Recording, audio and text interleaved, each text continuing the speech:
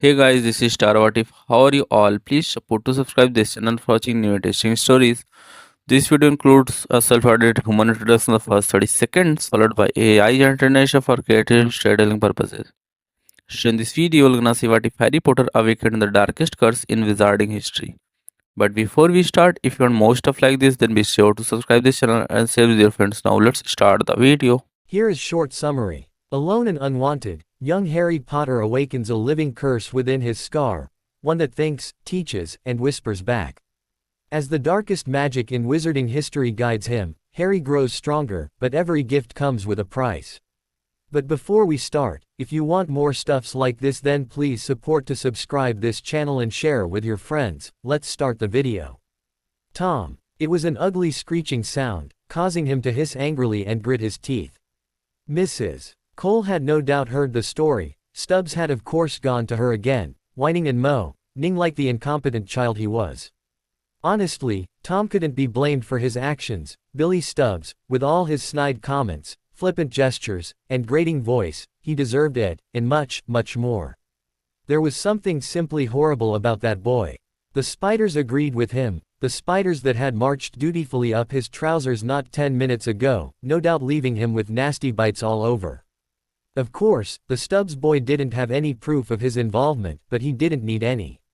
Everyone knew about Tom's strangeness, namely, his uncanny ability to train animals without lifting a finger. A contemptuous sneer washed over his face. Stubbs had gotten off easy this time. The stupid boy would get what was coming to him.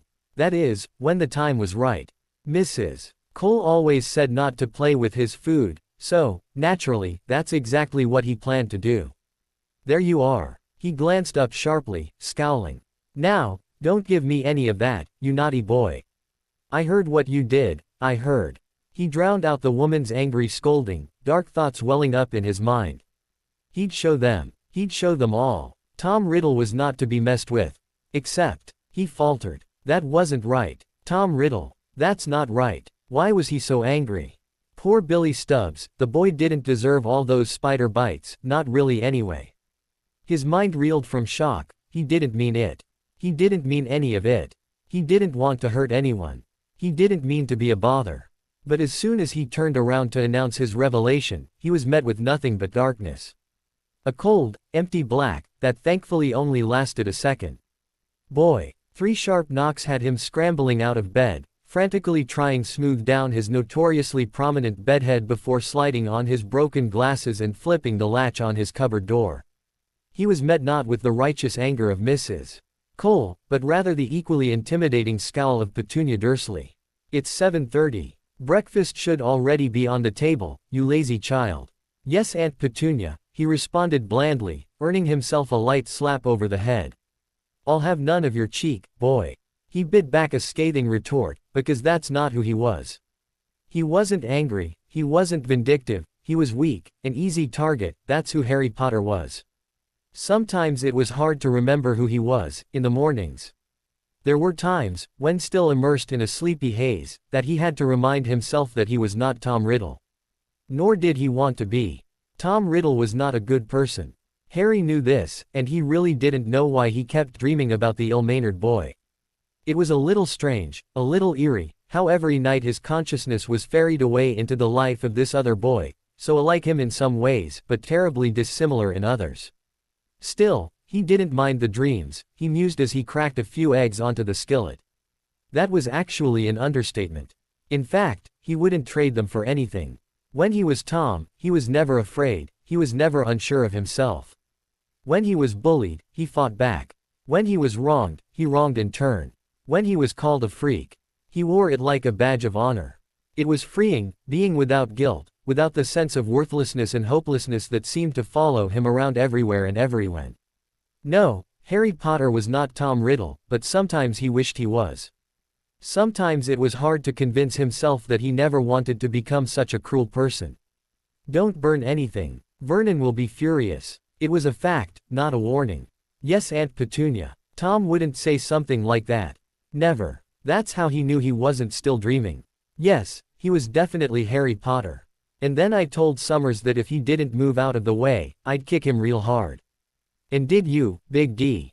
He cried like little baby, too. His rotund cousin crowed, as his equally distasteful friends howled with laughter. Harry glared at them from the swing set, not impressed with the story at all. He looked away quickly though, hoping he wasn't noticed. No such luck. Hey freak, you got something to say to me? He cowered a little, and almost shook his head meekly, but instead he froze. There were times when Harry Potter was a very practical boy. In fact, dare he say it, he was usually quite smart. He knew when to keep his head down.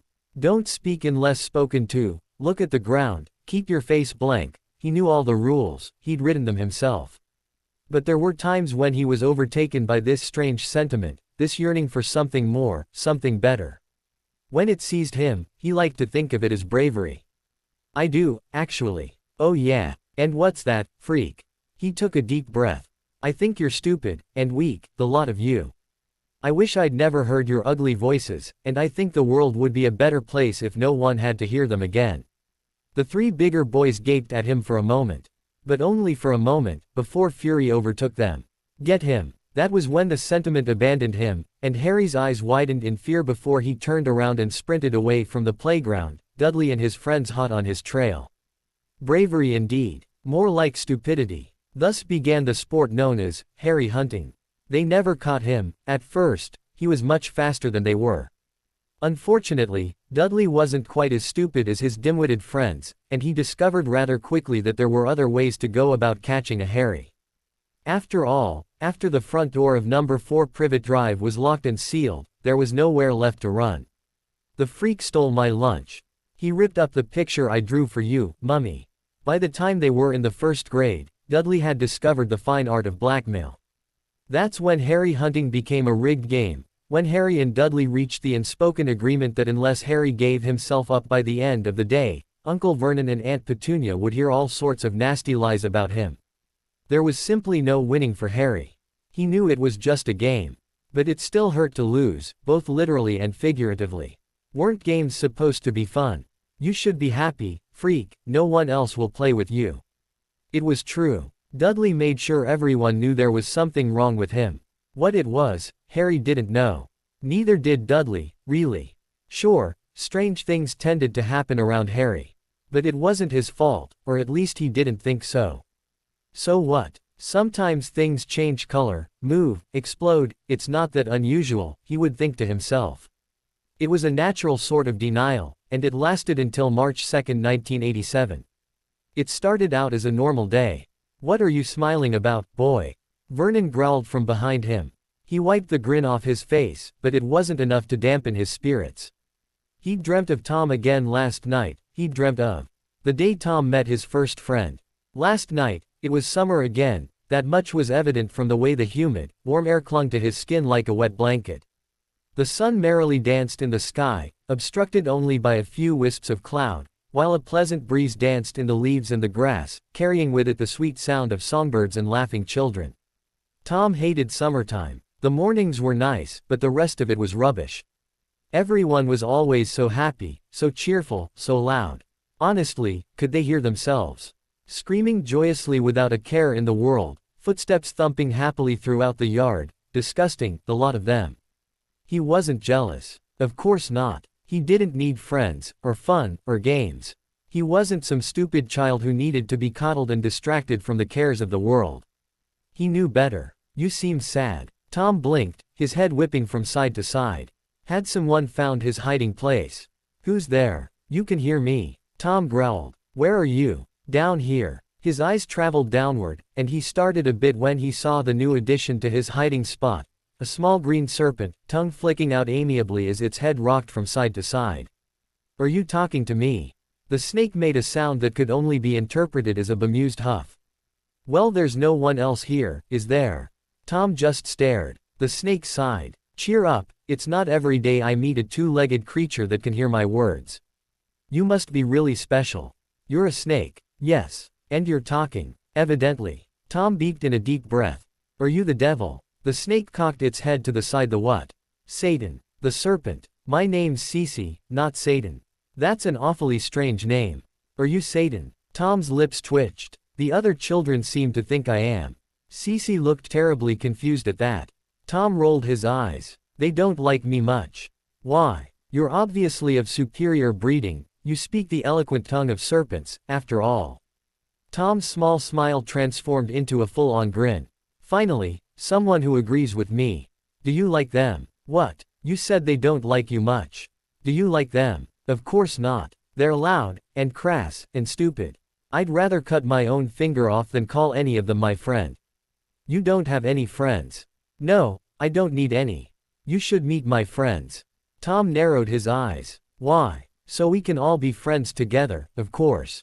Tom stared at the little creature for a moment, before his face morphed into the strangest expression, one might even call it tender. All right, that doesn't sound so bad. Cece made a pleased hissing sound. My name's Tom, Tom Riddle. A pleasure to meet you, Tom. A smile worked its way onto Harry's face again, as he recalled the dream. It was the first time he had genuinely wanted to be Tom Riddle. The unfamiliar feeling of warmth that flooded his chest when he made his first friend was something that Harry coveted for himself. That's when he got the idea. He'd later come to reminisce on this idea with mixed feelings. Either way, the idea went roughly like this: Tom Riddle wasn't really the most agreeable bloke. He was rude and unkind, and he took great pleasure in hurting whoever bothered him. Harry knew he was much nicer than Tom. So if Tom could make a friend, why couldn't he? It wasn't too strange an idea. That's why, instead of finding his own secluded corner to eat his meager meal in peace, away from Dudley's grabby hands and wayward feet, he sat down beside Lisa Alberts at lunch that day. She was small, like him, and quiet too. Really, they had a lot in common. She had messy hair and glasses, just like him, and she liked to draw pictures of lakes and rivers, like he did. They both favored the dark blue crayon. Hi, he said, not really knowing what else to say. It seemed like a decent way to start a conversation. She looked up at him, her pretty face somewhat puzzled. Hi. First contact established. Things were going well. Harry blushed, his heart suddenly fluttering in his chest. Could she be it? His first friend. Pull it together, Harry, you can do this. My name's Harry. Can I sit with you? He said with a nervous grin. Lisa smiled. I know who you are. Harry's grin faltered a bit. You do. Yeah, you draw nice pictures. Harry could feel relief wash over him like a tidal wave. The one person Dudley hadn't managed to poison against him. He couldn't believe his luck. Thanks. Yours are nice too. Lisa's smile grew wider, and encouraged, he sat down beside her. Why aren't you playing over there with the other boys? Harry's gaze strayed to the playground. I could ask you the same. The other girls are way over there. Lisa blushed. Sometimes I don't know what to say, so I don't bother saying anything. Harry nodded. You're talking to me just fine though. You're nice though. And friendly. You think so? Lisa was about to respond, but she froze as the subtle warmth of the late winter sun vanished behind the imposing figure that had somehow managed to sneak up on them. Can we help you? Dudley smirked, and Harry audibly groaned. Is this freak bothering you? Lisa started in surprise, and was about to reply, before Harry stood up and stepped between his cousin and the puzzled girl. I haven't done anything, Dudley. Just talking, is all. A fire was lit in the larger boy's eyes. A kind of malice that had Harry warily twitching as nervousness overtook his previous confidence. Talking. To you, freak. Why would anyone want to talk to you?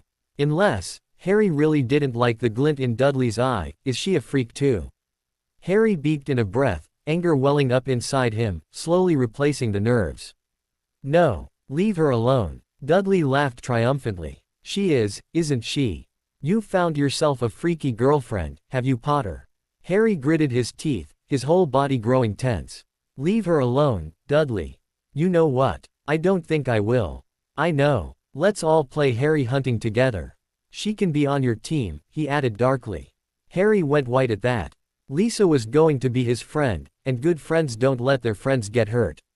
Leave her alone, he whispered harshly, his entire frame shaking now.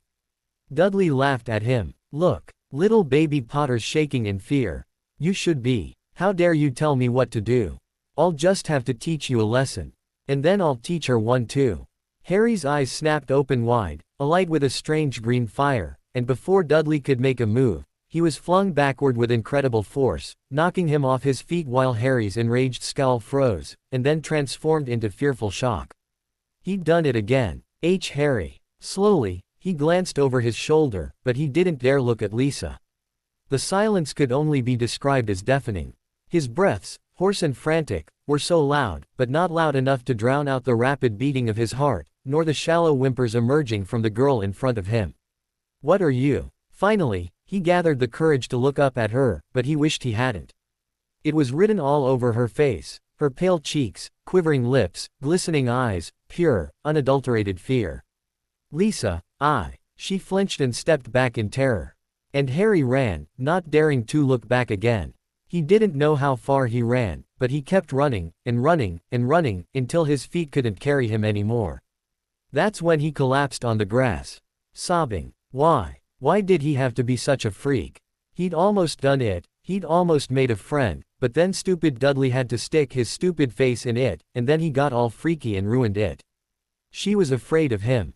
Afraid. He didn't mean to do it, he never meant to do any of it, but it kept happening, the breaking glass, hair growing back at record speed, chairs tipping over, water boiling 1 minute and freezing the next. Why? Why did it only ever happen to him? Why was it only him that wasn't allowed any friends? He didn't understand. What did Dudley, Petunia, and Vernon know about him that he didn't? Why was he different? Why wouldn't they tell him? There was clearly something wrong with him, but no one ever told him what it was. They told him he was a freak, but they never told him how to fix it. He wanted to fix it, he wanted it so bad. Why couldn't he be normal? Why wasn't he allowed to be like everyone else? It wasn't fair. Why wasn't anything ever fair? Are you dying? Harry froze, his thoughts freezing with him, before lifting his head and looking around. There was no one there. Great, now I'm hearing voices too. Of course you're hearing voices, I'm talking to you. Harry blinked and his eyes traveled in the direction of the strange hissing sound, coming to rest on the form of a tiny green snake staring up at him with wide black eyes. Harry gaped. The snake was talking. Snakes can't talk. They only talked in his dreams, to Tom. "Hey, are you dead now?" Harry's expression of shock was replaced by a scowl. "I'm not dead." The snake made a strange sound, which, coming from a human, would have sounded rather indignant. "Well, how am I supposed to know that?" Harry frowned. The snake had a point. He didn't know where he was, he felt like his legs were going to fall off, and his head felt like it was filled with sand. And then he was talking to a snake. Like he did in his dreams. Am I dead? That's what I'm asking you. I don't think I'm dead. Snakes aren't supposed to talk. Of course we talk. It's you pink two-legged creatures that can't speak. Harry really had no response to that. So if you weren't dying, what were those sounds you were making? Harry stared at his hands, ashamed. I was crying. Crying. Yeah, it's what humans do when they're sad. Why were you sad? I'm all alone. I tried to make a friend, but I scared her away. You're sad because you don't have any friends. Harry nodded. I'll be your friend. Harry's eyes widened, his back straightening as he frantically wiped the tears from his face. Really? The snake bobbed its head up and down. Sure. I don't have anything better to do. Harry choked out a laugh, a near hysterical smile taking over his features. I'm Casa. What's your name? Harry Potter. Well, Harry Potter, I believe this is the start of a beautiful friendship. Harry smiled, a genuine smile of pure joy.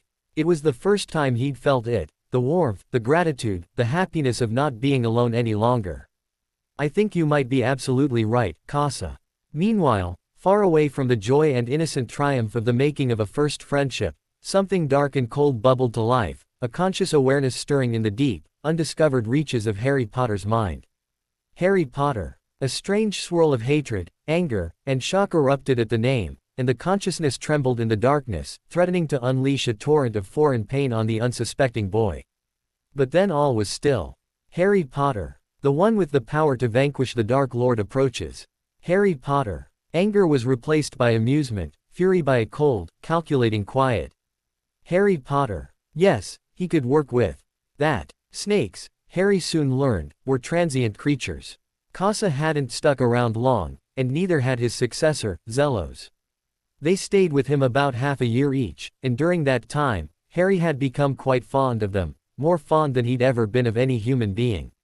Snakes were much better people than actual people, he had quickly decided. It was no coincidence that the language of serpents had no word for freak. They had other unsavory words for sure, but the absence of that one word was enough to make Harry believe that, in general, snakes were far superior in moral quality than human beings. They understood little of the cares and troubles of the human world, and Harry found that he preferred that. Spending time with the little creatures provided an escape from the drear ordeal that was his life. They showed him kindness no human ever had, and accepted him without judgment, and with an innocence he was sure humans weren't capable of. He enjoyed their company more than anything. There was nothing that made him happier than chatting with them cheerily while he knelt over Aunt Petunia's garden, pulling weeds, and listening to their skillful narrations when he sat on the grass eating his lunch. Snakes had the best stories to tell. Casa in particular had quite the silver tongue. It had been snowing heavily since 3 days prior, and the winds had come in not more than ghostly wisps, doing little more than whispering sweet nothings to no one. It was truly beautiful. But that's not the point, is it? For despite the tranquility of the forest of fathomless trees, my foe, that persistent viper, stood in my way. He was larger, faster, and to the outside observer, it would have seemed I had no chance to win. Defeat was imminent. But the outside observer would not know that I was, in fact, far cleverer than he. For you see, I had not only noticed the abundance of snow and absence of wind, but also deduced the strategic advantage the weather had made available to me. It took little more than the tap of my tail on the trunk of a young yew tree to send a great torrent of snow from its place on the tree top to the ground where my foe stood, waiting to strike. The snow engulfed him quickly, giving me the chance to slither away unharmed. So you see, Harry, never be strong when you can be clever. It turned out snakes live quite exciting lives, what with their hunting small rodents and fleeing from birds of prey, not to mention fighting with other snakes. But Casa and Zelos were young, and by the time a few months had passed, their collection of stories ran dry. It was then that Harry noticed their sluggish movements, and their volatile mood swings. As time wore on they became more distracted, distant. In the end, it became evident that they couldn't stay with him. It wasn't right for them, lingering in one place so long. They needed to move on, and Harry needed to stay, trapped during the day in classroom 5A, and during the night in the cupboard under the stairs of number 4 Privet Drive. He wouldn't deny it. When Casa first left, he was heartbroken. He had never felt anything like the pain of losing a friend before, and he was not prepared for it at all. But he was a better person for it, or so he told himself. He was one step closer to being a real person, not a mere freak, for he now knew of the pain that seemed to haunt all normal people. It wasn't the fear of being hunted, nor the weight of the knowledge that he would never amount to more than being a worthless freak. It was the pain of loss, a universal ailment of the human race. Grief had always confused him. He didn't really understand the concept. Often, his mind would wander to the stricken faces of the characters of Aunt Petunia's soap operas. He would commit the raw emotion on their faces to memory, and after his chores were finished and he was finally allowed to return to his cupboard, he would return to these memories, reveling in the unfamiliar sentiments those skilled actors portrayed. Harry was familiar with pain. Intimately familiar, he'd dare say, but there was more to it than that. There was something deeper in the expressions of the owned man and woman on the telly. As they mourned their 4-year-old daughter, they knew something that he didn't. Harry knew loneliness, too, the pain of absence. And yet, the grim faces of the funeral attendees held something more. There was something important he was missing, some shared human experience common enough that professional actors could capture it on the television screen, but profound enough that the full implications of it eluded Harry constantly. But he finally understood. The departure of Casa left a gaping hole deep in Harry's chest, a dull ache and a sharp feeling of dread, the realization that he had had something wonderful, and would never have it again. Casa was not coming back. Zelos's arrival filled the hole, but not entirely. It was just different. Zelos's presence cured the illness that was loneliness, but his presence didn't erase the grief. It was then that Harry came to understand that friends could not be replaced, a lesson that he would surely take to heart. Cece, stop hiding. I want to talk to you. Again, there was no reply. He had done this every night for the last week, wandering in circles around the yard, calling Cece's name in soft hisses only she could hear. 7 nights she had eluded him, 7 nights Tom had failed to locate his only friend. He would find her, that's what he told himself, at first, but deep down in his recently thawed heart, he knew the truth. She was gone. The boy sunk to his knees in the cold grass, heart pounding audibly in his chest. Either she was hiding from him, or she had left. Either way, Cece was no longer his friend. Tears welled up in his eyes, and he gasped, but the moment passed quickly and his face grew cold and hard like stone. He refused to cry. That's what the other children would do. That's what stupid Billy Stubbs would do, and he was better than them. So much better. But if he was better, why couldn't he hold on to his only friend? Cece had left, no doubt to become someone else's friend, leaving him behind. How dare she toss him aside like that? If he was so much better, what reason could she possibly have to leave him? He refused to believe that there was something wrong with him. He refused to believe that he had been deprived of something he needed due to his own deficiencies. He refused to believe that he had failed in any way, but then why did Cece leave? There was only one answer. She left because he didn't need her. He didn't need friends. Cece knew this, and comforted by this knowledge, she had the audacity to leave. She knew Tom was superior enough that he didn't need to lean on friendship like a crutch, leeching off of others to cover up his own deficiencies. He closed his eyes, allowing the midnight cold to wash over him and hold him tightly. He took a deep breath and then he felt. It was the way the cold nipped at his skin, the whispering of the autumn breeze, the taste of gathering dew and the smell of a rainstorm approaching. This was his world. Like the natural phenomena surrounding him, he was a force unimpeded by human frailty, untroubled by the cares of the miserable little people crawling about and corrupting. He was above all that, he was free. And even as a frigid smile formed upon his face, a single tear fell from his eyes, the last tear that would ever escape his cold, dark eyes. If Cece ever returned, he would kill her. Then she'd never leave again. Harry woke up crying. After the initial shock of Casa and Zenos's respective departures had faded into the grayish blur that was Harry's past, he was resolved to find himself another friend, a human friend, this time. They, at the very least, tended to stay in one place. It had been an entire year since he had attempted to befriend Lisa, and the pain of rejection was little more than a faded memory, and the lesson learned had become a lesson forgotten. It was worth the risk, he told himself. Human friends were stationary, and, well, human. It was rather pathetic. He knew that he was 8 years old and the only friends he'd ever had were adolescent reptiles. Even Harry, as socially isolated as he was, knew that friend-making was a sort of human rite of passage. If he ever wanted to amount to anything more than a freak, he needed a human friend. This was no easy goal he'd set for himself. All the children in his school were either afraid of him or too afraid of Dudley to befriend him. Not to mention, he'd spent enough time with them to know that none of them were really ideal friend material. Most children were unkind and silly, with little or no redeeming qualities. But, as it turned out, the start of 3rd grade provided the perfect opportunity. The new kid, Sam Stewart, the magician. Samuel the Spectacular, he called himself. He was tall for his age, a sandy bee, owned with rosy cheeks and a mischievous smile. The boy often wore a top hat to class, and delighted in pulling strange objects out of it with a triumphant, abracadabra. Harry always winced when the boy said that. He wasn't quite sure why. Despite this, Harry knew a perfect opportunity had presented itself. Sam would have a hard time making close friends, Harry predicted.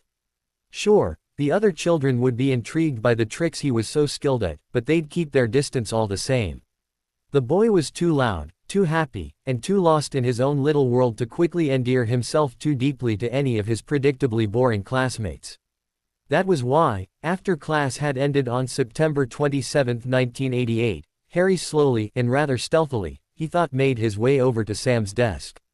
"I think it was pretty neat, how you pulled that rabbit out of your hat," Harry greeted without prelude. The boy looked up at him, eyes wide with surprise at first, before his face morphed into a grin. "You did you? That was one of my cleverer ideas, I think. I can't believe Miss Jenkins took it away from me. It was a rather pathetic creature, you know. It's not like it'd hurt anyone." Harry nodded in agreement, and Sam seemed to take this as encouragement to continue talking. "I'm having trouble coming up with a new idea, though. You see, I started with card tricks, and then moved on to vanishing coins. The natural progression, of course, was pulling ribbons out of the hat next, but I think I jumped the gun with the rabbit, a bit. I mean, how do you top that?" Harry was pretty sure it was meant as a rhetorical question, but he wondered about it nonetheless. How do you top pulling a rabbit out of a hat? Meanwhile, Sam tugged at his long bee on hair as he frantically continued to chatter on. Oh, he's still talking. I won't be able to think about anything else for ages. The boy kept talking, but Harry stopped listening. An idea had come to him. It was risky, but it might very well be worth the risk, he thought. Sam didn't seem like the suspicious type, so as long as he did as Harry asked, everything would be fine. Yes, there really wasn't any particular reason not to go along with this newly hatched plan. After all, he didn't really have anything to lose. I think I can help you with that. Sam's tirade stuttered to a stop. What? I think I can help you come up with a new idea. Something better to pull out of your hat. Sam stared at him with wide eyes. Really? You think so? Harry nodded. I have an idea. What is it? Harry allowed a small grin to form on his face. This was his chance to be of value to someone. Everything would be fine, he told himself, he'd get it right. It's a surprise. Sam pouted, and opened his mouth to complain, but Harry interrupted him. Meet me behind the big bush in the playground at precisely 8:23 in the morning tomorrow. Sam blinked. Why 8:23? 23 is a good number, Harry said awkwardly. It was true, Dudley had never beat him up on the 23rd of any month before. Sam recovered quickly. All right then, let's shake on it. Harry grasped the vivacious boy's hand. He'd done it. He'd implemented the first stage of his plan. If he didn't mess this up, by tomorrow afternoon he'd have a new friend. As it turned out, everything did go according to plan. Harry had managed to convince one of the friendlier snakes that lived behind the school to aid Sam in his little magic trick. It had taken a little bit of begging, but the youngest serpent, Kai, had agreed. Sam, of course, was thrilled when Harry presented him with his gift, and quickly and easily agreed that Harry was indeed a good friend. The plan was a success. A malicious light glinted in Tom's eye as he approached the small cupboard in Billy Stubbs's room. He coughed a bit, as he lifted the perpetually dusty lid, retrieving a small box and dumping the contents on the ground. The boy didn't have much, none of the children at Wool's orphanage did, but Tom happened to be aware that Billy had a secret hobby, collecting marbles. Billy wasn't a complete imbecile, he never said anything about his little collection, well aware that the other children would want to play with them, and that they would, eventually, be lost or stolen. But Tom wasn't fooled by his silence. Tom knew about the marbles, and he knew exactly where to look for them. Now, Billy hadn't done anything to him, this time. No, Tom was not doling out any sort of punishment or revenge, he had an experiment to conduct. Since success would mean being divested of his test subject, he wasn't about to use one of his own meager possessions nor the steadily growing collection of trophies he had acquired over the last few years. Indeed, it was either Billy's marbles or Jane's sweet stash. Tom had flipped a coin, heads for marbles, tails for candy, which had landed heads up. Now it was a question of which marble to take, the red one, the blue one, maybe the green one. Yes, he was in a rather green sort of mood. Green it was. For a moment he paused, and stared at the little glass ball on the floor, watching it sparkle ever so slightly in the sunlight leaking through the musty window behind him. This little ball of glass was the only thing standing between him and the most profound of victories. His fingers were shaking with excitement when he picked his chosen marble up, and as he closed his eyes, his whole body quivered in anticipation. He had been practicing for days now, with varying degrees of success, on pieces of grass and dead insects, but finally, this time, he knew he had it. The marble would be an appropriate challenge, it would be his most impressive feat yet. The very thought had him mad with the thrill of it all. But he had to relax, this would only work if he focused, if he breathed soft and slow. He could do this. And if he could do this, he could do anything. Go away. Go. Go. Go. The feeling of hot water washing over his skin embraced him suddenly, and he felt a rush of static dancing across his skin. He could hear his heart thrumming in his ears, punctuating the electric pulses emanating from somewhere deep inside him. But it was only for a moment, and then all was still again. He blinked, and stared down at his empty hands. A gleeful laugh bubbled up in his throat. He'd done it. On purpose. Tom knew he was strange, he knew he was special, he knew that he could do things no one else could do. He'd always known that, deep down, but now he had proof, undeniable proof. He'd never doubt himself again. Harry had had that dream 4 times now. It was one of his favorites. Every time he woke from it, the indomitable sensation of pride and triumph gripped him tightly, and for a few moments, at least, he felt like he could do anything. For a few moments after waking, he knew the truth: he had the power to be free. Tom was brilliant, Harry had decided. Whatever his faults, the boy had in him the drive and confidence to accomplish anything he put his mind to. Tom would be a great man, one day, he thought. And whenever he had that dream, Harry awoke wanting to be great as well. By the time the 4th occurrence of this dream rolled around, he was determined to learn this skill for himself. Every smidgen of common sense in him told him it was impossible. Things don't just disappear, he told himself. He had heard the same story many times, uttered by his relatives like a mantra. There's no such thing as magic. But he could not help but wonder, if he could talk to snakes, just like Tom did, could he perhaps make toys disappear too? Yes, he decided. Yes, he could. It didn't matter how impossible it seemed, he would believe in himself, and he would do it. If Tom did it, he could too. It wasn't easy, that was for sure.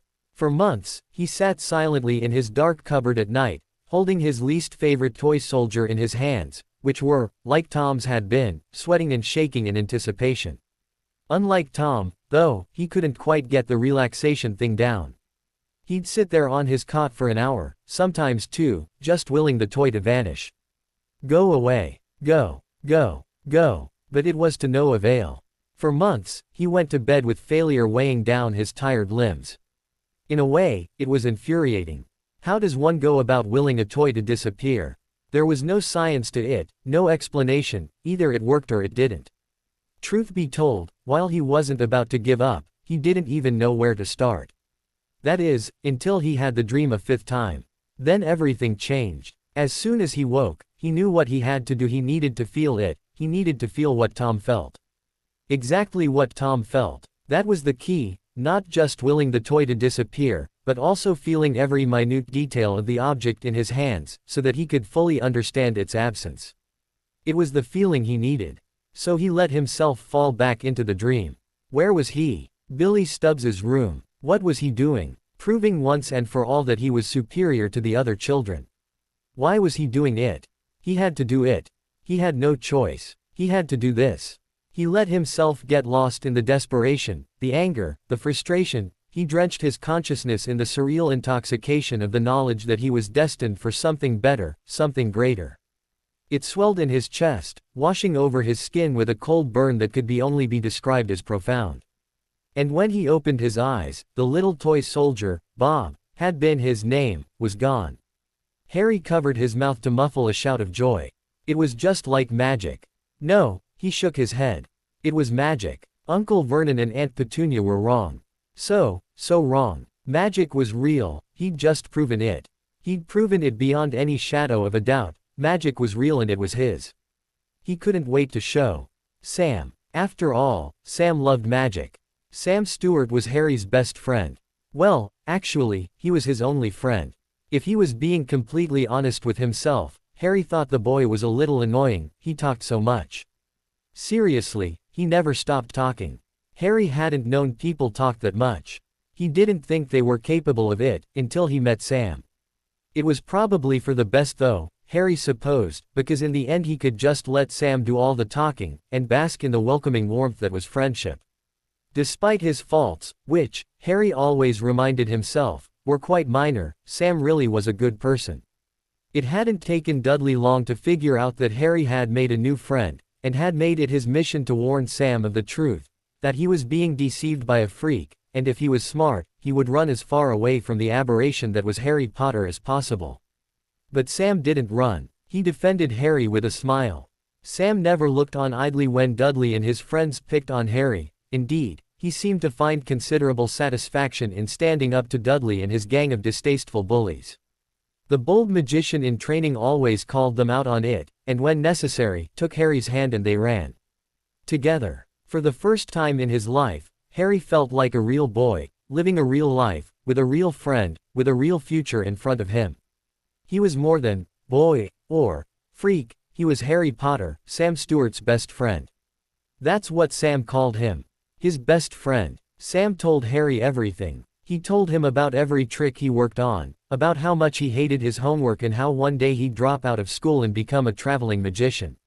He told Harry about his annoying older sister who thought she was so important because she was in their church choir, and his funny baby brother. He even told Harry about when his parents yelled at each other and talked about something called divorce.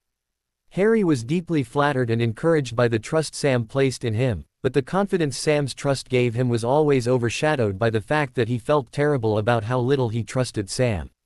It wasn't as though he distrusted the bee. Oh boy, he just didn't know what to say.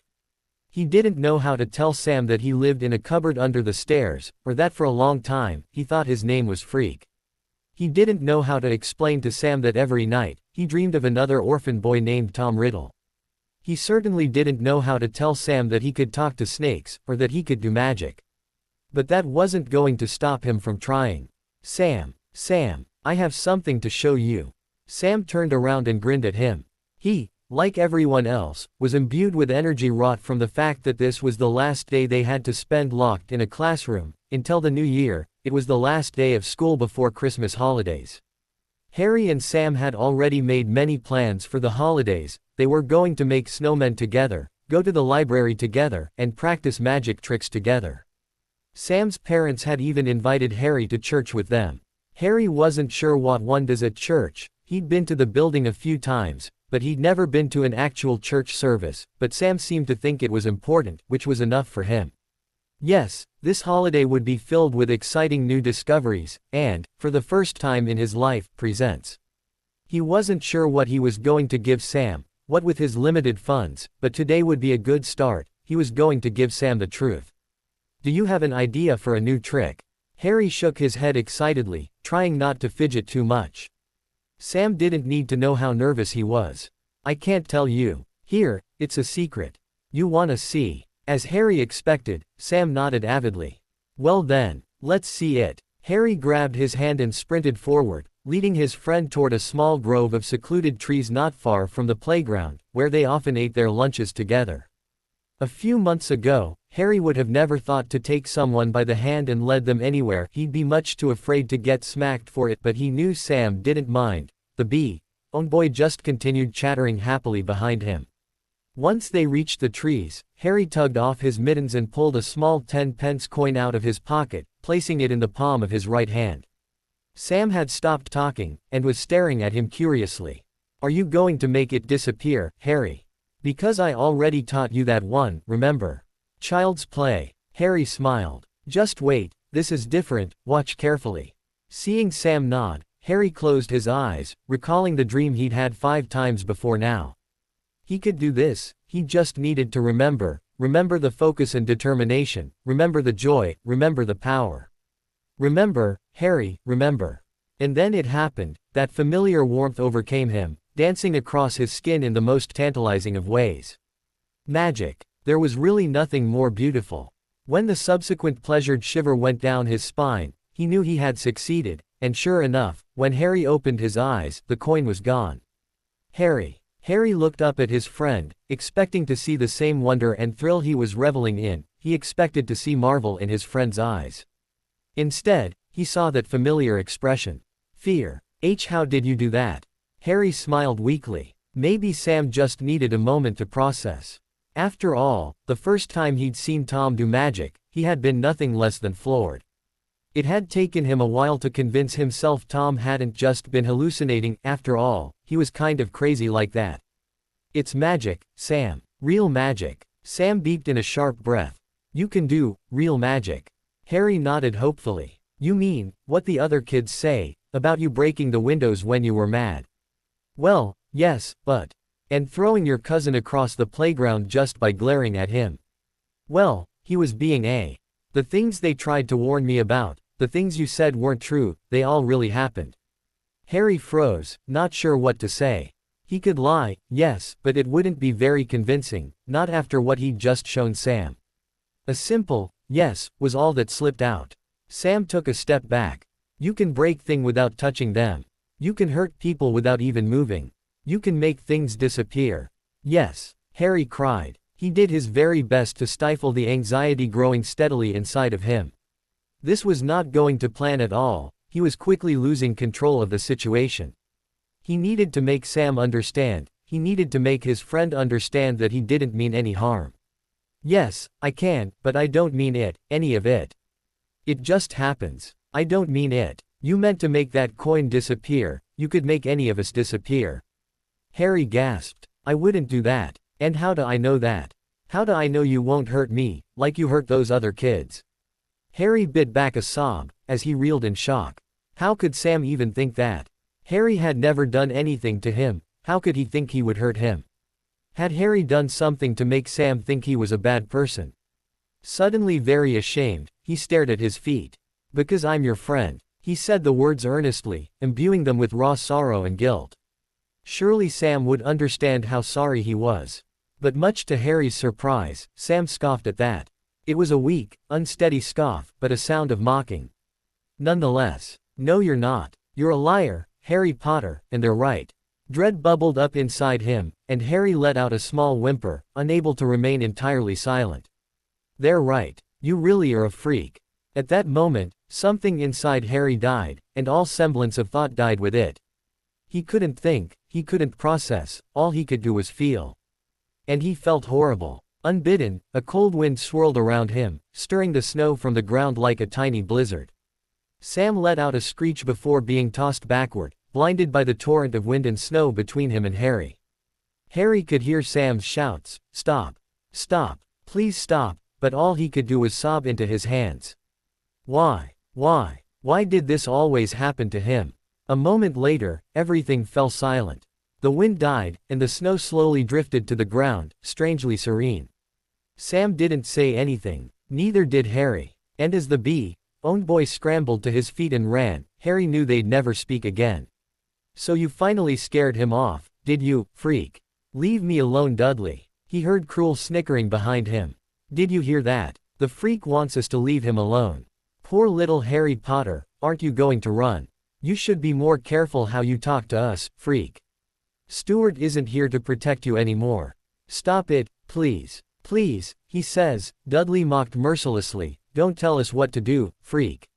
Harry was too tired to run away. He was too resigned to fight back. He was too hurt to care when the punches started flying.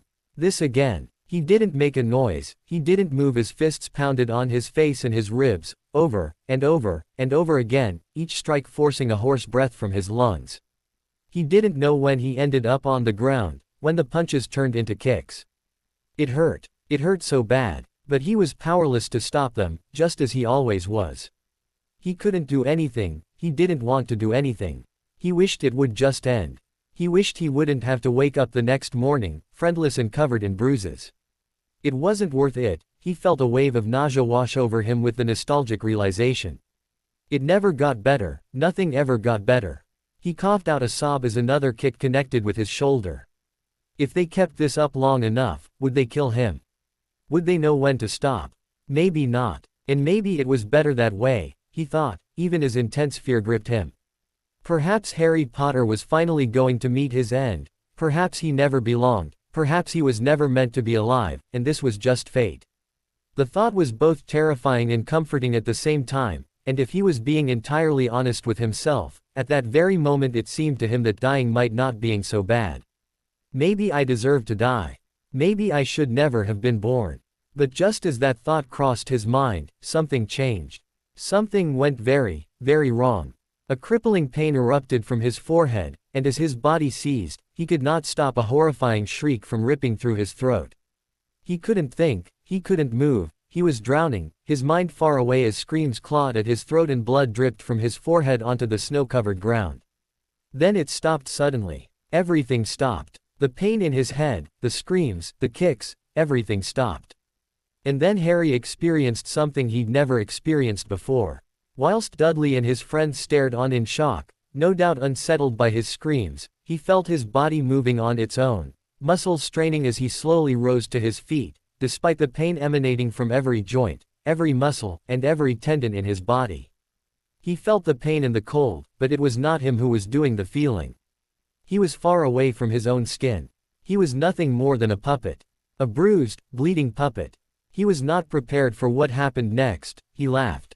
The puppet master was obviously oblivious to the pain, not hesitating in the slightest as he doubled over in laughter, his whole frame shaking with mirth. But it wasn't a happy laugh, it wasn't cheerful, it wasn't Harry's laugh. It was a cold, high, mocking sound, filled to the brim with malicious glee. Then it stopped, and all was silent again. "You vile, filthy little muggles." The voice was his, he'd heard it many times before, and yet it was not. There was something hard and icy in this voice, which was but a semblance of Harry's childish soprano, frozen and frigid in the most unpleasant of ways. "You dare harm this child in whose veins flows the most potent of magics. You, who are nothing more than insects, dare to even touch this child, whose blood is sacred, the purest elixir compared to the disgusting sludge that gives your pathetic forms life." He felt his body straighten, his stance proud and tall. "You have committed a crime against nature, and for that crime you must be punished." Something shifted inside Harry, and something ugly twisted deep inside his chest, an evil feeling he'd never had before. Unbidden, cruel glee burst forth from inside him, and he could do nothing but stare on in shock as Dudley and his three friends writhed on the ground, silent screams pouring forth from their lips, as he bilss fully soaked in the power pulsing in the air around him, prickling his skin like static. He felt pleasure. And he hated it. He didn't know how long he watched his tormentors tormented, but after what seemed like hours, it all stopped, and the street, along with his mind, fell silent once again. Harry was scared, he was terrified. He had never been more afraid. He was sure that were he in control of his body, he would be on the ground sobbing and struggling to breath. What was happening to him? Pain seized him again as his body moved once more of its own accord, stepping over the prone and quivering form of Dudley Dursley and kneeling before him. The last thing Harry heard was the word, "Obliviate." When Harry awoke, it was dark. Dark and silent. At first he didn't know where he was, but then he noticed the familiar scratchiness of the fabric below him, and the musty smell he had long since grown used to. He was in his cupboard. What had happened? How did he end up there? The last thing he remembered was. He grimaced. That could not have been real. Magic was fine, he could believe in vanishing coins and invisible pushes and pulls. But the memories that were slowly seeping into his awareness, he felt as if he had been possessed. By the devil. His whole body protested as he sat up. The pain was unlike anything he'd ever felt before, but, miraculously, he didn't think anything was broken. He felt like his body was going to fall apart as he trudged up the stairs as quietly as possible, determined to at the very least wipe the dried blood off his face. He hated the feeling of dry blood. It was sticky, and it smelled vile, and he knew that he wouldn't be able to sleep until his face was clean. The smallest semblance of victory crept into his tired mind as he finally found his way to the bathroom, locking the door behind him with a quiet click.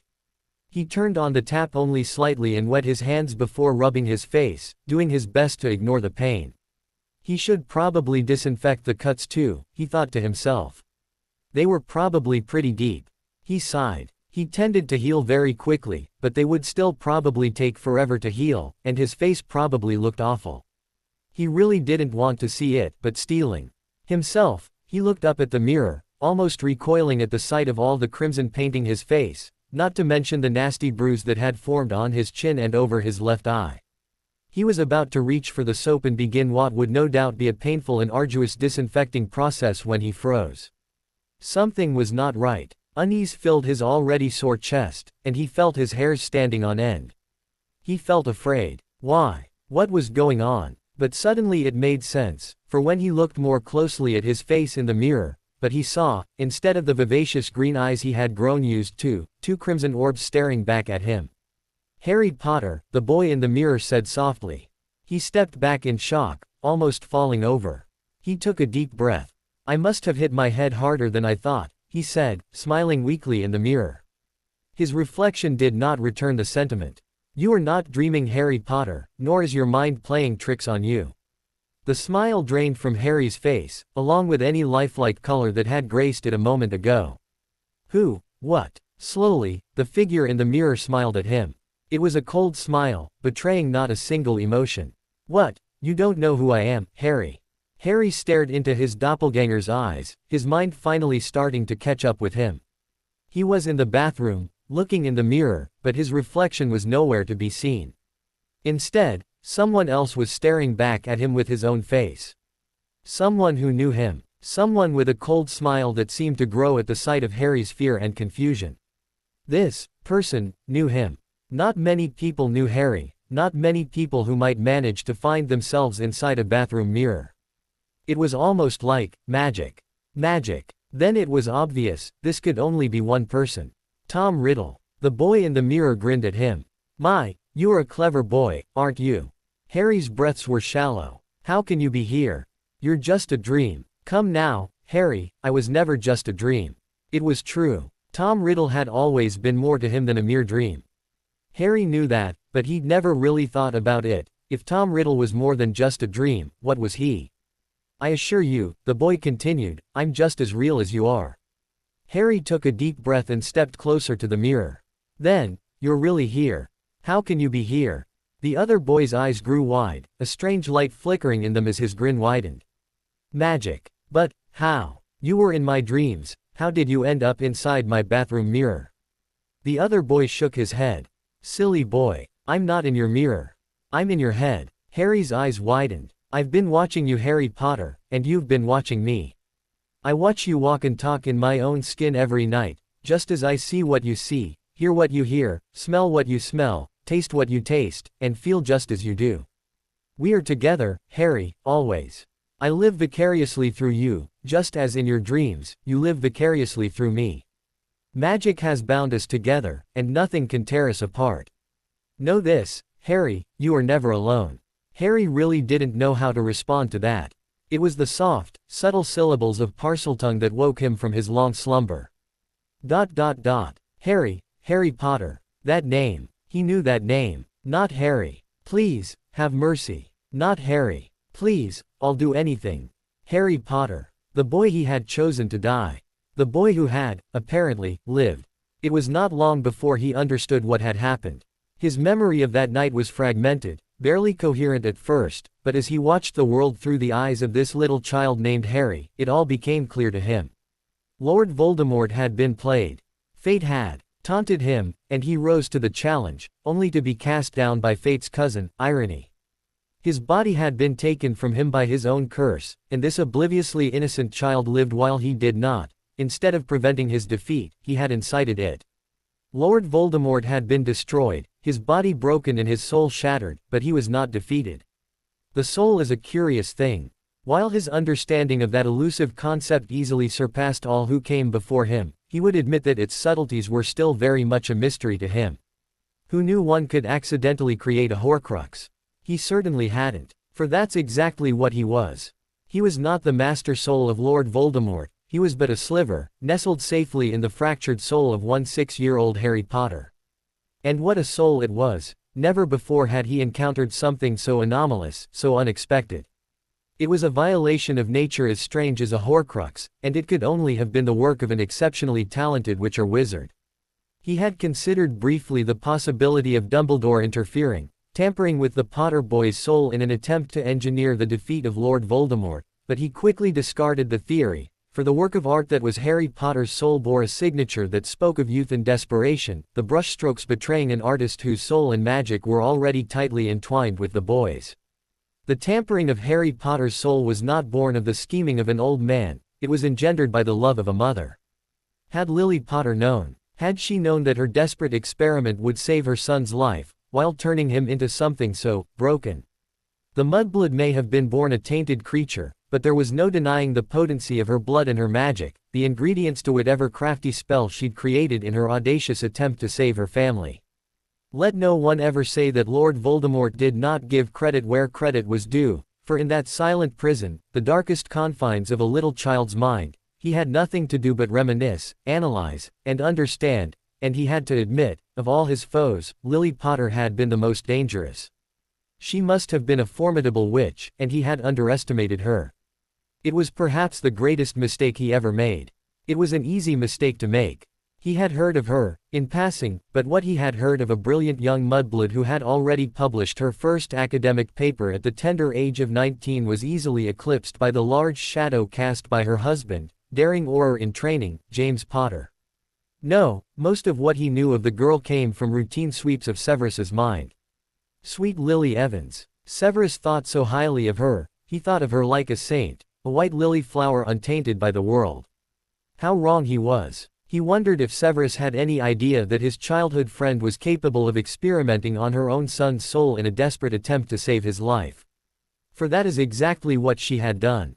One cannot make just any object into a Horcrux, rituals need to be performed, blood sacrifices made, it took time and effort. After all, if it was easy, everyone would do it. Well, perhaps not, but still, there was a reason he was the only wizard to create a Horcrux in centuries. His soul might have been fragile, after having created 5 Horcruxes, but there was no possibility that crude magic like the Avada Kedavra curse would have been able to perform the delicate art that was splitting the soul and separating the pieces, and there was no possibility that the body of an infant would emanate enough of a grounding force to anchor one of said pieces without any preparation. No, the boy's soul must have been altered from the beginning. Twisted by the rarest of magics. He had come across it as well, whispers of magics even stranger than Horcruxes, that could bend the soul, make it soft, hard, pliable, or brittle. Somehow, the red-headed mudblood had managed it, and the only evidence left behind were the potent tendrils of her magic he'd found sleeping in the crevices between Harry's soul and his. It was an ancient and forbidden magic. Her single-minded dedication to her son was no doubt what fueled the impressive feat of morphing his soul into the dense, mutant entity it now was, and her death was the last seal. Her own life, magic, and soul embraced him and anchored him. The result was a massive, bright soul unnaturally fused with the boy's earthly form, fractured by his killing curse, but still mostly intact. It would take time to fully understand the extent of Lily Potter's magic, but for now he could just conjecture, and watch the symptoms unfold, for there would be symptoms. The soul was tied inextricably to both magic and mind, and the mind was interwoven with the body through what was perhaps the most delicate human organ, the brain. And it was so easy to alter the brain, to disastrous effects. He was no fool, he knew that he had sacrificed some mental stability for the insurance his Horcruxes provided. But Harry Potter, he would grow and develop with foreign, mutant magic seeping into his mind, distorting his thoughts and polarizing his emotions. He would forever be altered by the combined machinations of both his mother and would-be murderer, and would surely suffer for it.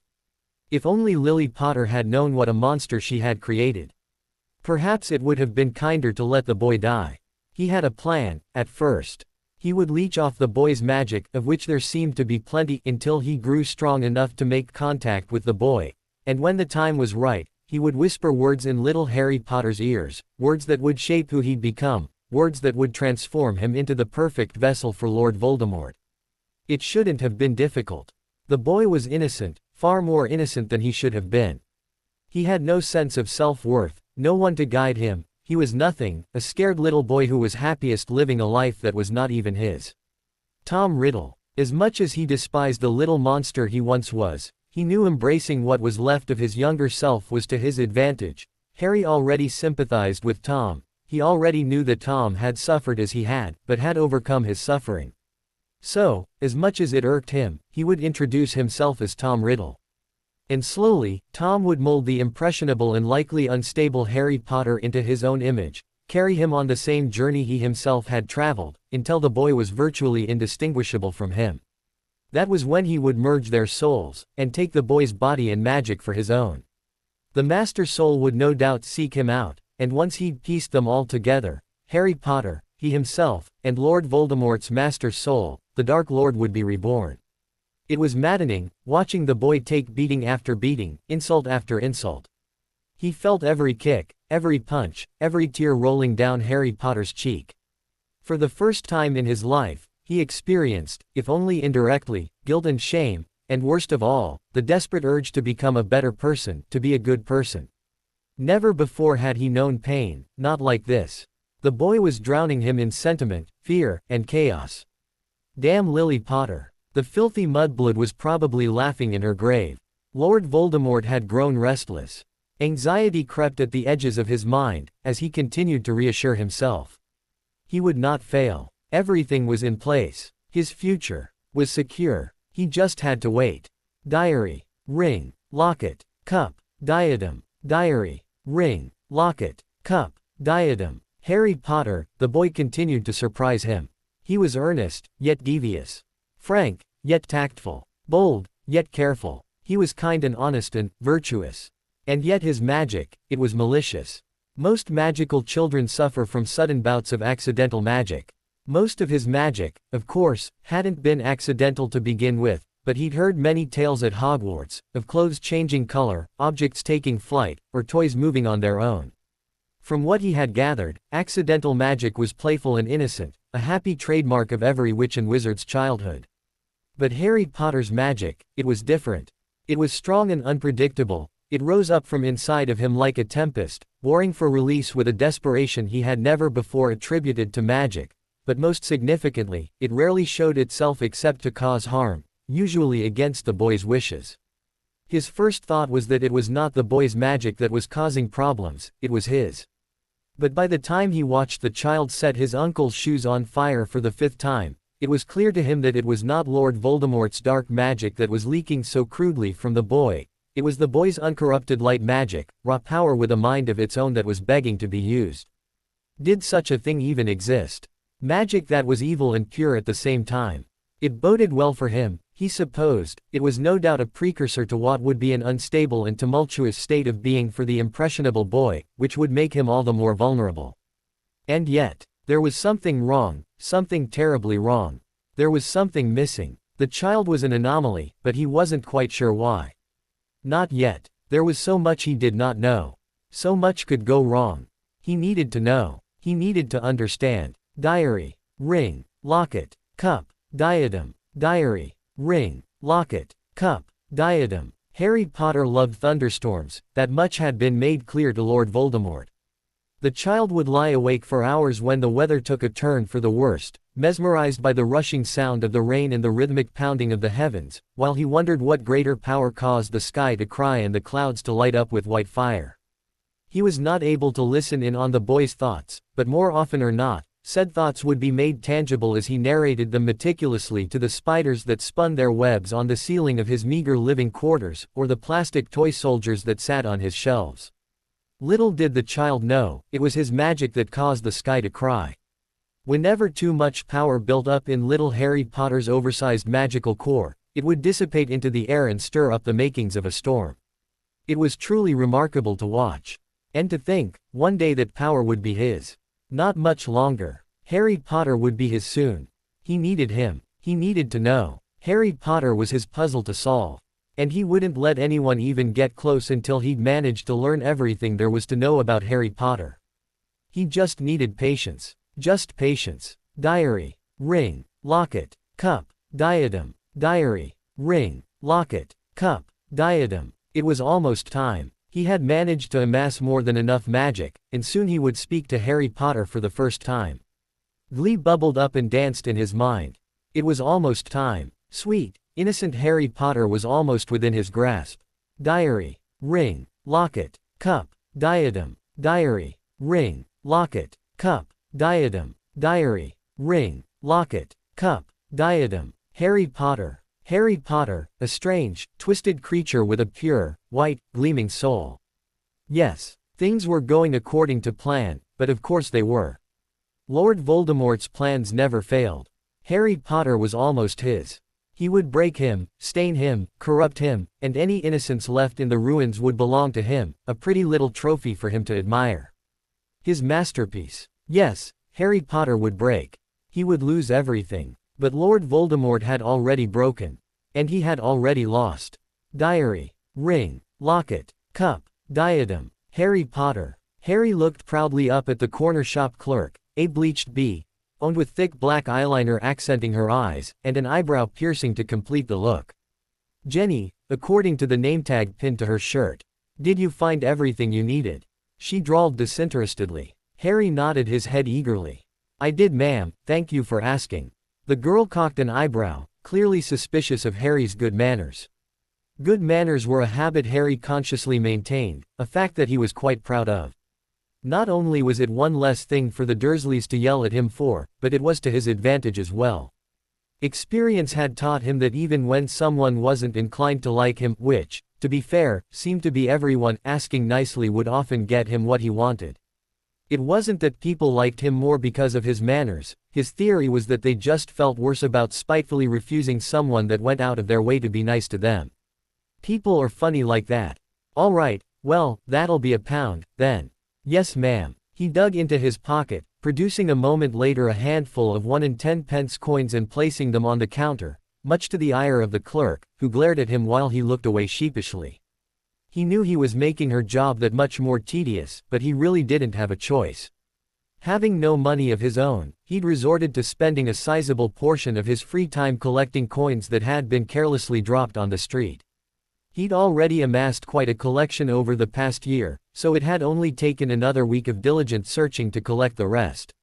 You sure you ain't got no £1 coins in that pocket of yours? Harry nodded sadly. But I can count these for you, if you'd like. The girl snorted, before quickly sorting out 7 10-pence coins and 30 pennies. Harry scooped up the remainder with a smile, placing the leftover pennies in his right pocket and the little handheld mirror he'd just purchased in the other. You have a good night now, the girl said, her voice flat, if not a little bit strained. You too. Harry was beaming as he exited the shop. Finally, he had a means to communicate with Tom. Tom had explained over the course of the last week that though he experienced everything Harry experienced, essentially living inside Harry's head, he couldn't communicate telepathically without expending a non-trivial amount of energy. The mirror was something he called a conduit, and would allow Harry to communicate with the other boy even while he rested and regathered the energy he'd lost while defending Harry. Harry wasn't entirely sure why he could only talk to Tom through the mirror. Tom had said something cryptic about the eyes being the window to the soul, but it was better than nothing. What Harry did understand, though, was that for Tom, communicating with Harry without any external aids was quite strenuous, and seizing control over Harry's body was even more strenuous. After attacking Dudley in December, Tom had little energy left, and it would be quite some time before he accumulated enough magic to do more than speak to Harry through the mirror. So Harry had eagerly agreed to purchase a small mirror to aid in their daily communication. Tom had advised that he should simply steal the inconspicuous object, but Harry had vehemently refused. He didn't want to become a thief. I'm better than that, Tom. I'm sure you understand. The other boy had raised an eyebrow but said nothing. Which, really, was not all that uncommon for him. Tom was a quiet sort of fellow, Harry had concluded. The few times they'd talked, Tom's countenance had rarely changed at all. It was always this curious, tranquil, and yet somehow fierce gaze that seemed to pierce right through him.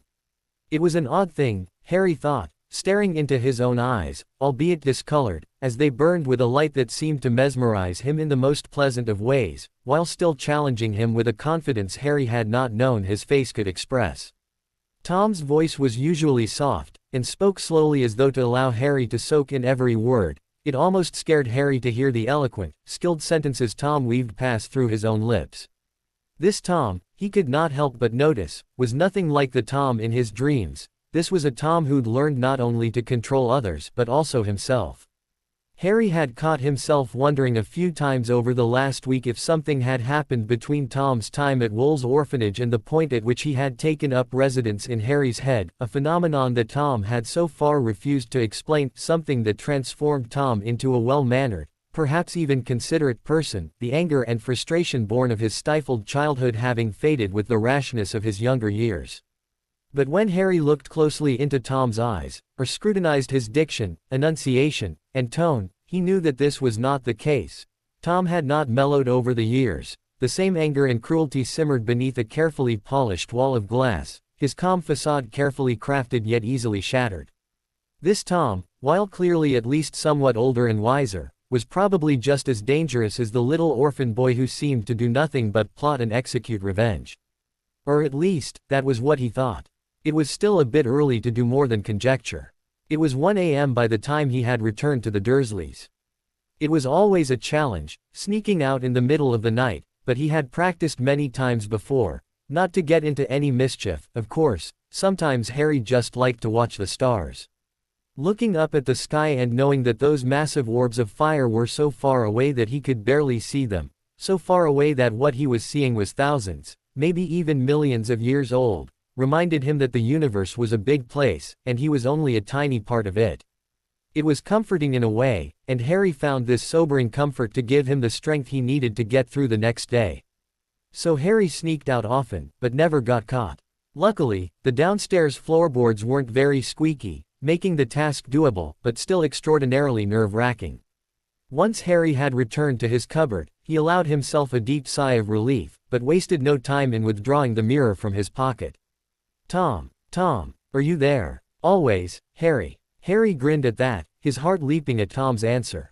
Now I can talk to you whenever I want. So long as you're not caught doing so. Tom was looking out for him. The thought made Harry's smile grow even wider. Of course not. Good boy. Now, on to business. Business. Yes, business. We have much to do. We do? Like what? I refuse to live in a cupboard. Harry blinked. But I live in a cupboard. Not for much longer. Harry frowned. Are we going to run away? He wouldn't mind running away. It sounded like a grand adventure indeed, but he'd rather not have to sleep outside in late December. Meanwhile, Tom sighed, clearly losing his patience. No, Harry, your aunt and uncle are going to give us one of the bedrooms upstairs. Harry's eyes grew wide. They'd never do that. They hate me. Tom stared at him with crimson eyes that very clearly said, "What, are you stupid? Think, Harry. Why did they hate you?" Well, apparently it's because I'm an ungrateful freak, Harry said earnestly. They fear you, Harry. They hate you because they fear the power you possess. What power? You know what I speak of, Harry. He did. Harry was a freak that could do strange things, and that's what the Dursleys hated about him. I don't understand how knowing this helps me. You need to use that power. To do what? To break them. Harry frowned. I don't know how to break people. Can people break? They'll break, Harry. They always break. Really. You just need to apply pressure in all the right places. Tom, I need to talk to you. About what, Miss Anna? He replied softly, his face carefully blank and seasoned with just a touch of confusion. Tom, Dennis and John have been saying things, the woman began uneasily. What kinds of things, Miss Anna? He stared at her unblinkingly, secretly enjoying the way she squirmed under his gaze. They've been finding spiders in their beds, Tom, and Dennis has been having terrible nightmares. Oh, Tom could not help the ghost of a smile that tugged on his lips. They believe it's you, Tom. They think you place spiders and ants in their beds and do things to them while they sleep. They insist. But that can't be the case, can it, Tom? Tom looked up at her coyly. I did say I want my own room. Miss Anna froze. Tom, all you have to do is explain to me that you haven't done anything, and I'll tell Mrs. Cole you had nothing to do with it, that the boys were just playing games again. I want my own room, Miss Anna. I'm sure John and Dennis will sleep fine, in a different room. Miss Anna had grown pale. Tom, you can't possibly. I want my own room, Miss Anna, he said, his voice cold and firm. Miss Anna beeped in a sharp breath, and stood slowly on tremoring legs. All right, Tom, she whispered. I'll see to it that you have your own room.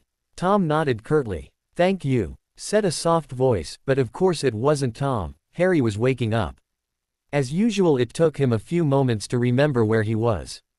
December 23, 1988, he told himself, number 4 Privet Drive. This was the day he was to implement Tom's plan. It wasn't much of a plan, to be fair. Tom said Harry needed to learn to think on his feet, so he had only given Harry an idea, a premise to work off of. Tom's idea was simple. Harry would scare the Dursleys a bit, then demand Dudley's second bedroom, that's it. But Harry was rather uneasy about the whole thing. He really didn't want to scare anyone. He'd had enough of people being scared for a lifetime, but Tom had been very insistent about it. Cupboards are for brooms and boxes and dust, Harry. Even the naughtiest of children shouldn't be kept in a cupboard. It's demeaning, and it's a health hazard. Tom left no room for argument. And as uneasy as Harry was about the whole thing, he wouldn't have been able to argue even if Tom hadn't been so firm. He hadn't ever known anything besides his cupboard, but if all the children at Tom's dreary orphanage could all be afforded a bed, why couldn't Harry? And why the bloody hell did Dudley need two? Yes, Tom didn't have to try very hard to convince Harry that he was in the right in this, otherwise he would never be able to muster the courage to do what he was about to do. He focused on his breathing, as he slipped out of his cupboard, light-footed as usual, and quietly made his way into the kitchen. As he did every morning, he went straight for the coffee maker. The next few minutes passed slowly, as he watched the little brown droplets create ripples in the coffee pot, and soon Aunt Petunia came marching down the stairs, Uncle Vernon bumbling behind her. He didn't look at them, as they sat down at the table, and just like every other day, was completely silent as he made their coffee, crossed the kitchen, and set their mugs on the table. Today, though, he didn't scurry off to make breakfast. Today, he stood up straight in front of them, waiting to be acknowledged. He was, after a very awkward minute. "What is it, boy?" Vernon snapped. Harry took a deep breath.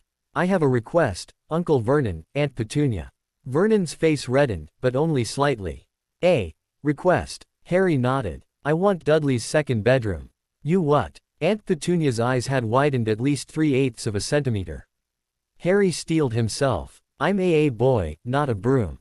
I shouldn't be kept in a cupboard.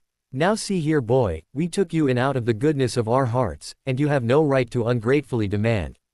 What do you think the neighbors would think if they knew you kept your nephew in a cupboard?" Harry interrupted. Vernon's face rapidly darkened from rosy red to an ugly shade of purple, while Petunia instantly paled. "You wouldn't," the fat man sputtered, "no one would believe you." Well, so much for that. Harry had really hoped that he'd be able to convince them with words alone. It would have been better that way, easier for everyone. On to plan B. "I know, which is why I've never said anything." He took another deep breath. "But no one would believe you if you told them your 8-year-old nephew threatened you into getting his own bedroom. Not to mention, if you told anyone, you'd be incriminating yourself too." "Threatened?" Vernon spat, while Aunt Petunia continued to pale to an unhealthy shade of yellow. "What get are you getting at, boy?" Harry glared at him. "Boy, aren't you going to call me freak? Because that's what I am, right?" He took a deep breath. "I'm a freak. And do you know what happens when freaks get angry?" The dishes on the table began to rattle ominously, and Harry had to keep himself from smiling gleefully. It had taken whole week of practice to get that part right. It turns out it's very hard to make things shake without breaking them. "What is that? Stop that, boy. Stop that this instant." Harry closed his eyes. He was angry, he told himself, very angry. They hurt him, when he hadn't done anything to them. They treated him like a South Avenue, like an animal, they treated him like vermin. They deserve this, he told himself. They deserve this. They deserve this. I'll have none of that freakishness here, boy. I don't know what you think you're playing at, but...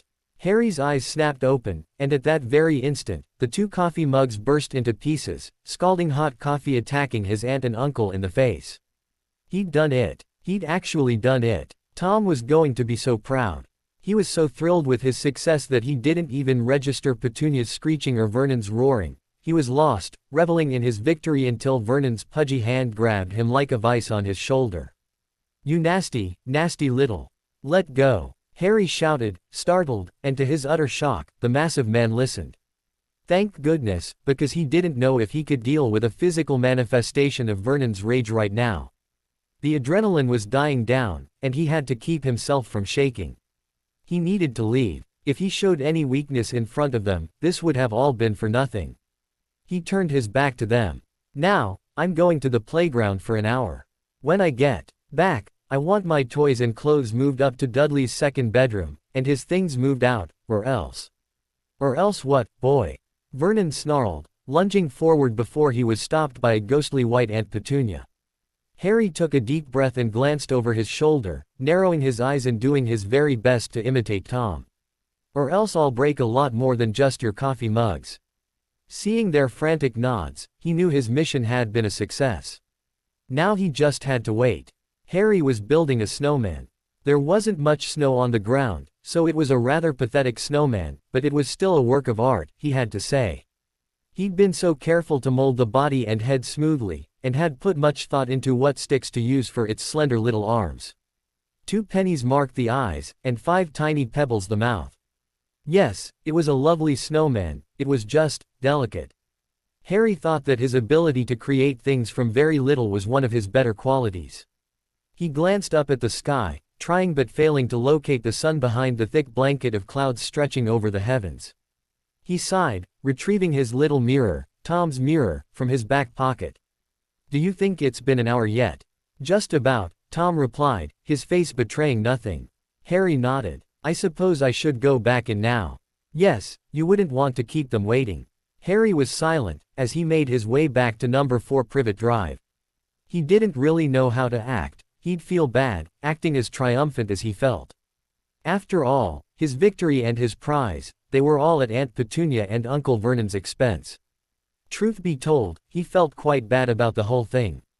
He knew it had to be done. Tom wouldn't have it any other way, but he couldn't help but feel like a bit of a bully, scaring his relatives into giving him what he wanted, even if it was something that, arguably, he deserved in the first place. Was it okay to bully a bully? Was it wrong to treat badly those who have treated you worse? Harry really didn't know. The house was quiet when he returned. Dudley was probably still asleep. The boys slept like the dead, and when school was out, he rarely woke before 10. After divesting himself of his coat and boots, Harry slowly made his way to Dudley's, now his, bedroom. When he got to the door, Petunia was still inside, collecting some of Dudley's toys off the ground. Aunt Petunia, he called quietly. The woman jumped, and spun around to face him with a look of terror on her face. Harry. She calmed her breathing and attempted to stand up straight, only partially succeeding as she rushed out of the room, careful to avoid touching Harry at all. Once she reached the bottom of the stairs, Harry sighed a sigh of relief. That could have gone a lot worse. Suddenly, his scar began to sting. Soon after their first meeting, Tom had smugly informed Harry that he could cause Harry massive amounts of pain with little to no effort. He was quite clear that he would remorselessly do so whenever he wanted Harry's attention. Harry supposed that was only fair. It must be terrible to ignored most of the time, he thought. He pulled Tom's mirror out of his pocket. A smile was tugging at the corners of Tom's mouth. Did you see that? Harry frowned tiredly. See what? The fear in her eyes, the submission in her voice. It was kind of hard to miss. The subtle smile morphed into a sharp smirk. And that is how it should be, Harry. I don't want people to be afraid of me. The powerless will always fear true power, the muggles will always be wary of you, they will always reject you. Harry cast his eyes to the floor, and he winced at the dull ache in his chest. Then I'll be alone forever. Tom's face transformed into something Harry believed he was supposed to interpret as sympathy. No, Harry, one day you will meet others who know the greatness of magic, too. Harry's eyes brightened. Then there are others like me. Tom's smile returned. There is no one like you, Harry. But there are those who have tasted power, and who will flock to you for more. Their fear of you will not fuel rejection, rather, it will kindle respect. Harry stared at him, feeling rather befuddled by Tom's statement, but Tom didn't seem to notice. Never be afraid of power, Harry. For greatness is your birthright. Laura, I don't know her last name. She's the one in the pink dress, she keeps tugging on it. I imagine it's difficult to play tag with the boys in such an inconveniently fluffy dress. It's really a wonder no one's bragged about seeing her knickers yet. Her hair was braided when she got to school this morning, but now it's a mess, it's everywhere and covered with dirt, just like her dress. She's awfully loud, unfortunately her voice is squeakier than the boys, and way more annoying. The week she was recovering from tonsillitis was definitely a treat. She's not too bad when she loses her voice. I think she'd rather be wearing trousers and a jumper than that garishly pink dress. I think she wishes she weren't a girl, and I imagine her mother's not too happy about that. Tyson Green, the one in the soiled hoodie and ripped jeans. He's crass and makes a point of swearing whenever the teachers aren't around. I used to think he was retarded, because I only ever heard him say, bloody hell, and shit, and F.K. off. I also used to think he was from one of the poorer neighborhoods, but then I noticed his shoes. They change every few weeks, and they're always cleaner than his clothing. They're nice shoes, too. I think the only reasonable conclusion is that his parents are pretty well off, but he doesn't want people to know. Nobody ever notices the shoes. Anna Selvig. She's wearing that nice peacoat with the Sunday shoes. She wears the same thing every day, and makes it her primary mission in life not to soil it. You'd think her parents didn't own a washer. Well, maybe they don't.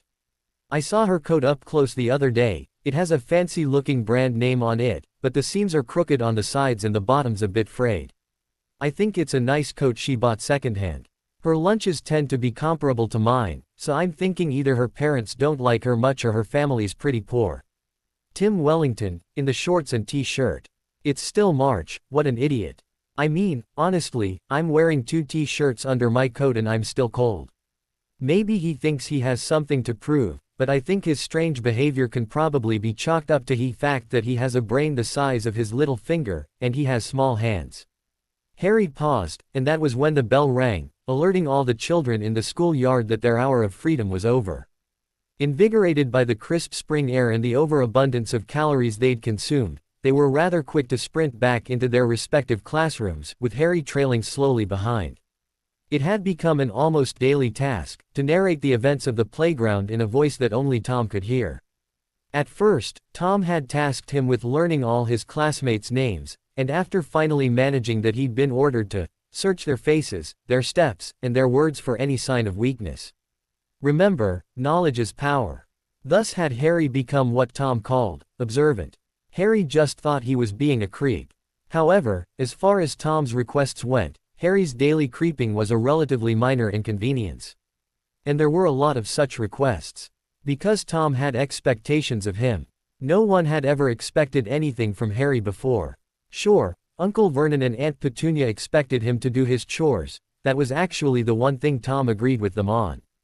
To be clear, Tom didn't think Harry should have to do any manual labor, but Harry refused to actually do anything to follow through with the threats he made and was unwilling to physically hurt his aunt and uncle, so Tom said he'd have to live with the consequences. You can only use a threat so many times before it becomes idle. So, since Harry refused to step up his game, so to speak, he had to leave his idle threats for when he really needed them. Thankfully, after the bedroom incident, Uncle Vernon and Aunt Petunia had, on their own, become a little more lax in their demands concerning Harry's chore schedule. He didn't even have to make meals anymore. And this left Harry more time to deal with Tom's expectations. Some of Tom's expectations were rather tedious, like the creeping. Harry understood, of course, that this was just one of Tom's many ways of looking out for him. Tom wanted to make sure that Harry took advantage of every skill at his disposal, and in order to do that, Harry had to actually know how to use these skills. Tom said he had a lot to learn, and Harry agreed. Tom had a lot to teach him, and Harry wanted to learn it all. One of the first things Tom had requested of Harry was that he learn something called occlumency. According to Tom, some witches and wizards had the uncanny ability to read minds. Apparently this was a gross oversimplification, but Harry allowed himself the luxury of referring to it as such, which he would apparently be able to do as well. Harry was rather troubled by this fact. He definitely didn't want anyone looking around inside his head. Even Tom couldn't tell what he was thinking, and Harry trusted Tom more than anyone. As it turned out, occlumency was boring. Very, very boring. It involved a lot of closing his eyes, thinking about nothing, and visualizing things like walls and rivers and voids and stuff. If it didn't sound so useful, he'd do it anyway. Tom wanted him to do it, so he'd do it without question. Harry wanted to live up to all Tom's expectations, despite the arduousness of some of the tasks he assigned. However, things weren't always so dull. Some of Tom's expectations were absolutely brilliant. For instance, Tom expected Harry to let him teach him how to use magic. The first thing Harry learned about magic is that one does not ask what magic can do, one asks what magic cannot do. Apparently Harry's magical core, the place deep inside him where all his magic came from, was enormous, and had the potential to become, for all intents and purposes, limitless. Harry's imagination was the limit. Well, not quite. Tom said that discipline and control were what separated good wizards from exemplary ones. The first step in learning control, according to Tom, was learning spells. One of the first spells Tom taught him was one to open the latch Uncle Vernon had installed on the outside of his bedroom door. Alohomora. The best part was, it worked on every door, every lock, every padlock. It was absolutely brilliant, and Harry felt so incredibly powerful, knowing that he had the ability to go wherever he wanted. Tom said that that was but a minuscule fraction of his power, but it was more than enough power for Harry. He said as much, and Tom mocked him for it, but had eventually conceded that such simple spells would have to suffice for now. He couldn't learn anything too complex because of something called the trace. Tom never explained the trace. Harry had come to the conclusion that he couldn't, but didn't want to admit it. He was, however, very clear on the fact that something called the Ministry of Magic would come knocking on his door if he performed any magic that couldn't be explained as accidental. So Tom had promised to teach him something called the levitating charm, summoning charm, the disarming charm, and perhaps the disillusionment charm, but that was it for the time being. While Tom had been clear that some of these charms, the summoning charm and the disillusionment charm in particular, weren't exactly easy, they mimicked the behavior of some accidental magic, and would likely be written off as such as someone ever inquired into the matter.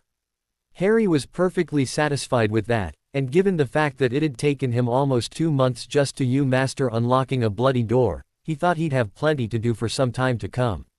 That didn't stop Tom from making scathing comments about the Ministry of Magic on a regular basis, though. Filled with backwards, crackpot wizards who are more muggle than magic. Mudblood lovers and blood traitors. Muggle-loving whores whose tainted lips are not fit to key the ground we walk upon. Tom was rather disgruntled about the whole thing. He said it was criminal to place magical children in cities infested with muggles without any means to protect themselves, and Harry had to agree. Muggles, as Tom called them, were blind to the wonders of magic, and simultaneously cruel and weak, and it did not take Harry long to concede that they weren't fit to raise young witches and wizards, not at all.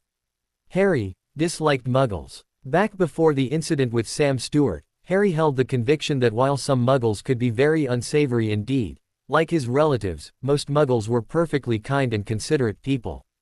His relatives, his classmates, the children at Tom's orphanage, they were just bad apples. Lots of bad apples. But there had to be some good ones too, right? So strong was Harry's conviction, that he actually wanted to be a muggle, he just wanted to be normal. He didn't want to be a freak.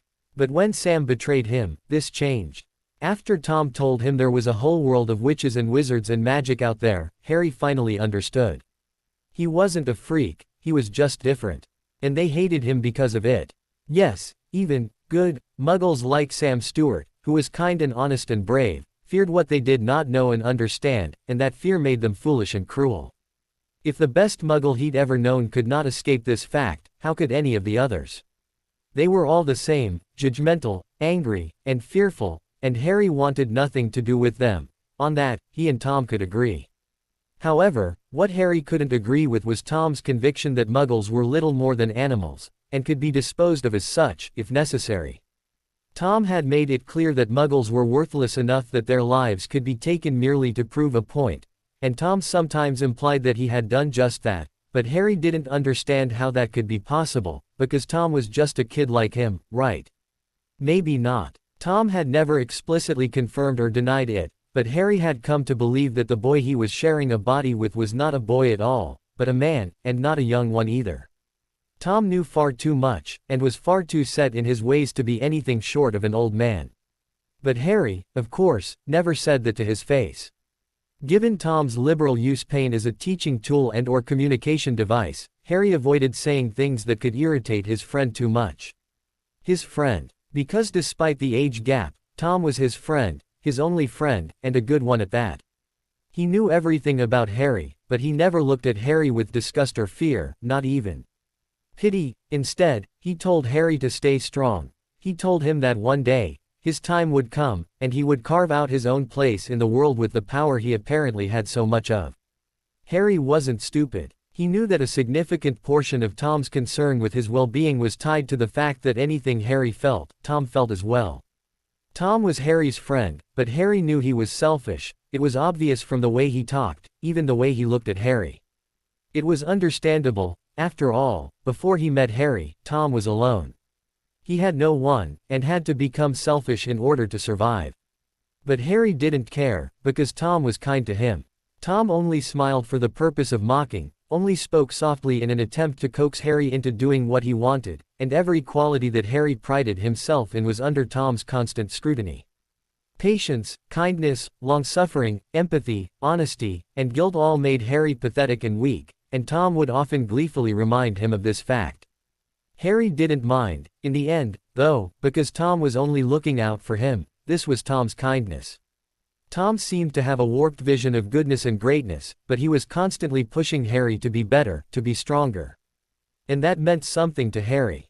Something profound. Never before had anyone believed in him, and acted on that belief. Yes, Tom was more than just a friend, though he'd never say it out loud, for Tom would surely deny it. Harry and Tom were family, and no one would convince him otherwise. Not to mention, Harry would prefer Tom in the worst of his moods to any of his classmates or teachers, who only ever looked at him with fear or indifference, any day.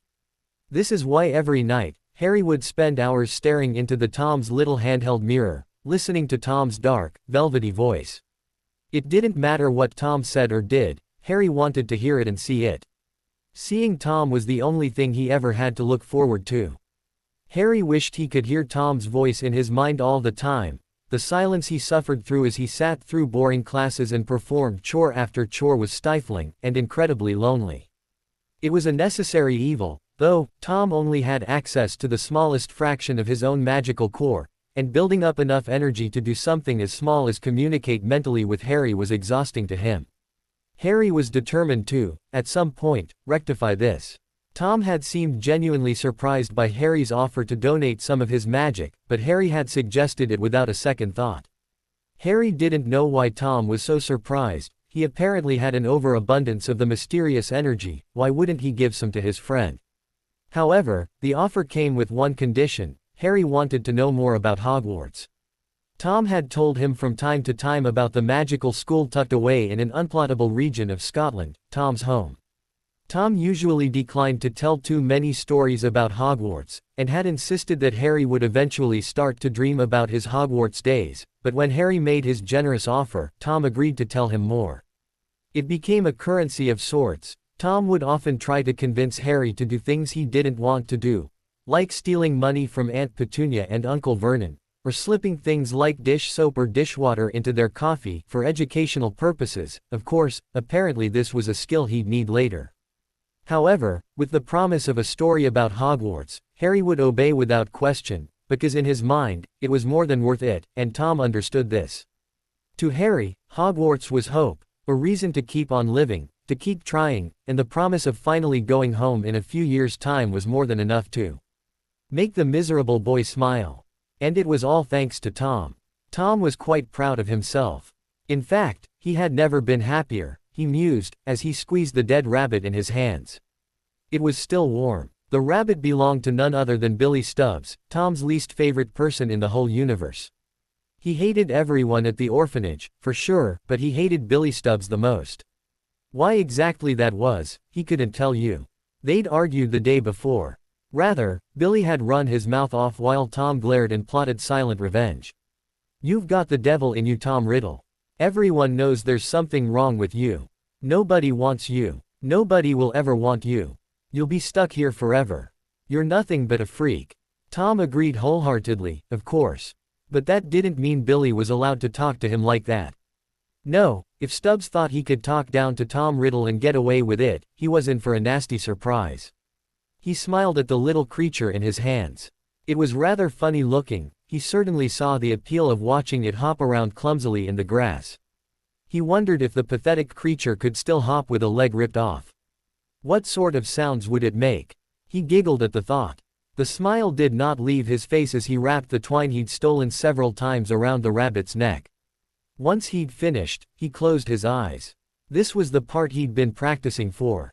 Slowly, the rabbit rose from his hands, the twine sneaking up ahead of it, steadily floating upward until it was high enough to wrap around the rafters. He was sweating by the time the knot had finished tying itself, but it was the effort expended that made the victory all the sweeter. He grinned as he stared up at his masterpiece, a dead rabbit dangling from the rafters, little black eyes still and body gone limp. Tom tilted his head to the side. Maybe he should have broken some bones. Or maybe cut something off to place under Billy's pillow. He shrugged. Maybe next time. Harry was shaking when he woke, guilt washing over him in waves of nausea. Frantically, he wiped the sweat off his brow and struggled to calm his breathing, acutely aware of his wide eyes and wet cheeks. He allowed himself to cough out a few sobs, until, steeling himself, he reached over to the mirror he kept under his pillow. Tom. The boy in the mirror blinked lazily. "Yes, Harry. Why did you kill Billy Stubbs's rabbit?" Something flashed in Tom's eyes, amusement, perhaps, and he smiled grimly. "Because I could." Harry shook his head, feeling upset by the non-answer. That's not an answer. But it is. You were there, Harry. You were in my head. You know what I was thinking. Harry grimaced. But there's got to be more to it than that. Except there isn't. I'm not a good person, Harry. In fact, I'm a very, very bad person. You're not a bad person, Harry whispered. You're the best, Tom, you're the best person. Tom's grim smile stretched into a parody of a grin. Someday, you'll agree with me, Harry. Tom Riddle is always right. Yes, Tom Riddle was always right. Harry knew this, even if sometimes he wished it wasn't true. If Tom Riddle said he was a bad person, Harry would be a fool to not believe him, no matter how much he didn't want to. But deep inside, he couldn't bring himself to accept it. Tom Riddle was not a bad person. He couldn't be. But, even if he was, would Harry care? You can't kid me. The asylum, that's where you're from, isn't it? Professor, yes, of course. Well, I'm not going, see. That old cat's the one who should be in the asylum. I never did anything to little Amy Benson or Dennis Bishop, and you can ask them, they'll tell you. No one's taking you anywhere against your will. Tom, but you are a doctor, aren't you? No, Tom, I am a professor. Tom huffed, exasperated. Honestly, why did everyone think him so naive? I don't believe you. I hear Mrs. Cole and the others talk, they want me locked up. They think I'm different. Perhaps they're right. Tom glared at the old man, trying to convey how utterly unimpressed he was with his supposed insight. I'm not mad. Hogwarts is not a place for the mad, it is a school of magic. Tom froze, at that. You can do things, can't you, Tom? Things that the other children can't. Yes. Finally someone had found him. Tell me about some of the things you can do, Tom. I can make things move without touching them. I can make animals do what I want without training them. I can make bad things happen to people who are mean to me. I can make them hurt if I want to.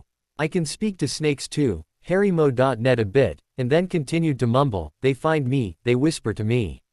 He blinked blearily. Hogwarts. He reached under his pillow, pulling out the little mirror and smiling hazily at Tom. You got your Hogwarts letter. The look on Tom's face was unreadable. As will you, a year from now. Harry's smile grew sharp and bright. I can't wait. I wish it was today. I wish I could go today. Patience is a virtue, Harry. Harry scowled playfully. What would you know about virtue? The boy in the mirror smirked, but it was subtle. Very little. It's all hearsay. Harry laughed quietly. It is your birthday tomorrow, is it not? Harry nodded eagerly, despite the discomfort growing inside him like a festering sickness. The last couple of months had been tense. Tom had been staring at him, really staring at him, his face unreadable, and he refused to confess what was distracting him, no matter how many times Harry asked, and Harry could not help but wonder if the distance they'd managed to close since their first meeting was widening once again. He really hoped not. Over the past year and a half, Tom had changed. Perhaps he hadn't changed, but at the very least he was less caged. As time wore on, he started to show emotion, more than just anger, annoyance, and amusement. Those Harry had catalogued as his default states. There were times when he even seemed troubled, or betrayed sentiments akin to affection. When Harry confessed his fears and insecurities, there were times when Tom would refrain from mocking him, and would instead grimly acknowledge his confession, and offer silent solidarity. There were times when Harry could swear he saw genuine pride in Tom's eyes when he managed to master a new spell, and while Tom still stared on impassively when Harry referred to him as his friend, he no longer mocked and denied it. And then there was the thing about Parseltongue. Tom would never admit it, of course, but Harry had come to recognize that Tom found Harry's enunciations of the language of serpents endearing, a fact that he had learned to use to his advantage. Tom had become more human, in some ways. But with Tom's new openness came further evidence that he may have been wrong, and that Tom, as always, was right. Tom Riddle was not a good person. There were times when he seemed a little unhinged. It had become evident that he really did take great pleasure in his own cruelty, and that he was not capable of expressions that came easily to Harry, like sympathy, remorse, and grief. Tom never showed any regard for anyone besides himself and Harry, which was concerning. Especially since, as the months slowly passed, Harry found himself acting more and more like Tom. He didn't think he was being cruel, no, and he certainly wasn't remorseless, but at the same time, stealing money from Aunt Petunia didn't bother him very much anymore, and neither did scaring Dudley off with carefully placed, accidental, magic. He found that he no longer had any interest in gaining the approval from the Dursleys, and didn't want to even try to befriend his classmates. He'd never say it out loud, but they were all just so pointless. He didn't want to hurt them or scare them, like Tom encouraged him to, but he didn't want anything to do with them, either. Tom had noticed his change in behavior, and seemed pleased by it. And, as it happened, a pleased Tom was a Tom less inclined to torture Harry on a whim, and more inclined to crack a joke. Apparently, Tom Riddle had a sense of humor. Who knew? But the last couple of months saw Tom becoming distant again, opting out of their daily storytime sessions and cutting conversations short. He obviously had something on his mind, which he was neglecting to tell Harry about, and as much as Harry trusted Tom, the whole thing made him uneasy. "I do have a present for you, Harry." Harry glanced at him, surprised. You didn't possess me in my sleep and steal something, did you? And why would I waste my magic on something like that? Because you value my happiness." An eyebrow twitched. "No." Harry pouted, but Tom continued to ignore him. "What I want to give you cannot be bought or stolen. It's something I've never deigned anyone else worthy of." "Ah, wow. What is it?" "The truth." Harry blinked. "Okay, that sounds brilliant. So, what did you want to tell me?" "We will speak of it tomorrow." "Why not now? I would not want to ruin your birthday for you." Harry frowned. "You won't ruin my birthday." "Oh, and how would you know that?" "Come on, Tom. I wanna know now." Tom looked entirely unimpressed. Pretty please," Harry added sweetly, in Parseltongue, for good measure. In the mirror, Tom rolled his eyes. "You are a nasty, manipulative child. I hope you know that. If I am, it's entirely your fault." Predictably, Tom sighed in resignation. "Very well." Harry grinned. "Do not look so pleased with yourself. I can change my mind, if I so wish it." Harry did his best to straighten his face. "Now, before I give you the truth, I must tell you a story." Harry's eyes brightened. "What kind of story?" he asked eagerly. "A story about a wizard, a witch, and a man named Lord Voldemort." Harry coughed out a laugh. "Lord who? Voldemort. What kind of name is that?" As soon as he asked, his scar began to burn, causing him to wince. "Lord Voldemort, Harry. Fine, Voldemort. What kind of name is that? A name so feared that thousands of witches and wizards will not say it aloud. They called him, He Who Must Not Be Named." Harry's eyes widened and he sat up straight. He Who Must Not Be Named. Why? Why were they so afraid of him? Because, Harry, Lord Voldemort was the most powerful wizard to ever walk the earth, and was the darkest of all dark wizards, well versed in the blackest of black magics. He was the Dark Lord. Harry stared at him in awe, transfixed. The Dark Lord. A real Dark Lord. He was real. Tom nodded gravely. Yes, the Dark Lord Voldemort was as real as you and I. And he was really powerful. He was. So if he was a Dark Lord, did he hurt people? Is that why they were so afraid of him? Indeed it is, Harry. Lord Voldemort brought suffering to many, and through his cruelty and power, inspired fear in thousands. Harry frowned. Why? You see, Harry, the Dark Lord Voldemort waged war on the wizarding world. War. Against wizards. Why would wizards and witches fight other wizards and witches? Tom sighed. It was a complex matter. There are those who believe one's magical lineage is of the utmost importance, while there are those who discount it altogether. The issue of blood purity is one of great importance to wizards, Harry, and it is a conflict steeped in ancient tradition, prejudice, money, power, and corruption. Of this conflict was born a civil war, fostered by Lord Voldemort and his followers. And Lord Voldemort fought against the Ministry of Magic, and allied himself with the old families of the wizarding world, the families who value blood purity and who preserve the art of dark magic. So, he was a racist snob.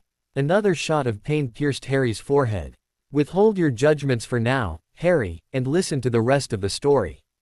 Yes, Tom. Now, there were many who opposed Lord Voldemort, for varying reasons, some because they had no respect for the purity of wizarding blood, others because they refused to acknowledge the superiority of wizard kind over muggles, and still others because they opposed the use of dark magic.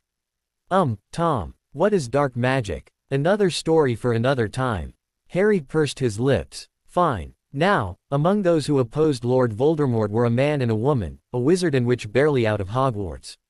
They loved each other very much, just as they loved their child. They had a kid. Yes, the wizard and witch were man and wife, and together had a son, born into the strife and horror of civil war. And what happened to them? They died, Tom said, simply. And that is what this story is about, their deaths. Harry looked at him, puzzled. Why was Tom telling him a story of the death of this family for his birthday? It so happened that on one night, a servant of the Dark Lord overheard something strange, the words of a seer, the words of a prophecy. A prophecy. Yes, a prophecy that foretold the coming of a child with the power to vanquish the Dark Lord. Harry's wide eyes grew even wider as excitement stirred in his chest. So what happened next? When the Dark Lord heard of this prophecy, he was furious, and became determined to kill the child before he grew strong enough to fight. He wanted to kill a kid. That's terrible. Tom stared at him a moment, an unreadable look marring his face. Indeed. Now, the prophecy claimed that this child would be born of those who had thrice defied him, born as the seventh month dies. And, the witch and wizard, had they defied Lord Voldemort 3 times. Yes, and their child, a son, was born as the seventh month died. So Lord Voldemort bestowed upon this child the honor of being hunted by the Dark Lord himself. Some honor. More than you know, Harry. Then what happened to the witch and wizard? And their son? They learned of Lord Voldemort's plans, and went into hiding. But one of their closest friends, one of the few that knew of their location, betrayed them to the Dark Lord. Harry gasped. And he found them. Yes, he found them, and then he came for them. On the night of All Hallows' Eve, the Dark Lord Voldemort made his way to the home of the witch and wizard and their son, the child with the boded power to vanquish the Dark Lord. First, he killed the wizard, who died bravely, protecting his wife and son. Then, he turned his wand on the witch. He showed her mercy, and gave her the chance to step aside, but she refused, and he killed her as well. Harry frowned, pity for the unfortunate family welling up in his heart. Finally, Lord Voldemort turned his wand on the little boy, the prophesied child, and said the words Avada Kedavra. Harry's eyes flashed with recognition. The killing curse. That is correct. But that night, the strangest thing happened. The killing curse failed to kill its target, and the child, instead of dying at the hands of the Dark Lord, was spared. Harry gaped at him. Tom had told him of the 3 unforgivable curses, 3 pieces of crude, evil magic that attack the soul itself. Harry knew that the killing curse rends the soul from the body, that it was impossible to survive. But how? The witch, his mother, was very powerful, and very clever. So when she heard of the Dark Lord's plan to kill her son, she created a spell from the most secret and oldest of magics, a spell that would save her son, at the expense of her own life. It was ancient and rare magic, Harry, magic that could only be wielded by the unconditional love of a mother for her son. This was a power the Dark Lord knew not, a power he was not prepared to match. So you see, Harry, when Lord Voldemort killed the witch, he activated the spell she had cast, and the child was spared. However, the killing curse was not rendered ineffective. Instead of killing the child, it rebounded, and instead attacked the Dark Lord himself. Harry stared at him, stunned. And thus the Dark Lord Voldemort fell, while the child lived, unharmed, except for a scar. Wait, a scar. Yes. Harry paled at that, a flurry of thoughts stirring in his mind. Now Harry, what month is it? July. Which is the 7th month, and it's the end of the 7th month. My birthday is the day the 7th month dies, and I have a scar, and my parents are dead. Tom nodded. Do you understand, now? Harry nodded shakily. Then, they didn't die in a car crash. They most certainly did not. Lily and James Potter died fighting for the life of their son, you, Harry Potter. They died bravely, with honor, some would call them heroes. Harry looked down at his hands, and then back at the mirror. His parents, they were murdered. They were killed, right in front of him, because of him. A dull ache was spreading across his chest, while his shoulders grew heavy and his head light, tears starting to gather in his eyes. My parents, did you know them? Tom grimaced a bit, at that. Well, you see, Harry, the story is not over yet. It's not. No. What I have told you is the truth, but not the truth I mean to give to you. Fetch that notebook beside the bed, and the pencil beside it. Harry dried his eyes with his sleeve. Okay. I want you to write my name. Your name, Tom Marvolo Riddle. Okay. Now write the name, Lord Voldemort. Harry obeyed, a frown marring his tear-stained face. Now look. Look at what? Look. So Harry did, his frown deepening. 2 names. Tom Marvolo Riddle and Lord Voldemort, one on top of the other, granite scratches on old, yellowed pages. Why did Tom have him write them both? How was Tom connected to Voldemort? It must be the name, he thought furiously, something about the name. They were different lengths, one was a full name, the other a title. One was clearly English and the other was, something else, maybe French. The letters, they shared a lot of letters. Actually, now that he looked closely, every letter in Lord Voldemort corresponded to a letter in Tom Marvolo Riddle. And there were 3 left over, M, A, I. Who am I? And then he gasped. I am Lord Voldemort. We are, you and I, were remnants of the Dark Lord. Harry was pale and still, and so Voldemort, continued his tale. You see, Harry, I am a powerful wizard. My power was legendary, true genius amidst the greatness of magic. But even the most powerful are not immune to the illness that plagues all men, death. I have never been under the illusion that I am invincible, so I created a failsafe. 5 of them, in fact. They are called Horcruxes. Now Harry, a Horcrux is an object which holds part of a person's soul, a magical hiding place, of sorts. In the case of that person's death, the Horcruxes act as anchors, and keep the master soul from passing on to whatever lay beyond the veil of death.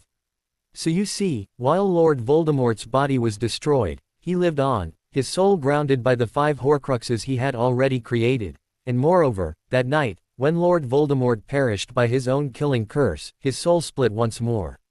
One piece, the master soul, would have fled once our body was destroyed, and the other. I am a piece of Lord Voldemort's soul, and you, Harry Potter, are his Horcrux. Lord Voldemort lives on, through us. Harry blinked, his face still, but the stillness of his face did not stop the tears from falling. You killed my parents. I did. And many, many others. Why would you do that? I told you, Harry, there was a prophecy. Harry grit his teeth painfully as fury erupted inside of him. The sound of shattering glass was distant to him, as he sat there shaking and sobbing. So what? A prophecy. Why does that have to mean anything? It does not. I know that now. Whatever the prophecy said, I now believe it to be null and void. It was a mistake to chase after vague omens of the future uttered by an old woman with too much drink in her. It was a mistake, and I have paid for that mistake. But that does not mean I am sorry for what I did. I made a mistake, yes, Harry, but I will not insult you by pretending that I feel remorse for what I took from you that night. I had taken many mothers, fathers, sons, and daughters before that. The lives of Lily and James Potter meant no more to me than any of the others. Then, all of this. I was alone, and hated, and feared, and locked in a cupboard, because of you. And you don't feel the least bit sorry for it. No, I don't. Harry looked at him, horrified, the anger slowly draining away, leaving only shock and defeat behind. You don't care. You don't care at all.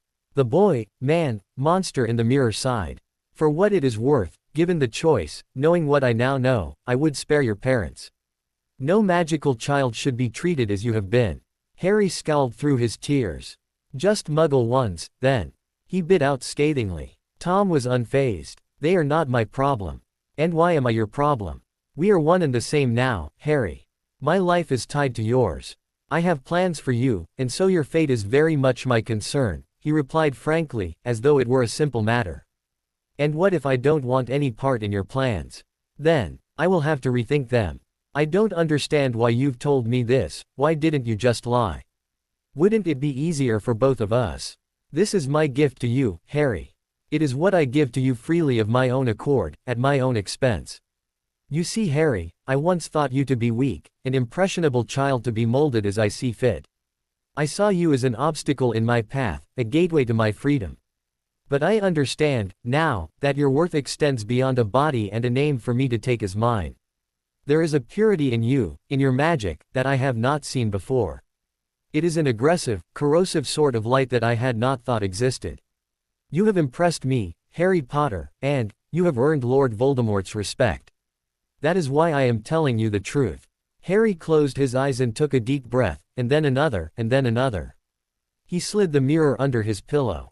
Goodbye, Tom. Harry had expected to wake to unbearable pain and a bleeding scar, but he didn't.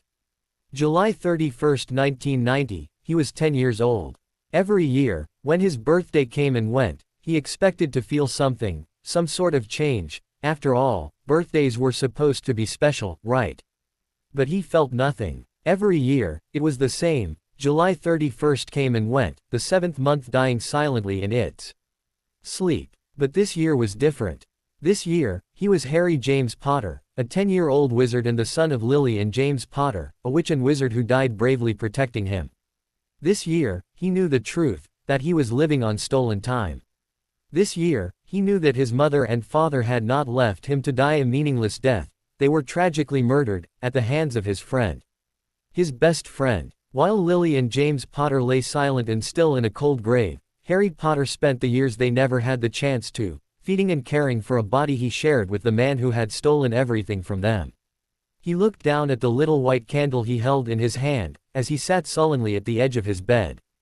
Incendio. This year, he was an orphan without a family, the only family he thought he had taken his true family from him, remorselessly, without mercy. He was alone. Happy birthday, Harry. Get up. Tom stared dispassionately at the prone forms lying at his feet. Frowning, he poked little Amy Benson's face with his shoe. Amy Tilda, he sang sweetly, hoping to coax her to her feet, time to wake up. But there was no response. He looked at the other body, kicking it a few times with a mild frown on his face. Dennis, get her up. The boy didn't move. They weren't listening to him. Why weren't they listening to him? Why? Why? Fury exploded within him, and he felt his face contort into a horrible scowl. Get up. Still, no response. Tom sighed. Oh dear. I broke them, didn't I? He shook his head sadly. Now how am I going to explain this to Mrs. Cole? Tom, please stop, please. Jack's had enough. He's sorry, he really is. The boy stopped writhing on the ground. Fine. It was getting boring anyway. A girl died, Riddle. Yes, it's a shame I had to cut things short. But I'm sure there will be opportunities to repeat the experiment at some point in the future. She's dead, Riddle. Yes, Avery, you already brought up that particular point. I killed my father. What? Oh, close your mouth, Black. It's undignified. Sorry, I thought you said you killed your father. I did, and his filthy muggle parents too. It wasn't as cathartic as I hoped it would be, but the fact that it's over and done with does provide something of a sense of relief. Riddle, Black hissed, don't make jokes like that. It's not funny. Tom narrowed his eyes. Do you think I'm lying to you, Black? He said slowly, dangerously. The boy beside him paled rapidly. You don't mean. Riddle, you could get in a lot of trouble for something like that. Tom waved him off. I framed my uncle. I'm not worried. And you? And I what? You don't feel conflicted about it at all. Tom frowned. Why would I? I love you. She looked up at him with expectant eyes, glimmering with hope. And what do you want me to do about that? Say you love me too. He sighed. I'm not really in the mood to lie right now. Can you just go away? I'd like to get back to my potions essay. I thought you were my friend. There was hope in his eyes, a wretched sort of hope that made him want to laugh and furiously rip the other's face off at the same time. Friend, I suppose. But that does not mean I cannot kill you. His bedroom was dark, painted with the vaguest hint of a sunrise, and Harry was still as he sat cross-legged on his bed, mind whirling at an incredible speed. He felt sick, dizzy. He was about to do the right thing, he thought. But it felt so wrong. Everything felt wrong. He traced the scar on his forehead slowly, carefully. This was the right thing to do. And he had to do it. He closed his eyes, steeling himself. He knew what he had to do. I forgive you. It was early, before 7 a.m., and the day was August 8, 1990. Harry woke before the sun that morning, his mind busy and sharp. He hadn't moved since waking up, but as soon as he made his decision, he wasted no time in pulling out the mirror from below his pillows and proclaiming his forgiveness to his shell-shocked reflection. What? I forgive you, Tom. Harry doubted Tom Riddle had ever looked less sure of himself. Indeed, the look on his counterpart's face was that of utter shock, seasoned with incredulity. Horror. I killed your parents. I turned my wand on you when you were just an infant. That he did. You have suffered, Harry Potter, more than any child should suffer, and this suffering is of my own making. Every tear you have shed, every bruise, cut, abuse, all this. Tom. Harry sighed softly, allowing himself a few moments and one deep breath before he willed a small, sad smile to grace his lips. I know that. And I know that it was wrong, terribly wrong, but you didn't. You didn't understand. And you'll never understand. He looked at Tom with tears in his eyes, his face pained with acceptance and pity. You'll never know love, or friendship, and I feel sorry for you. I forgive you. Tom's red eyes drilled into him, expressionless. You're a fool, Harry Potter.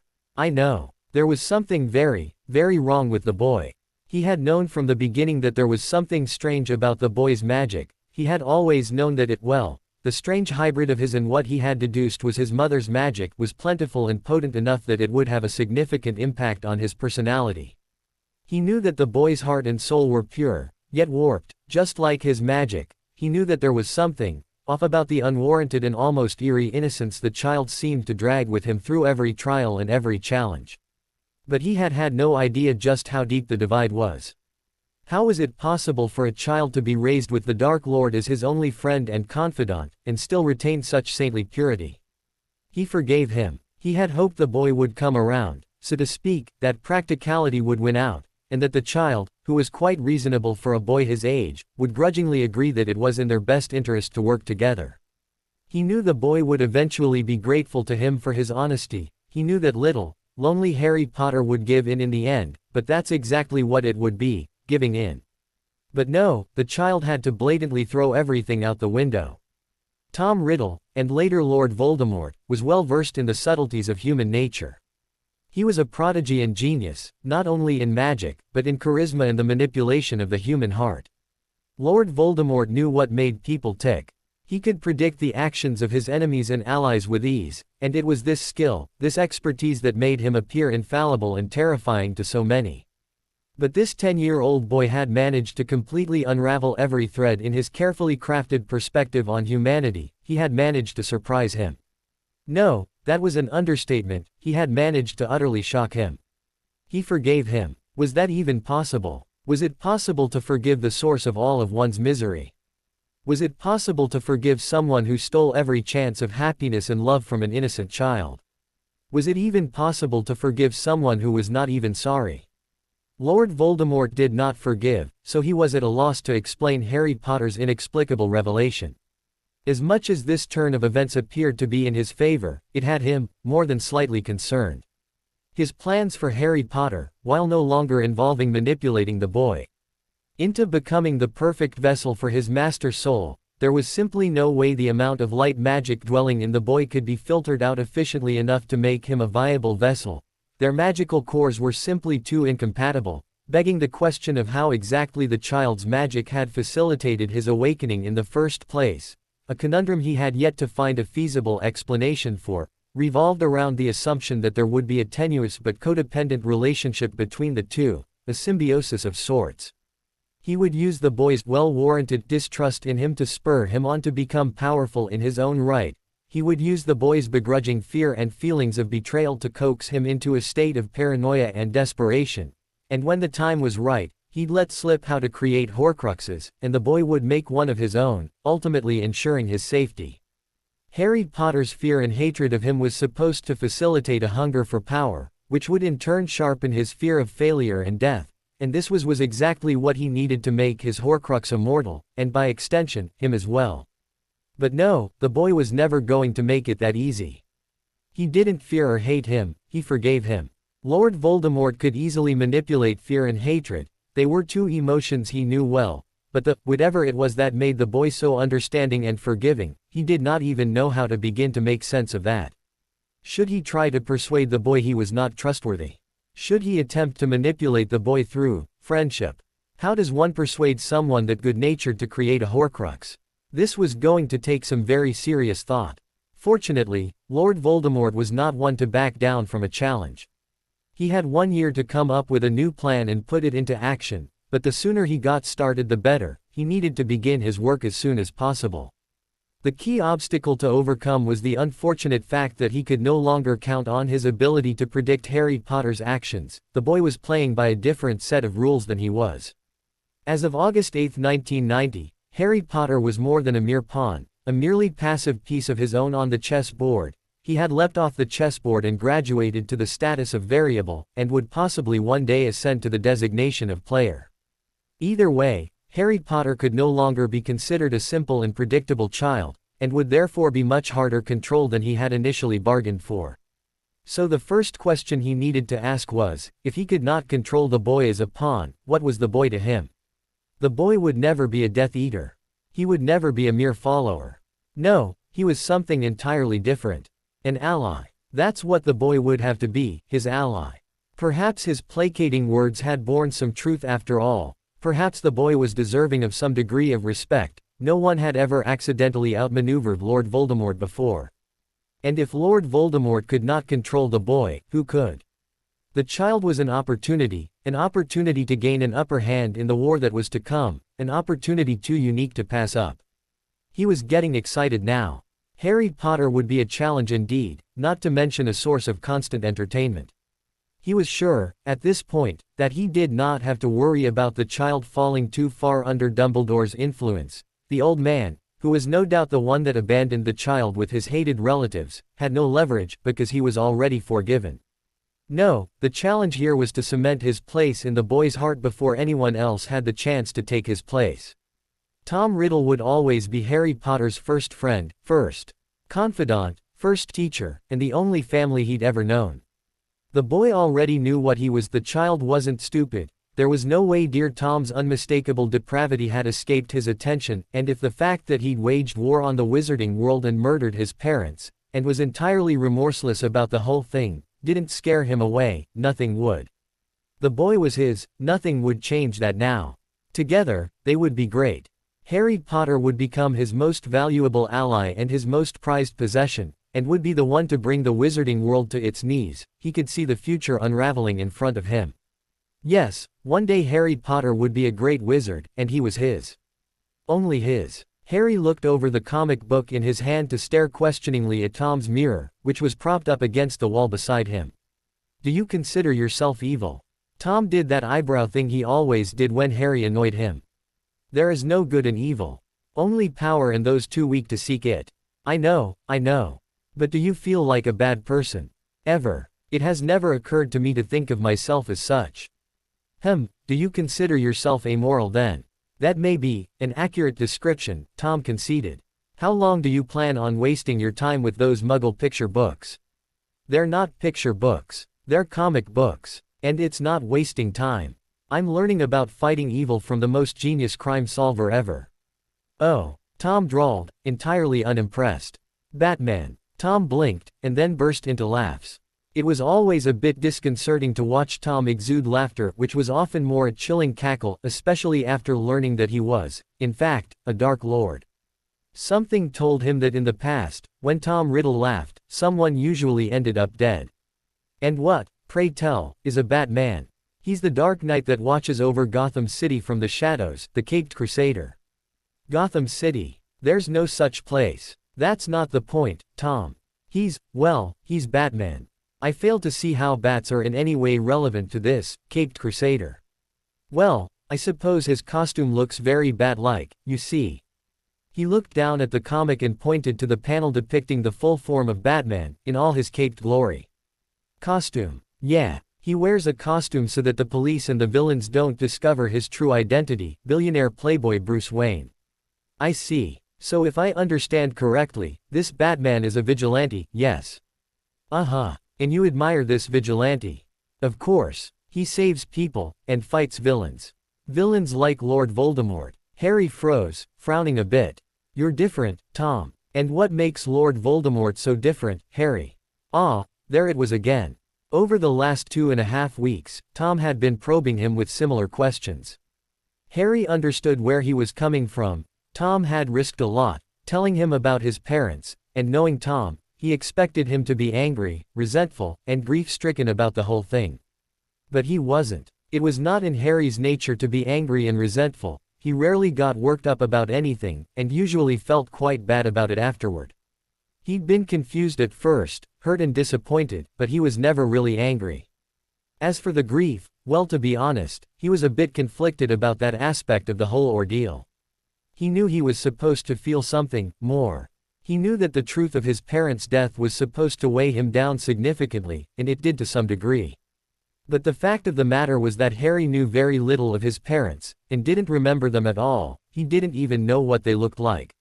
He didn't ever recall having a loving family, so how was he supposed to fully experience the grief of losing it? Perhaps that would change over time, as he learned more about his parents and their world, but for now, he had Tom. Only Tom. So Harry did his best to restore the dynamic of their relationship to what it had been a couple of months prior, while Tom assisted, albeit somewhat reluctantly. "Well, you're my friend. My best friend. There is something very, very wrong with your head, Harry Potter." "Yeah, it's you." "No, I don't think I have anything to do with this particular malfunction." Harry laughed at that, oblivious to the calculating stare Tom was boring into him. "Have you been continuing with your studies?" Harry pouted. "It's summer time. That's no excuse to cultivate sloth." Harry rolled his eyes. "I've been reading the mathematics books you made me borrow, but I've already finished all the primary school ones." "And the others?" Harry scowled. "I read the history book and the astronomy book. I haven't looked at the other ones yet. I don't even see why I have to bother with this, though. I'll be going to Hogwarts in a year." Tom scowled back at him. "You will continue studying science, mathematics, Latin, and history in the summer time." "Tom, that's so unfair. The Dark Lord does not care about what's fair, Harry." "Of course you don't." Harry sighed. "Science and maths, I get. Latin too. But since when does Lord Voldemort give a damn about Muggle history?" "Language, Harry." Harry blinked. "Language. Yesterday you called my mom an obsessive mudblood hag. Slip of the tongue. Does that mean you're sorry?" "Because that hurt my feelings, you know." "No. In answer to your question, however, Muggle history is, unfortunately, a necessary evil for young minds such as yourself. Too many witches and wizards are woefully uninformed of the events of the Muggle world, and as a result are oblivious to the fact that despite being inferior creatures, Muggles are dangerous." Harry's eyebrows rose. "Dangerous, Tom?" he said skeptically. "Yes, Harry, dangerous. There are billions of them. Quite literally. That alone is cause for worry. And they are not without their weapons. I still remember when the papers proclaimed the destruction of 2 Japanese port cities in 1945. Splitting the atom, Muggles managed that, 50 years ago. Which is why they should be disposed of before they become even more clever. They're not vermin, Tom. Perhaps not, but they are mere animals nonetheless. So are we. That is where you are wrong, Harry. Those of us with magic have risen to a new level of being. It is we, not the Muggles, who are the true future of humanity." Harry frowned. "You know, sometimes you sound kind of like Hitler." Sharp pain flooded Harry's scar. Lord Voldemort does not appreciate being compared to a Muggle dictator. Harry shrugged as he rubbed his forehead. "Okay, no need to get angry. My cause was much more well-founded. Muggles are Muggles, no matter the color of their skin or the place of birth of their ancestors.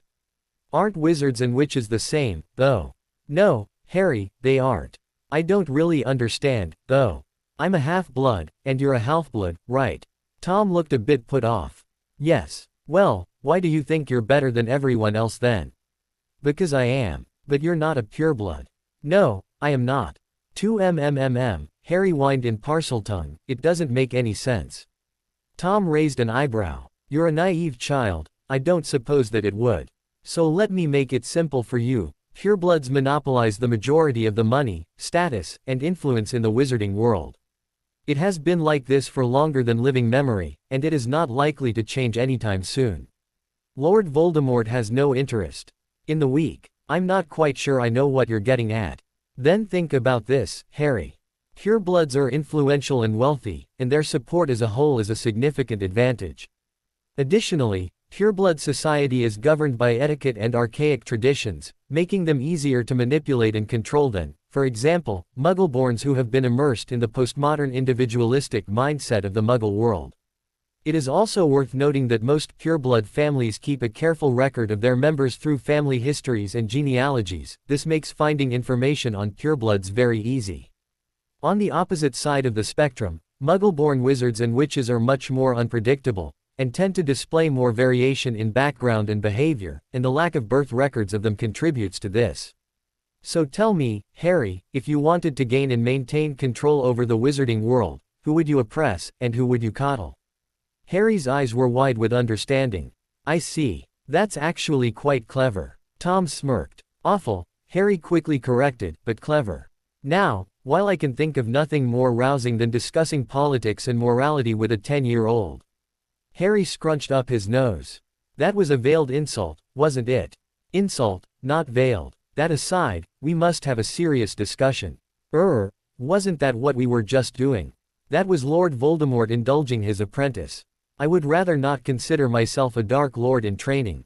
But now we must turn to more urgent affairs. I feel like you discount me sometimes, Tom. Stop being facetious. In less than a year you will receive your Hogwarts letter, and for the following 7 years you will be under the watchful eye of some of the most dangerous wizards and witches alive. This is something that must be discussed. They cannot, under any circumstances, know about me. Harry blinked. Why? Because they will do anything necessary to separate me from you, and in the process, you will die. Harry paled. Come on, Tom, I'm sure they'd be more understanding than that. There's nothing to understand, Harry. Lord Voldemort was one of the most powerful wizard to walk the earth, and he slaughtered thousands without mercy. They are perfectly justified in using any means necessary to end me. But you're not doing anything wrong now. And this is the current topic up for discussion. How so? In the initial stages of our interactions, I had a plan, Harry, to eventually take control of your body, and use it to construct for my master soul a vessel with which we could resume the war we were waging. Harry grimaced at that, but was, honestly, not too surprised. He supposed that were he a Dark Lord in Tom's position, he would do the same thing. That was past tense you were using, right? Indeed it was. I have since rejected that plan. Harry laughed uneasily. Why the change of heart? You fascinate me, Harry Potter. I would rather make use of you than throw you away. Thanks. I think. I'm honored. As you should be. And this was Tom's way of telling him that he cared for him, after all. So, what's the new plan? It will be revealed in time. Right now, we must focus on ensuring our survival. Okay, and how do we do that? I need my wand. Your wand. Yes. Harry supposed that made sense. Well, where is it? Godric's Hollow, Cornwall. Understanding dawned on Harry's face. That's where you killed my parents. It is. But how do you know your wand is still there? Don't you think someone took it? It's been almost 10 years. I trust my wand to be loyal and clever enough to conceal itself until its master returns for it. That's awfully considerate of it. Indeed. But, how do we get there? By train. Bus. No, you will enlist the help of your aunt. I will leave the details to you. Pride swelled in Harry's chest. Tom really did trust him. Speak to me once you have secured our transportation. What, now? There is no time like the present, Harry. Harry sighed as he placed the mirror back on his bed and quietly made his way downstairs, his silent footfalls fading into the stillness of the house. Dudley was away at summer camp, and Vernon was on a business trip in France, so it was just him and Aunt Petunia inhabiting number 4 Privet Drive at the moment, bestowing upon the suburban domicile a new level of pristine tranquility, as per Aunt Petunia's preference. Harry preferred it that way, too. He'd come to the conclusion that his childhood would have been much simpler and pain-free were it just him and Aunt Petunia. He much preferred her to her rotund husband and son. She was quieter, and seemed to dislike him a lot less than the male Dursleys did. She was also more inclined to take the time to do the housework on her own, when it was just her and Harry. It was nearly noon, and the sound of carrots being chopped vibrated in the air as he passed by a familiar cupboard under the stairs and stealthily entered the kitchen. Aunt Petunia. The woman frantically spun around, startled, and pointed the stainless steel knife in her hand straight at Harry as her pale blue eyes went wide in fear. Harry sighed sadly. He didn't like how afraid of him Petunia had become. He found it kind of hurtful, to be honest. He'd never done anything to hurt her. He'd set Vernon's belongings on fire a few times, and had pushed the larger man back when he tried to whip him with his belt, but he'd always made sure not to harm his aunt, not that it did any good.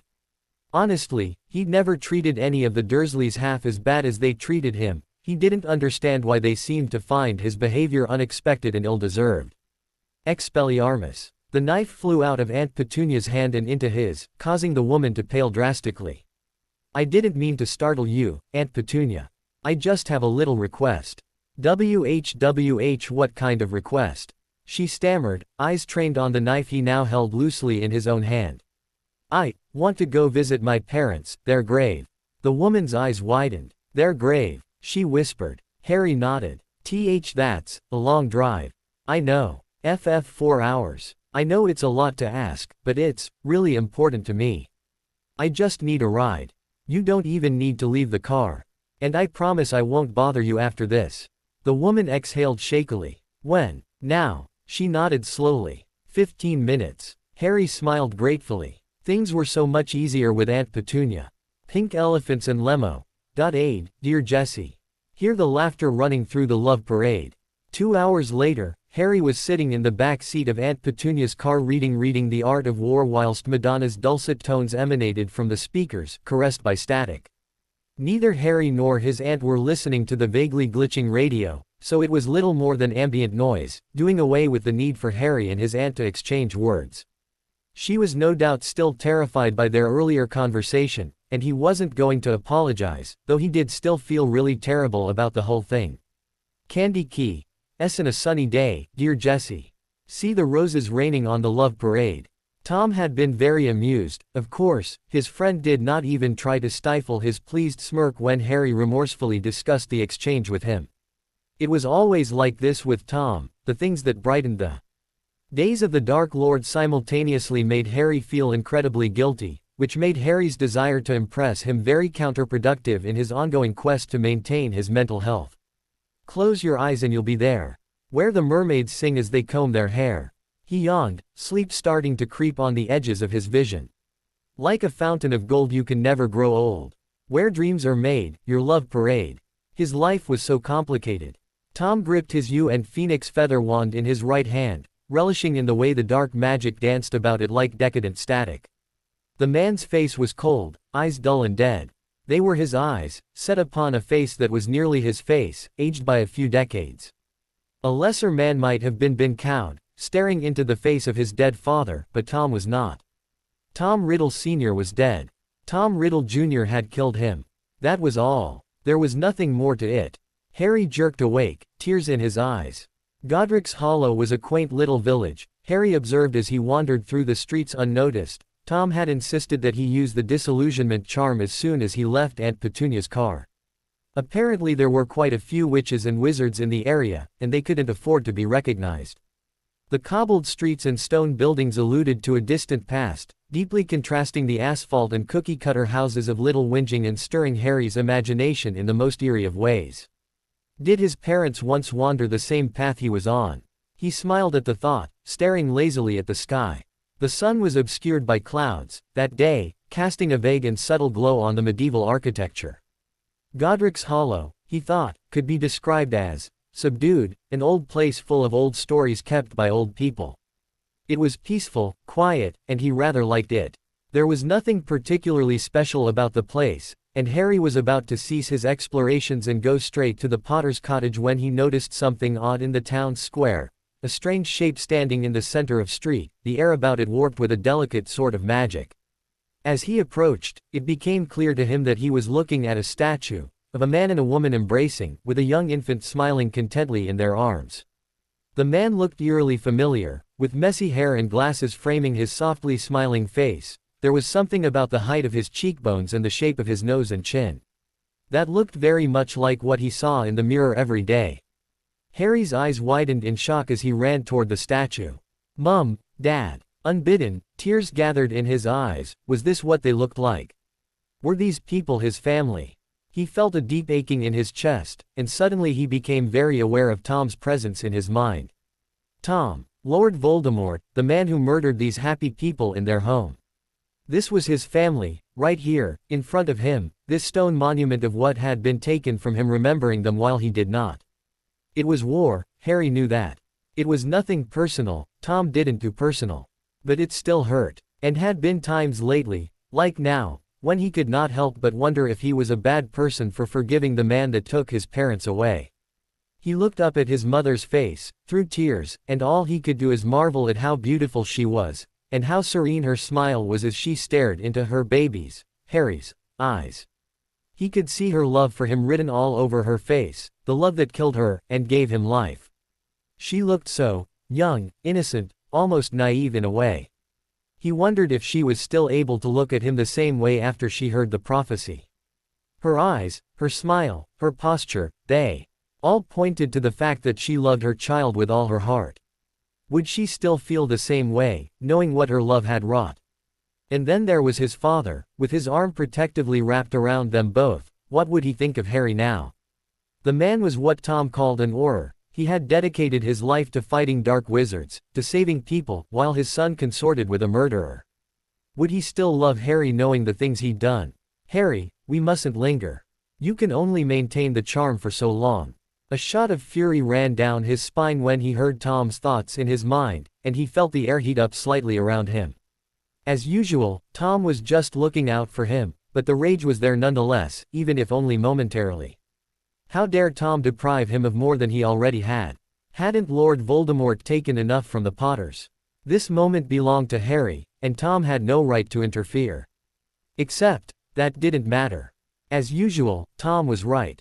He sighed. I know. Reluctantly, he walked away from the statue, relishing in the feeling of something ripping apart in his chest as he turned away from the only likeness of his parents that he'd ever known. He grew numb as he continued down the cobblestone street, listening to Tom's faint directions in his mind, and, as far as he knew, it was not long before he found himself in front of the Potter cottage. It was a sobering experience. One side of the house was completely untouched, and could have been any abandoned house, blending in easily with the aesthetic of Godric's Hollow. But the other half, something twisted inside him as he surveyed the damage done by the killing curse that had rebounded off of him. It was like a fire had broken out in one of the rooms, and, while contained in one half of the house, had ravished it mercilessly. Transfixed by the sight before him, Harry barely heard himself as he whispered, "Alohomora," to the gate in front of him. The flowers gilding the sides of the cobblestone path to the cottage had long since died away, withered or strangled by weeds. He wondered what kind of flowers grew there. Once, they were now too shriveled for him to tell. Did his mother choose them herself? Did she enjoy gardening? Had she lived, would Harry be tending this garden instead of Aunt Petunia's, his loving mother at his side? Harry was in a daze as he entered the house. It was like stepping into a single moment of the past, the interior of the cottage almost mocking the loss belied by the candid normalcy of the scene before him. It was as if someone had frozen a moment in time and let it wither slowly away, preserving the shapes while dimming the colors, perpetuating a moment in a life while draining the life itself down to nothing. Dishes still sat in the sink, and toys still lay on the living room floor. Shoes, a pair of trainers, work boots, and dress shoes, accompanied by small leather boots, pumps, and Mary Janes, were lined up against the wall on the left, a dust-covered umbrella hanging above them with an array of autumn coats. Harry could practically see the moving shapes of the previous inhabitants, his family, flitting in and out of reality. A mother was making soup in the kitchen while a father helped his son build a fortress out of pillows on the floor of the living room. A family was sitting together smiling at the kitchen table. A baby boy lay sleeping in the arms of his mother as his father arrived home from work with a smile. That was his life, once. He shook his head. He wasn't there to reminisce on things he couldn't remember. He had a job to do.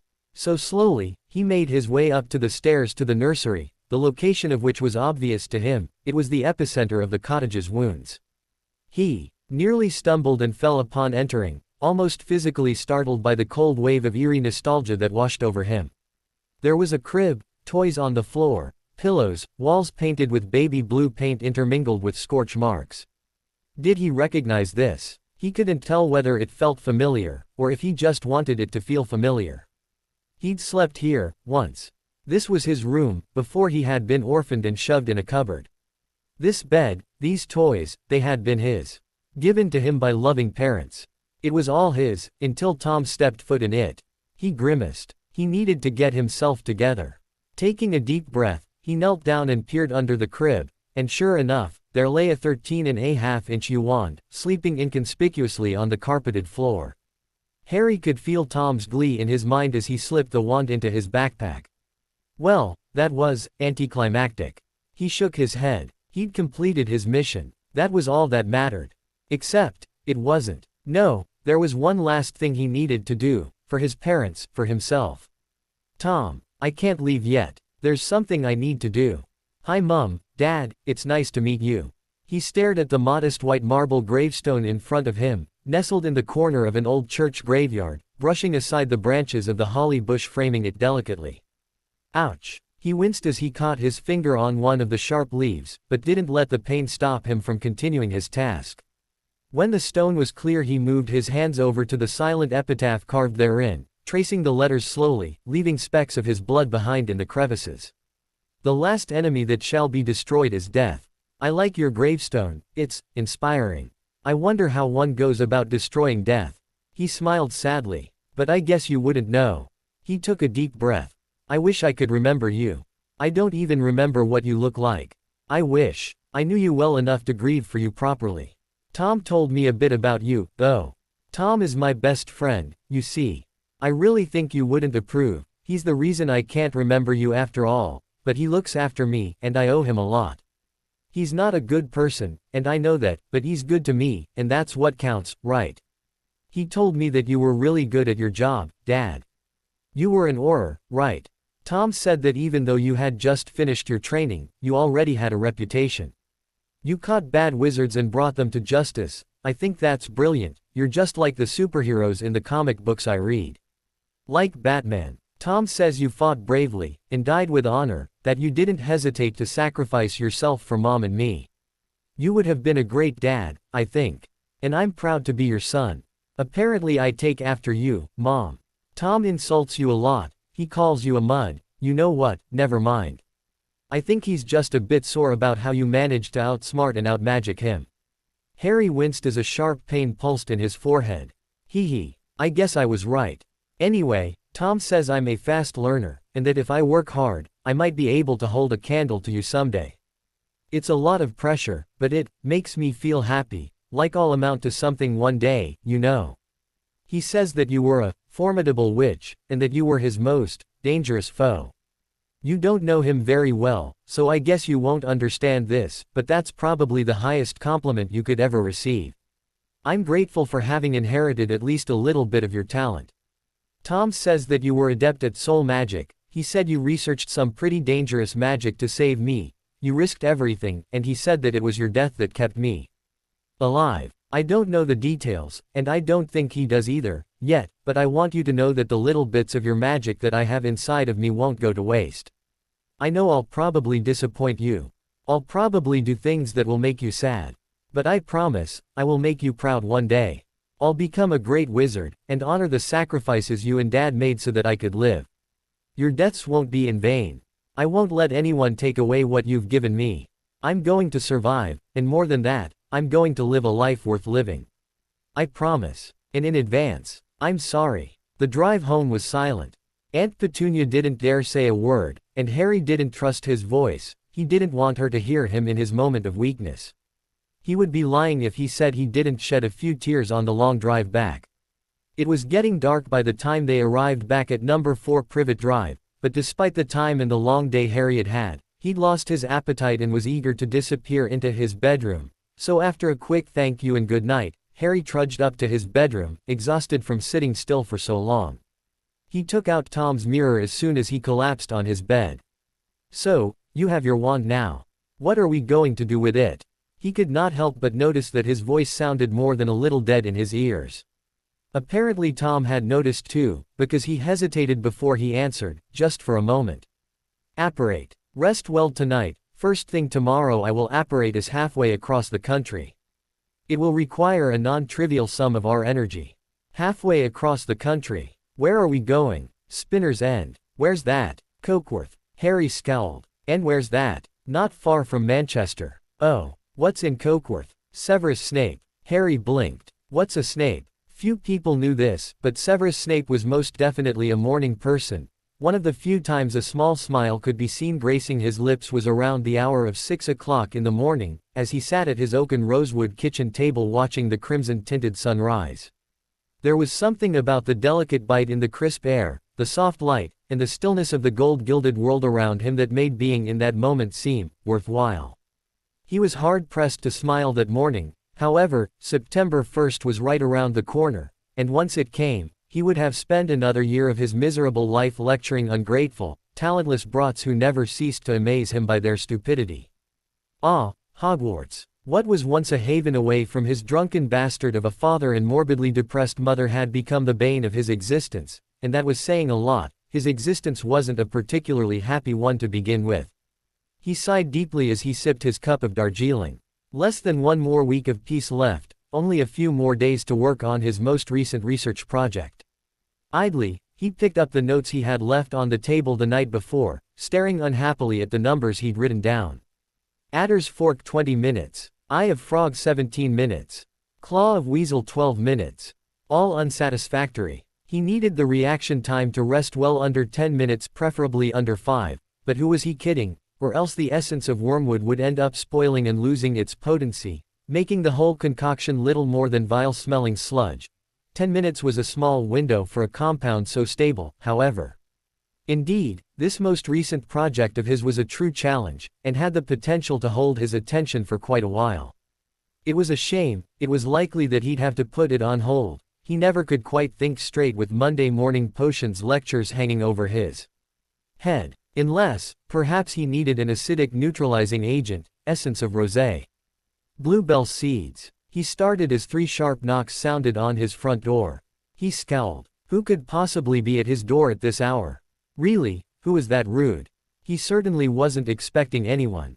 He had half a mind to hex whoever was waiting on the other side of his door. Honestly, they deserved it. He took a deep breath. Come now, Severus, he told himself. It wouldn't do to start hexing muggles. He didn't need that on his record. After all, if he was going to be caught hexing someone, it was going to be those blasted Weasley twins. He shook his head. Oh well, best get this over with. When he opened the door, he was expecting to see a postman, perhaps, or a delivery man of some sort. The last thing he was expecting was to find a little boy standing on his doorstep. The child was dressed in loose hanging, ratty clothing, beneath which he appeared to be quite bony and very much on the small side. He couldn't be older than 8 or 9 years old. He frowned. What was a child so young doing at his door, alone, at 6:30 a.m. in the morning? He was about to shoo the little cretin away when it looked up at him, an action that nearly caused him to gasp and stumble backward, for staring up at him through a messy black fringe, behind a broken pair of glasses, glowed 2 bright green eyes, a curious glimmer lighting them intensely. 2 very familiar eyes. Eyes he didn't ever expect to see again. No. This couldn't possibly be. Hello, are you Mr. Severus Snape? The boy asked without prelude, and apparently completely unintimidated by him. Quickly, he snapped out of his shock. Green eyes, especially of this brilliant shade, were rare, but this was no doubt just another child, another insufferable spawn of one of his neighbors, most likely bothering him at this indecent hour on account of a dare or some such similar drivel. Yes, he drawled slowly, allowing his voice to darken in the way that always made his students pale in fright. The boy, however, seemed completely unfazed. Oh, good. My name's Harry Potter. May I come in? Severus's brain just about shut down completely at that. So much for his, just another child, theory. Harry Potter. Yes sir, that's me. Can I come in? Still too stunned to speak, he settled for stepping out of the doorway and allowing the young child to walk into his house. He'd just allowed a Potter into his house. You have a lovely home, Mr. Snape. Severus stared at him. It's quite modest, and rather homey, the boy continued, rambling a bit though fear was curiously absent from the child's countenance, nervous excitement was not. Say, you wouldn't happen to be related to any Waynes, would you? I think it might be your general silhouette, but you rather remind me of Mr. Potter. The boy paused in his nervous rant and simultaneous inspection of his kitchen. Yes sir. If you do not have any pressing business here, I'd ask you to kindly get out. The boy looked up at him with understanding. Tom said you wouldn't be too happy to see me. He said you didn't like my dad too much. But that's okay. Tom says I take after my mother.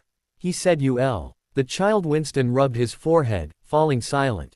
Severus froze. The boy knew about him and James Potter. The boy knew who he was. How? Hadn't Albus said he was living with Muggles? Mr. Snape. Now that he looked more closely at the boy, he had to agree. He did take after his mother. His eyes, they were identical to Lily's. They held the same earnestness and cleverness, the same kindness. His beloved Lily's beautiful eyes, looking at him from James Potter's face. It was maddening. Why are you here? He decided to go with. Straightforward. Tom said that you could help us. That name again. And who is this? Tom. He's a friend of yours. Friend. Severus had few friends, if any, and most definitely none named Tom. He said you might not recognize the name. He sighed. Perhaps you should speak to him yourself. Severus was about to impatiently inquire as to where exactly this Tom was, when the boy closed his eyes, seemingly frowning in concentration. He watched curiously as the boy's breath hitched and he stumbled over, before straightening his posture into a stance far more confident and rigid than what it had been. When the boy opened his eyes again, it was no longer Lily's vivacious green looking up at him, it was instead a very familiar crimson. Hello, Severus. He stepped back, his heart hammering in his chest. Look, Potter, I don't know what you're playing at, but... Crucio. He gasped, shock penetrating every fiber of his being as he fell to his knees, the sensation of white-hot knives slicing through him infecting every inch of flesh in his body. He bit his lip, to keep from crying out, but just as he started to taste copper in his mouth, it all stopped. He looked up to find a malicious smile on the boy's face and a gleeful spark lighting his eyes. Such familiar eyes. Singularly unique eyes. No, he told himself, no, it's not possible. The Dark Lord was dead, along with his beloved Lily. Everyone knew that, it had been that way for nearly a decade. But, the headmaster was quite convinced that the Dark Lord's demise was only temporary. So perhaps it was not so impossible. There was no way a 10-year-old Harry Potter would be able to cast a wandless Cruciatus curse without breaking a sweat. That definitely wasn't possible. Pluralitas non est ponenda sine necessitate.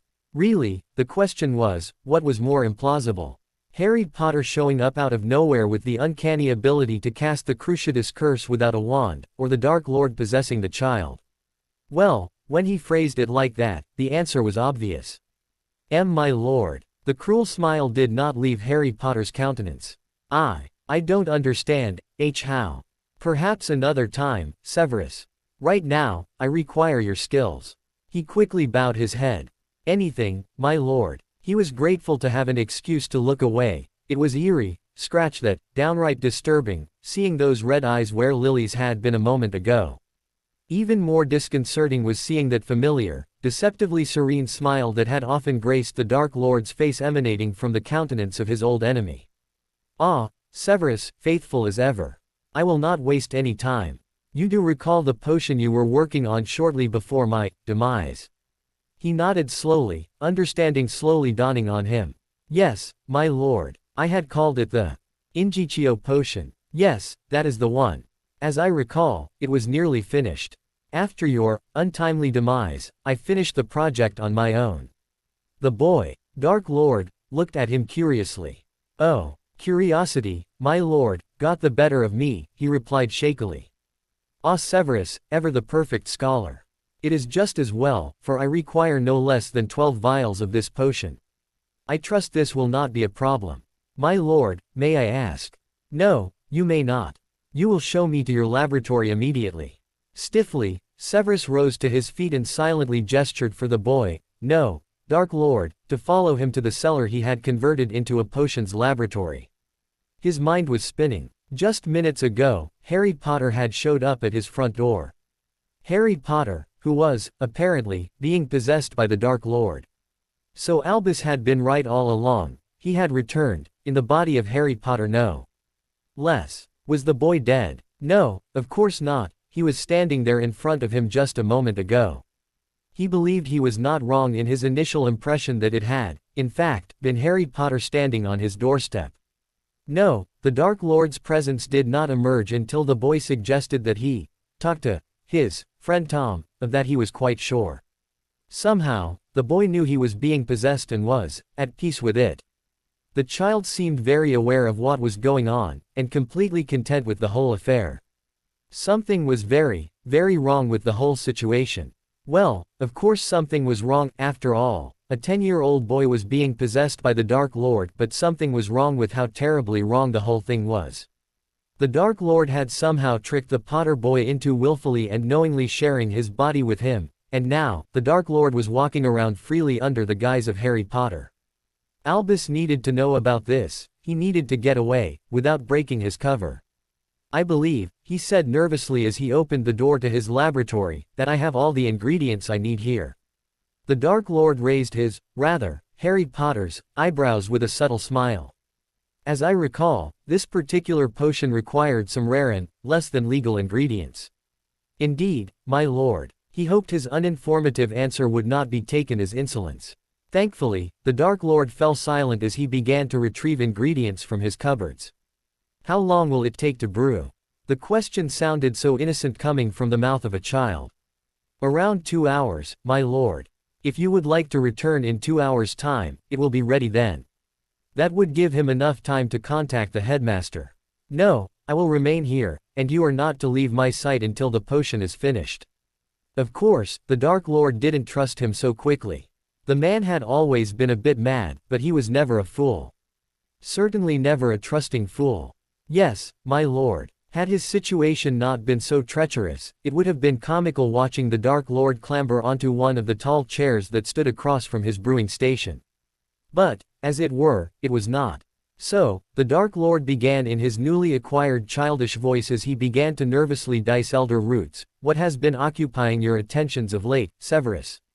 Well, there was no point in lying.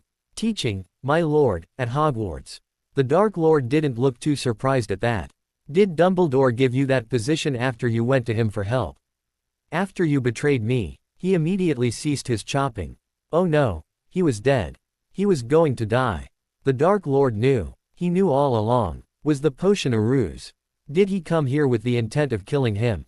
My lord. He breathed out hoarsely. "Oh come now, Severus, let's not pretend. I threatened the life of the woman you loved. You would have been a fool to trust me to spare dear, sweet Lily Potter, and I would have been a fool to expect you not to betray me for her. So that leaves us here, you, having betrayed me, and I, very well aware of your betrayal," the Dark Lord said easily, as though it were the most simple matter in the world. He really didn't know what to say to that, and nearly had a heart attack when he heard boyish cackles coming from the small figure in front of him. "Oh Severus, do not worry yourself. I won't kill you, yet. Your servitude and loyalty, should they be given once again freely, of your own accord, will buy you time.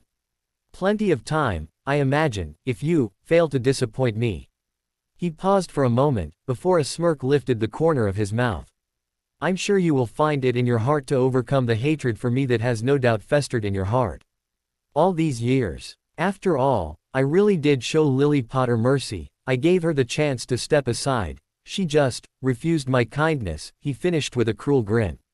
Severus grit his teeth silently, as a strange emotion akin to both anger and grief coursed through him. "So calm yourself, Severus, and brew me my potion, and I may yet show you mercy." He closed his eyes, calming himself as he reached for his bottle of essence of wormwood. For a while, he was allowed to go about his task in peace, indeed, had nearly finished preparing ingredients when his lord's now childish voice spoke up once again. "Severus, I have another task for you." He looked up from his crushed raven's beak cautiously. "Harry would like you to tell him about his mother." And here he was thinking this day could not get any worse. My lord, I'm not sure that." "Come now, Severus, indulge the boy. The poor child can't remember his mother, as you well know. Every child deserves to know their mother, do you not think so? It is the least he could ask of you. I am sure you haven't forgotten the part you played in the tragedy that was the murder of Lily and James Potter. My lord, is the boy. He lies dormant inside this body, right now. He can hear and see everything that I do, however. I assure you, your words will not fall on deaf ears." So the child listened on as the Dark Lord spoke so mockingly of his dead mother. He could not help but feel sorry for James Potter's son. Merlin help him. He was feeling sorry for the spawn of James Potter. "Severus, he's waiting. He sighed shakily. I met Lily Evans in the summer of. He paused, suddenly unsure of himself. What does one say about a mother to a child that holds no memories of her?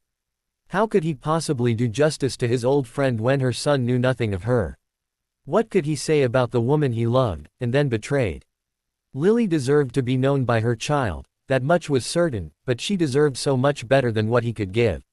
He wished he could paint a picture worthy of his beloved Lily, he wished. Severus, don't tell me you've forgotten about her already. Oh, of course he hadn't, but it was too painful to bring those memories to the surface. Explaining to the boy who his mother was to him, would be like ripping his still beating heart out of his chest and crushing it slowly. He heard the Dark Lord sigh. Dear me, Harry, I think we broke him. Not to worry, though, we can put him back together, Imperio. Now, Severus, be a good boy and brew me my potion while you recite the history of one Lily Potter née Evans. In the fullest detail. So that's exactly what he did. He tried to distance himself from the words leaving his nearly quivering lips, but he could not entirely shut out the sound of his retelling of the life of Lily Evans. He didn't want to hear it, not again. He wanted to shut it out. He wanted to forget. But forgetting her would be tantamount to burning that very same heart being ripped out of his chest. It was an act of dying, and he was not ready to die just yet. He still had work to do. But then again, if the Dark Lord already had the boy in his grasp, what more could he do? Albus was quite clear that the boy was the only one who could defeat the Dark Lord, so if that was out of the question, what hope was there? No, perhaps his work was finished, perhaps there was no one left to protect. In which case, he would welcome the death his former master cast upon him. There was no greater purpose, no profound moral, no prospect of happiness, no future life, there was only the light behind him and the present darkness. He'd had his chance to be happy, and he'd squandered it. And now, there was nothing left. It was poor penance for what he had done, but perhaps being murdered by the hand of the boy whose mother he loved and then betrayed would absolve him of but a portion of his guilt before the end. Yes, he would welcome death, and the irony that wrought it. Imbuer, the Dark Lord intoned, as he pointed his wand at the shimmering blue substance bubbling in his cauldron. He could not help the surprise that came over his face when he saw that the wand was, indeed, the Dark Lord's own wand. His surprise did not go unnoticed. Ah, yes, my wand. Harry was kind enough to fetch it for me when we visited his parents just the other day. Disgust coiled in his stomach as he obediently bottled the dangerous elixir he'd just brewed. He knew that the Dark Lord was not a kind man, but to play with a parentless child, giving him the barest taste of what had been stolen from him, it was cruel. Beyond cruel. Harry Potter may have been the heir of James Potter, but he didn't deserve to watch the grave of his parents defiled by the presence of their murderer, or listen for hours to stories of his mother told by the man who had betrayed her. He certainly did not deserve to have his very body and future stolen from the same man, monster that had taken everything else from him. It was becoming harder and harder to resent this unfortunate child. His thoughts were interrupted when the Dark Lord, in the boy's small body, stood on his toes to gather the vials he'd laid on his workstation and placed them in the small red backpack he was carrying with him. When he finished the delicate process of packing the 12 vials away, two crimson eyes turned to him once again. Lord Voldemort thanks you, Severus. Your shark-like grin split the Dark Lord's face. Loyalty will not be forgotten. Thank you, my lord. He took a deep breath. Should you require anything else? Indeed, there is one last thing I require of you. Kneel. Severus dropped to his knees without a second thought. This is it, he thought, this is the end. In a strange fit of appropriate irony and just deserts, the voice of the son of Lily Evans and James Potter was about to enunciate the words that would mark his end, at long last. You have served me well. Even so, I cannot have you announcing my return just yet. Wait, what? My lord, I would never, he began on reflex. I know. Alas, it cannot be helped. Obliviate. Miss Jenkins. Oh, hello Harry, what can I help you with today? Harry smiled nervously at her. I baked some cookies for you, he said, revealing from behind his back a small plate of chocolate chip cookies. Oh Harry, you're such a sweet boy, the kindly primary school teacher said, gingerly taking the small plate of cookies out of his hand. Chocolate chip. My favorite. Do you wanna try one? Oh, of course. I'm sure one won't spoil my dinner. She winked at him. Take the one on the top. The one on the top. The one with 5 chocolate chips. The one on the top. Predictably, the woman did just that, and Harry smiled sheepishly, inwardly grimacing. Miss Laura Jenkins, a 21-year-old strawberry bee, owned with freckles and a penchant for polka-dotted dresses, was one of the few muggles he didn't mind associating with. She was new to the school, and had yet to hear all the incriminating stories his teachers and classmates liked to tell about him. As was such, she's the only one who would trust Harry enough to ingest anything he'd touched. Her mistake. Tom had quickly caught on to the woman's innocent and trusting nature, and had immediately singled her out as a target. A target for what, he hadn't been sure of, until Tom instructed him to put his culinary skills to use the day before. Bake the most unassuming of treats. So, given those vague instructions, he'd settled on chocolate chip cookies. The next step had been to coat the top of one of them with the potion he and Tom had retrieved from Mr. Snape's house not a month ago. After that came the tricky bit, the part Harry had been practicing for a long time, and this was the important part, since there was only one cookie that was tainted by the potion, they couldn't afford to waste it, after all. Apparently, his magic was strong enough that he could aid the thought processes of muggles, or at least, that's how Tom put it. Harry knew he was just being polite for his sake. Apparently muggles were especially suggestible, and were prone to all sorts of magical coercion. Harry hadn't known whether to be thrilled or horrified when Tom had told him a few weeks back that if he concentrated really well, he could convince unsuspecting muggles to do what he wanted without saying a word. All he had to do was carefully replicate the sensations he had experienced when Tom had said the word Imperio at Mr. Snape's house. Tom said that he would not be able to perform the curse, a fancy, complicated bit of magic. It was, not to mention, it was called unforgivable for a reason, but he'd be able to reproduce some of the effects, if only barely. Thus, long before he had known anything about what he'd taken to calling Tom's mysterious cookie scheme, he had been practicing, mostly on Dudley and the postman, his ability to persuade Miss Jenkins to eat the right one. She would be the first person to ever ingest Severus Snape's Ingitio potion, which was, apparently, harmless, for the most part anyway. Harry really hoped Tom was telling the truth on this one. He would feel bad about hurting the only muggle that was nice to him. The Ingitio potion was an extraordinarily complex piece of magical ingenuity, and Harry wouldn't pretend he understood a fraction of the theory behind it. Tom had tried to explain it, but ended up complaining about how simple his childish brain was. But from what he could tell, the main purpose of the translucent blue potion, which, luckily, was effective in small doses and could be administered with food or drink, was to create a temporary vessel for Tom. There were 2 halves to the Ingitio potion. The first was the potion itself, and the second the imbue spell Tom had cast on it. The idea was that the potion, which was through the spell imbued with what Tom called his magical fingerprint, created a fake copy of his magical core in the consumer of the potion, which allowed him to temporarily anchor his consciousness in the consumer's body, which he'd, for all intents and purposes, occupy for the 6 hours following consumption. Long story short, Tom was going to possess Miss Jenkins.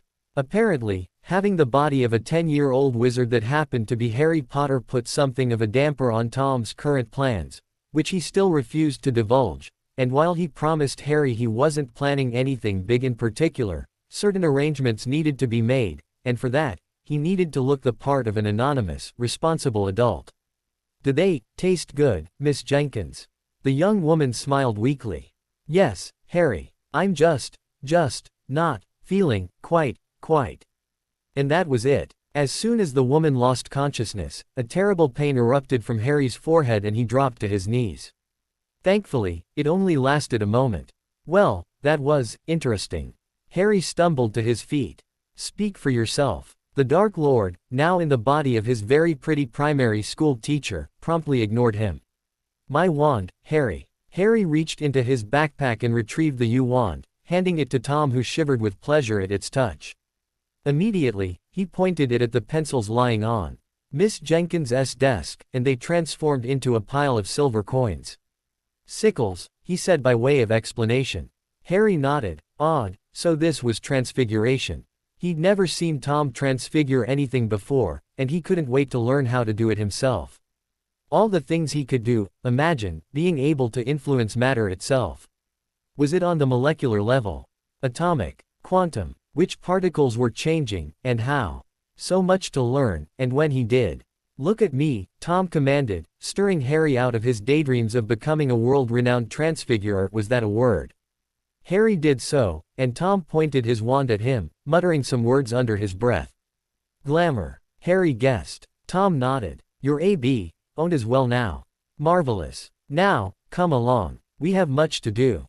Tom stood up, but stumbled a bit, glaring at his feet. "They're called heels," Harry put in. Tom's red eyes narrowed. Apparently, while he was, essentially, inhabiting Miss Jenkins's body, he still couldn't get rid of those eerie red eyes of his. "I am aware." He sat down, elegant as ever, and proceeded to deshoo himself. "There," he said, standing up again. "You're not going to wear any shoes. I have no need of them. We're going to London. Don't you think you might get Miss Jenkins's feet all cut up and bruised?" Tom raised an eyebrow. "Irrelevant. Now, come along." Obediently, Harry followed him out of the school and to the side of the street. Once they reached the sidewalk, Tom stuck his wand out toward the street. What are you doing?" "Hailing our transportation." Harry loved the night bus. He'd always wanted to go to an amusement park, but the Dursleys never let him come along. Everything about them seemed so spectacular, like any kid's dreams come true. The popcorn, the candy, Ferris wheels, roller coasters. For years, he'd dreamed about riding a roller coaster one day. He figured it was likely that he'd never get the chance, but the night bus was almost as good a ride, he thought. Tom, however, was less than impressed, and assured Harry that the only reason they were hailing public transportation was that apparition was too taxing. It was a short affair, the journey from Surrey to London, and before Harry knew it, they were dropped off in front of a pub that went by the name, the Leaky Cauldron. Harry frowned. "That's a bit conspicuous, isn't it?" Tom smirked, Miss Jenkins's lip gloss shimmering as he did, but said nothing. Instead, he took Harry by the hand and led him toward the heavy wooden door to the pub. He paused, and looked at Harry with a strangely soft smile on his face. "Welcome, Harry, to the wizarding world." Upon opening the door, they found themselves in a dingy old pub, dimly lit by several lanterns in the corners and hanging from iron frames chained to the ceiling. The furniture was of worn wood, polish and paint fading, and the walls covered with paintings and odd images of all sorts. Only a few patrons sat at the tables, off in a far corner, some enjoying what appeared to be average pub fare and others sipping from mugs of some unknown liquid. It was not obtrusively loud, nor was it quiet. It was, in fact, a kind of cheery, albeit subdued. There was something very antique about the place, like an old pub from a Dickens novel or the prancing pony from The Lord of the Rings. Something about it was rather fantastic, too, he noted as he caught sight of the paintings of dragons and knights and odd little creatures whose names he did not know decorating the walls. And then there were the patrons, most quite old, dressed in quirky, archaic clothing, so idiosyncratic, in a way. Definitely a Dickens novel, Harry thought. While Harry was occupied with his observations, Tom wasted no time in tugging on Harry's hand and brushing through the pub, leading Harry out the back door and seemingly into a dead end. Harry watched with interest as Tom withdrew his wand from the inner pocket of Miss Jenkins's red pea coat, pausing. "Watch carefully, Harry. I won't show you again." When he saw Harry nod, he went about gingerly tapping on a seemingly random sequence of bricks. A moment later, the bricks moved, dancing apart in an intricate pattern, the complexity but a faint reflection of what lay beyond. And seeing what lay beyond, Harry's eyes went wide, and all his breath escaped his lungs. "This is Diagon Alley." Tom nodded. For many witches and wizards unfortunate enough to be raised by muggles, this is their first glimpse of the wizarding world. He paused. "Soak in everything, Harry. The colors, the sounds, the smells, the very taste of the air, you'll never forget this moment." Harry nodded avidly, and took it all in. The alley's sides were lined seamlessly with shop after shop, bustling with adults and children alike, the cobblestone street beneath them barely visible. The whole place was at the same time antique and novel, everything crafted of polished glass and neatly worked wood, which complemented the archaic clothing style that seemed to be commonplace for wizards. Dresses and long coats of fine velvet and silk seemed to slip in and out of stores and through crowds, weaving these strange swirling patterns in constant metamorphosis that made the alley look positively alive. Chattering, shouts, laughter, footfalls, noise, it all sounded like music to his ears. And then there were the smells. Pastries and smoke and sunshine. Absently squeezing Tom's hand, he let the Dark Lord wearing a school teacher lead him skillfully through the crowded streets until they reached a great white building, labeled with the stark, deeply carven letters, Gringotts Bank. Harry suddenly felt very small as he was led up whitewashed steps to the bank. When they reached the doors, Tom stopped him.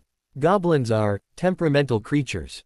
Like you. Harry felt a shot of pain in his scar. Apparently Tom could still torture him even if they weren't sharing a body. Be polite, do not speak unless necessary, and stay close to me. Honestly, Harry never understood why Tom of all people told him to be polite. Shouldn't it be the other way around? Harry figured it was part of Tom's ongoing attempt to act like a responsible non-psychopathic adult. Pushing open the heavy, polished wooden doors, Harry and Tom found another set of silver doors inside, at which Tom patiently paused to allow Harry to read the inscription over the entrance. Enter, stranger, but take heed of what awaits the sin of greed. For those who take, but do not earn, must pay most dearly in their turn. So if you seek beneath our floors a treasure that was never yours, thief, you have been warned, beware of finding more than treasure there. Well, that was inspiring. Wouldn't it be amazing, he thought, to work in a place that warned off thieves with a riddle? It was positively epic. Were there treasures hidden underground, then? And guarded by this mysterious obstacle the riddle spoke of? Great wizard guards. Some terrible and fantastic spell. Some exotic beast. Or maybe, a dragon. Entering the bank, Harry's eyes went wide as he observed the vast rows of busy tellers, all manned by small, leering creatures, which he assumed were goblins. They certainly looked very goblin-y. The floor was of smooth, polished marble, a classy black and white sort of marble, and the hall lit by brightly shimmering, yet cobwebbed crystal chandeliers. Harry was lost in the majestic display so thoroughly that he nearly forgot where he was, as Tom led him forward. Meanwhile, Tom approached the goblin at the closest unoccupied teller, and stared at him, saying nothing. Eventually, the creature looked down at him, which, really, was a her, at the moment, warily. Yes, I have been absent for many years, and I believe my Gringotts vault will have been closed due to inactivity.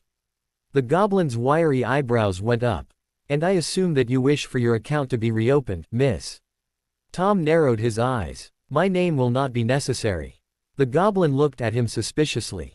Your wand, then. Tom once again withdrew his wand from his, Miss Jenkins's, peacoat pocket, but hesitated before giving it to the goblin. I require the utmost discretion. He glanced down at the goblin's nameplate, Redclaw. Believe me when I say that any indiscretions will be dealt with. The goblin bristled as he took the offered wand, inspecting it closely.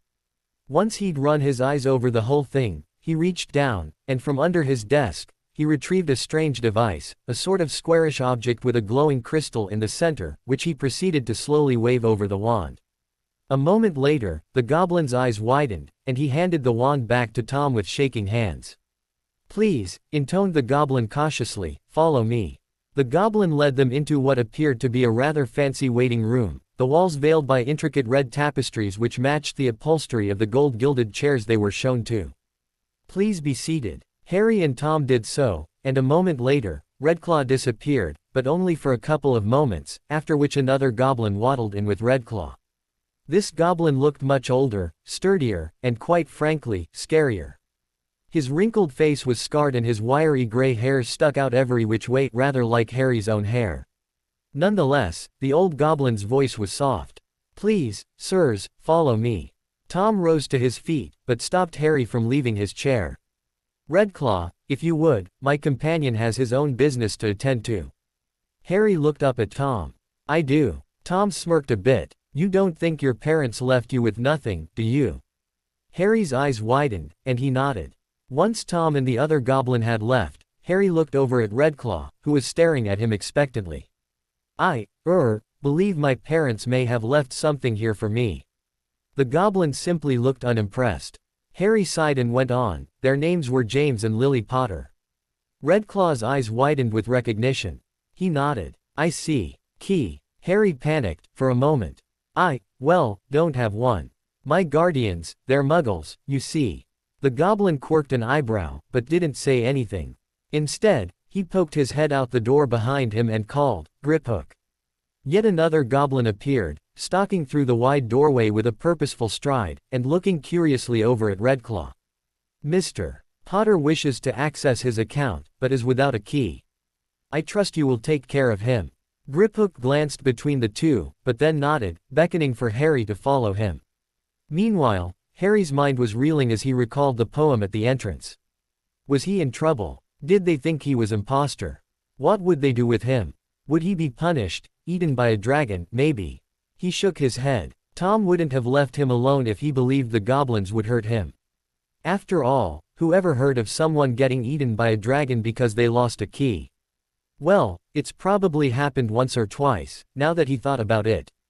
Griphook had led Harry out of the waiting room through an arched doorway opposite to the one he had appeared through, into an office-like room, furnished with only a desk and 2 chairs, cushioned with black leather and gilded with gold. Griphook made his way to the chair behind the desk, reaching into one of the drawers. Harry watched with fascination as Griphook withdrew a small golden basin, and then an ornate dagger and placed them on the desk. "Now Mr. Potter, as you are not in possession of your key, we must take a special blood test to affirm your identity." Harry nodded. That was reasonable. Then he looked at the 2 objects questioningly. "Is there something special about that particular bowl and knife? They look awfully specific." Griphook stared at him oddly, as though he had not expected him to ask such a question. Why that was, he didn't know. The bowl and dagger really did look rather particular, and equally mysterious. "They are paraphernalia of goblin ceremonial magic, Mr. Potter." Harry's eyes lit up. "Really? How does it work?" The goblin looked at him suspiciously. "We do not reveal such things to outsiders." Harry deflated a bit. "I see. That makes sense. So, how much blood do you need? Shall I just prick my finger?"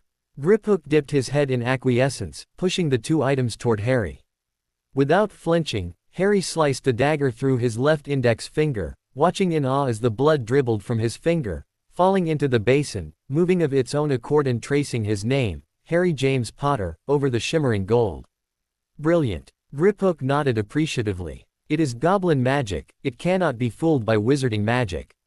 Harry perked up at this. What's the difference between goblin magic and wizard magic? Except, the obvious. Griphook cast him an amused but reprimanding look. "We do not reveal such things to outsiders," he repeated. "Now, everything seems to be in order. Firstly, you can have a new key commissioned if you so wish, and we can nullify the old one." Harry blinked. "Where is my old key?" Griphook frowned and reached into the desk, pulling out a rather thick file, flipping through it with expert ease. "Last we checked, it was in the possession of one Albus Dumbledore." Harry's eyes flashed with recognition. "Dumbledore. Why does he have my key?" Griphook shook his head. "That, I do not know. Most likely your parents arranged for it to fall into his possession should a certain series of circumstances occur. Nothing can be done about it, except the creation of a new key." Harry's eyes narrowed in thought. "Have there been any withdrawals from my vault in the last 10 years? Griphook quirked an eyebrow. "Which one? I have more than one." "Indeed, Mr. Potter, but only one is currently open." "Which is?" "The trust fund, set up for your parents." Harry felt warmth flood his chest. His parents set up a trust fund for him. That was so thoughtful of them. "Well, any withdrawals from that one?" Griphook scanned the page. "No, none." Harry nodded, somewhat relieved. "Well, in that case, is there a way to make me a new key without nullifying the old one?" Griphook's eyes widened in surprise. "I can just make you a copy of the old one." Harry nodded. "I think that would be best. I don't want anyone to know I was here, you see. Which reminds me, any way you can make my visit, off the books, so to speak." "That is not a problem, Mr. Potter. Gringotts values the privacy of our customers. Now, please wait here. I will return with your key forthwith." A moment later, Griphook returned. "Here you go, Mr. Potter," he said, handing the key over. "Thank you for your help, Griphook." "Not a problem, Mr. Potter. Now, would you like to see your vault?" A grin crept onto Harry's face. "Yes please." If Harry loved the night bus, he adored the underground rail system of Gringotts. Now that was a ride.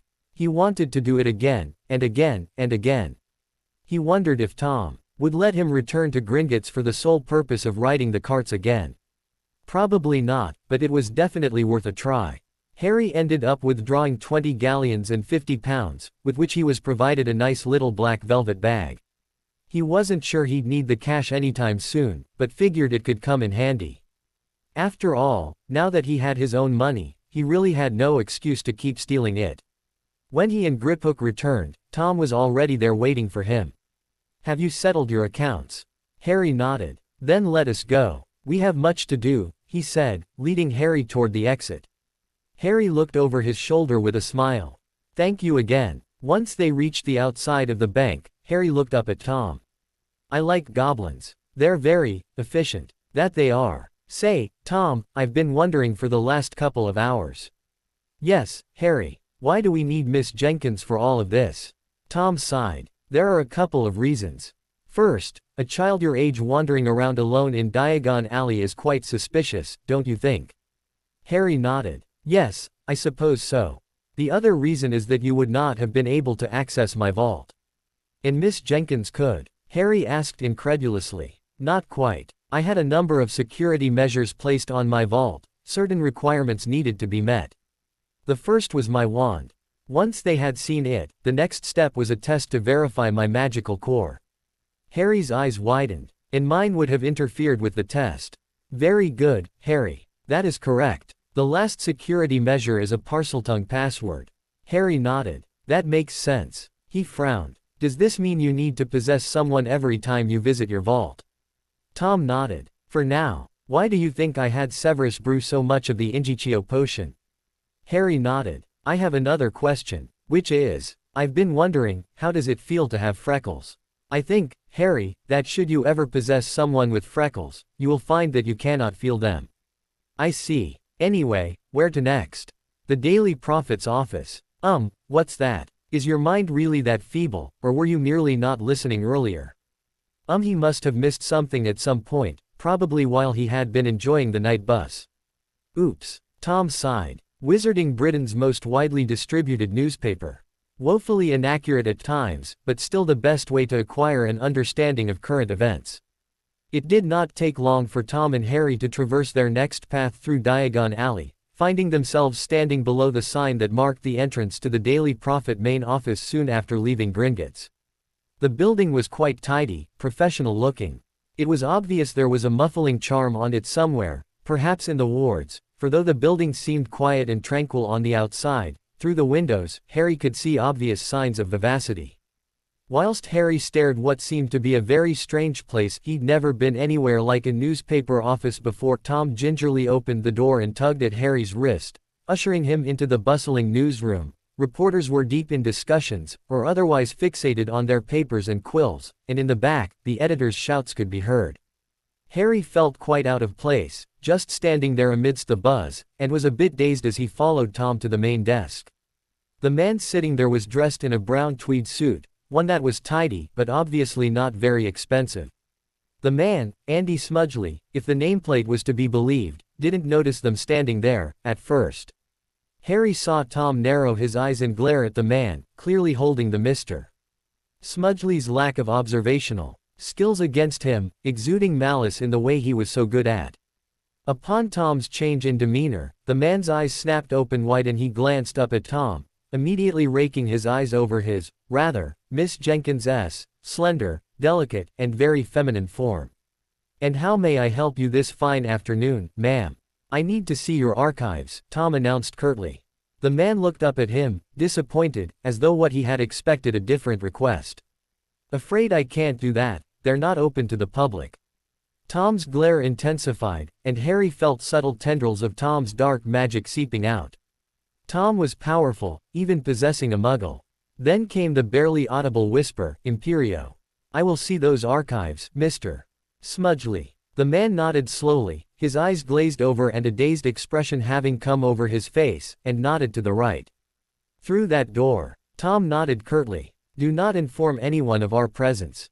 The room was dusty, though not unclean. It had a high ceiling, and the rows and rows of shelves nearly rose to its full height. Harry immediately concluded that it was magic, not sound construction, that kept the shelves, nearly bursting with filed daily profit issues, standing. They were sorted by year, going back to 1785, and Tom quickly located the section he was looking for. 1981, Harry asked. Tom nodded. I've spent enough time uninformed of the events following my demise. Now, do you remember the list of names I had you memorize? Harry nodded. Avery, Carrow, Crabbe, Dolohov, Goyle, Karkaroff, Lestrange, Malfoy, McNair, Mulciber, Knott, Rosier, Yaxley. Good. Now those, he pointed to a pile of papers at the bottom of the shelf, are court records. I want you to search them, and bring me the ones referring to any of those names. Harry saluted, and immediately got to work. By the time they finished at the Daily Prophet, Harry had read through all the court records for the Death Eater trials that took place in 1981 and 1982. The whole ordeal had been something of a success. Tom was pleased that he now had an idea of what had occurred in the wizarding world since his departure, and was very happy with Harry's own progress. He now knew which of his Death Eaters were in Azkaban and which weren't. You did very well, Harry. I think you deserve a reward. Harry's eyes brightened. Really? Tom nodded. Come, I know of a place you'll like very much. Tom led him down yet another crowded path through Diagon Alley, until they reached a busy-looking bookshop going by the name Flourish and Blots. A grin stretched across Harry's face. Books. Tom meant to buy him books. You can pick out one book. Harry pouted. Just one, maybe two, Tom conceded, as he opened the door for Harry. Once inside, Harry was hard-pressed not to let out a squeal of glee, for he was surrounded, nigh suffocated in mountains, thousands of books. Harry had spent quite a bit of time at the library, so he was quite skilled at and accustomed to navigating treacherous paths through mountains of books, but he wasn't quite prepared for this. There were books everywhere, and what was more, he didn't even understand most of the titles. It was thrilling. Where should I start? A subtle smile crossed Tom's face as he radiated amusement. That would be telling. Harry scowled at him. Now, there is one more thing I must attend to. He grabbed Harry's hand and dropped into it a handful of galleons. Buy as many books as you want.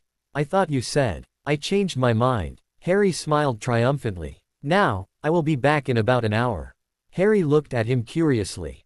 Where are you going? That is not your concern. Stay out of trouble. And with that, Tom, who Harry had started calling Miss Riddle in his head, disappeared out the door, leaving Harry in what was possibly the most fantastic place he had ever been to. There were so many books Harry saw that might come in handy, like Hogwarts, a history, which looked quite informative, or The Rise and Fall of the Dark Arts, another massive history text. In the end, he decided against those ones. They looked rather heavy, and he'd read enough history lately. Reading about the Holocaust in the detail Tom had demanded had really turned him off of history for the time being. Perhaps another time. He was very fascinated by some of the titles that implied more applied knowledge, like 1001 Ways to Get Revenge Without Landing Yourself in Azkaban, a comprehensive dictionary of hexes and curses, and another called Curses and Countercurses, bewitch your friends and befuddle your enemies with the latest revenges: hair loss, jelly legs, tongue-tying, and much, much more, by Professor Vindictus Viridian. Both sounded very useful indeed. Then there were a starting guide to human transfiguration and 101 practical household potions, which also sounded exceptionally useful. There were also some more challenging-looking titles, like a beginner's guide to spellcrafting and combat magic and in-depth analysis of dueling techniques. There was also rudiments of healing magic and a survey of magical diseases, all of which sounded incredibly impressive, if not a bit intimidating. There was also ancient and rare, a survey of little-known magics from around the world, which he knew he couldn't resist. In the end, he decided on Curses and Countercurses, a beginner's guide to spellcrafting, and the rare magics text. Once he'd made his decision, he made his way to the counter, gladly parting with the appropriate amount of galleons, which was close to all of them. In the end, Harry left Flourish and Blots quite satisfied, and was happy to see Miss Riddle waiting outside. Tom, look what I got. He all but shoved the 3 books in his friend's face. Tom nodded, promptly plucking them out of his hands and examining the covers. Prudent choices. Are you finished with whatever you had to do? Tom nodded, reaching into his pea coat and producing a little black leather book.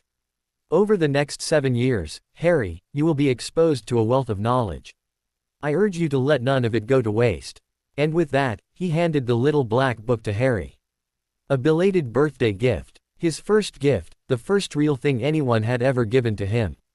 Harry stared at it with adoration, committing to memory every part of it. He ran his fingers over the unspoiled, rich leather, tracing the gold-gilded numbers on the back indicating the year. 1990. Carefully, he opened it to the front page, feeling the softness of the pages, and finding, scripted with what was no doubt Tom's spidery handwriting, his name. H. J. Potter. He loved it. Words couldn't express how much he loved it. Though, it was odd, it looked very familiar, like he'd seen it before. He just couldn't place the image. Students may also bring an owl or a cat or a toad. Parents are reminded that first years are not allowed their own broomstick. Harry stared at the list incredulously. It's way too long. That is only because you are lazy. Hey, but really, Tom, do I have to buy all of this? Fortunately, we can find all these things at Diagon Alley. It will take less time than you might think. Harry nodded eagerly. Okay. When are we going? Tomorrow. Really? Of course. Is it just you and I, or are we bringing someone with us? The man in the mirror had a dismissive look on his face. We'll find someone in London. 1 drop or 2. 1 should suffice. Harry smiled and nodded. Oh, and can I get a toad? Tom grimaced. And why in the name of all that is holy would you want a toad? I dunno, they're pretty cute, don't you think so? No, I don't think so. Okay, what about a cat or owl? They can make hissing sounds, right? Could I teach it Parseltongue? Tom looked at him with that, what are you stupid? Look, it doesn't work like that. Harry pouted. Fine. Now, if you're quite finished, open up that history book you were reading last night. I want to finish the chapter on human experimentation in Nazi Germany. Harry grimaced. Fine. But there's one thing that's bothering me about this letter, though. Yes, Harry. What's a mugwump? I hardly think that's relevant. But 2 Harry fought hard to control his breathing as he nimbly danced through the crowded cafe, dodging patrons left and right. He'd done this a few times before, but it still made him nervous. It was hard maintaining his disillusionment charm while scurrying around, trying to touch no one. His heart was beating quickly when he reached the counter. Carefully, he removed a small vial from his pocket and gingerly dropped a drop of his translucent blue potion into a coffee cup waiting to be picked up. As soon as he'd done so, Harry ran outside to wait for Tom. Less than 5 minutes later, a tall young man in a fine black, tastefully pinstriped suit, tie and everything, sauntered out of the coffee shop with a gait that could only be Tom's. Harry's eyes widened. He looks like a lawyer. Indulging him, Tom reached into the east pocket of the suit and pulled out a business card. He quirked an eyebrow. You're right. Richard Becker, attorney at law. Harry gasped. His name's Richard. Yes, Tom said absently, tossing the card aside. Then were Tom, Dick, and Harry. Tom did not dignify that with an answer.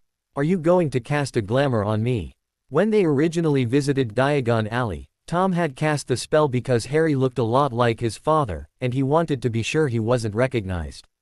However, during their trip to the Daily Prophet, Tom had discovered that Harry was actually quite famous in his own right, making it necessary, for subsequent visits, to keep casting the charm. Tom usually made Harry look roughly like whatever person he was possessing, so that they could pass for family. That will not be necessary, today. If anyone asks, I'm a friend of your mother's from overseas. Follow me. Obediently, Harry trailed behind Tom, matching his long strides with a little bit of a jog.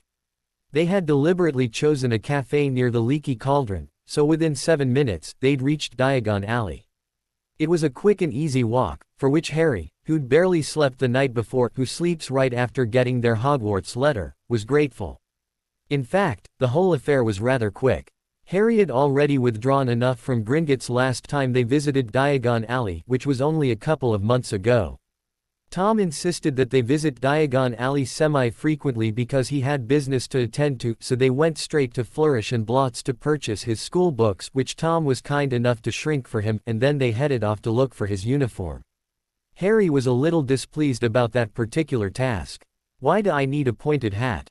It seems a bit silly, if you ask me. I mean, what's the point? If you know what I mean. Why do we need uniforms? Isn't that a Muggle thing? I thought wizards would be more keen on individuality. Why does the fastening have to be silver? What if I want bronze or gold or something? I like silver better, but what if I didn't? Would they expel me for having bronze fastenings? That hardly seems fair. While Madame Malkin was amused by his nitpicking comments, Tom was quite irritated by his questions because he didn't know how to answer them. Harry thought but seemed satisfied when sending a wave of paint through Harry's scar succeeded in shutting him up. Retrieving the rest of his school supplies was rather routine, and pretty boring, to be honest, until they came to the end of their shopping list: his wand. It was around 3 o'clock in the afternoon when they approached a shop labeled in letters of peeling gold over stained oak wood. Ollivanders, makers of fine wands since 382 BC. Which Harry thought was very impressive. Harry knew little about wands, but he figured that if a store had been in business since 382 BC, their products must have been of superior quality. Ollivanders. Garrick Ollivander is the wandmaker. My understanding is that the craft has been passed down in his family for generations. 382 BC is a really long time ago, Harry commented. Is he the best wandmaker in Diagon Alley? He hadn't seen any other stores around, but he assumed that not all of them were so old. The closest wandmaker I know of is Grigorovich, but he works on the continent. Harry blinked. Then Mr. Ollivander has monopoly over the wand market here in England. Tom smirked a bit, amused. Yes, that's correct, Harry. Huh, interesting. Indeed. So, do we just go in and try out wands? This is probably one of the most important moments of your life, Harry. Alas, I will not be able to witness it with you. What? Why? Garrick Ollivander, the wandmaker, is a very observant man. He remembers every wand he ever sold. I will not risk him discovering who I am. Harry nodded sadly. I understand. Now, cheer up, Harry, your most faithful friend waits for you inside. Harry looked up at him solemnly. Second most faithful friend. Tom raised an eyebrow, but said nothing, settling on pointedly nodding toward the door of the shop. And that was what led Harry to enter the narrow, dark wand shop, blinking as he hit a substantial layer of dust upon his entrance. Boxes containing what Harry assumed were wands lined the walls, thousands of them piled at unsteady heights. Harry's eyes traced them high up to a second story of the shop, finding piles of other boxes above, all of them tingling with magic, causing Harry to feel faint as he observed the jumbled myriad. Good afternoon, a soft voice said suddenly. Harry blinked, and turned around to see an old man, his wide, pale eyes seeming to shimmer in the darkness of the shop as they stared piercingly at Harry. Good afternoon. The man tilted his head slightly in thought. Ah yes, he began, yes. I thought I'd be seeing you soon. Harry Potter. He slowly titled his head to the other side, a subtle smile twisting his lips. You have your mother's eyes. It seems only yesterday she was in here herself, buying her first wand. A young girl with eyes like jewels and hair like fire, the most determined smile on her face that I'd ever seen. 10¼ inches long, swishy, made of willow. Nice wand for charm work. My understanding is that she put it to good use. Harry stared at him, enraptured, silently begging him to say more. Your father, on the other hand, favored a mahogany wand. 11 inches. Pliable. A little more power and excellent for transfiguration. Well, I say your father favored it, it's really the wand that chooses the wizard, of course. Tom had told him as much, and Harry knew from experience that his best friend often went so far as to personify his own wand. Meanwhile, Mr. Ollivander had stalked so close that he and Harry were almost nose to nose. Harry could see himself reflected in those misty eyes. And that's where Mr. Ollivander brushed Harry's wavy black fringe away from his forehead, touching the lightning bolt scar on Harry's forehead with a slender, pallid finger, whilst Harry froze, unsure of what he should respond to Mr. Ollivander's actions. I'm sorry to say I sold the wand that did it, he said softly, sadly, the slightest visage of guilt crossing his features. 13½ inches. You. Powerful wand, very powerful, and in the wrong hands. Well, if I'd known what that wand was going out into the world to do. You'd have sold it anyway, right? That's your job, isn't it? Harry asked frankly. Everything happens for a reason, Mr. Ollivander. Mr. Ollivander recoiled from Harry, eyeing him with a calm expression that was somewhat wary. That it does, Mr. Potter, that it does. Harry smiled a bit. So, How do I go about getting a wand of my own? Yes, yes, said Mr. Ollivander, seemingly snapping to attention. Of course, Mr. Potter. Let me see. He pulled a long tape measure with silver markings out of his pocket. Which is your wand arm? Well, I'm right-handed, Harry replied. Then hold out your arm. That's it. He measured Harry from shoulder to finger, then wrist to elbow, shoulder to floor, knee to armpit and round his head. As he measured, he said, every Ollivander wand has a core of a powerful magical substance, Mr. Potter. We use unicorn hairs, phoenix tail feathers, and the heartstrings of dragons. No two Ollivander wands are the same, just as no two unicorns, dragons, or phoenixes are quite the same. And of course, you will never get such good results with another wizard's wand. So don't lose it, was the unspoken warning. It was then that Harry realized that the tape measure, which was measuring between his nostrils, was doing all this on its own, whilst Mr. Ollivander was flitting around the shelves, retrieving several boxes. That will do, he said, and the tape measure obediently crumpled into a heap on the floor. Right then, Mr. Potter. Try this one. Beechwood and dragon heartstring. 9 inches. Nice and flexible. Just take it and give it a wave. Harry inspected the wand with wide and curious eyes, tentatively waving it, but Mr. Ollivander snatched it out of his hand almost at once. Maple and phoenix feather. 7 inches. Quite whippy. Try. Harry tried, but he had hardly raised the wand when it, too, was snatched back by Mr. Ollivander. No, no, here, ebony and unicorn hair, 8.5 inches, springy. Go on, try it out. Crash. The shelves shook slightly, and Harry was quite sure he had just blown something up in the back of the store. He blushed. Well, it's certainly not that one. Here, try this. So Harry tried, and tried, and tried some more, beginning to feel quite bad about the whole thing. He had no idea what Mr. Ollivander was waiting for, and, of course, Mr. Ollivander wouldn't tell him. All he knew that he kept breaking things, and damaging poor Mr.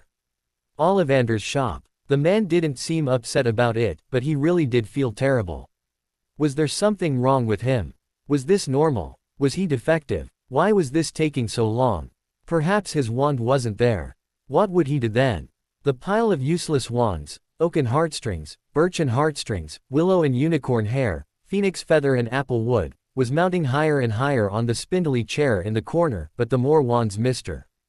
Ollivander pulled from the shelves, the more oddly gleeful he seemed to become, as though he had been presented with a brilliant challenge, a puzzle to be solved. Harry was glad someone was enjoying themselves, because he was starting to feel rather anxious about the whole affair. Tricky customer, E.H. Not to worry, we'll find the perfect match here somewhere, I wonder, now, yes, why not, unusual. Combination, holly and phoenix feather, 11 inches, nice and supple. Harry took the wand, very cautiously. Then, he felt a sudden warmth in his fingers, different from when he did magic without a wand, and yet the same. It was familiar, comfortable, and yet exciting, and incredibly intoxicating. It was vivid and potent, pointed and concrete, an experience he would never forget. He raised the wand above his head and brought it swishing down through the dusty air, and a stream of sparks of every color imaginable shot from the end like a firework, throwing dancing spots of light all over the walls. Mr. Ollivander smiled fully for the first time since Harry had met him, crying out, "Oh, bravo! Yes, indeed, oh, very good. Well, well, well, how curious, how very curious." He put Harry's wand back into its box and wrapped it in brown paper, still muttering absently, "Curious, curious." "Sorry, sir," said Harry, "but what's curious?" Mr. Ollivander cast upon Harry his blank, pallid stare. "I remember every wand I've ever sold, Mr. Potter. Every single wand. It so happens that the phoenix whose tail feather is in your wand, gave another feather, just one other. It is very curious indeed that you should be destined for this wand when its brother, why, its brother gave you that scar." Harry's eyes widened. "Yes, 13.5 inches. You," Ollivander repeated, caught up in the memory of it, curious indeed how these things happen. "The wand chooses the wizard. Remember, I think we must expect great things from you, Mr.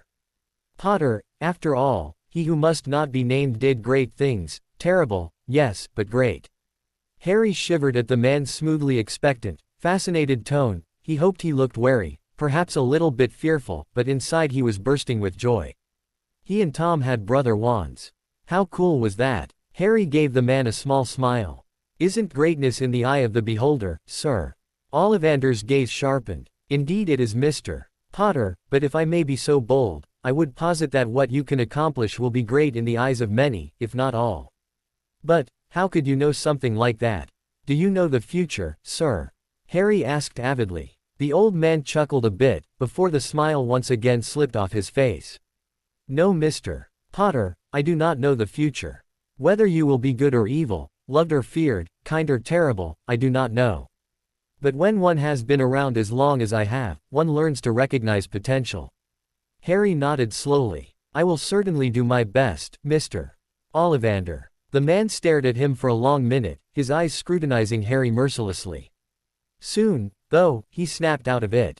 11 galleons, he said, making his way behind the counter. Once Harry reached the outside of the shop, he thought he might explode with happiness as he ran up to Tom, who was looking at him expectantly. Tom, guess what? Guess what? Tom smiled at him with uncharacteristic softness. What is it, Harry? My wand. Holly and phoenix feather, 11 inches long. The core is the same as yours, Tom. Mr. Ollivander said that they're brother wands. Tom stared at him with wide eyes, and looked stunned for a moment, before he recovered, and a smile curved his lips again. Well, isn't that fascinating? Very fascinating indeed. Harry smiled brilliantly up at his friend, completely oblivious to the cold metal cogs turning in Tom's mind. Tom's instructions had been very clear. Arrive at the platform early, find an empty compartment, and open a book. Let them come to you, Harry. They will come, you needn't seek them out. Who they were, Tom hadn't been too clear on, but Harry trusted him, as always. To be perfectly honest, he wasn't too eager to meet his potential new friends anyway. It wasn't that he didn't want friends, on the contrary, he was thrilled at the prospect of making friends who could, like him, do magic. It was the meeting them part that had him worried. Tom had been quite confident that his experience at Hogwarts would differ greatly from his time at Muggle primary school, but there was still a part of him that was afraid to be disappointed. People had a habit of disappointing him, after all. And what if they thought he was a freak too? Tom had told him that even among witches and wizards, he was a rarity. Power like that which you possess is not a common thing, Harry. I cannot stress the unlikeliness that 4 immensely powerful wizards, Grindelwald, Dumbledore, you, and myself, have all lived within the same century. And apparently, he didn't just have power going for him. You are entering a world in which you will be blessed with money, fame, and power. Do not waste it. It was a lot of pressure, he certainly didn't want to mess things up on his first day. So he did exactly as Tom told him. He arrived at platform 9 3/4 at 10 a.m., and boarded the Hogwarts Express immediately, easily locating an empty compartment and sealing the door behind him before he sat down and opened his copy of Standard Book of Spells Grade 1 and the diary Tom had given him. Tom had said that he could practice magic on the train, and so he intended to do just that. His goal was to try every spell in his diary in the first chapter of his textbook. It was a lofty goal, but Tom said that doing magic with a wand was much easier than doing it without. Harry hoped he was right. As for Tom himself, he was off possessing some poor bloke who was buying coffee near King's Cross Station at 9:58 a.m. Before he'd left, Tom had warned him that he would be sorted into his house by a talking hat that happened to also be a skilled legilimens. Harry was quite entranced by the whole idea but was also fairly nervous, and he would have liked to have Tom there with him, but he understood Tom's concerns. Tom didn't want anyone to know he was there, especially not a talking, mind-reading hat. That probably wasn't a good combination when it came to secret keeping. Because of this fact, Tom's consciousness was taking a brief vacation from Harry's head, so as to not alert the hat to his presence. Even then, Tom was clear about taking precautions. Don't let him in, Harry. Just ask him to sort you into Slytherin and be done with it. Why Slytherin? Because you're my heir, and therefore the heir of Slytherin, you foolish child. So apparently Harry was going to be in Slytherin. By about a quarter hour after train started moving, Harry had tried all the spells he was able to do wandlessly with his wand. As Tom had said, it was much easier. Pleased with his success, Harry was quite eager to start working through his textbook. But just as he was about to practice his wand movements for the tickling charm, never know when that might come in handy, his compartment door slid open. Standing awkwardly in the doorway was a boy about his age, his face covered by freckles and framed by fiery red hair. "Excuse me," the boy began nervously, "do you mind? Everywhere else is full." Harry looked at him curiously. "No, not at all." The boy sat down across from Harry. "So, who, you? It's polite to introduce yourself first," Harry commented mildly. The boy started. "Oh, right. I'm Ron Weasley." "Weasley?" Harry mused. Where did he know the name from? Ah, right, the Order of the Phoenix. A potentially valuable ally, then. Harry smiled at him. "I'm Harry Dursley." Just as they were introducing themselves, a trolley rolled by their compartment, covered in all sorts of sweets that were completely unfamiliar to Harry's eyes. "Anything off the trolley, dears?" "No, I'm good." "Yes, please," Harry said with a brilliant smile. Now, the woman didn't seem to have anything at all, literally, nothing, that he recognized, but what she did have were, and he was being completely serious about the names. Here, Bertie Bott's every flavor beans, Drooble's best blowing gum, chocolate frogs, pumpkin pasties, cauldron cakes, licorice wands and a number of other odd-looking treats. Not wanting to risk missing out on anything, Harry did the completely reasonable thing, and bought a bit of everything. Weasley stared on with wide eyes as Harry brought it all back into the compartment and tipped it onto an empty seat. "Hungry, are you?" "Somewhat." "Sweet tooth?" "Oh, definitely," said Harry, taking a large bite out of a pumpkin pasty. He really did like sweets, not that anyone had ever cared to ask before. He was already liking Ron Weasley quite a bit. Meanwhile, the boy had taken out a lumpy package and unwrapped it. There were 4 sandwiches inside, one of which he pulled apart and said, "She always forgets I don't like corned beef." "Swap you for one of these," said Harry, holding up a pasty. "Or 2, or 4. You don't want this, it's all dry," said the Weasley boy. "She hasn't got much time," he added quickly, "you know, with 5 of us." Harry just smiled. "I assure you, I've had worse. I just happen to fancy some corned beef right now, you know. So come on, indulge me." 10 minutes later, the compartment was littered with candy wrappers. Truly, Harry felt quite bad about that. He was making a mess. Seriously, how undignified of him. If Tom were around, he would no doubt be in a lot of pain. Fortunately, though, his behavior seemed to ingratiate him with the Weasley boy, and what Tom didn't know couldn't hurt him. "So," Weasley said with a mouth full of chocolate, "you're Muggleborn, then?" Harry shook his head. "Half-blood, but it's complicated." At that moment, 3 boys showed up at their compartment door, 2 very large ones, and a much smaller boy, who was extremely pale and had the lightest blonde hair Harry had ever seen. Ooh, he knew this one just by looking. Definitely a Malfoy. "I heard Harry Potter is on this train," the boy said imperiously. "Have either of you 2 seen him?" Harry and the Weasley boy both shook their heads. "You know, it's polite to introduce yourself before asking questions," Harry could not help but comment. The boy straightened his posture and puffed his chest out a bit. "Malfoy, Draco Malfoy." After mightily introducing himself, Malfoy leered at Weasley, cold gray eyes narrowing. "Red hair, tattered books, second-hand robes, you're a Weasley, aren't you?" Before Weasley could snap back, Harry interrupted. "Yes, this is Ron Weasley. My name is Tom Evans. It's a pleasure to meet you." He held out his hand for the Malfoy boy to shake. But Malfoy just stared at it as though it were some offensively dirty object. "Evans. That's not a wizard's name, is it? You're a mudblood then." He didn't wait for an answer, and settled on a sneer. "Come, Crabbe, Goyle, let's keep looking." After Draco Malfoy left, Harry turned back to Weasley, to see him staring at him with confusion. "Are you all right, Weasley? I thought you said your name was Harry Dursley." "Did I?" Weasley nodded. "And you just told Malfoy that your name is Tom Evans." Harry blinked. "So I did. Oh well, I guess I'm Tom Evans now. Please refer to me as such." Weasley nodded slowly, looking at Harry warily. Meanwhile, Harry cringed inwardly. His name game was probably going to come back to bite him, but he really didn't want to deal with the whole Harry Potter business at the moment, not to mention he sort of fancied making a dramatic entrance at the sorting ceremony. Oh well, what's done is done. He looked over at Weasley. You know, before you showed up, I was practicing some spells. The other boy looked at him with interest. Oh, I know one. My brothers taught me. Harry grinned at that. Oh, please show me.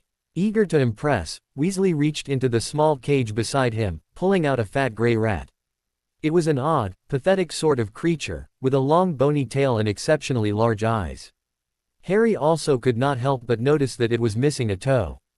Did someone cut it off? His name's Scabbers and he's useless, he hardly ever wakes up. My brother Percy got an L from my dad for being made a prefect, but they couldn't I got Scabbers instead.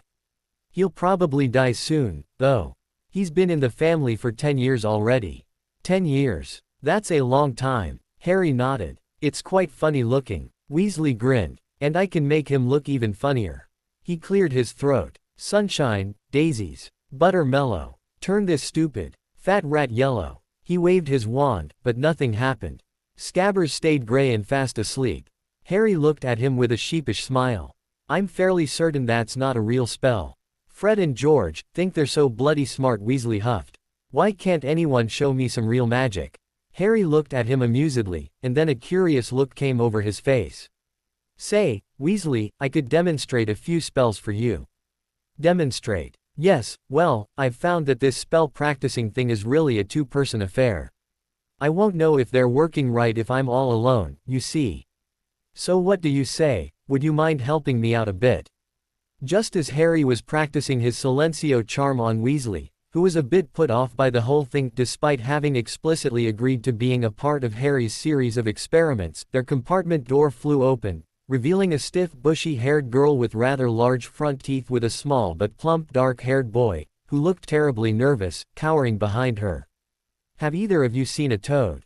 She asked without prelude. Neville's lost one. Harry looked at her, and considered telling her how rude she was being, barging into their personal space like that, but he was starting to believe that this was just how children his age did things.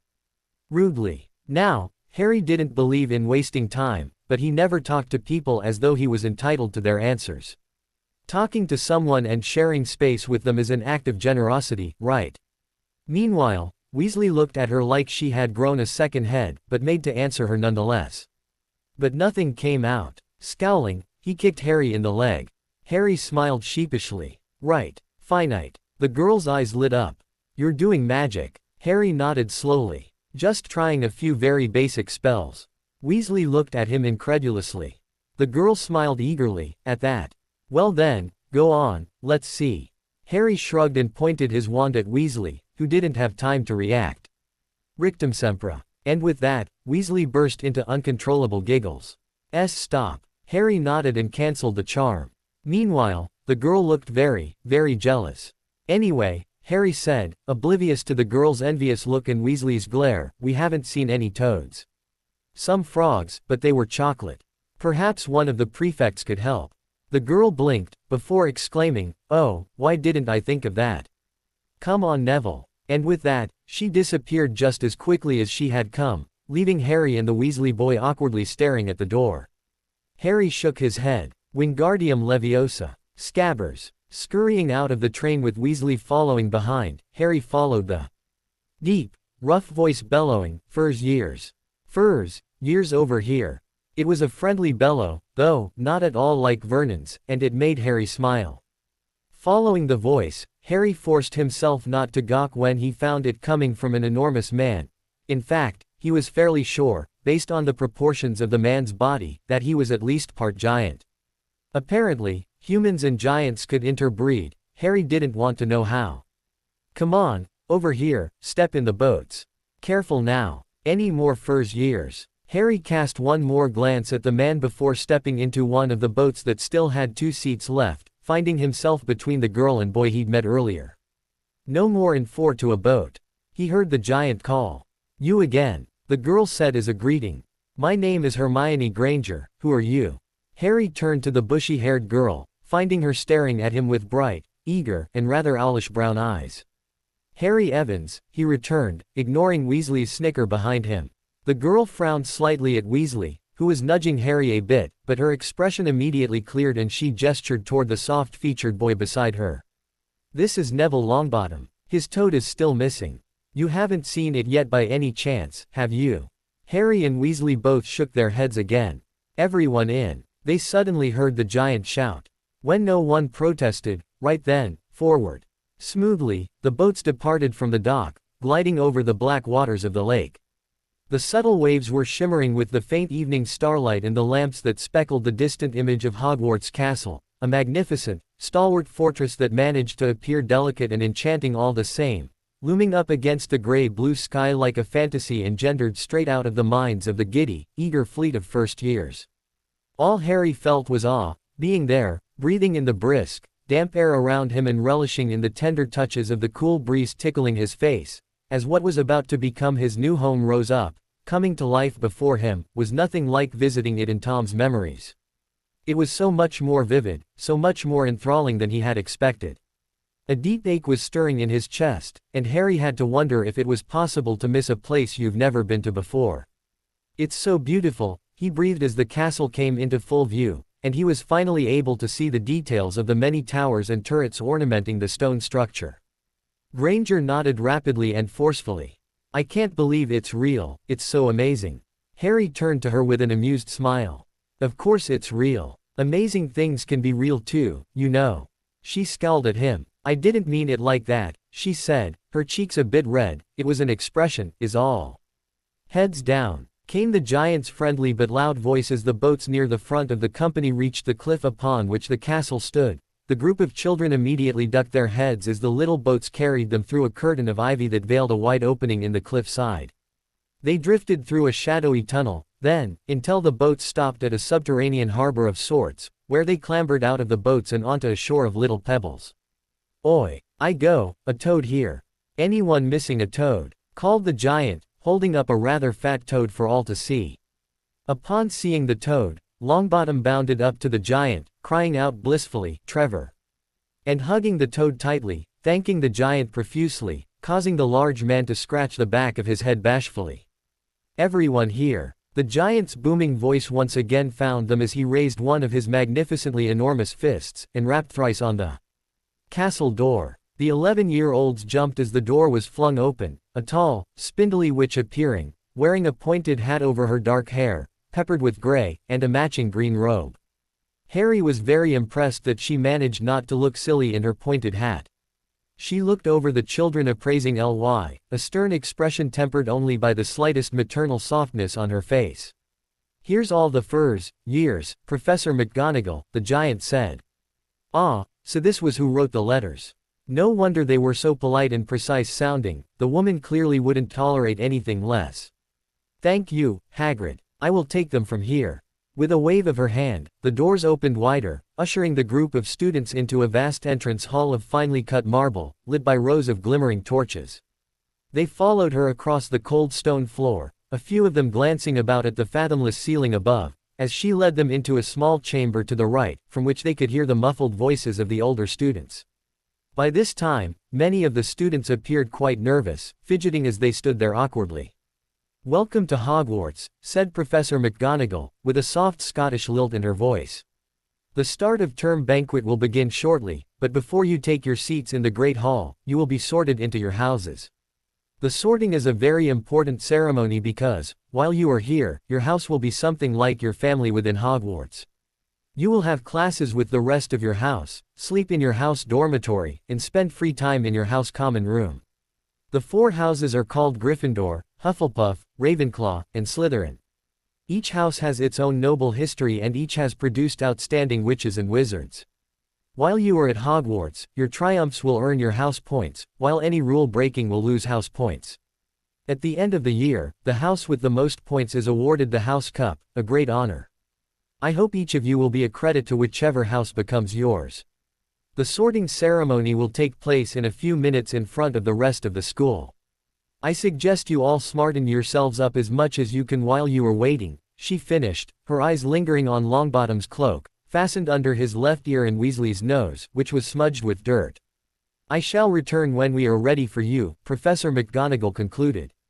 Please wait quietly. Immediately after she left, a torrent of hushed whisper erupted from the student body, Harry picking out pieces of conversation whilst half-heartedly listening to Granger chatter on about all the spells she had looked up and wondering if they might come in handy at the sorting, including Weasley's exclamation, "Fred told me it was a test, he said it hurts a lot."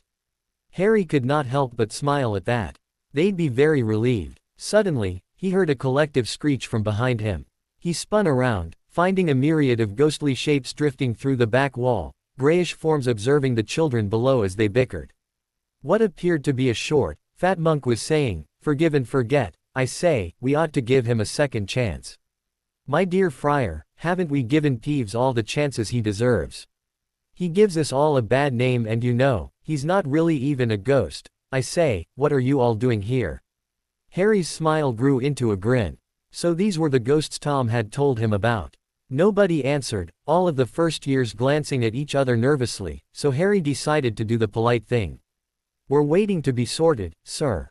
"Ah, new students," the fat ghost exclaimed, smiling cheerily at them. A few people nodded mutely. "Hope to see you in Hufflepuff," he said. "My old house, you know."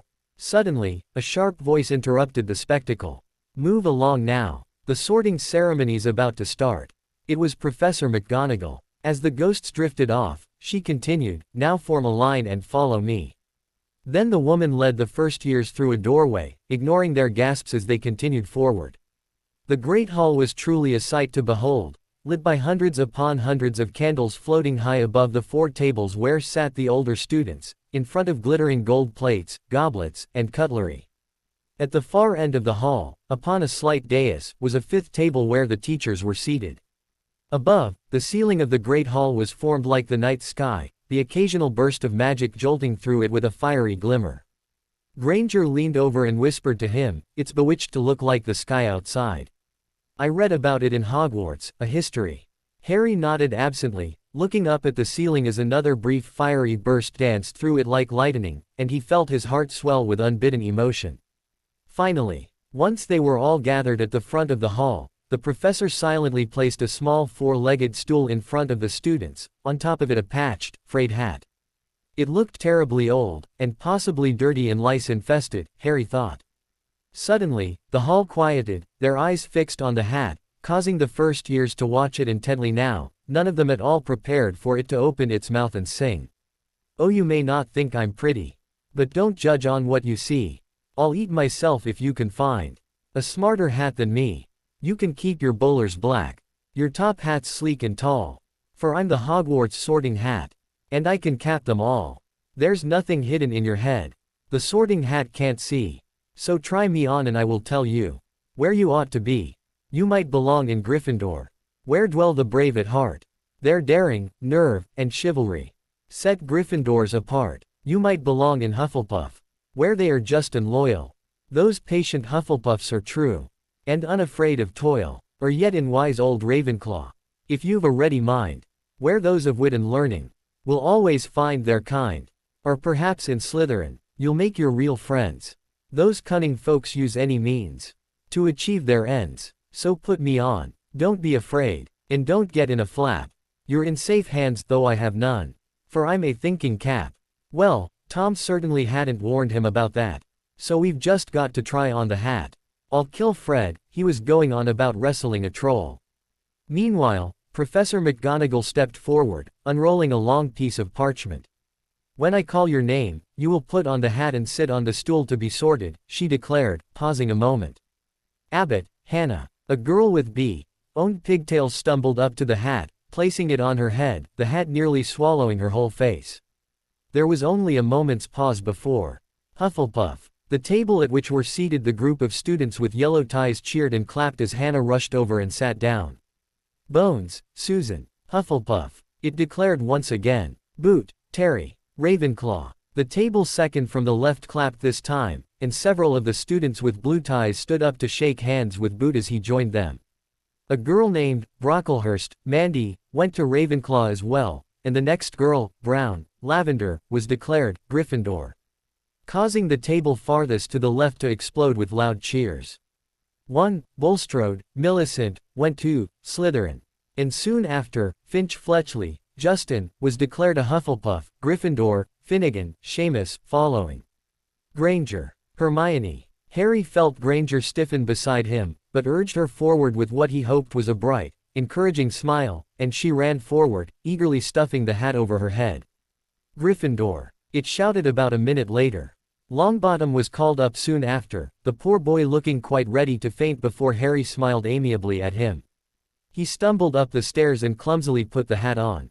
Longbottom's sorting was the longest yet, as it took a few moments longer than Granger's to decide, Gryffindor. Poor Longbottom nearly ran to the Gryffindor table with the hat on.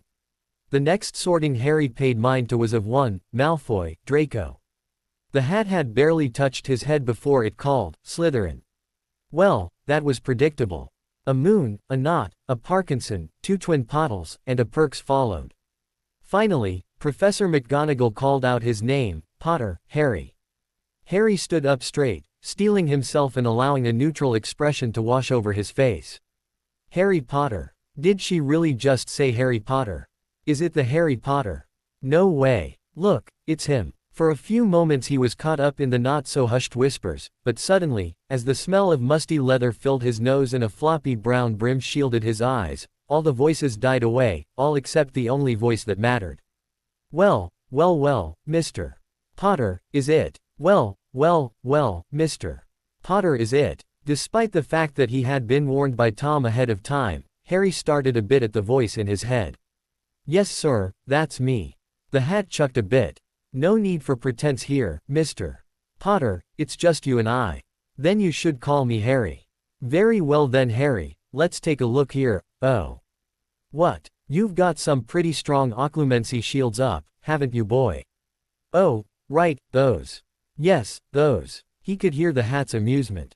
Well, you'll have to remove them if you want me to sort you. Harry grimaced. Can't you sort me even if I keep them up? I'm afraid not, Harry, I need to see your whole mind if I am to sort you properly. It's all about impressions. How about you just put me in Slytherin and be done with it? Slytherin, Why so eager to be sorted into Slytherin? Well, I suppose it's probably just the place for me, you see. That was a non-answer if I ever heard one. Sorry. You should be. You're making this very difficult for me, Harry. I really am sorry. Tell me, Harry, why are you so reluctant to take these shields down? I'm just very uncomfortable with the idea of someone rifling through my mind. Which he was. Not even Tom could see his thoughts and memories. And may I ask why that is? I don't trust you. Well, at least you're honest. I try to be, whenever possible. See, that's not a very Slytherin trait. If you say so, but still, can you just sort me into Slytherin? I'm afraid not, Harry. I can't do that without taking a look in your head. There are other people waiting to be sorted. We're being rude by making them wait. And whose fault is that?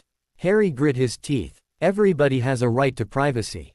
I'm exercising that right, Harry. Forcing me to reveal my private thoughts to you is immoral, and I don't feel bad at all about refusing. The hat sighed. If I threatened you, would you just let me go where I please? Threaten me? I could set you on fire. I'm very good at setting things on fire. The hat chuckled. I'm afraid, Harry, that's not possible. There are many charms placed on me to prevent that very thing from happening. I doubt anything less than fiendfire could destroy me. You're hardly the first student to threaten me with violence. I had a feeling, but it was worth a try. The hat chuckled. You're quite clever, aren't you, Harry? I try to be. Now, listen Harry, what I see in your head is between you and me. I'm not allowed to say anything to anyone. Not even the headmaster. Not even the headmaster. Even if it's something bad or dangerous. My, Harry, what sort of secrets are you keeping in that little head of yours? My secrets. Indeed. Well, I assure you, Harry, whatever I see, good or bad, remains between us. That doesn't mean much when I've already said I don't trust you. Look at it this way, Harry. I've seen the minds of every witch and wizard that's attended Hogwarts, the good and the bad. But I've never said anything about what I've seen in their minds, even if it would have meant preventing something terrible. You'd think that a lot of bad things could have been prevented by my knowledge, but they haven't been. That's a very general statement and I don't have a way to verify it. I sorted the boy who would become Lord Voldemort. Harry froze. Did the hat know something? I knew exactly what he was from the beginning, but I said nothing, and he was not stopped before it was too late, as you yourself can attest to.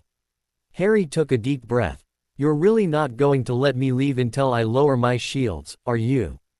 Not a chance. Fine, you have 10 seconds. 1, 2, 3, 4, 5, 6, 7, 8, 9, 10. I hope that was satisfactory. There was a pause. Indeed, Harry, indeed. But now I have to decide where to put you. Let's see. Definitely brave, honorable, strong sense of responsibility, all good Gryffindor traits. Intelligent, clever, eager to learn, you'd fit well in Ravenclaw, I think. Hardworking like a Hufflepuff, incredibly loyal too, but only to very few. Hufflepuff is a good option.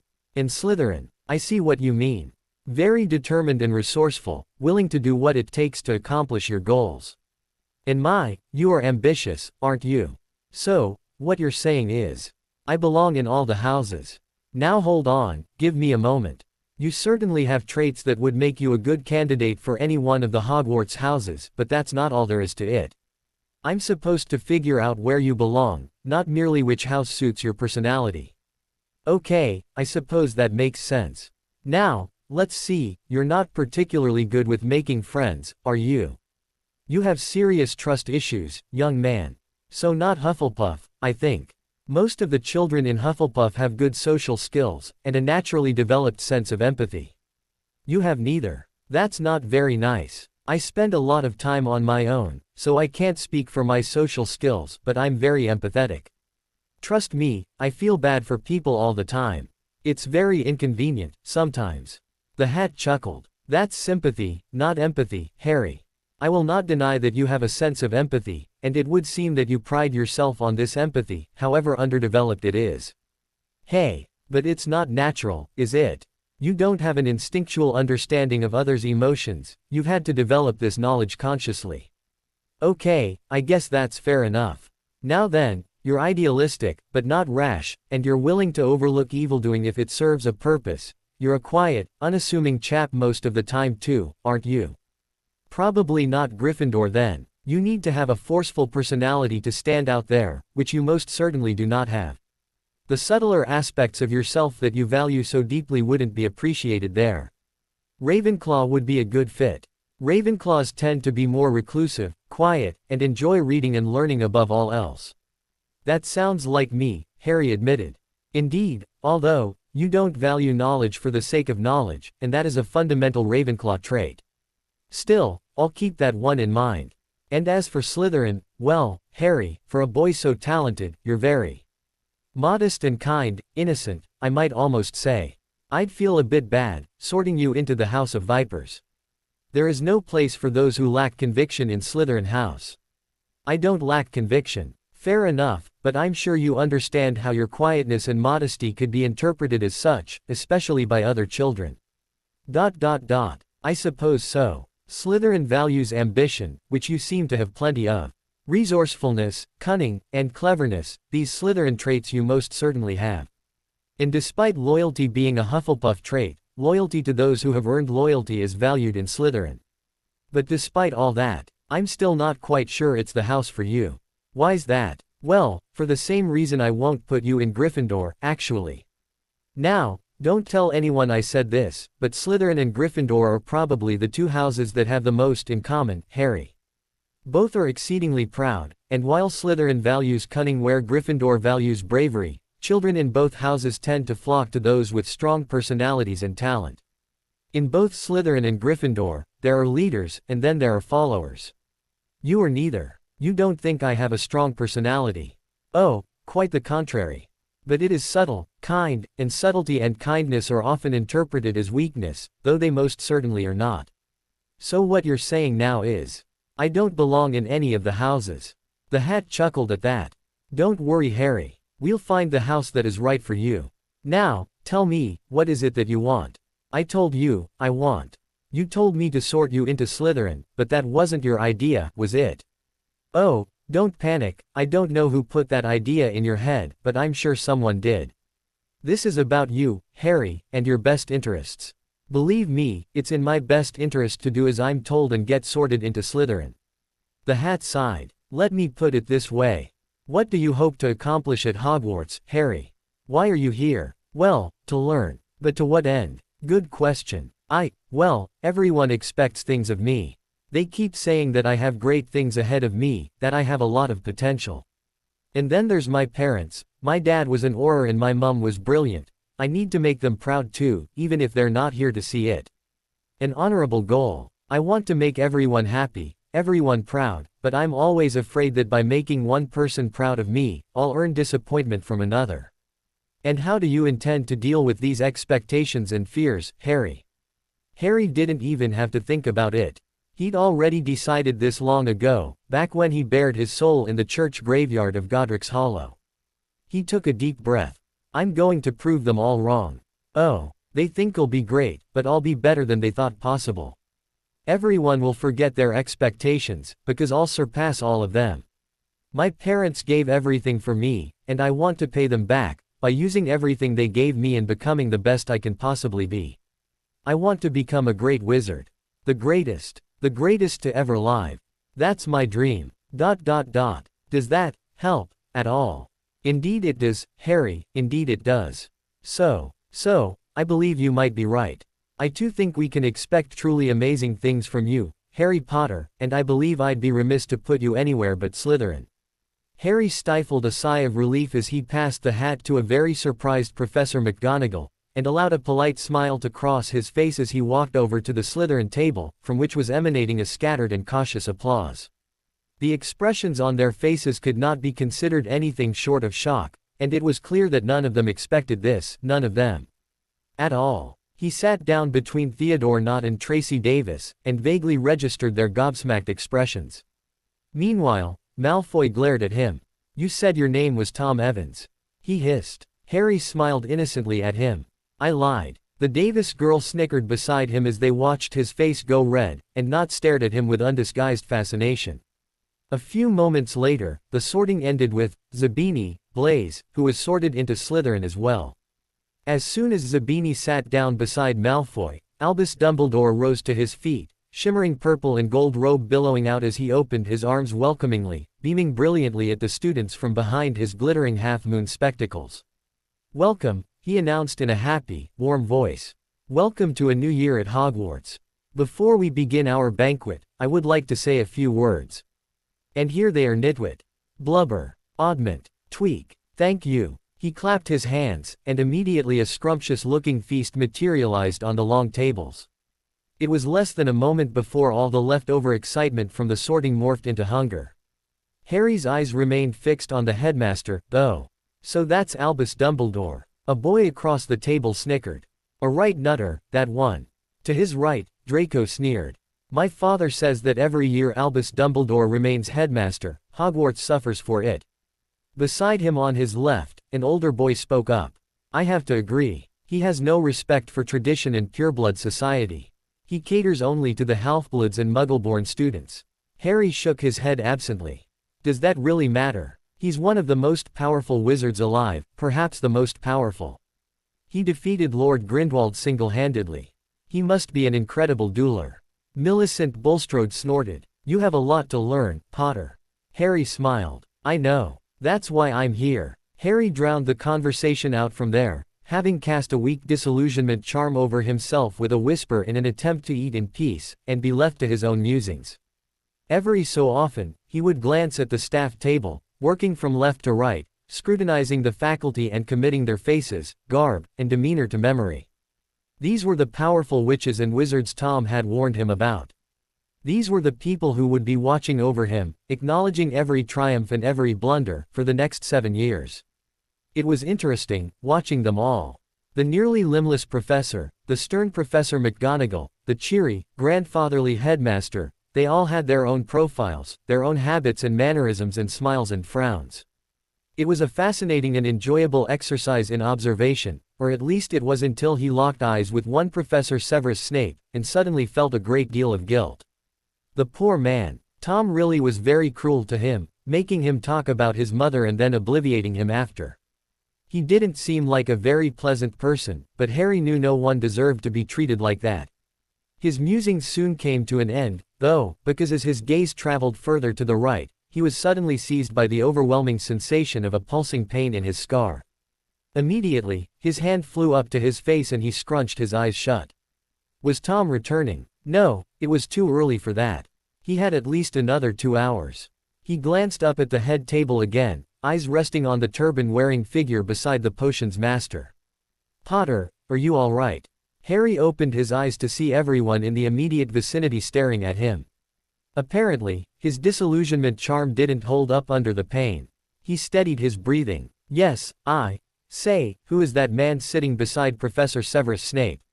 Oh, that's Quirrell, our Defense Against the Dark Arts teacher. He just got back from Albania.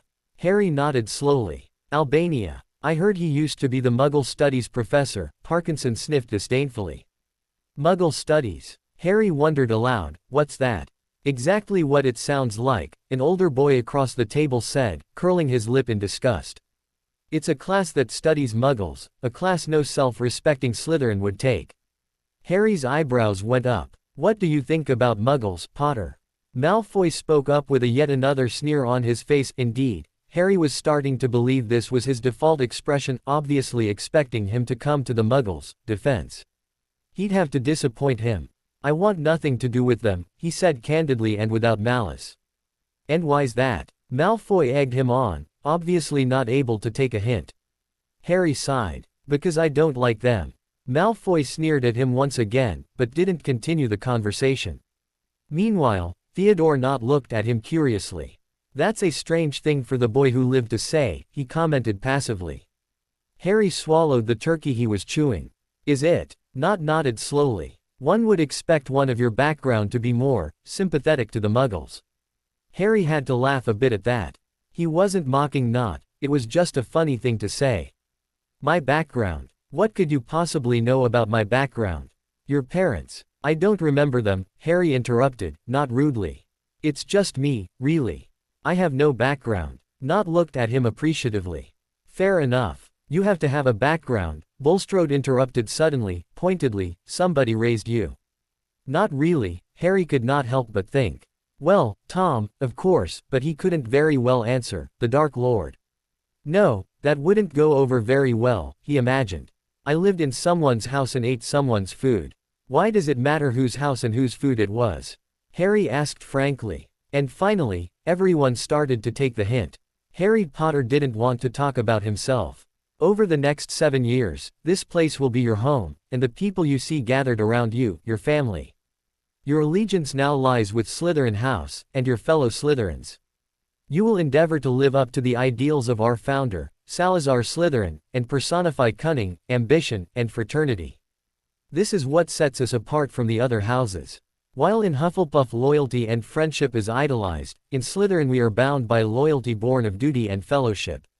While in Gryffindor boldness and bravery are valued above all, in Slytherin we observe and analyze before we act, and are bold when it is within our power to be bold, and brave when it is demanded of us to be brave.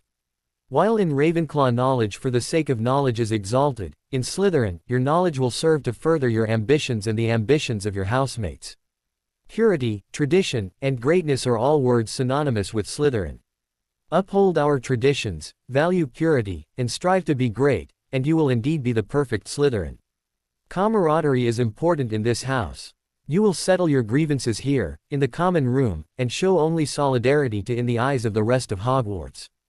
Winning points will put you in good standing with your housemates, and losing them will be to your shame. Remember that the points you gain or lose do not belong to you, they belong to your house. Now, we are standing right now in the Slytherin common room, which is open for your use at any time. We ask that you behave respectfully and read the atmosphere before starting any games or lively discussions. Behind you and to your right is the passage to the boys' dorms. And to the left is the girls'. You will share these rooms with your yearmates for the remainder of your time at Hogwarts. We ask that you respect the privacy of your fellow Slytherins, and do not engage in obtrusive behavior. Finally, should you need anything, seek out one of the prefects in our 5th, 6th, or 7th year dorm rooms, and we will address your needs. For anything we are unable to help you with, you can go to our head of house, Professor Severus Snape. Although, I would encourage you not to bother him needlessly. He's a busy man. Now, unless you have any questions, you are dismissed. Immediately after Hortense Roland had finished her speech, Harry slipped away, down the hall to where his dorm was supposed to be. Once he had disappeared from the common room, he broke into a run, and located the restroom right away. Locking the door behind him, he quickly cast a silencio on himself before he fell to his knees, screaming. Tom had returned. As always, it was an excruciating process that took way too long. It felt like his head was being ripped apart and then squeezed back together by a vice, and he could practically feel his nerves on fire with the violent, electric power pulsating beneath his skull. As usual, he was tasting blood in his mouth by the time the pain started to let up.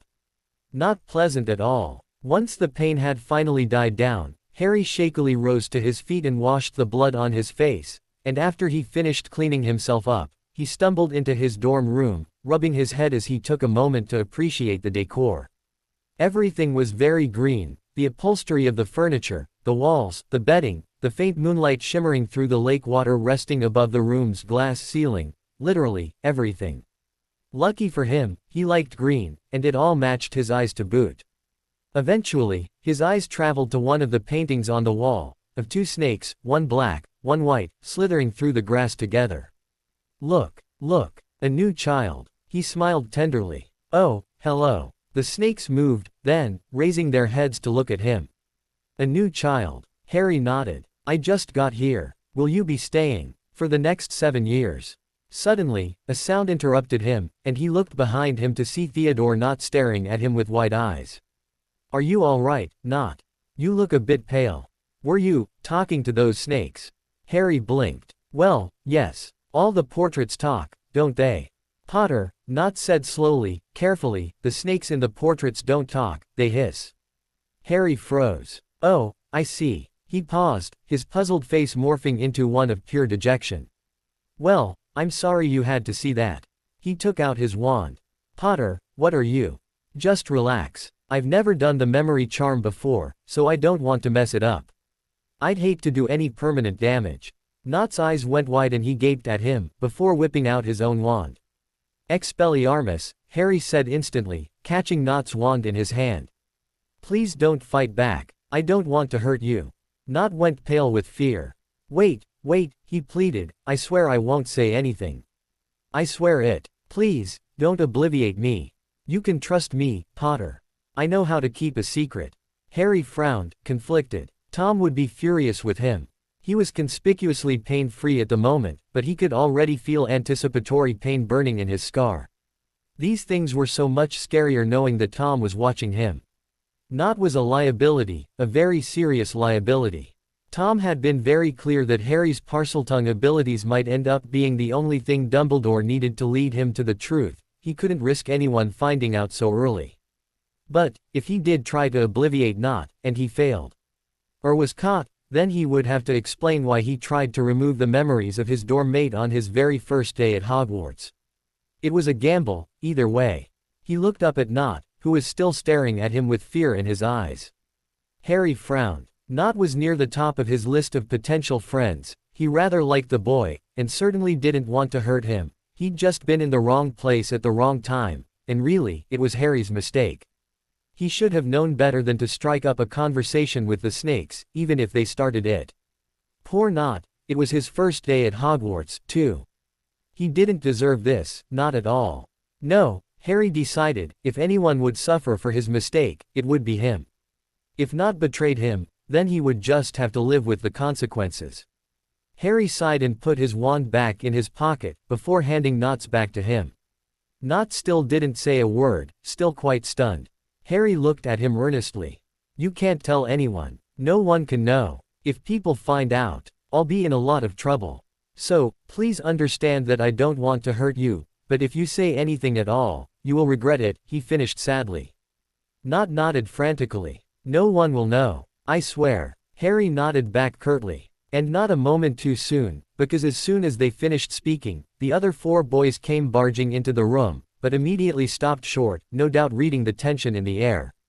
Malfoy looked between them haughtily with a raised eyebrow. Harry cast one more glance at Knott, but ignored all the others as he retreated behind the curtains of his bed. The last thing his dorm mates heard was, Muffaliato. I shouldn't let you sleep for a week. Harry grimaced, rubbing his forehead. You knew I'd end up here, you knew about the portraits, why didn't you say anything? The pain intensified, and Harry winced, gritting his teeth. Well, I truly am sorry, Harry, that I did not attempt to account for your severe lack of sense and inform you of something that is completely obvious. You're apologizing to me. No, you stupid child. I know, I'm sorry. I already said so. It's done now though, isn't it? And it's not like we were going to keep it a secret forever, someone was going to find out eventually, after all. Then perhaps you should just kill the little cretin and be done with it, he will die eventually, after all. That's not what I meant. That's exactly what you meant. How many times must I tell you not to speak without considering your words first? At least a few more times, probably. Insufferable child. At least I didn't mess anything else up. I will be the judge of that. Tell me, what transpired in my absence? What do you want to know? Everything. Don't you trust me, Tom? I trust no one. Harry pouted. Fine. Well, I got on the train early, like you said, and I tried all the spells in my diary. Did they work? Harry looked indignant, at that. Of course they did. I also tried out the first chapter of my charms book, too. I managed all of those, too, in case you were wondering. Are you under the impression that I owe you congratulations for this? Harry huffed. I started the second chapter too. Anyway, I realized I couldn't practice them on my own, so I recruited help. Tom raised an eyebrow. Ron Weasley, the youngest boy in the Weasley family, asked to sit with me. I lied about my name, but I think we're still on good terms. Did you meet anyone else? Draco Malfoy, I think he's Lucius Malfoy's son. I met him, but he was under the impression that I was a Muggleborn, and dismissed me immediately. Tom sent him a withering look. And how did he fall under that impression? I may have introduced myself as Tom Evans. He found out my real name later, of course, and he's still rather cross with me, I think. Well, I hope you had your fun, because in a few days you'll be regretting it.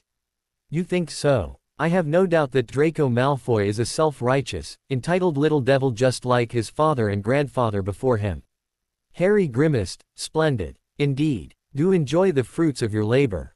I trust they will be appropriately bitter. Right. Anyway, I met Neville Longbottom, in passing, and a girl named Hermione Granger, who I'm 80% sure is a Muggleborn, which is odd, with a first name like Hermione, but I spoke to no one else on the train. And after the sorting, I had a short conversation with Theodore Nott and Tracy Davis, and spoke in passing with Blaise Zabini, Millicent Bulstrode, and Daphne Greengrass. Thaddeus Nott was one of my original Death Eaters. He was one of the few who managed to stay out of Azkaban without pleading the Imperious Curse. He always was good at covering his tracks. I by no means approve of your carelessness, but it was for the best that his son was the one to discover your secret. If he is anything like his father, he'll keep his mouth shut. He seemed pretty agreeable about the whole thing. That is because you terrified him. I really didn't mean to. This is for the best as well, Harry. If Thaddeus Nott is anything like the man I knew, then his son is no stranger to fear. He will know what to do with it. What's that supposed to mean? Tom ignored him. The Zabinis and the Greengrasses are both very wealthy pureblood families. Remain on amiable terms with those two. I don't need money, Tom. Don't argue. I had little association with the Bulstrode and Davis families, so do what you will with those two. Harry nodded slowly. Right. Oh, and there was one more thing, about the welcoming feast. Which is? Tom hissed impatiently. Professor Dumbledore, he specifically asked us not to go up to the third-floor corridor. He told us we might die a most painful death if we did. Did he now? Harry nodded. Right before sending us off. Curious. Very curious indeed. That's what I thought. Did he say anything more? No, I think he fancies being a bit more on the mysterious side. Yes, the old fool was always annoyingly indecipherable. I kind of like it, Harry said thoughtfully, and then yawned. Can I sleep now? I'm tired. Tom sighed. No more blunders, Harry. Or the both of us could meet an early grave. Aren't all graves early? Indeed they are. Are you afraid of death, Tom? Good night, Harry. Harry Potter. James Potter's son, a Slytherin. He would have laughed at the irony were it not for the fact that he would have to look after the boy for the next 7 years. He had counted on keeping an eye on the boy who lived, of course, but from a distance, lending silent aid and keeping him out of harm's way whenever possible. He had hoped to minimize his contact with the Potter brat by any means necessary. But now, it was unavoidable.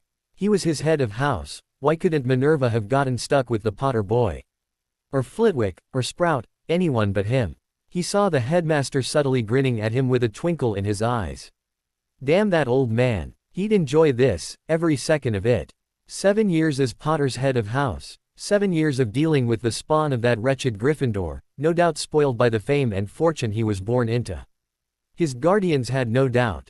Wait, guardians. Who did Albus send the boy to, again? No, it didn't matter.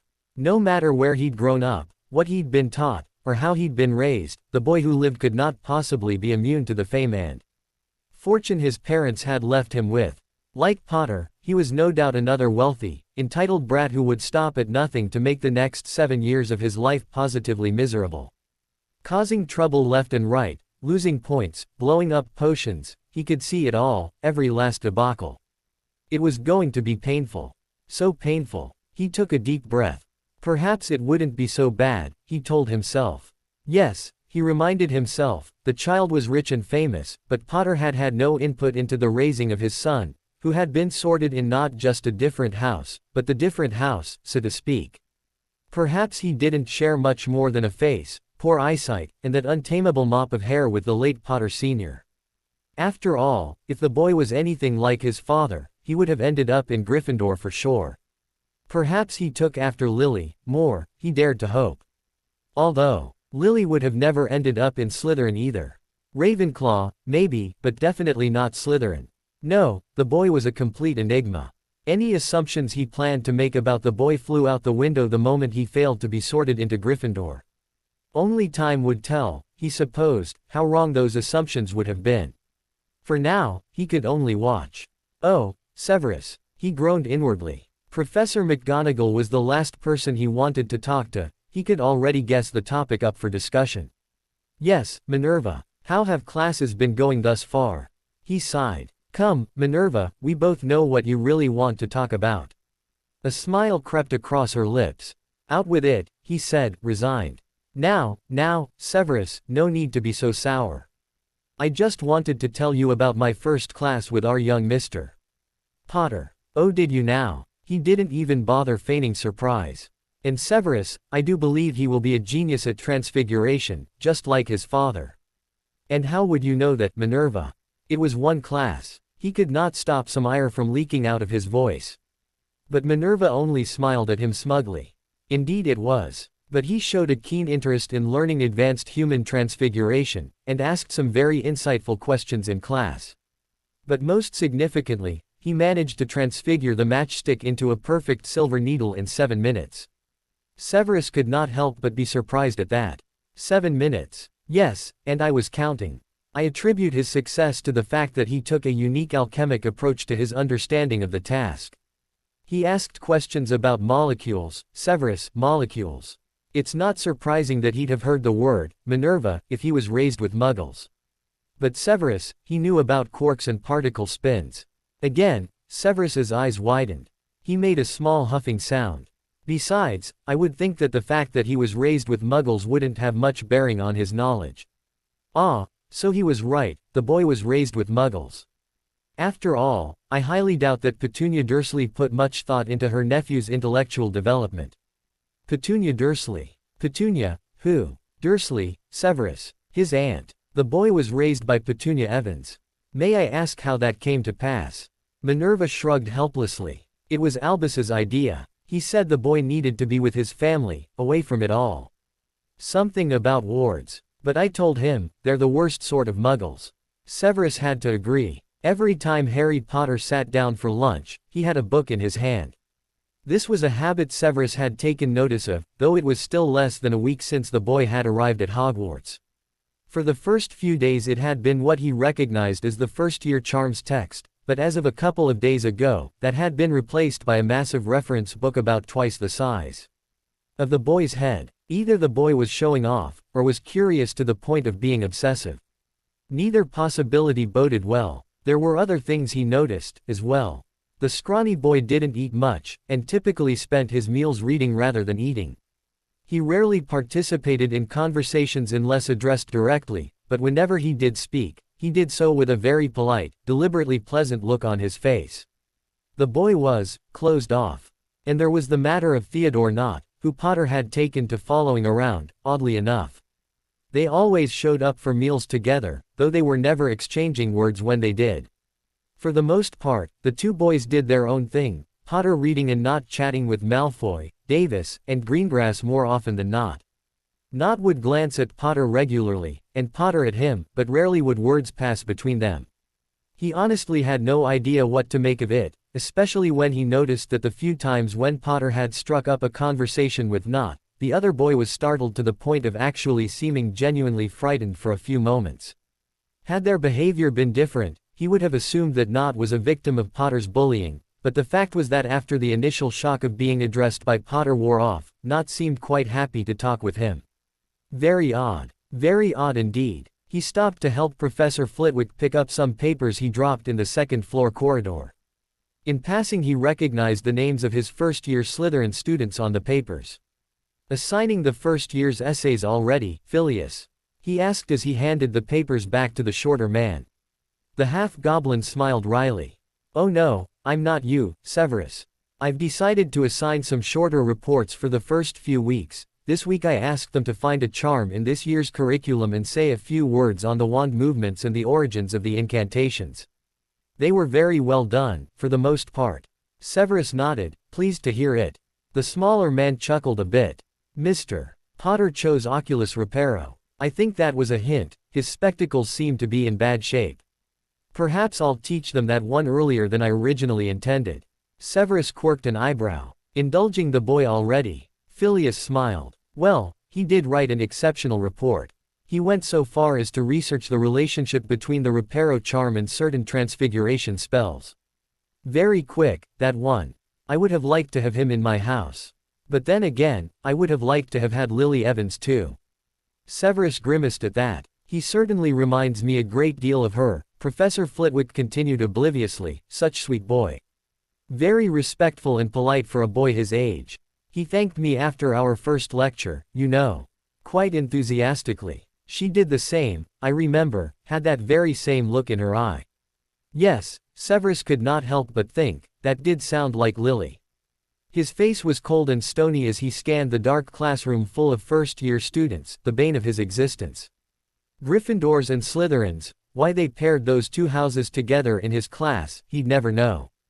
Every year, he stood at the front of his dark, dingy classroom, breathing in the same sweet fumes, a medley of 1,000 herbs and infusions, and every year he experienced the same vivid sensations of introducing a new generation of Hogwarts students to his beloved science, tainted by the same furious swell of whirling regrets.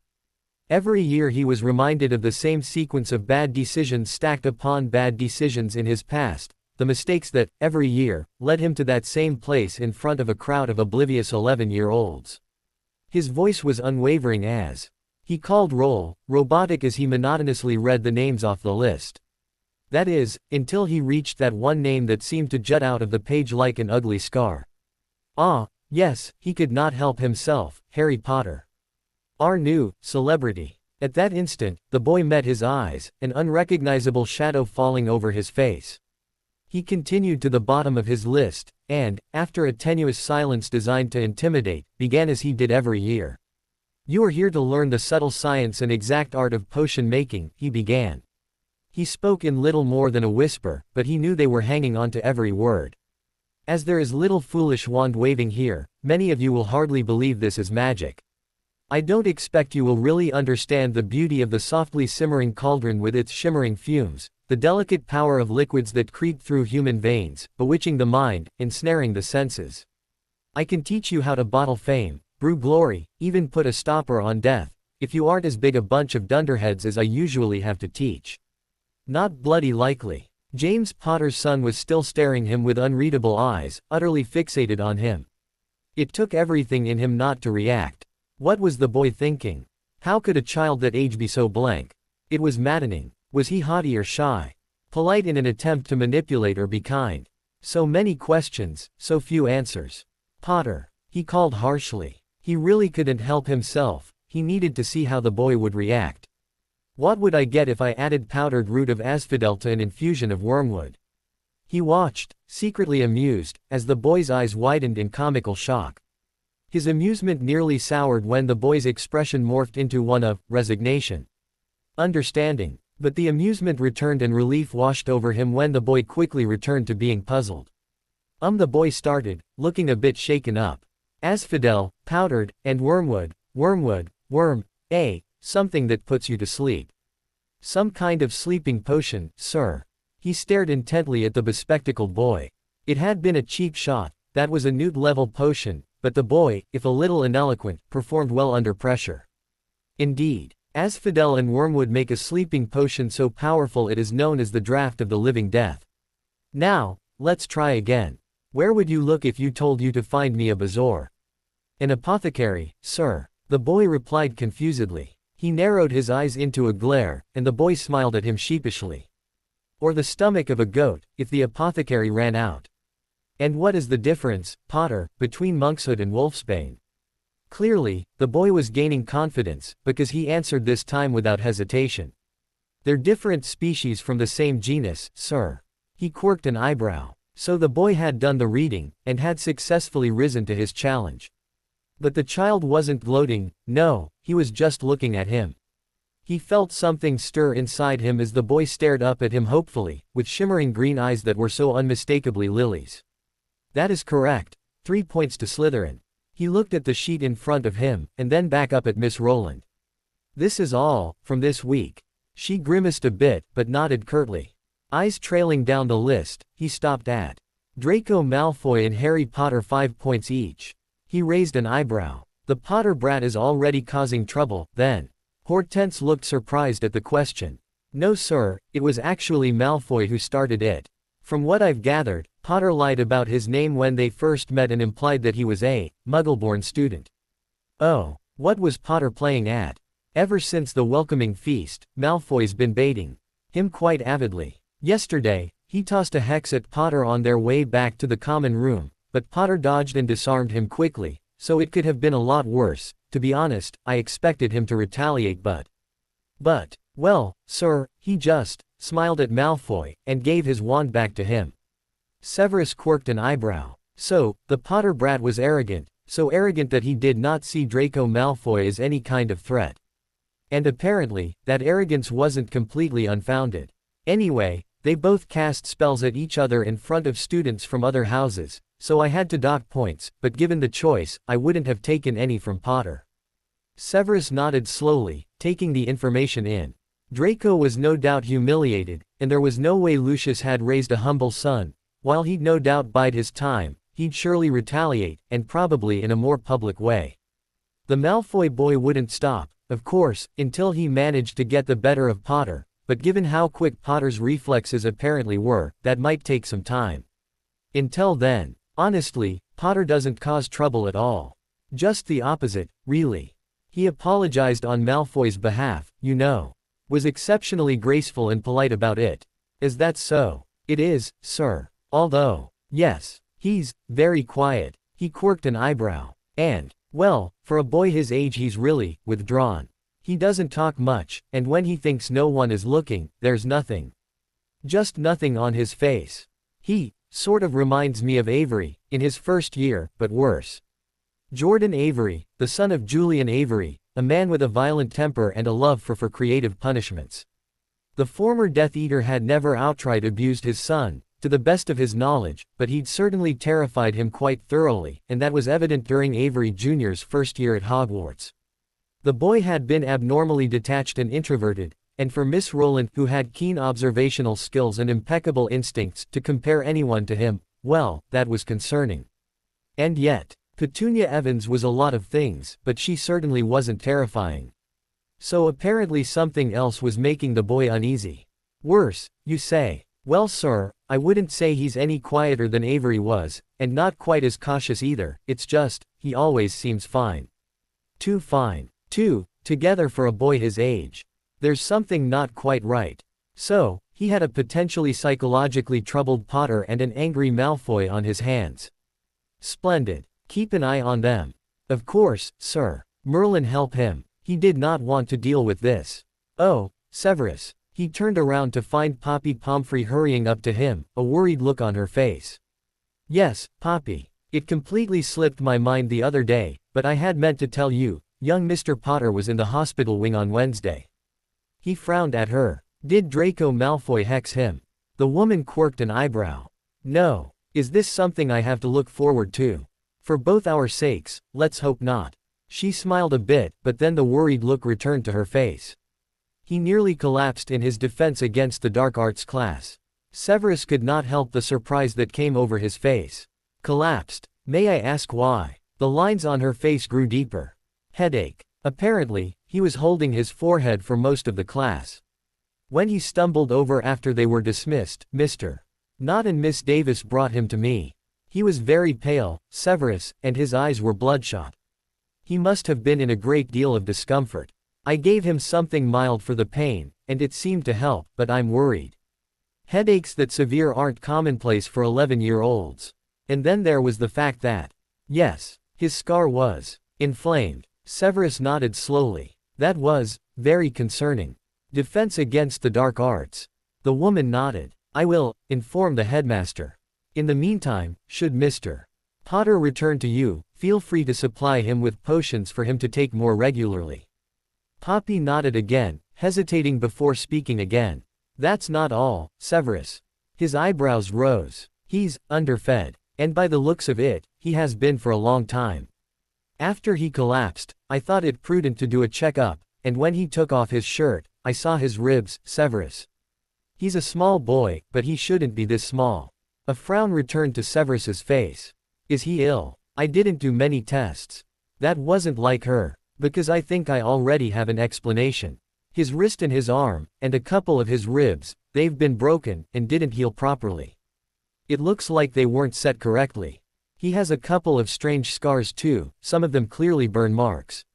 I didn't think it possible, but he's a young boy, Poppy, and boys have a way of damaging themselves. As for the malnutrition, I have noticed that he makes a habit of reading during his meals, and often gets sidetracked. Perhaps, but there's an alternative we do need to consider. To the best of my knowledge, he lives with his aunt. She's not a pleasant person, but is far too squeamish to lay a hand on a child, I would think. It's more likely the injuries were from other children. You're probably right, and he did deny that his family had had any part in it, but he did so too quickly, in my opinion, without even thinking about it, as though on reflex. There's something not right here, Severus. If you insist, I will take this up with the headmaster as well. Pursing her lips, she nodded stiffly. Please do. Headmaster, you wished to see me. Indeed, Severus. I do hope the term is treating you well thus far. He tried not to grimace. As well as ever, Headmaster. The old man smiled, clearly amused by his answer. I'm glad to hear it, Severus. Now, I will get to the point. I called you here to ask about Mr. Potter. Severus sighed. I thought as much. I admit, I was nearly as surprised as you were, when our young Mr. Potter was sorted into Slytherin. Did you know, Severus, that the Potters were descendants of Godric Gryffindor himself? No, but I'm not at all surprised, Severus grumbled. The headmaster chuckled at that. Indeed, indeed. But see, Severus, the fact that Harry was sorted into Slytherin is just as strange as, for instance, a Parselmouth being sorted into Gryffindor. Sortings tend to run in families for a reason, Severus. Many aspects of magic are hereditary, and magic deeply influences our hearts. Cases such as young Harry's, and Sirius Black's, for that matter, are rare in old families like the Blacks and the Potters. While this is very fascinating, Headmaster, is there a point you are trying to make? There is. Harry's strange sorting implies that there have been events in the boy's life that have caused his magic and personality to mutate from what it would have been. In other words, Harry Potter seems to have a past that none of us are aware of. Severus nodded slowly. Nature versus nurture. The elderly man smiled at him. Quite. On the topic of the boy's childhood, Headmaster, I am curious. Professor McGonagall mentioned to me the other day that the boy was raised by Petunia. The headmaster nodded. May I ask why? Simply put, when Lily Potter died, her sacrifice protected Harry from Voldemort's curse, and to this day, her blood and her magic protects him. Petunia's bond with Harry through blood perpetuates Lily's spell, erecting powerful blood wards around their residence in Surrey. I see. And you are sure that leaving him there was wise. Lord Voldemort has been defeated, but not vanquished, Severus, and many of those loyal to him still walk free. It was necessary that the boy be protected, and his mother's sacrifice afforded him a protection that I could not. That none of us could. No wizard or witch that means him harm can enter that home, and I cannot say the same of anywhere else in the world. I only ask because there have been inquiries into his well-being. Oh, Poppy believes that he may be being abused. The old man frowned. And how has she come by this belief? Severus hesitated. Apparently, he is underfed, and has several poorly healed injuries. There could be many explanations for that, Severus.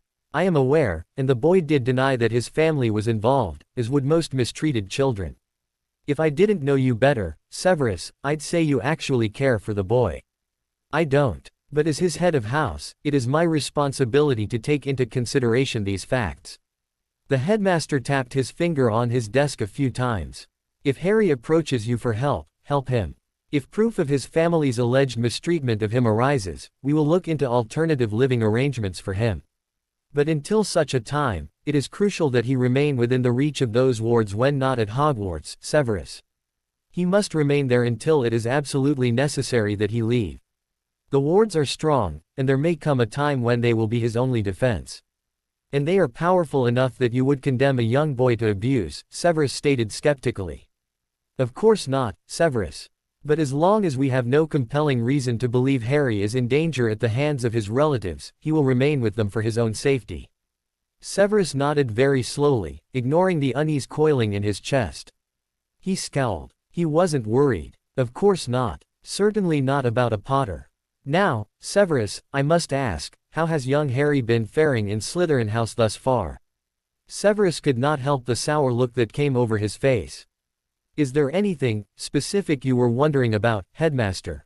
Well, from what I have heard from the other faculty members, Harry Potter is an intelligent, polite young man who is eager to learn. The picture that has been painted for me is that of a model Hogwarts student, filled with curiosity and showing promise in every aspect of magic. He has managed to impress every member of my staff. He's even managed to charm Minerva quite thoroughly, and we both know what a challenge that is. You sound unconvinced. The headmaster smiled grimly. Not at all. I am convinced that Harry Potter is, as they say, a polite and intelligent young man, but like all of us, Harry Potter cannot be reduced to 2 words. No one can. I must confess, the boy is not what I expected. I cannot say I am surprised at that, Severus. Whether he is as arrogant and foolish as his father has yet to be determined, but he is neither loud nor crass, and does not seem to have the makings of a bully. High praise, Severus. He grimaced. Apparently he actively participates in his classes, but outside of class the Slytherin prefects refer to him as withdrawn and quiet, and, from what I have seen, this is an accurate assessment. He doesn't stand out except within the realm of academics. And his friends. I am not sure. He seems to spend most of his time with Theodore Nott. He nodded. They sit together in potions and at the Slytherin table, but if I didn't know better. Yes. If I didn't know better, I'd say Nott was afraid of him. Nothing, Headmaster. I see. And, Severus, what are your personal thoughts on Harry? My personal thoughts. What do you think of his behavior? It's not surprising, Headmaster. It's not unusual that a magical child that has been exposed only to muggles would have difficulty making friends. And if his unexplained injuries were dealt on account of bullying, it would be strange if he was not a little reserved. Indeed. Summarily, I think very little of his behavior, Headmaster. The elderly man nodded. He's nothing special, Albus.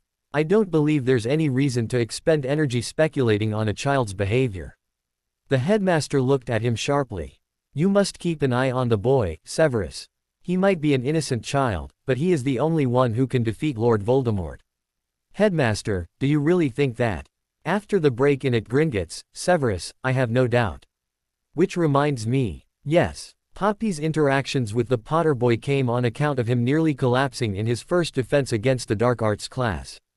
It would appear that he's been suffering from headaches. Apparently, his scar was inflamed. The elderly man's eyes widened, and he looked rather alarmed at that. Then, Severus, you must keep a close eye on Quirinius as well. Of course, headmaster. I don't want to be a tattletale, sir. Out with it, Potter, he snapped. It was Malfoy's fault, sir.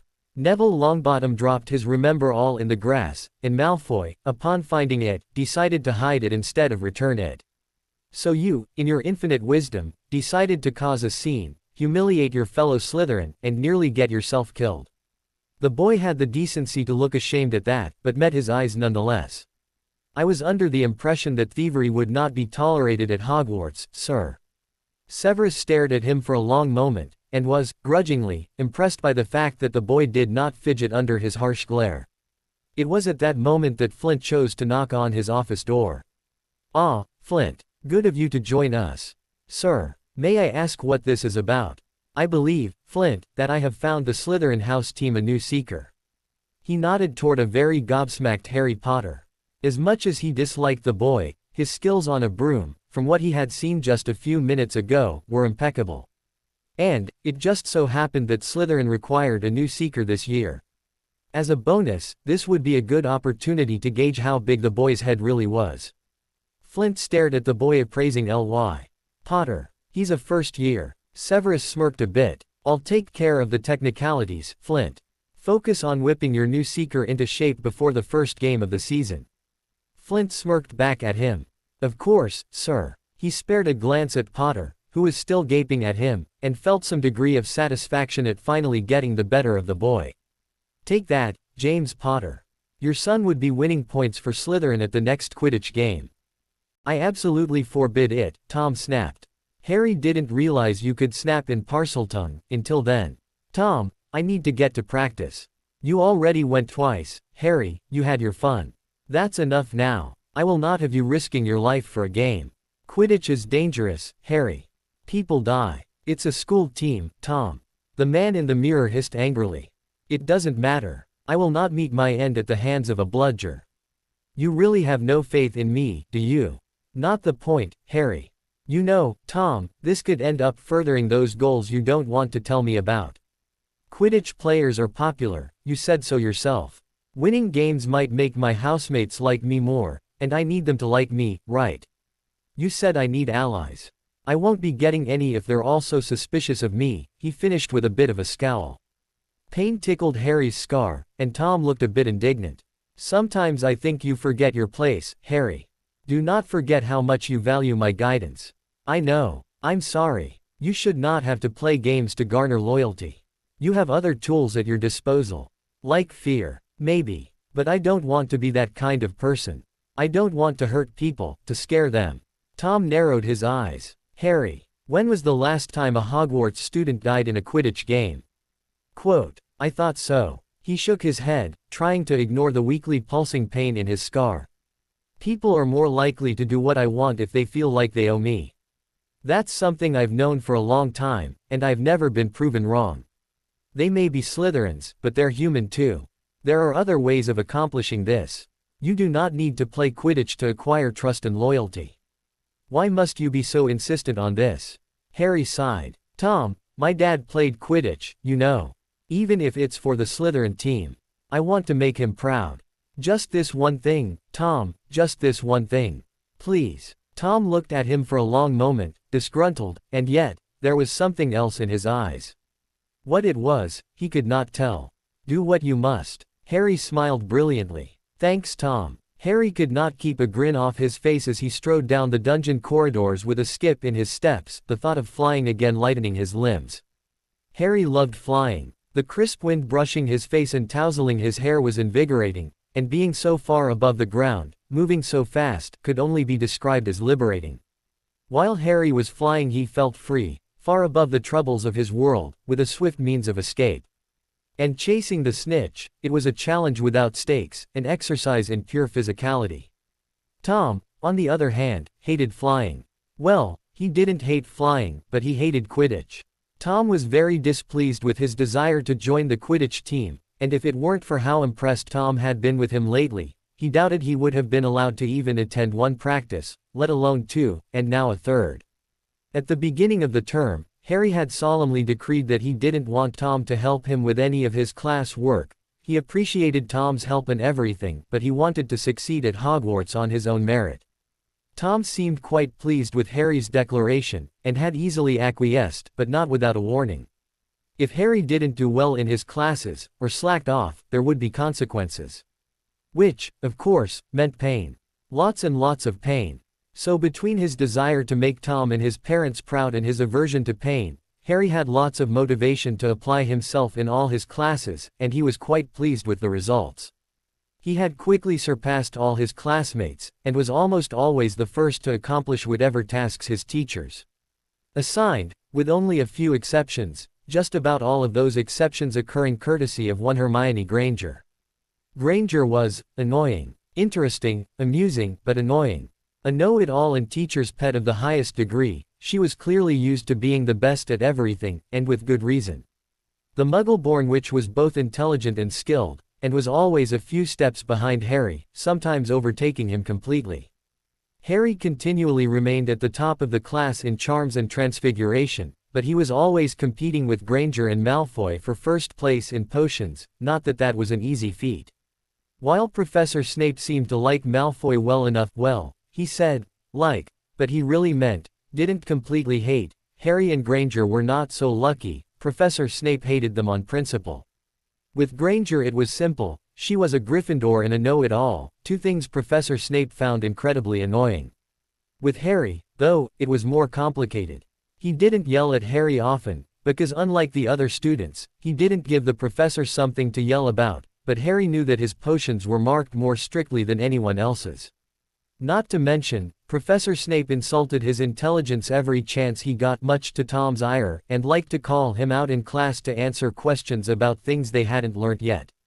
In a way, Harry appreciated it, because the fact that Professor Snape was so hard on him spurred him on to study potions even harder, because unlike Granger and Malfoy, potions didn't come quite as easily to him.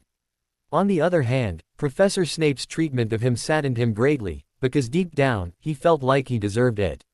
His professor certainly didn't remember the visit he'd paid him 1 year prior, but Harry did, and still felt bad about tricking the man into letting him into his house so Tom could cast unforgivables on him. Anyway, despite being a Gryffindor, Granger did quite well in potions, and more academic subjects like history of magic and astronomy were still her domain. She was a good writer, and her essays showed as much. As for defense against the dark arts, Harry had had a slow start due to his headaches. They had been agonizing at first, making it impossible to absorb anything class. They'd lessened over time, but it was still concerning. Tom said that he might be reacting to another Horcrux in the vicinity, but he didn't really know what to make of the severity of his headaches either. Tom's theory also begged the question as to why Professor Quirrell would have a Horcrux with him in the first place. Either way, it didn't really end up mattering, because with the aid of Madame Pomfrey's potions and his carefully crafted, shiny new occlumency shields, he'd pulled ahead to first in the class, an honor previously held by Granger. So as irritating as he found Granger, he had to admit, she was a worthy rival, and he admired her audacity. Moreover, she seemed to have a kind heart, an eagerness to learn, and a desire to do her best in everything. Despite her faults, he really did think quite well of her. He couldn't say the same for his housemates. They all seemed rather put off by the fact that a Muggle-born witch was beating them in almost every subject, and Harry found the glances of relief he got every time he beat Granger rather amusing. Slytherins were funny like that. Many of his housemates were rather snobbish and thought too well of themselves, in his opinion. Most of them were purebloods, and of those many were quite wealthy, which, of course, would not have been a problem were it not for the fact that they occasionally reminded him of the Dursleys and some of his old classmates just a bit too much. Malfoy especially seemed very used to getting what he wanted, and was quite accustomed to certain norms and patterns of behavior, and didn't appreciate deviations from them. This created a lot of tension between them. The boy was still sore over Harry's little fib at their first meeting. Harry knew that was going to come back to bite him, and had been trying to hex Harry on a semi-regular basis ever since. Granger and Weasley didn't seem to hold it against him. Indeed, Weasley was still quite amused by his name game, and took pleasure in calling Harry Dursley and Tom Evans after him in the halls, so Harry was at quite a loss to explain the own boy's behavior. Harry had managed to evade him thus far, and even Malfoy was too honorable, or perhaps just too proud, to hex him in his sleep, so he figured he was safe for now. He really hoped he didn't have to put up with 7 more years of this, though. No, that was simply not acceptable. He'd have to mend things with Malfoy eventually, but he wasn't sure how to. Any conflicts he'd had with people in the past had been solved by avoidance, which was not an option here. Moreover, Tom was completely unhelpful because his answer to everything went along the lines of fear breeds respect, and dominance peace. Harry's other dorm mates were a lot more tolerable. Crabbe and Goyle were fairly quiet, which he appreciated. They weren't too bright, and were a bit too thuggish for his liking, but they seemed to be loyal sorts, and they didn't really bother him unless goaded on by Malfoy. Zabini was, like Malfoy, a bit of a spoiled brat, but was not nearly as insufferable, and was much more mature. He was very skilled socially, Harry noticed. The boy exuded confidence and was quick to make friends, rather, friendly acquaintances with the older students. He also made quick friends of the Slytherin girls in their year. He seemed rather sure of himself around girls, and Harry soon discovered that this was at least partially due to the fact that he lived alone with his mother. The girls were confusing. Harry had never really known any girls before, and he found that he really had to be careful what he said around them. Davis was pretty practically minded, and seemed to have fairly thick skin. Incidentally, she was the only half-blood in the group, and Greengrass had a good head on her shoulders, seemed pretty smart, and definitely knew what she wanted. But Parkinson and Bulstrode, they were crazy. Bulstrode was inexplicably timid at the strangest of times, and tended to make strange, squeaky, girly noises when amused or startled, and Parkinson, she was just a whole new level of everything. Snappy, easily offended, pompous, irritable, prone to mood swings, she was everything Harry didn't know how to deal with. They were just so volatile. Not angry, and for the most part not ill-tempered, just volatile.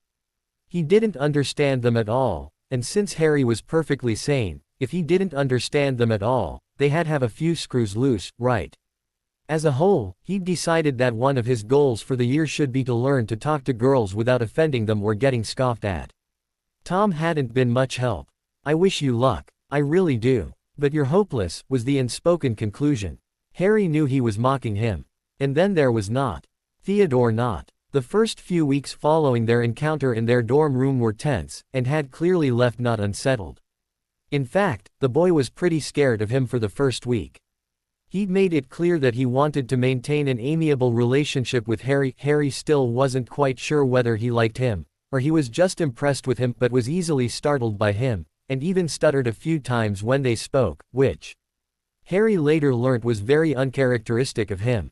Eventually, though, the guilt wore on Harry just a bit too much, and one evening he took a very alarmed Theodore Nott aside for a little chat. "So, I realize that we may have gotten off to a rough start." He could tell Nott wanted to scoff at that, but refrained. "And it has occurred to me that it may seem like I've been blackmailing you." Another near scoff. "But I want you to know that that wasn't. I didn't mean for it to come off like that. And I'm sorry. I went about this the wrong way, and I apologize." Nott blinked, looking somewhat shocked. "I'm sure you know about the bad reputation surrounding people like me, and I have a lot of people watching me, a lot of people who might get the wrong idea. There are lots of things that could go wrong if people found out, and I don't know if I can deal with that right now. I just want to stay out of trouble. I hope you understand." Nott nodded slowly. "I do." Harry smiled brightly. "I'm glad. And I also want you to know that I won't hurt you, and you don't have to be scared of me. I don't like hurting people, especially you, because I like you." Nott seemed very surprised by his earnest confession. That's good. Listen, I still won't say anything, Potter. I'm not Malfoy, I'm not very keen on screwing you over. Personally, I think that the prejudice against people like you is really poorly placed. There's nothing wrong with what you are. I think it's rather brilliant, actually." Harry's smile grew even brighter. "It makes me so happy to hear you say that. I'm really relieved, honestly. This is going so much better than I thought it would." Nott looked a bit amused at that. "So, I was hoping we could start over. That's what people say, right? That they want to start over." Nott grinned at him a bit. "Yes, Potter, that's what they say." "All right, then. My name's Harry Potter, but you can call me Harry. I'm very pleased to meet you. And I'm Theodore Nott, and you can call me Theo. Harry had been ecstatic at his success. He did it, he actually did it. He had a friend who accepted him for who he was. He couldn't be more grateful. For now, Nott was his only friend. He had a few friendly acquaintances, however. He often exchanged friendly greetings with Ron Weasley, who seemed to have gotten over the whole Silencio Rictum Sempra flying rat incident, for which he was glad. The other boy seemed very good-natured and was clever in his own way. Moreover, he rose to the challenge of distinguishing himself among 5 older brothers very determinedly, which Harry admired. Neville Longbottom was also someone he remained on friendly terms with.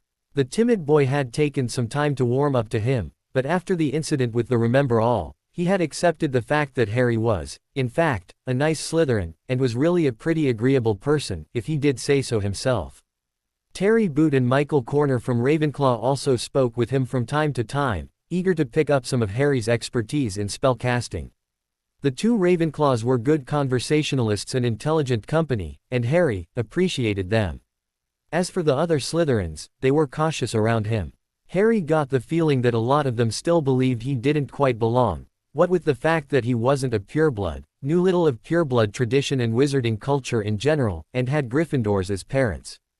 It was kind of concerning for Harry, as Tom kept insisting that he needed to make allies within his own house. But that was where Quidditch came in. Harry was convinced that if he started winning his house some points, they'd come to appreciate him, and maybe even like him. Not to mention, it was a lot of fun. Suddenly finding himself outside, Harry smiled when he was startled from his musings by the fresh, cool, October air hitting his face, and allowed himself a moment of tranquility before he was interrupted. "Potter, you're late." Harry smiled at his team captain sheepishly. "Sorry, Flint, I was finishing an assignment. It won't happen again." The older boy rolled his eyes, tossing him his broom. "Wingardium Leviosa," the class recited, while Harry tried to keep a bored expression off his face. He saw Theo glance at him with a frown. "You don't have to look so bored," he whispered, somewhat grudgingly. Harry smiled at him sheepishly. "It's not purposeful, I promise. You already know this one too, then." Instead of answering, Harry pointed his wand at the feather lying on the desk, and said quietly, "Wingardium Leviosa." Sure enough, the feather rose from its place on their shared desk, hovering in the air for a moment before gracefully descending. Look everyone. Mr. Potter's done it. 5 points to Slytherin." Their diminutive professor cried as Harry blushed a bit. Theo obviously noticed the blush, because he sneered at him in that subtle, reflexive way he always did. "How you can be a show-off and modest at the same time completely escapes me. That's not purposeful either." Meanwhile, he noticed Granger and Malfoy both glaring at him, as usual. The rest of the class passed slowly, Granger attempting to assist her fellow Gryffindors after she had quickly mastered the spell as always. Harry felt bad for the girl. She obviously thought that assisting her housemates would win her brownie points, while it really only made them begrudge her even more. This fact was evident when, while they rose from their seats, he heard Weasley chatting with Dean Thomas. "It's Leviosa, not Leviosa. Honestly, she's a nightmare.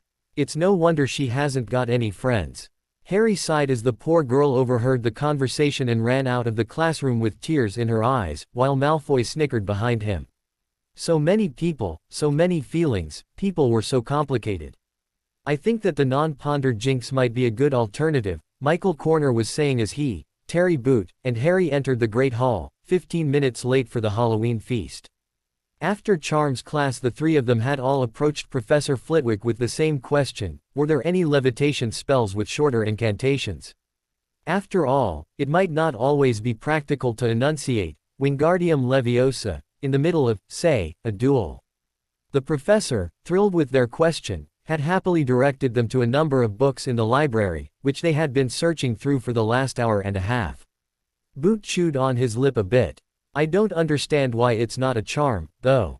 Harry shrugged. "From the reading I've done, it could be something as simple as the wand movements." "You think that's it?" Boot said with a frown. "Well, from what we read, it looks like using it's going to be more tiring too." "Maybe that has something to do with it." Corner raised an eyebrow. "Oh, Well, I'm thinking that the complexity of the wand movements might have something to do with the way the magic you put in is used. Corner grinned. And maybe a lot of energy gets wasted somewhere. Harry nodded. I think we'll have to do a little more research on the etymology to be sure. Boot groaned. Etymology. My Latin is rubbish. Corner rolled his eyes. You're just lazy. I'm not lazy. I just like to conserve energy. You know who might know something, Harry said, interrupting the beginnings of their friendly banter, Granger. Boot perked up a bit, at that. Harry thought he might have a bit of a crush on her. Where is she, anyway? Harry looked around. I'm not sure. Anyway, I'm going to go eat. We can finish this tomorrow. Yeah, see you, Harry. Talk to you later, mate. Harry smiled a bit as he approached the empty spot beside Theo at the Slytherin table. Hello everyone. Do any of you know where Hermione Granger is? He asked immediately as he sat down. Malfoy sneered and Zabini raised an eyebrow, like they usually did whenever he said anything. And what makes you think we'd know a thing like that? Bulstrode sniffed, making another one of her squeaky sounds. She's probably still crying in the bathroom near the Charms classroom, Greengrass interjected, with a bit of a scoff. He frowned as he dished some carrots onto his plate, somewhat concerned about the Muggle-born girl's alleged behavior. Why would she be crying still? And why cry in the bathroom? Everyone just looked at him like he was being stupid. He hated moments like this, when he was the only one who didn't know something. Is no one going to answer? You know nothing about women, Theo sighed. Harry blinked. I don't know any women, he said, oblivious to the glares of the girls around him. Never mind where she is, Theo said, trying to diffuse the sudden tension that Harry was still quite oblivious to. Where have you been? The library. His friend scoffed at him. Of course. And what were you researching this time? Zabini asked, the slightest bit of curiosity revealing itself in his voice. Sometimes he would randomly become interested in what Harry was doing, but Harry had a feeling the other boy just liked to know what everyone was doing for the sake of it. Nevertheless, Harry perked up at the question, so excited that he nearly choked on the piece of ham he'd been chewing. Alternative possibilities for levitation spells. You see, the levitation charm has an 8-syllable incantation, which is rather on the long side. Now, say you are in a situation that requires quick thinking, and you need to levitate something. Pronouncing 8 syllables, especially ones that are accented the specific way the levitation charms are, could take too much time. Boot and I timed it, it's about 2.3 seconds. I have a theory, which is completely conjecture at this point, that because of our liberal use of gender and declensions in Latin the length of the incantation is independent from the etymology in that. We get it, Potter, Parkinson interrupted, unmistakable irritation practically dripping from her voice. You're a genius. Now can you shut up about it? Harry frowned. I'm not a genius. I just think a lot. That earned him quite a few glares. Honestly, these people were so touchy. That came out a bit wrong. I meant to say I'm just curious.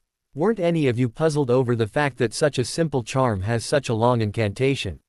Really, Harry had been wondering this for a couple of years now. He tried asking Tom, but was told to figure it out himself, which indicated that he could figure it out himself.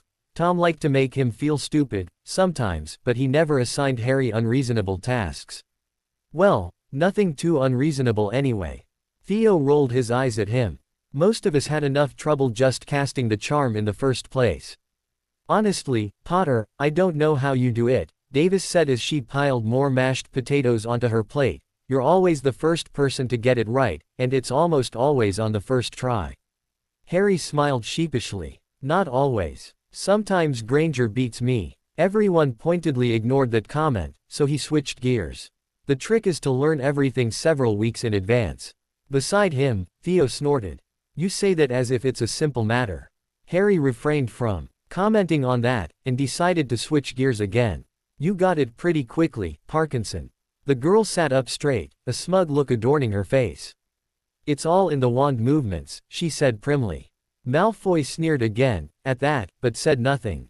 He had also figured the charm out pretty quickly, but Harry avoided addressing him directly whenever possible. Although, perhaps paying him a compliment might ease the Malfoy heir's dislike of him a bit. But just as he was about to open his mouth to pay said compliment, the doors to the Great Hall flew open, and a very frazzled Professor Quirrell stumbled in. Troll, in the dungeons, thought you ought to know. And with that, the poor man lost consciousness and met the stone floor face first. Suddenly, the great hall was in an uproar, students darting to their feet and crying out in fear, confusion and disbelief. They were only silenced by the headmaster's sonorous charm. Prefects, his voice rumbled across the hall, lead your houses back to the dormitories immediately. Harry sighed as he rose to his feet as per the directions of the nearest Slytherin prefect. This was unexpected. Actually, he frowned, as he followed the rest of the Slytherins out of the hall. It was rather suspicious. How did a troll end up in the castle? He'd never seen a troll before, but he was pretty sure they were rather massive, and stupid, on top of that. How did it get in? It couldn't, could it? Unless it had help. He was suddenly snapped out of his thoughts by a startling realization. Granger didn't know about the troll. He remembered, Greengrass had said that she'd taken up residence in the bathroom closest to the Charms classroom, which was rather close to the dungeons, and would no doubt still be there, wallowing in her embarrassment, which he had, over the course of his brief meal, deduced was the reason for her absence. He glanced at the Slytherin prefect in front of him, Clara Rosier. She wouldn't care if Granger was in peril, she'd just want to make sure all the Slytherins were safe. One Muggle-born student from Gryffindor wouldn't matter to her. What should he do? They were relatively close to the bathroom, if only he could find someone to ask for help. He blinked. Wait, why did he need help? All he had to do was warn Granger. Yes, that shouldn't a problem, he thought, as he cast the disillusionment charm over himself and slipped away, unnoticed by the rest of the Slytherins. Once in the clear, he sprinted back around the corner and down the hall, growing alarmed when he heard an angry growl in front of him. Well, that couldn't be good. Bursting into the bathroom, he found Granger backed up against the wall, terrified, with tears running down her face, as the troll, a horrifyingly ugly creature no shorter than 4 meters, waddled over to her, knocking sinks and stall doors from the walls, growling stupidly amidst the hissing of ruptured pipes as it approached her. His eyes widened. So that's what a troll looks like, he said curiously. The troll let out another growl, and he was startled to attention. Granger, he shouted, I'll distract it, then you run past. The terrified girl nodded frantically, as Harry steeled himself and called out, Bombarda Maxima. The troll was thrown to the side, and Granger took the opportunity to scramble past it, over to Harry. You okay? He checked. She looked at him, horrified. No. And neither are you. We're being attacked by a troll. Harry's eyes widened as the troll got to its feet at a surprising speed and began to run toward them. Oh dear. Oh no. A troll was charging him. Seriously, a troll was charging him. What do you do when a troll is charging you? Fear was flowing over his tense body like ice water, and he didn't have time to think. Make it bleed. Oh, that could work. Defindo. A moment later, he and Granger were covered in troll blood, as the giant creature fell to its knees and its newly detached head bounced off to the side. Well, that was a very overpowered severing charm. Poor Granger was hyperventilating at this point. She stared at him with owlishly wide eyes. You just decapitated a troll. Harry nodded slowly. So I did, he said, a little stunned himself. I don't really know whether to feel self-satisfied or saddened by its untimely demise, he said frankly, as the Muggle-born girl stared at him as though he'd sprouted a second head. Just then, a torrent of loud footsteps approached the bathroom, preceding the arrival of Professor McGonagall, and behind her Professor Snape and Professor Quirrell. Taking one look at the headless and very dead troll, the squeamish professor let out a whimper and collapsed onto a pile of rubble.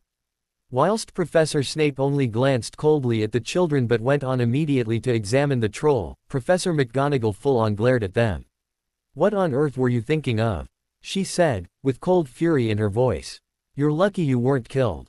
Why aren't you in your dormitory? Professor Snape, who seemed to have finished inspecting the troll, turned to Harry and Granger also. His face was stoic, but Harry could tell that there was rage underneath, along with no small amount of curiosity. Suddenly, a small, shaky voice spoke up, drawing everyone's attention to Granger. Please, Professor McGonagall, he was looking for me. Miss Granger. Granger managed to steady her legs, and stepped forward, face red with shame. I went look. Harry, realizing that Granger was going to take all the blame, quickly interrupted. Granger was feeling ill after charms, and didn't make it to the feast. She hadn't heard about the troll. I realized this, and thought I should alert her to the danger. I know it was foolish, but I was terribly worried about her. Professor McGonagall turned her disapproving glare straight back to Harry, before Granger spoke up again. If he hadn't found me, I'd be dead now for sure. He didn't have time to come and fetch anyone. It was about to finish me off when he arrived. Well, in that case, said Professor McGonagall, her unwavering glare still fixed on Harry, 5 points from Slytherin, for directly disobeying the headmaster and going off on your own without a teacher. Harry sighed, resigned. But 10 points to Slytherin, for caring for the well-being of a student not even in your own house. And for sheer dumb luck. Harry smiled. Thank you, Pro. Her glare shut him up. He glanced over at Professor Snape, who was still scowling at him menacingly, and did his best to look very, very guilty. Now, Professor McGonagall huffed, I want both of you to report to the hospital wing immediately. Yes, Professor McGonagall. You're lucky you weren't killed, Madame Pomfrey was saying as she checked Granger over for injuries. She sighed. Very lucky indeed, Miss Granger. Just the split lip, then. Granger nodded dejectedly. Now, none of that. It's nothing a little magic can't fix. I can do it. Harry piped up from behind them, a bright grin on his face. I remember the spell you taught me, Madame Pomfrey. The woman smiled at him softly. Well, what do you say, Miss Granger? Granger blushed. Sure, she said very quietly. Still smiling, Harry pointed his wand at her. Episky. And with that, the cut vanished, leaving Granger somewhat dumbstruck. That's it. Madame Pomfrey looked at her with amusement. That's it. Now off you go. You deserve a full night's rest, after what you've been through. Granger thanked her with a smile, and when she turned around to leave, Harry made to follow her. Not so fast, Mr. Potter, the matron said sternly. Harry smiled sheepishly. I'm actually not hurt at all, Madame Pomfrey. It was just Granger. The troll didn't get anywhere near me. Be that as it may, the woman said, I can't have you leave just yet. Her face softened. How have you been, Harry? He tried to keep his face from falling at the question. I've been fine, ma'am. The matron frowned. And your headaches? Nearly gone. He smiled. Barely noticed them anymore. Well, I'm glad to hear it, but I was hoping we could have another chat, she said, gesturing to one of the chairs beside her. All right, Harry said uneasily as he sat down. Have you been eating enough? I think so, ma'am. She nodded slowly. It looks like you've gained some weight, which is certainly a good sign.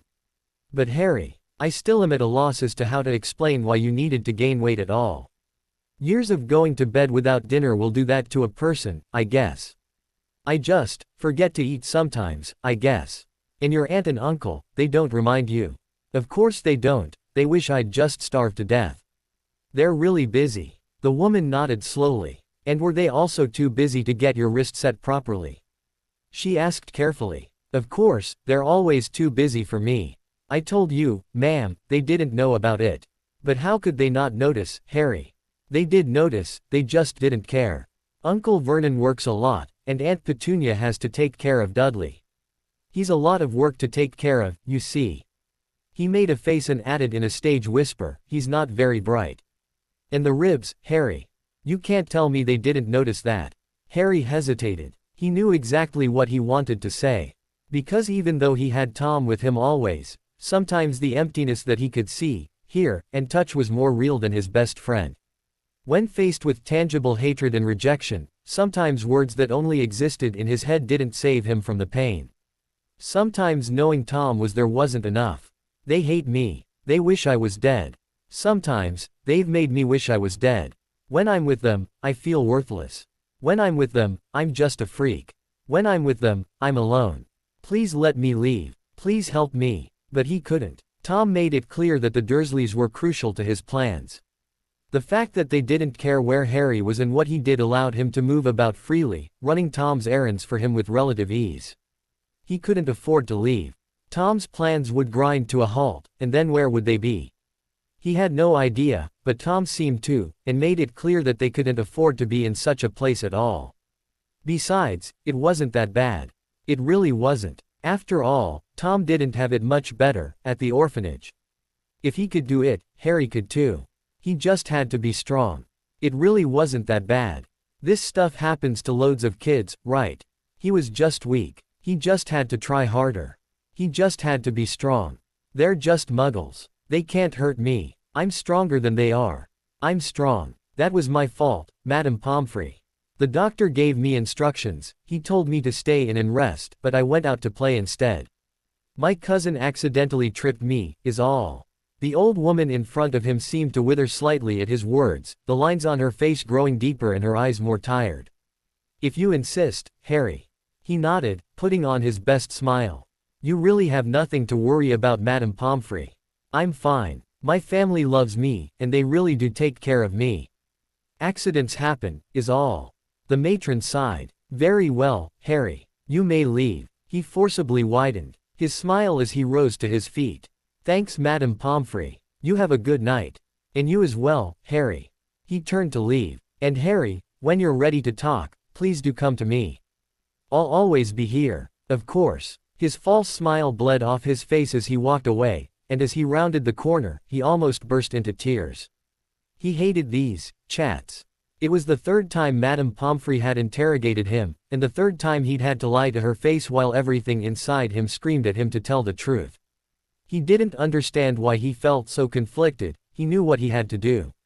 So why was it so hard? Why did it hurt so much to lie? His heart was thudding in his chest as he hurried down the multitude of stairwells leading down to the dungeons, and the sound of blood pumping in his ears drowned out even his footsteps. He needed to get away. He needed to be alone. He needed his bed. He needed Tom. When the door to the common room was in sight, he sighed in relief, and a smile almost made it onto his face when he uttered the password. Animum curatate. Unfortunately, his relief was short-lived. Hey Potter, Malfoy sneered at him, barring his way immediately as he entered the common room, no shortage of eyes on him. He sighed, steadying his breathing as best as he could. Yes, Malfoy. I heard you went running after that stupid mudblood Gryffindor, Granger. Word travels fast at Hogwarts, apparently. Harry did his very best to keep his face neutral and raised an eyebrow. And Malfoy looked at him smugly, as Harry's answer had garnered them some more attention. That kind of behavior is not appreciated in Slytherin House, Potter. Would you care to share why you'd risk your life for a mudblood? Not really. Don't walk away from me, Potter. The whole common room was staring at them now. As you wish, Malfoy. That's what I like to hear. Now, would you like to explain why you no doubt lost us points for a mudblood? Does she remind you of your mother, Potter? She was a mudblood too, wasn't she? Don't talk about my mother, Harry snapped, feeling too exhausted and stiff from nerves to humor the boy. Why not? Does it hurt your feelings? Malfoy mocked. Harry grit his teeth. Why was Malfoy so irritating? That's it, isn't it? Your mother, are you ashamed of her, Potter? Are you ashamed of the fact that she was a mudblood who? Do not finish that sentence, Malfoy. There was something hot and nearly boiling in his chest, some strange feeling he'd never felt before, raising his heart rate as it simmered beneath the surface. The boy grinned at him maliciously. Or what? Or what? Or what? How dare Malfoy underestimate him? He'd shown himself to be capable, he'd won his house so many points, and disarmed the other boy many times already, and still Malfoy thought him to be weak. And still insisted on insulting him. After all he'd done for him, after all the times he'd shown him lenience, and looked the other way. After how kind, patient, and merciful he'd been, how stupid was the boy. How ungrateful, rude, insulting, cruel. That was when the feeling in his chest reached boiling point. Harry was just as surprised as everyone else when a sickening snap interrupted their conversation, and Malfoy's grin bled off his face, replaced by horrified pain. His face paled drastically, and he fell, moaning and crying out as his leg collapsed at an eerily wrong angle. It was broken. Harry broke it. Suddenly aware of the spectacle he had made and the gasps circulating the common room, Harry froze. What had he done? Was that him? Of course it was. He'd been angry, too angry. He lost control. Lost control of what? What could he possibly lose control of? It was that feeling, he knew it. That wonderful, terrifying feeling that had been there, boiling furiously, only to evaporate a moment later. What was that? He panicked, suddenly afraid and feeling very guilty about breaking the boy's leg even though it was an accident, he swore it was. Everyone had seen them, He'd lost his temper in front of everyone. Would they be afraid of him? Hate him? Ridicule him for losing his cool? He had to do something. But what does one do at a time like this? Fix it. Taking a deep breath, he slowly walked over and looked down at the whimpering boy sadly. Or, he said with a soft voice, all his previous anger and indignation completely drained from it, nothing. I won't threaten you, Malfoy. I trust you are intelligent enough to understand what will happen next time you speak out of turn like that. Malfoy gasped, doing his best not to cry. Next time, I take out my wand. The other boy looked at him with unconcealed fear in his eyes, as Harry knelt down beside him, drawing his wand and pointing it at the boy's leg. Episki. Luckily, seeing it was a nice clean break, the simple healing charm did the trick. He looked up at Malfoy with a remorseful frown. I'm sorry for hurting you. And with that, he nearly ran out of the common room, doing his best to ignore the stunned stares he left behind him. You're really terrifying, you know, Theo would say to him later. Harry was sure that the other boy didn't realize how hurtful that statement really was. The following week was complicated. So many people to appease, so little time. His first priority, of course, was Tom. The man was positively furious that he risked his life for the foolish, bookish mudblood. Actually, he didn't think Tom had ever been that angry with him. The night following the troll incident, Tom didn't even want to talk to him. He seemed content with torturing Harry with blinding headaches for the whole night. It was only a few hours before dawn the next day when Harry finally had a chance to explain himself, which was no easy task, either. Explaining himself to Tom was an entirely different ordeal from explaining himself to Professor McGonagall. Tom didn't care about kindness, or doing the right thing, and by no means believed in sheer dumb luck. In order to craft such an explanation, he had to ask a very important question: why did he run after Granger? It wasn't a well-thought-out decision, that's for sure. Acting so rashly wasn't like him. He didn't think his motivations were moral, either. It was a split-second decision, a reckless choice that almost got him killed. He had been stupid and thoughtless. He just really wanted to help out the Granger girl, because despite her faults, he really did like her. Naturally, that explanation wouldn't do either, so he decided to spin it a different way. Why, you said I need allies, Tom, isn't it be better that I have allies in every house? I'm the boy who lived, that reputation is kind of wasted on the Slytherins, isn't it? And to that, Tom had eventually, albeit reluctantly, agreed. While Harry's heroic actions would literally not win him points in Slytherin, it would everywhere else. The rest of Hogwarts would see his actions as the work of the orphaned son of Lily and James Potter, two brave Gryffindors who passed on to their son their courage, selflessness, and moral fiber. He wouldn't be Harry Potter, the boy who sorted into Slytherin. He would be Harry Potter, the Slytherin who risked his life to save a Muggle-born classmate. This Harry Potter was good, kind, and righteous. This Harry Potter could get away with a lot more. So yes, Tom had eventually conceded the merits of his actions, but not before threatening massive amounts of pain should he ever be that rash again. Honestly, the threat was starting to get a bit old. Harry had grown fairly used to agony at this point. Thankfully, the other Slytherins in Harry's life weren't quite as intent on making him suffer for his misadventure. Well, except Professor Snape, who was directing glares that would petrify the bravest of Gryffindors at him whenever he was in his general vicinity. However, despite how disconcerting it was to feel the potions professor's death glare on the back of his head while he ate, Harry was touched that he cared so much. As for the other Slytherins, once he'd revealed that the whole ordeal had actually won them points, his housemates seemed a lot less put off by the whole thing. Indeed, the whole debacle with Granger was no longer much of a topic for discussion. However, the mistake Harry had made in losing his temper with Malfoy was. The first indicator that the incident was going to come back to bite him was when Theo had come into the dorm after him, looking rather pale. You're really terrifying, you know. He hadn't known what to say to that. Is that what you would have done to me had I said anything about, you know? Utterly spent at that point, he had carelessly responded, oh, I had something a lot worse in mind, to be honest. Oops. Poor Theo seemed pretty unnerved by the whole thing.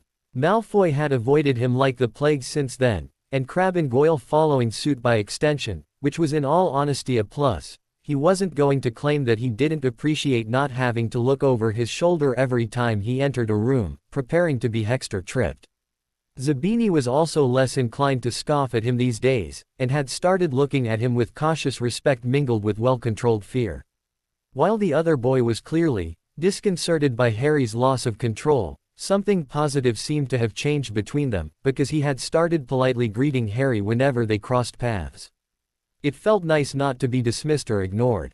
The girls, well, Pansy seemed pretty sore about the fact he'd broken Malfoy's leg, and Bulstrode was definitely scared of him. Davis looked like she was trying very hard to remain indifferent, pretending that nothing had happened, and Greengrass, she'd taken to blushing every time he looked her way. If he didn't know better, he'd think that she rather fancied his display the other night, but that couldn't be, right? Girls like handsome, brave, chivalrous types, right? Maybe not. After all, he'd overheard them talking in the common room the night after. Can you believe it? Parkinson was saying, that little half-blood bookworm broke Draco's leg. Draco Malfoy. Well, Davis replied, he was kind of asking for it. Tracy. I just can't believe Potter would do something like that, Bulstrode said shakily. He always seems so polite, quiet, doesn't he? Never says a word when Draco insults him. He could hear the smirk in Greengrass's voice. Well, you know what they say about the quiet ones. Don't be crass, Daphne, Parkinson snapped. It doesn't matter, Davis put in. I admit I'd have never pegged him as that type, but like you said, Millie, he's so quiet, how could anyone know? Maybe underneath it all he's a sadist. Greengrass sounded excited at the prospect. Daphne. Bulstrode squeaked. What? You can't possibly not be interested. He broke Draco's leg, wandlessly. And he didn't even seem that angry. Imagine what would happen if he were furious. I mean, he must be so powerful. You're a freak, Daphne, Parkinson had concluded.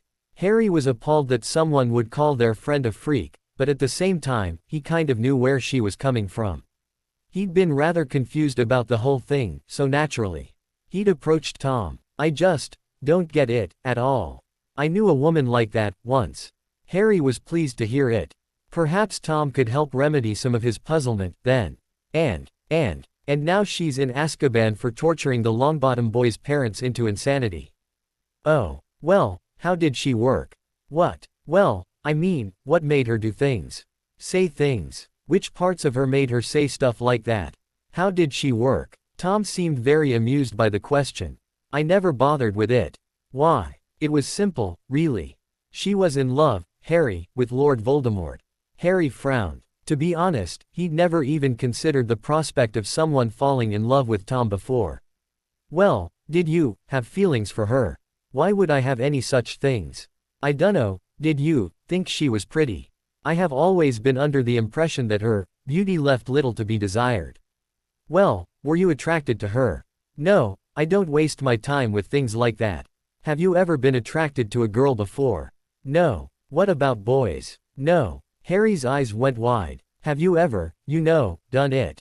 Tom looked impatient now. Done what? Say. How do you even know what that is? The biology book you made me read, remember?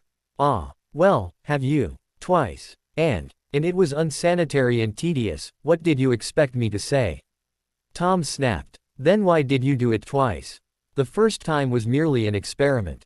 And the second? Well, Tom drawled, a cruel glint in his eye and a sadistic smirk on his face, that was a bit more entertaining. And that was that. Harry was left feeling vaguely uncomfortable, and now knew to never go to Tom about girl troubles, assuming he ever got the chance to have those in earnest. For now, he was content with labeling the females in his life as a mystery, and leaving it at that. The older Slytherins seemed equal parts wary, curious, and amused by him. However, if it hadn't been clear that his housemates were suspicious of him before, it certainly was now. He knew people were talking about him behind his back, staring at him while he looked the other way. It was clear to him that none of them had expected him to get so angry, given how even his temper had been for the last 2 months, and he was sure they didn't think that he had it in him to break another student's leg with wordless magic. From what Harry could tell, that was considered an impressive feat, though it was nothing new to him. What was new was the brief but potent torrent of rage that had overtaken him. He found it extremely concerning. He had felt like Tom, for a few moments, and he really didn't want to feel like Tom. He also hated that he'd inadvertently proven Tom's fear breeds respect theory, because his housemates really did seem to have some respect for him now. He hadn't even lost any points over the whole debacle. "I'm not going to take any points," Hortense Roland had said the day after, when she pulled him aside. "I'm not going to tell Professor Snape either. None of us will." Harry had looked at her curiously. "Why?" Malfoy was out of line. "I'm a prefect, so I can't say he deserved it, or that what you did was impressive.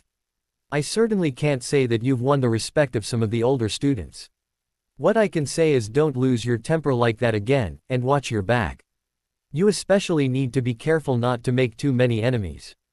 He'd fidgeted a bit, feeling some nervousness wash over him as a result of her words, but she noticed this and her eyes softened, and, much to his surprise, she placed a hand on his shoulder.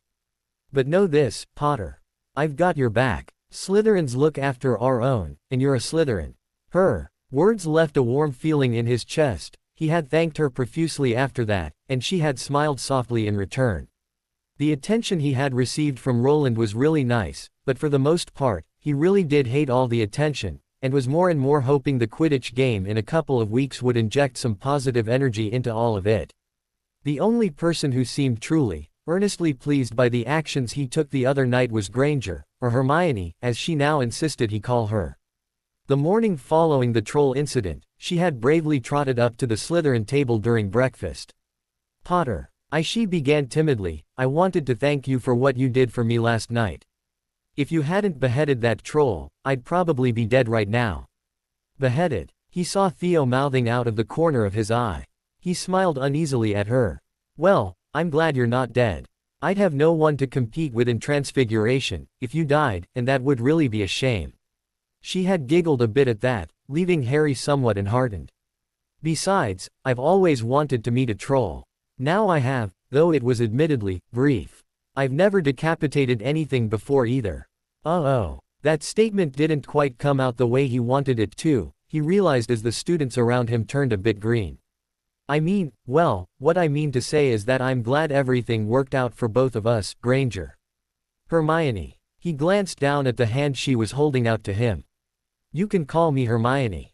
Harry smiled softly, taking her hand. "I suppose you can call me Harry then." Hermione blushed a bit and quickly excused herself. "Consorting with mudbloods now, Potter." Parkinson had called out once the other girl was out of earshot, but was quickly silenced by the glare he sent her way. Over the past 2 weeks, Hermione had taken to sitting beside him in the library.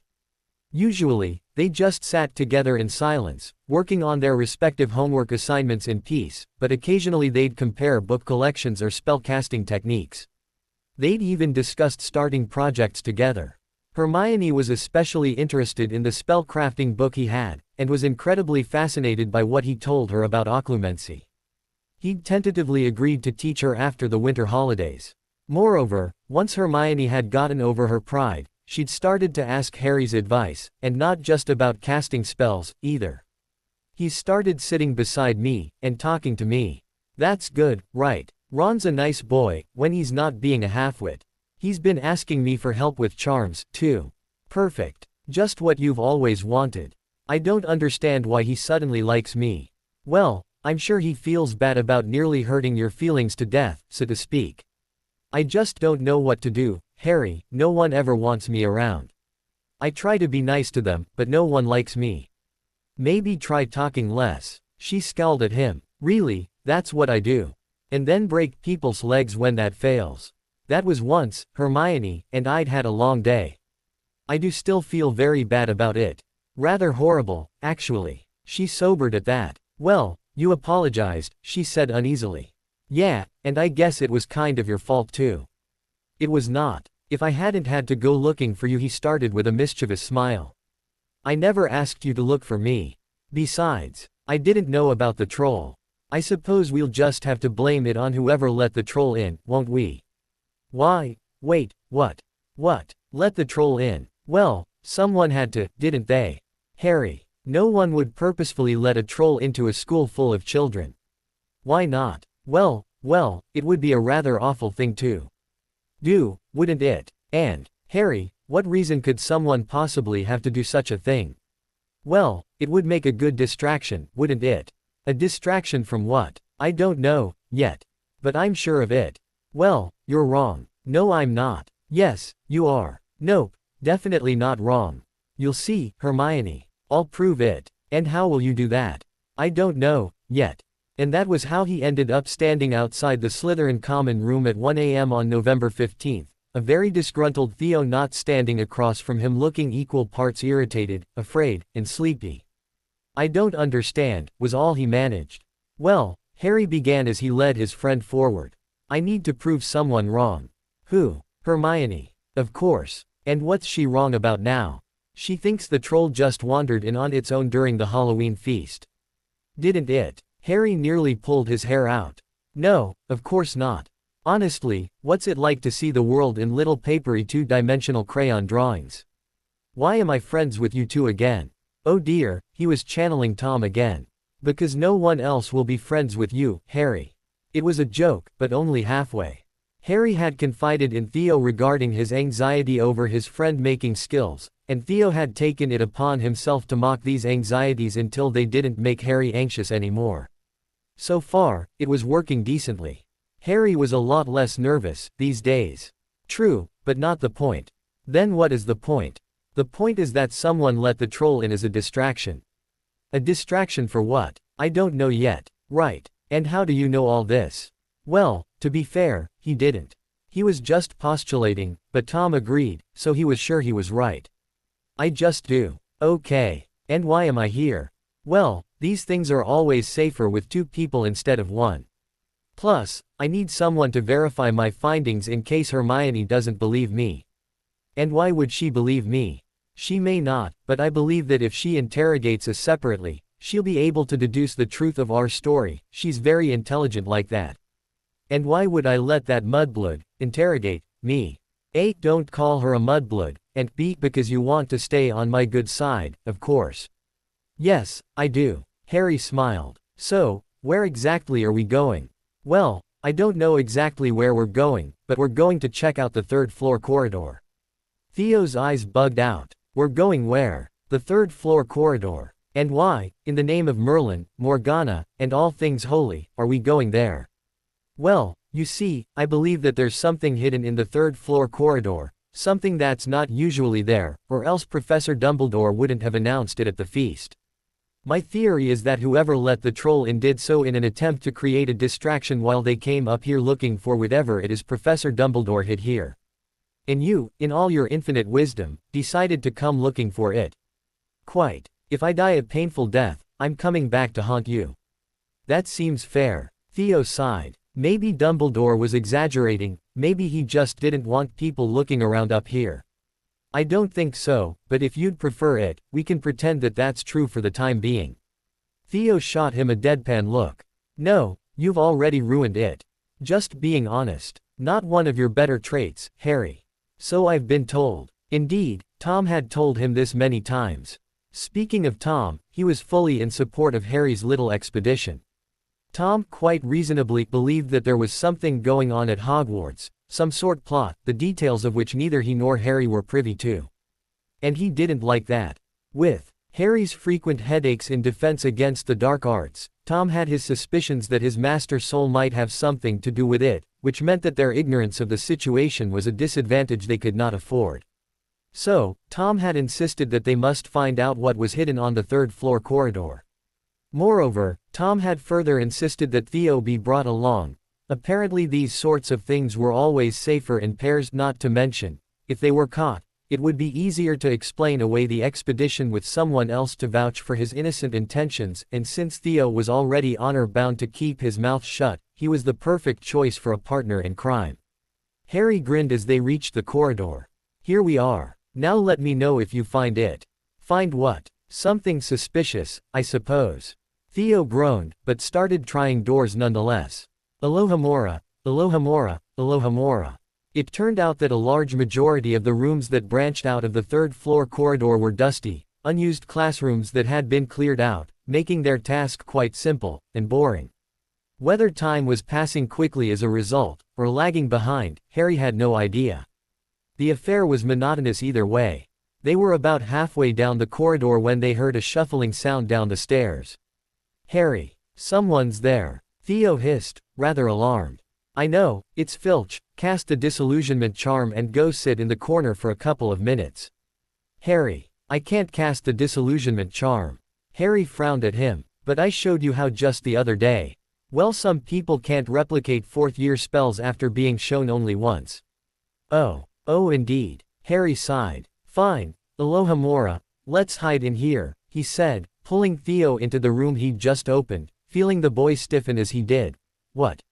A very pale-looking Theo shakily pointed behind him, causing him to spin around. "Oh, that looks like a three-headed dog." "Harry, I think that is a three-headed dog," Theo whispered hoarsely. "Yeah, I think you're right." At that moment, a deep growl sounded through the room, and both boys jumped at the sound as the creature opened its gigantic eyes. "Good doggy," Harry said, smiling hopefully. Apparently it did not, in fact, appreciate being called a good doggy, however, because it immediately let out a howl, prompting the boys to both scramble out of the room, nearly falling over as they slammed the door behind them, wasting no time before they ducked into the next room Harry quickly unlocked. Once they were safe, Theo looked over to Harry, who was grinning widely. "Well, that was rather cute, wasn't it?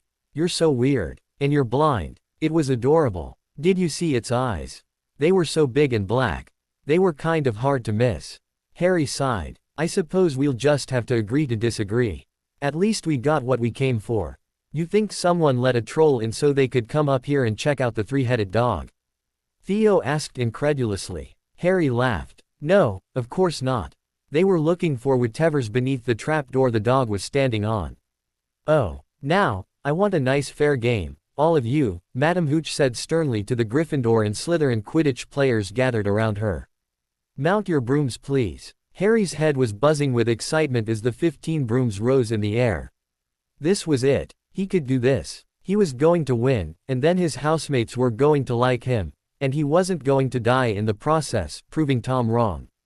Everything was going to be fine. Excellent, in fact, everything was going to be excellent. And with a sharp whistle, the game began. The part Harry had to play was pretty boring, to be honest. Flint didn't want him messing anything up, so he was supposed to wait for the snitch to show up, and stay put until it did. Luckily, he felt quite content to enjoy the wind in his hair, along with the excellent commentary. And the quaffle is taken immediately by Angelina Johnson of Gryffindor. What an excellent chaser that girl is, and rather attractive, too. Jordan. Sorry, Professor. Harry laughed a little, as he sat on his broom, vigilant and nervous. Lee Jordan was commentating on the match that day, and was an avid Quidditch fan, a friend of the Weasley twins as well, so his opinions promised to be amusing. "And she's really belting along up there." A neat pass to Alicia Spinnet, a good find of Oliver Woods, last year only a reserve. Back to Johnson and, no, Slytherin have taken the quaffle. Slytherin captain Marcus Flint gains the quaffle and off he goes. Flint flying like an eagle up there. He's going to SC. No. Stopped by an excellent move by Gryffindor keeper. Wouldn't Gryffindor take the quaffle? That's chaser Katie Bell of Gryffindor there. Nice dive around Flint, off up the field and, ouch. That must have hurt. Hit in the back of the head by a bludger. Quaffle taken by Slytherin. That's Adrian Pusey speeding off towards the goalposts, but he's blocked by a second bludger, sent his way by Fred or George Weasley, can't tell which. Nice play by the Gryffindor beater, anyway, and Johnson back in possession of the quaffle, a clear field ahead and off she goes. She's really flying, dodges a speeding bludger, the goalposts are ahead. Come on, now, Angelina. Keeper Bletchley dives, misses, Gryffindor score. Gryffindor cheers filled the cold air, mingled with howls and NS from the Slytherins. The rest of the game continued similarly, with Lee Jordan's commentary changing tones with the flow of the game. Slytherin in possession, Flint with the quaffle, passes Spinnet, passes Bell, hit hard in the face by a bludger, hope it broke his nose, only joking, Professor, Slytherin score, oh no. Yes, everything was going just fine until 27 minutes into the game. It was as Harry dodged another bludger, which went spinning dangerously past his head, that it happened. His broom gave a sudden, drastic lurch, and for a split second, he thought he was going to tumble right off. He gripped the broom tightly with both his hands and knees. What had just happened? Did the broom malfunction? Wait, do brooms malfunction? How does a broom malfunction? Wait a second, how did the broom work anyway? He was suddenly horrified by himself. He'd never even thought about it. Here he was, flying around dangerously on an enchanted house cleaning tool, not having a clue how or what kind of enchantment was keeping him in the air. Honestly, how stupid of him. No wonder Tom was so upset. He was startled out of his musings when it happened again, and again, and again. It swerved and jolted and lurched mercilessly, as though it was trying to buck him off. But it was not until he tried to move over to the side of the pitch that he realized that his broom was completely out of his control. He couldn't turn it. He couldn't even make it move at all, voluntarily. It was zigzagging through the air and every now and then making violent swishing movements which nearly had him falling to his death. He could feel Tom's panic in the back of his mind. Meanwhile, no one seemed to have noticed that his broom had apparently decided that it didn't want to play Quidditch anymore. It was carrying him slowly higher and higher, away from the game, jerking and twitching as it went. Why couldn't it dive down lower? Maybe then he could jump off. Suddenly, people were pointing up at Harry all over the stands. His broom had started to roll sideways, and he was barely managing to hang on. Then the whole crowd gasped. Harry's broom had given a wild jerk and Harry swung off it. He was now dangling from it, holding on with only one hand. He could hear shouts from his teammates, and was relieved when chaser Terence Hayes started making his way toward him. Apparently though, he didn't end up needing any help at all, because his broom stopped misbehaving as soon as the commotion was directed somewhere else, and smoke erupted from the spectator stands. When he finally felt control of the broom return to him, he sighed in relief. "All right there, Potter," Flint shouted over at him. He gave an uneasy grin. "Yes, I'm quite well, considering." Flint let out a bark of laughter before flying off to continue the game. The rest of the game went comparatively smoothly, and Harry was thrilled when, 43 minutes in, he managed to catch sight of the snitch. It gave him quite a chase, but he was determined. He'd chased it around the pitch for a few laps, but finally, when he started gaining on it, it switched course, suddenly diving downward, with Harry hot on its tail. To a lesser Quidditch player, this would have been a smart move on the snitch's part, a good escape tactic. To Harry, however, this was the chance he had been waiting for. The snitch was trapped between him and the ground. As it turned out, he didn't quite catch the snitch, he nearly swallowed it. It was an interesting experience.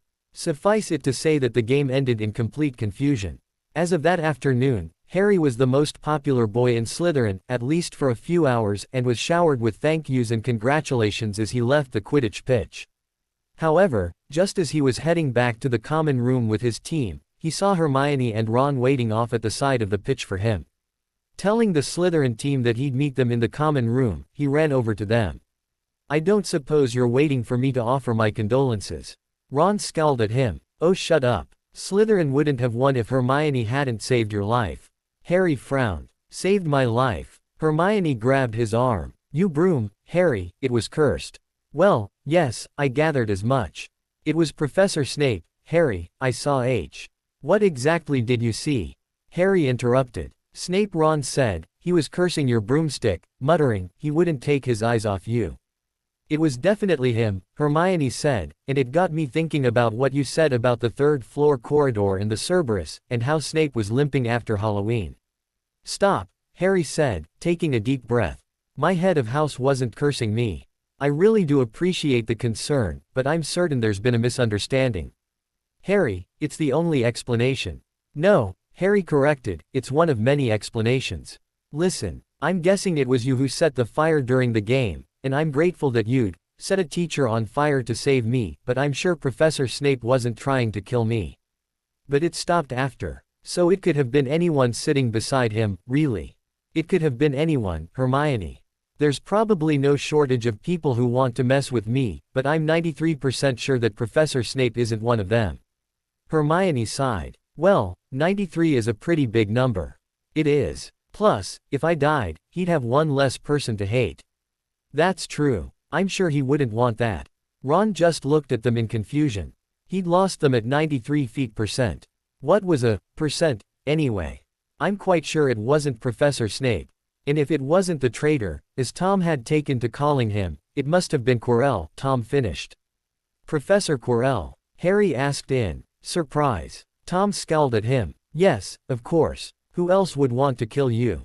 So my head aches. You really think he's carrying a Horcrux? I see no other reasonable explanation. And he's definitely working for you, or, the other you. It would seem so. Well, then, can't I just go talk to him or something? Tom sighed. It never ceases to amaze me how violently you underestimate the truth as a destructive force. Harry frowned. What am I supposed to do, then? I can't just let him kill me. No, that would be rather counterproductive. We do need to speak with him, but only once we have proof that he is loyal to Lord Voldemort. And how do we get that? Consider it an extracurricular project. Harry grimaced. What if he kills me first? I have faith in you. You only ever have faith in me when it's convenient for you. I thought you trust no one. I lied. And next time I ask you if you trust me, when you'd usually say that you trust no one, what will you say then? That I trust no one. But that's a lie. No, it's the truth. Harry was so confused that he thought he might burst into tears. Good night, Tom, he exclaimed, stuffing the mirror under his pillow, and ignoring the aching in his skull as he pulled the covers over himself and committed his mind to chasing after the darkness of slumber. Whatever happens, Harry, I want you to know that I'm proud to have known a great warrior such as yourself. Harry looked over at Fred, a soft smile gracing his face. Likewise. You fought bravely, Fred, and with honor. I won't forget your sacrifice. Victory will belong to us both. Fred nodded, eyes tearing a little. They will sing songs of this day. Harry's smile faltered a bit. Who are they? Fair maidens and brave warriors such as ourselves. All right, then, I'll trust you on that one. Wise choice. Now, on my count, 1, 2, 3. At that moment, Fred burst through the roof of their snow fort, drawing rapid fire from Ron and George while Harry crawled to the side. Wingardium Leviosa. And with that, Ron and George's snow fort rose through the air like a floating castle, only to come crashing down their heads a moment later. Seeing their foes vanquished and covered in the ruins of their former home base, Harry and Fred let out a whoop of victory, and shook hands fervently. Really, Harry, a pleasure, Fred was saying, when he was tackled to the ground by George, who he just barely managed to kick away so he could make a break for it, his twin hot on his tail. Meanwhile, Ron glared at Harry. That's cheating, Ron said angrily. You used magic. Harry looked at him, aghast.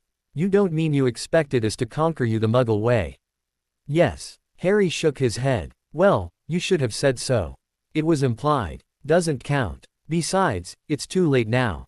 We already won. Ron scowled. Just like a Slytherin, playing dirty. Harry grinned. As I recall, you were the one who proposed doing battle with this Slytherin. Ron rolled his eyes. So, Harry Dursley, Ron began as he brushed snow off himself, what do you want to do now? It's still a couple of hours before sundown. Harry smiled subtly. This was the perfect time to implement his plan. Didn't you say you know the groundskeeper? Ron looked surprised at his question. Who, Hagrid? Yeah, I know him. Is it true that he's half giant? I heard a rumor. I'd really like to meet him. Oh, sure. Hagrid's brilliant, and I'm sure he'd love some company. Harry nodded excitedly. The path to Hagrid's hut, for that's what it was, apparently, a hut, was an uneasy crawl down the snow-covered slopes Hogwarts sat upon. It wasn't too steep, but it was slippery and vaguely treacherous nonetheless. Harry thought it might have something to do with all the ice. They ended up tripping and slipping down part way, but in the end it shortened their journey, which Harry was thankful for, because it was starting to get a bit chilly out. The sooner they got back to the castle, the better. With 3 sharp raps, Ron knocked on the large door of the hut, and not a few moments later, an enormous man answered, who Harry recognized as the man that showed them to the boats on September 1st. More importantly, though, he bore a marked resemblance to the boy he'd seen in Tom's memories, Rubeus Hagrid, an unusually large Hogwarts student who had a penchant for collecting dangerous magical creatures. Tom was convinced that if someone knew about the Cerberus on the 3rd floor, it would be him. Tom also seemed to be under the impression that Mr. Hagrid was rather thick, and would be easy to coerce into revealing information. Well, if it isn't Ron Weasley, and, well, who's this you've brought with ye this time, Ron? Oh, this is my friend Tom E.V. Harry stuck out a hand, kicking Ron a bit. Harry Potter, sir. It's a pleasure to meet you. Hagrid's eyes went wide. Well, bless my soul, Harry Potter. I haven't seen ye since ye were just a little, he exclaimed, shaking Harry's hand avidly before ushering them into his hut. Harry could not help but notice how rustic and homey the place was. In fact, he thought it was rather charming. It definitely had, what do people say, character. It certainly wasn't a dull place, despite the earthy, muted colors that painted it, which were cheerily offset by the bright red socks hanging near the hearth and the pink umbrella in the corner. It was all one room, so he could see a small kitchen to his right, and a quilted bed on his left. The place Hagrid showed them to was a rickety wooden kitchen table, seated dead center in the charmingly cluttered hut. You knew me when I was a baby? Harry inquired curiously as he sat down. Well, of course I did. I was the one who brought ye tea, Dumbledore, the night that, well, ye know. Harry nodded slowly. I see. Well, it's lovely to see you again, then. Hagrid beamed at him. Likewise, Harry, likewise. He went over to the kitchen and brought back a plate.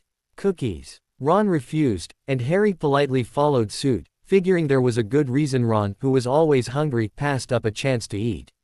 Well, suit yourself. Now, what brings ye all the way out here? Harry wanted to meet you, Ron piped up, causing Hagrid's smile to widen even further. I was curious as to what exactly you do here, Mr. Hagrid, Harry said. Oh, just Hagrid, Harry, just Hagrid. Anyway, I'm the one who watches o'er the grounds here at Hogwarts, and I take care of all the magical creatures around, here too. Harry tilted his head a bit. I figured as much, but I was wondering, with the creatures, what's it that you actually do? Hagrid looked very pleased by the question. Well, he began, it really depends on the sort of creature, ye see. Some of 'em just go off and do their own thing, but some of 'em need some tender love and care, if ye know what I mean. They need feedin', and watchin', and company and all that. Harry was smiling as he listened. So what kind of creatures do you take care of, Hagrid? Oh, well, there's the creatures that Professor Kettleburn works with, ye know, for the care of magical creatures class. I've got a colony of flobberworms out back that I keep around, and I keep some fire crabs down by the lake. It's always a challenge keeping them away from the salamanders living nearby. They don't particularly get along, ye see, Hagrid said, sounding a little distraught about the last part. Harry nodded solemnly, and Ron was starting to look quite entranced. What about bigger creatures? Harry asked. Oh, well, I'm the one that keeps all the thestrals healthy and clean, and I keep a couple of hippogriffs around, here too. Third-year magical creatures, they are. Oh, and unicorns too. Unicorns. Ron exclaimed, you have unicorns? Oh, sure I do. They make themselves scarce in the winter, but ye come down, ere when it gets a bit warmer, and I'll introduce ye. Harry and Ron looked at each other and grinned. I think I might really enjoy that, Hagrid, thank you. Yeah, thanks Hagrid. Oh, it's no problem at all, really. And what about creatures that aren't used for the care of magical creatures class? Well, there are some who make a home here at Hogwarts, ye see. And I try to keep 'em comfortable, and safe away from all the students. For instance, I make sure the Grindylows are well fed down in the Great Lake, and I keep the bugbears away from the students deep in the Forbidden Forest. Bugbears, Ron said curiously. Oh, yeah, funny little things they are, once ye get to know 'em. But not so good around strangers, they can be a bit temperamental, they rather enjoy scaring people, ye see. Do you take care of any fairies, Hagrid? Harry could not help but wonder. Ah, that, Harry, is quite a challenge. Ye see, I got me pixies and me brownies, and they need lots of attention. Those ones, the challenge is keepin' 'em away from the students, so they don't go off causing trouble. Especially gotta watch out for those joint eaters. Ron gulped audibly. Joint eaters. Oh, yeah, ye want to stay away from those, Ron. Ron nodded, a bit pale. I sometimes get nomad types too, Hagrid said thoughtfully, a herd of wild hippogriffs, a kelpie, or a shelly coat here or there. I make sure they enjoy their stay here at Hogwarts. So, any magical creatures on the school grounds, you'd know about them? Harry inquired. Oh, of course. I take care of all of 'em.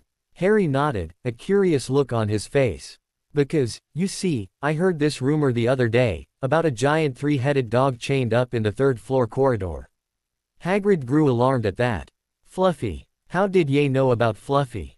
Fluffy. Ron asked, looking between them with wide eyes. There's a giant three-headed dog and it's called Fluffy. Yeah, he's mine, bought him off a Greek chappie I met in the pub last year.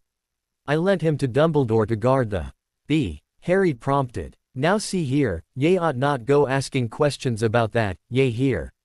That's between Dumbledore and Nicholas Flamel. Hagrid stopped short at that, looking furious with himself. I shouldn't, Avenue said that. Harry shook his head. Don't worry about it, Hagrid. I was just curious, is all. Ron and I will forget all about it, won't we, Ron? Ron nodded, looking very confused about the whole thing, but Hagrid seemed quite satisfied with that. Now, he said, can I get Ye some tea? It would appear that Tom was correct. Hagrid was a lovely person, a pleasant conversationalist, and a wonderful host, but he really wasn't too bright. The Philosopher's Stone. Harry frowned. The who's what? Tom scowled at him. The Philosopher's Stone. It's an alchemical compound fabled to manufacture wealth and eternal life for its owner. Wait, what? How can a stone do that? I am no alchemist, Harry, or else I would have made one for myself long ago. Fair enough. So Harry began questioningly. So what does this tell us? Tom asked patronizingly. That Dumbledore's hiding the Philosopher's Stone at Hogwarts for some reason. Yes, and what might that reason be? Well, you said that Hogwarts is one of the safest places there is, right? Maybe it's just here for safekeeping. And what's wrong with that theory, Harry? Harry frowned. I thought that was a pretty good theory. But you're missing something, Tom said impatiently. Harry bit his lip, making a face that could only be interpreted as the face of someone in deep thought. Well, I suppose there's the question of why it needs to be protected, but that's obvious. It's really valuable, right? Yes, and it's fair to assume that it has always been protected. But why Hogwarts? Why now? Harry's eyes widened. If you know about the stone, it's at least 10 years old. So where's it been for the last 10 years? Why would they move it now? That's it, right? That's what we're missing. Tom seemed pleased with his deduction. So tell me, Harry, why here? Why now? Because someone's looking for it. Professor Dumbledore knows that, which is why he offered to hide it here for that Nicholas Flamel guy. Correct. Now, who might be looking for it? Harry's eyes lit up. Voldemort. Precisely. So Voldemort sent Professor Quirrell to find the stone for him. Tom glared at him a bit. We don't know for sure that it's Quirrell, Harry. We cannot afford to make leaps like that. Harry pouted. Well, what do we do, then? Tom raised an eyebrow, making it clear that he wasn't going to answer for him. Well, we need proof, I suppose, that Professor Quirrell works for Voldemort. And how can we acquire said proof without exposing ourselves? Well, I suppose the easiest thing to do would be to wait until Quirrell, or whoever it is, tries to steal it, and then meet him there, and introduce myself. Introduce yourself. Well, yes, that's what one does when one wants to make a friend, isn't it? Make a friend. Well, yes, that's what this is all about, isn't it? We want to make friends with Voldemort 1.0, right? Tom sighed, looking a bit exasperated. Yes, Harry, we want to make friends with Voldemort 1.0. What? He's Voldemort version 1.0, and you're Voldemort version 2.0, otherwise known as Tom. Indeed. So, what would you normally be doing around this time? Harry asked curiously. He and Ron were sitting in the Great Hall, enjoying treats on Christmas Eve night. It was about a half hour before curfew, and they were alone, seeming very small in that cavernous room. Every time they shifted in their seats, or took a bite and chewed, echoes reverberated off the vast stone walls around them, reminding them that they were present and awake, and quite alone. Well, you know, the usual. No, I don't know. You don't know what? I don't know what the usual is. I've never celebrated Christmas before. Ron stared at him, baffled. You've never celebrated Christmas before. Harry shook his head. Blimey, mate, that's sort of messed up, isn't it? I guess so. So what is it you usually do on Christmas Eve? Well, Ron began contemplatively, usually we have a nice dinner, you know, with ham and mashed potatoes and carrots and typical family dinner foods and whatnot. Everyone's home then, so it's usually quite loud, everyone wants to know everything about what everyone else has been doing. And after that is dessert, only meal of the year where there's more sweets than actual dinner. Mum loves Christmas, and she and Ginny start baking weeks ahead of time. There's usually cookies everywhere by the end of it, lots of gingerbread and shortbread. Honestly, it's a bit ridiculous. By the end of it, none of us want to taste another teaspoon of sugar again. That is, until New Year's. Anyway, after eating, we usually just hang about by the tree, take turns telling stories in front of the fire, and everyone gets to open one present, and we all take turns guessing what it is, and whoever gets the most wrong has to run outside with no shoes on. And then, seeing Harry's eyes beginning to glisten, Ron sobered a bit. It's all rather dull, actually. Harry smiled sadly. No, it doesn't sound dull at all. Really, it sounds brilliant, all of it. I hope that, had things been different. He took a deep breath. I think I'd have liked to have a Christmas just like that. Ron looked away, not quite sure what to say to that. With no Dursleys to cook for and wait on, Harry slept in until Tom made his presence known on Christmas morning. The Slytherin dormitories were rather like his old cupboard in that they had no windows. Well, they had windows, but the sun was never more than a distant, muffled light drenched in the green waters of the lake above, seeming very quiet and far away. It wasn't quite bright enough in the mornings to force him to wake soon after sunrise. He'd gotten into a routine, of course, at Hogwarts. He went to bed at the same time every night, and had no trouble waking up in the mornings. But last night, well, he wasn't quite sure when exactly he fell asleep, because he'd done so with a book in his hands. Despite the fact that waking up to pain was never pleasant, Harry was thankful Tom had wakened him before he drooled on a beginner's guide to spellcrafting too much. There was no one around, but Harry went through the motions of dressing himself in his uniform just as he did every morning. Ron had taken to teasing him about wearing his school uniform over Christmas break, but what he didn't realize is that Harry might even prefer a pink frilly dress to Dudley's old cast-offs. They reminded him just a bit too much of Number 4 Privet Drive, a perfectly horrible place for perfectly horrible people, who were under the impression that being horrible was somehow normal. Ever did he endeavor to forget the whole thing. Upon entering the common room, he was surprised to see that, resting under the small decorated evergreen that sat in the corner, was a small package that had not been there the night before. Curiously, he took the package in his hands, and upon seeing a small card with his name on it sitting on top, he began to unwrap it. His attempts to unwrap it were clumsy. He'd never unwrapped a present before, but when he finally managed it, something thin, fluid, and silvery gray slipped through his fingers and went slithering to the floor. Harry picked what appeared to be a glimmering, silver cloth off the floor, staring at it with wonder in his eyes. It was perhaps the softest and smoothest thing he'd ever held in his hands, like water woven into silk. Wrapping the material around himself, Harry looked down to see how it looked on him, but, suddenly, he wasn't there anymore. Eyes widening, he dashed to the mirror in the corner, and gaped at what he saw.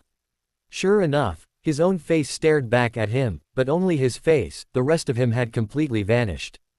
An invisibility cloak, Tom supplied helpfully. Yes, because that wasn't entirely obvious, Harry replied with humor, ignoring the pain in his head. He rubbed his forehead, and that was when he noticed a small note lying on the ground beside him. Pulling off the strange cloak, he reached down to pick up the letter. Written in narrow, loopy writing he had never seen before were the following words. Your father left this in my possession before he died. It is time it was returned to you. Use it well. A very Merry Christmas to you. Harry stared at the note, puzzled. Dumbledore's handwriting, Tom commented mentally, curiosity evident in his thoughts. Harry frowned. How curious. I suppose my father was quite close to Dumbledore then. There was no answer. Well then, he smiled. I know exactly what I'm going to do with this. The remainder of the day, Harry spent exploring the castle under the guise of his invisibility cloak. The ability to roam the castle uninhibited was freeing, and he quite liked it. The first thing he had done, of course, was visit the restricted section in the library. First years couldn't get passes, so Harry hadn't had the chance to check it out yet, much to his disappointment and Tom's ire. After scanning the enormous shelves with a huge grin on his face, he went about looking for a copy of Magic Most Evil, which, to Harry, was quite legendary at this point. Tom said it was an essential reference book, and among several of his housemates it was well known as the one book their parents had that they weren't allowed to touch. When Harry finally located it, he was thrilled to find that not only was it adequately creepy and mysterious looking, it was also gigantic. It would take him ages to read through it all. A worthy challenge indeed. The restricted section of the library was a little like heaven to him. So much knowledge gathered in one place, and all of it, to varying degrees, forbidden. He blamed it on Tom. He got a certain thrill from knowing things he wasn't supposed to know. Yes, definitely Tom's fault. What had him especially pleased, though, was that being able to access the restriction section would allow him to get started on his project. Well, it wasn't so much a project as the beginnings of a vaguish ambition. The history books he'd gorged himself on had taught him about many great wizards and witches, but the most data had been collected on Grindelwald, Dumbledore, and Voldemort, and he had noticed something very troubling about these three characters. Grindelwald was a dark wizard, Dumbledore was a light wizard, and Voldemort, again, dark. Light, dark, simple, cut and dry. Where did these distinctions come from? What was the difference between a light wizard and a dark one? He figured it must have something to do with the type of magic one practices, light or dark. But why not practice both? What stopped people from becoming exceptionally skilled at both light and dark magic? He hadn't found a clear answer on the question, and Tom refused to comment, so he had come to a decision. As long as he had no reason to believe it wasn't possible, he'd endeavor to master both light and dark magic. Tom seemed very amused and somewhat pleased by this conviction, and had suggested that Harry begin his studies in dark magic on his own time, seeing as he would learn plenty of light magic in school. That's where the copy of Magic Most Evil came in. It was a shame he couldn't take it with him to read in bed, but he'd resolved to come back to take a look at it regularly.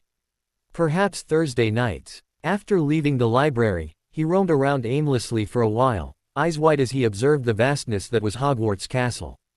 Despite the fact that he was in an enormous magical castle full of moving staircases, living paintings, and secret passageways, though, his expedition was rather eventless until he found himself in what looked like a disused classroom.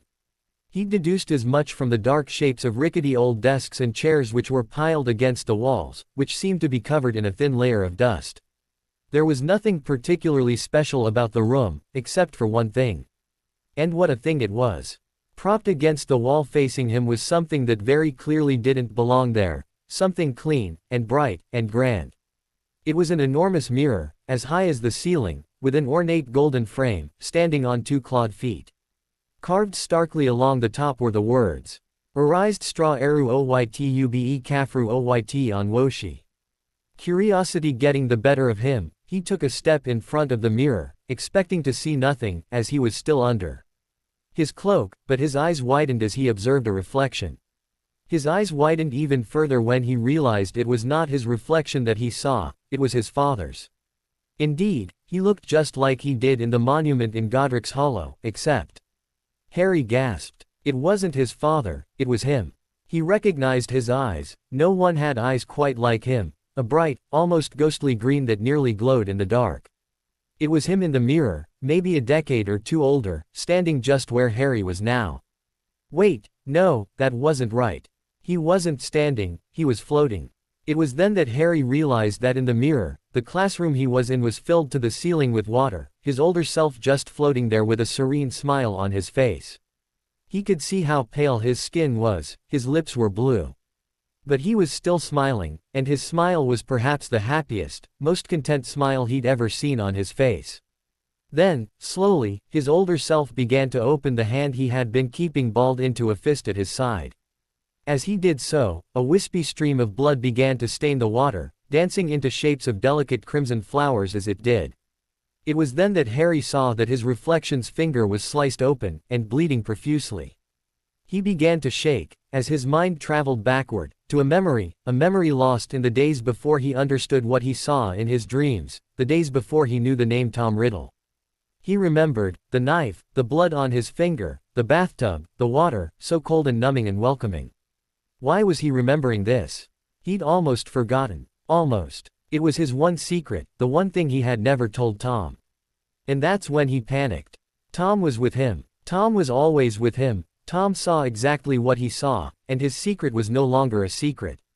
Frantically, he turned away from the mirror, his heart beating at an incredible pace. What was that? What was he seeing? Why would the mirror show him something like that? He glanced cautiously over his shoulder, staring at the words carved on the mirror frame. Arised straw eru oytube kafru oyt on woshi. I show not your face but your heart's desire. All the breath escaped his lungs. He didn't understand. He didn't understand at all. He didn't want that. That wasn't what his heart desired. What it did desire, he had no idea, but surely it wasn't that. Closing his eyes, he tried to calm his breathing. It was just a mirror. Just an image. Just a trick. Just a magic trick. Once his breathing was steady once again, he steeled himself and said, "It's nothing, Tom. Nothing." And with that, he fled the room, never to return. Lord Voldemort was afraid. Of what? Of death. It was one of those fears that lingers in the back of one's mind, darkening one's thoughts, stirring into a toxic obsession in the black of night, when all else is silent. It usually lay dormant. After all, he was an exceptionally powerful wizard, and had Horcruxes to keep him tethered to the land of living should his power and skill fail him. However, there were times when his fear would make itself known. And that had happened far too many times of late. First there was the troll.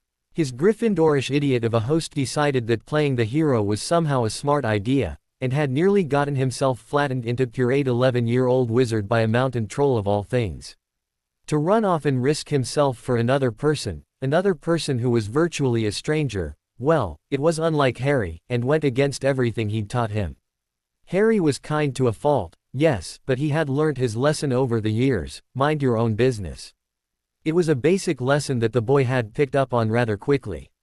But, suddenly, years of experience and self-reflection evaporated, and were replaced by a burning urge to ensure that mudblood was unharmed. Foolish, incredibly foolish. The only reason the punishment he doled out to Harry wasn't more harsh was that, as the boy had highlighted, while his actions were foolish, the results were desirable. In more ways than the boy knew. The boy had made his first kill. It was the first time the child had taken the life of a sentient creature, and, to his delight, was relatively unaffected by it. He had expressed disappointment at the troll's untimely demise, but was otherwise quite content with the fact that he'd decapitated a magical creature with its own distinct psyche and conception of self, complete with recognizable emotions. Given the sort of boy Harry was, there was no doubt that the fact that this creature was fully aware of itself, and was a living creature of intelligence, however meager that intelligence was, had crossed his mind, and was acknowledged, and then promptly ignored. The child was showing promise, and he was pleased to find that the boy's candid way of looking at the world could, in cases like this, actually work against his kind nature. He didn't have to kill the troll. It should have been possible to incapacitate it, but he did so anyway. He was ruthless, in a way, and he was so without any feelings of anger and hatred to spur him on. If that hadn't been evidence of the boy's potential, his confrontation with Draco Malfoy would have been. He could not help but laugh gleefully when he recalled the burst of furious magic that had pulsed from the boy's body, matching his anger gladly. The boy had only been tired and irritated, and he had broken another child's leg because of a mere insult, and not even an insult directed at him, rather, at his mother. When truly angered into pure white, blinding rage, little Harry Potter would be positively deadly. Oh, how he was looking forward to seeing that. He was still, somewhat disturbed by the child's kind and innocent nature, but these recent events had indicated that it might not be as much of an obstacle as he had originally thought it might be. And then there was his reputation. The whole affair had done wonders for the boy's reputation. To the rest of Hogwarts he was the boy who lived, a Slytherin boy who had risked his life to save a Muggle-born student, a Gryffindor, no less. He was kind, brave, considerate, and living up to the reputation his parents had set a precedence for. To Slytherin House, though, Harry Potter was now a powerful and somewhat volatile little boy, with the potential to be a frightening foe or valuable ally. It was perfect. Months of planning and scheming was condensed into the events of one night. The final reward Harry's actions had wrought was his friendship with the Muggle-born witch. While he wasn't too keen on the friendship himself, Harry had now acquired a rival he could keep a close eye on, which would benefit him in the long run. Having someone to compete with, on an academic level at least, Harry's actual magical prowess would forever dwarf the Mudbloods, would accelerate his academic efforts, and the value of intelligent conversation could not be discounted. Because despite what she was, the Muggle-born witch was intelligent. There was no denying it. Not to mention, the girl had expressed an interest in learning occlumency, which meant he could finally begin teaching Harry legilimency. Yes, the boy's friendship with the Mudblood had potential, that was for certain. So, all in all, the events of Halloween night had not been entirely futile. Not long after the troll incident, however, came the Quidditch incident. He had tried to tell him, Quidditch is dangerous, so many opportunities to die in such a short amount of time. The one behind the curse was most likely Quirrell, who was working for his master's soul, of that he was quite sure. Moreover, considering the presence of Harry's headaches in defense against the dark arts, it was likely that he was also carrying a Horcrux. He didn't think Quirrell was a Horcrux himself, indeed. He had come to believe that creating a human Horcrux was impossible without the very specific conditions Lily Potter had created, conditions that he had yet to unravel in their entirety, but there was no other explanation for the headaches.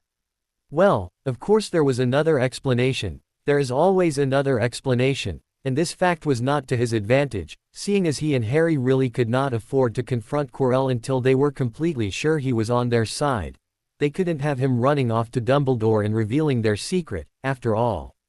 They needed to make contact at just the right moment, which was, as Harry had deduced, the time at which Quirrell supposedly intended to steal the stone. Only then could they be sure that at the very least, the squeamish defense against the dark arts teacher wasn't on Dumbledore's side. There was also the possibility that the whole thing was a trap. But what's life without a little risk? He hated risk, of course, the nasty little variable, but it was inevitable. Quirrell, why his master soul had chosen the timid fool as his servant, he could not figure out. Surely there were other options.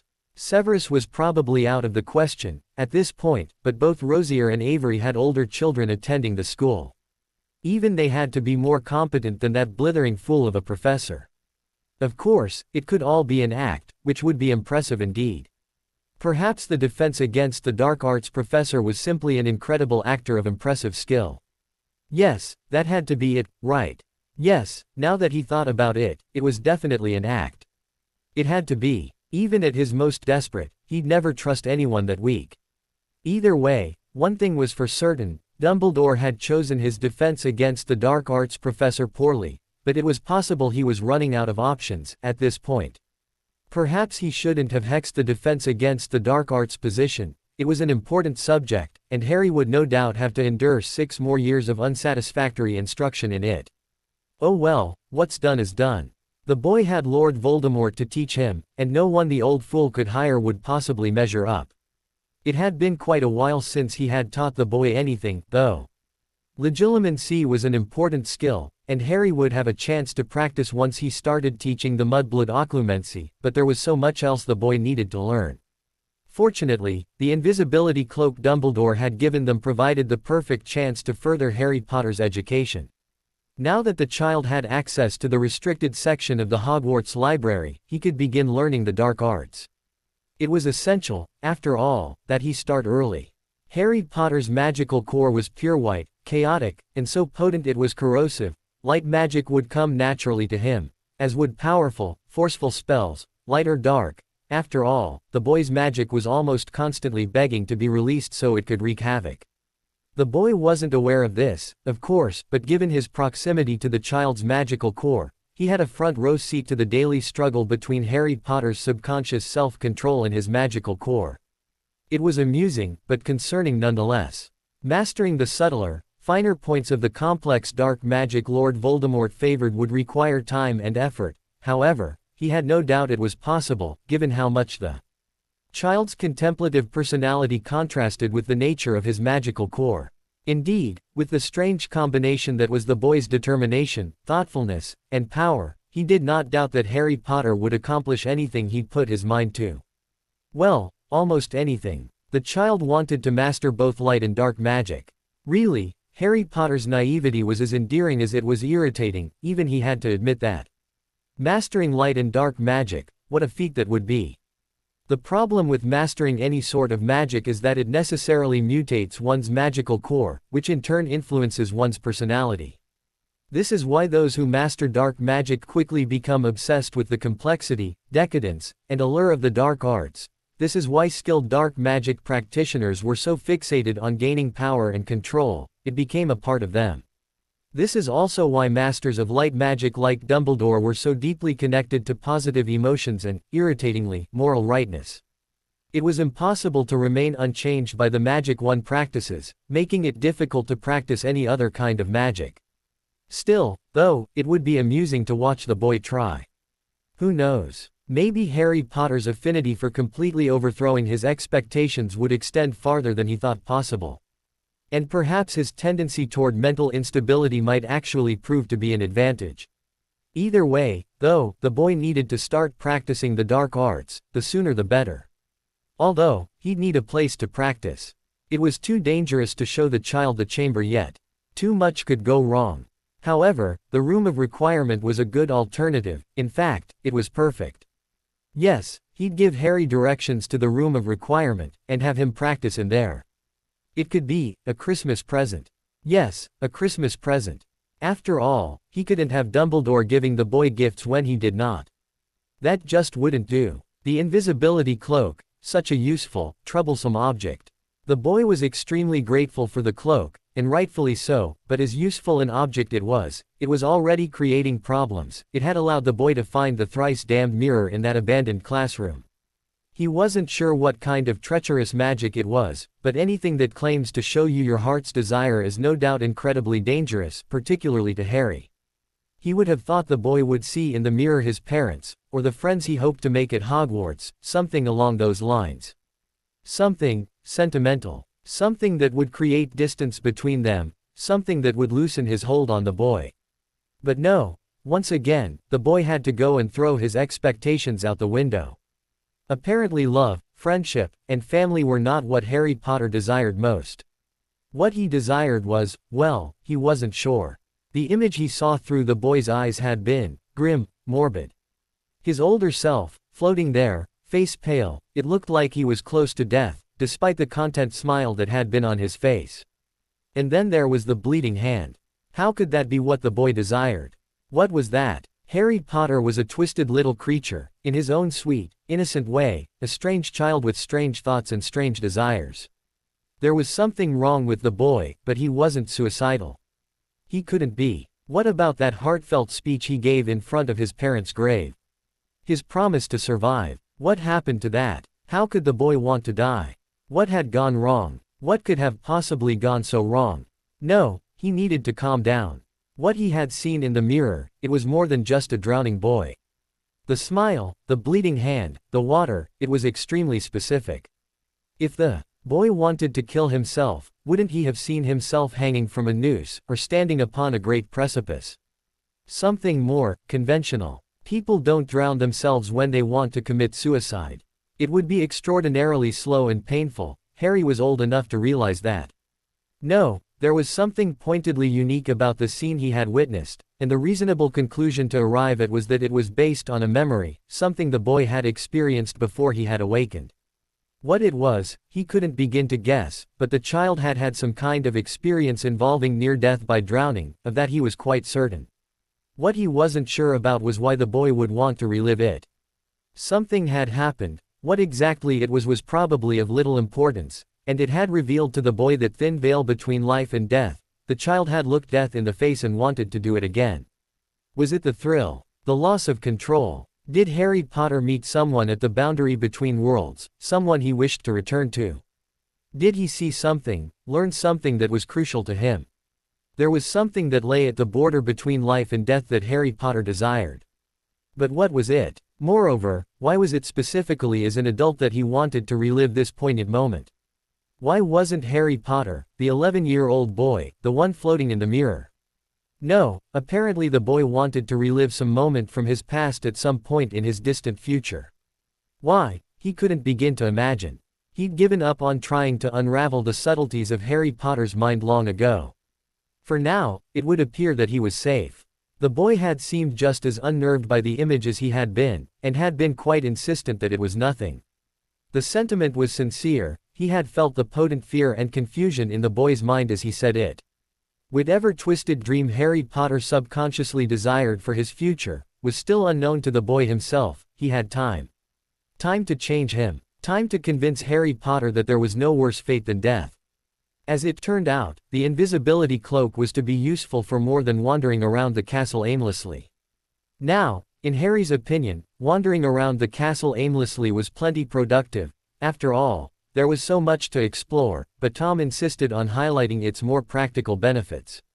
For example, it allowed Harry to easily access Tom's Christmas gift.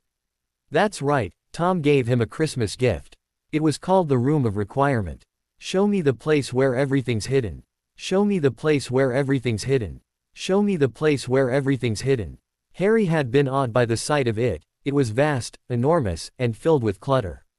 The room itself was the size of one of those old, ornate cathedrals he'd never been into, and it stretched out before him like a miniature city, built from hundreds of years' worth of abandoned trinkets and treasures. Narrow paths wove between treacherously stacked piles of old furniture and massive piles of books, some stretching on, meandering through the labyrinth of hidden things, and others coming up short before a wall of wood, stone, parchment, and dust. Hidden in cracks and crevices were chipped bottles of treacherous-looking substances, funny old hats, dull jewels, dusty cloaks, cracked shells, and other random items he didn't expect to find. He also found dangerous objects like rusting swords, daggers, and shields, and even more foreboding items like a thick, heavy, blood-stained axe. And then there were things that were just plain odd, like the enormous stuffed troll he found cowering in a rickety old wardrobe, and something in a cage that had long since died. Its skeleton having not 2, not 4, but 5 legs. He thought he would have rather liked to have met whatever had died in that cage, as it would probably be very educational to ask it how exactly it managed to walk with 5 legs. Harry was convinced that was he so inclined, he could have spent years in there without getting bored. There were thousands of books to read, cupboards to search, and trinkets to fix. It was a truly fantastic place. Imagine Harry's shock when, after wandering around in there for a few hours, he was informed by Tom of the true nature of the room he was in. It was a room with endless possibilities. The Room of Requirement could be whatever he wanted it to be. All he had to do was pace in front of a wall in the 7th floor corridor, thinking about what he wanted. A warm fire and hot chocolate. A warm fire and hot chocolate. A warm fire and hot chocolate. Sure enough, he was able to summon a plush, cozy couch in front of a fireplace, complete with a table holding the biggest mug of hot chocolate he'd ever seen, except there'd been no hot chocolate in it. Apparently, the Room of Requirement, or the Come and Go Room, could do just about anything except create food. It made sense, of course, but Harry had to give it a try, much to Tom's annoyance. However, just about anything else was fair game. So far, he'd summoned an exact replica of his dorm room, a copy of the Slytherin common room, a gigantic heated swimming pool, several libraries, and a small forest. To be honest, Harry thought that the Room of Requirement was undoubtedly the most spectacular feat of magic he had yet witnessed. Truly, he hadn't even considered that such a thing could be possible. Even knowing how incredible magic could be, he would not have guessed that something like the Room of Requirement existed. He was filled with wonderment every time his mind wandered to the Come and Go Room, and he was entranced by its boundless potential and the fact that he had no idea how it worked. Tom didn't know either. He just said it was a gift from Hogwarts. And what a gift it was. Now Harry had a place to go when he needed to be on his own, or wanted to practice spells that were best kept private. It was the perfect gift, and he couldn't thank Tom enough. However, exploring the Room of the Requirement wasn't the only thing that had occupied his attention of late. Aside from giving him ready access to his Christmas present, the cloak had also allowed Tom and him to further their goal of solving the mystery of the Philosopher's Stone. Or, more specifically, it played a key role in assisting their eliminating of the conundrum that was discerning Professor Quirrell's loyalties. Tom said there was something called a warding spell that he could perform on the room where Fluffy was chained up. Simply put, the spell would alert him if Professor Quirrell in particular entered the room and opened the trap door. It was not a simple spell, and Tom was quite insistent that he needed to perform it with his own wand. Even then, it would take a couple of hours to properly cast, and would drain Tom of so much energy it would take months for him to recover. Indeed, While the ward remained undisturbed, he would need to be constantly feeding it his own magic, because apparently Harry's wasn't quite up to the task. Your magic is just about as subtle as a tidal wave. Wards are intricate magical structures, and unfortunately, everything your magic touches tends toward entropy. Harry had been nigh heartbroken to hear this, because he really wanted to learn this warding thing. But, no, that can't be. I don't know how to deal with this, Tom. It had taken several rather pathetic attempts to console him before Tom finally convinced him that a few years of practicing magic with a wand would force his magic to confine itself more readily, allowing him to perform more delicate spells like warding.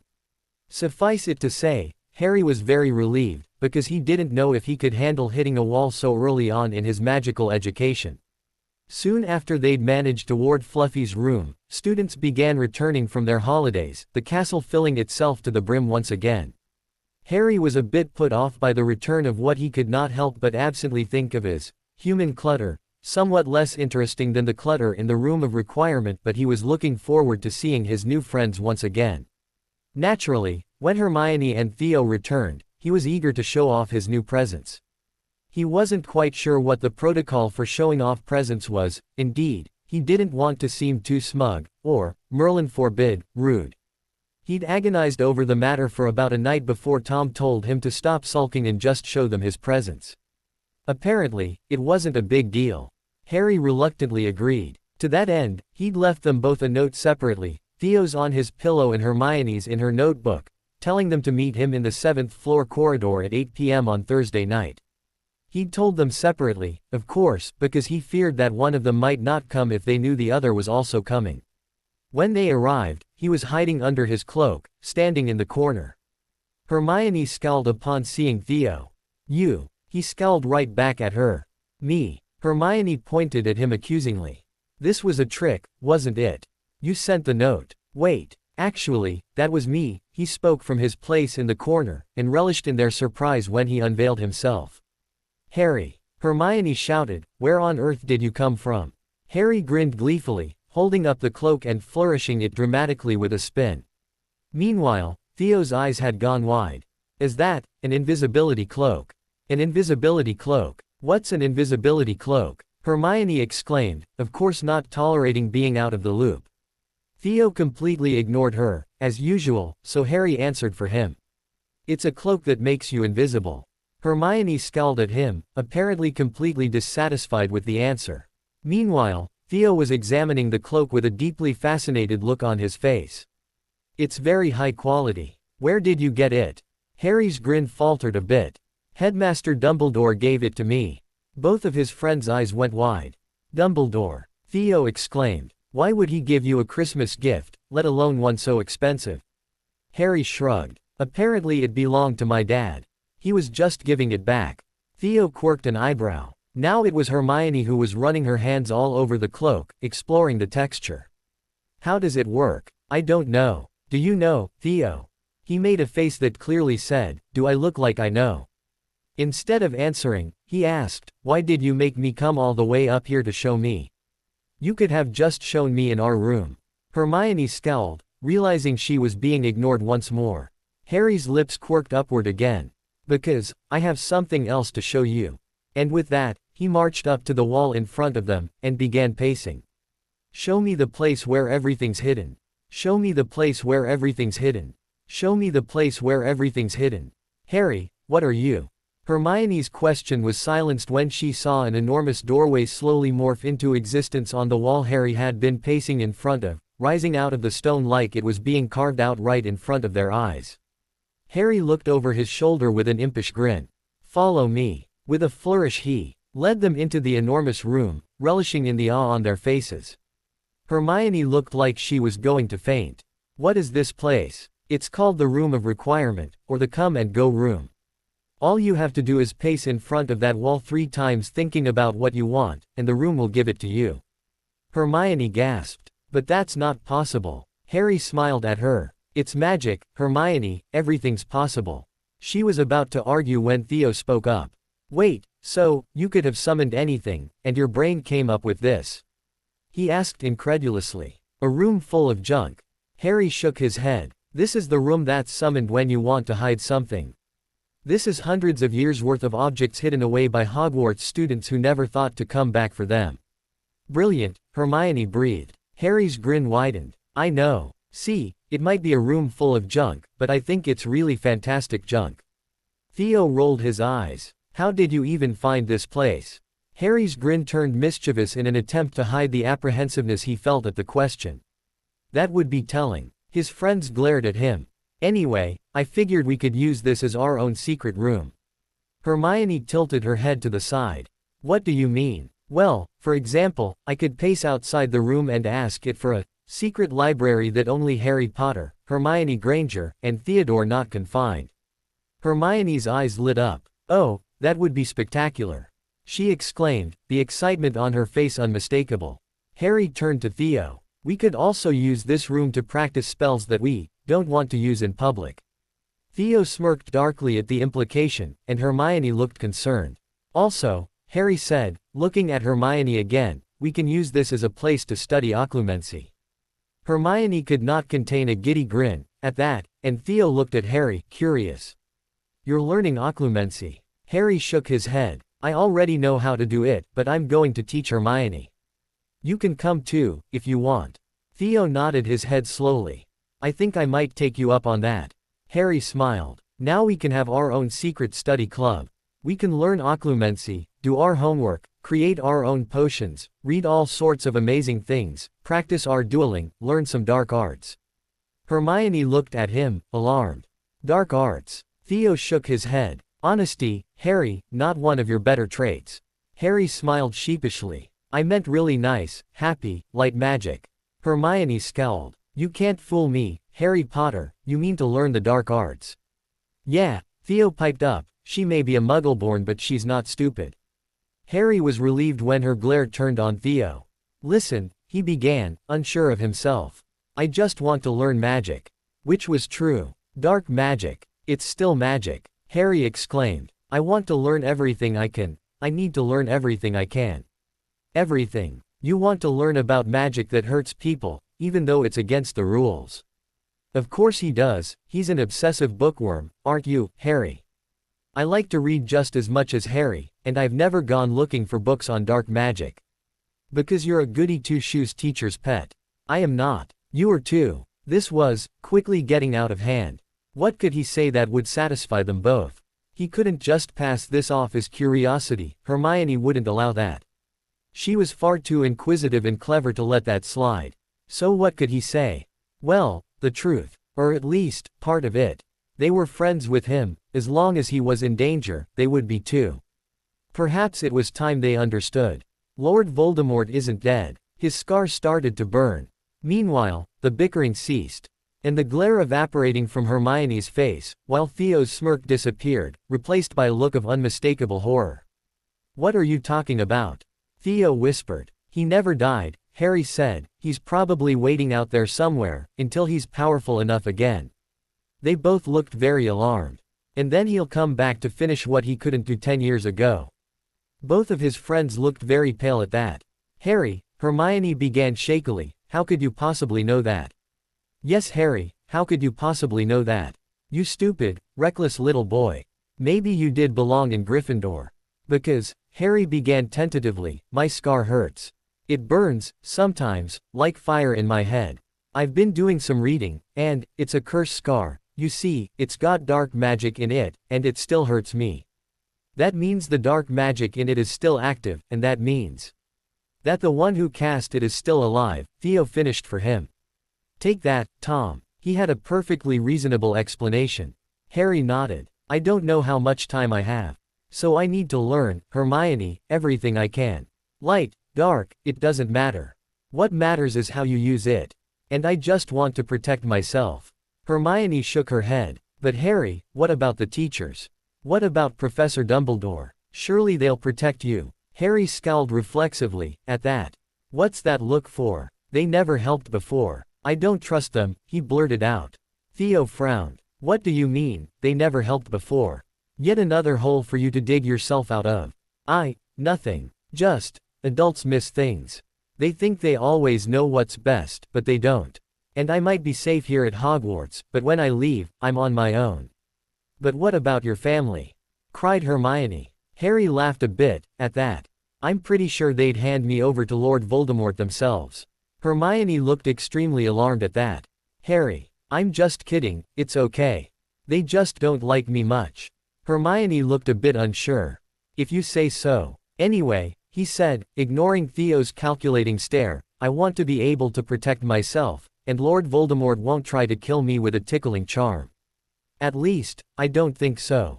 That would actually be pretty cruel. Now that I think of it, death by self-imposed suffocation, I guess it would be.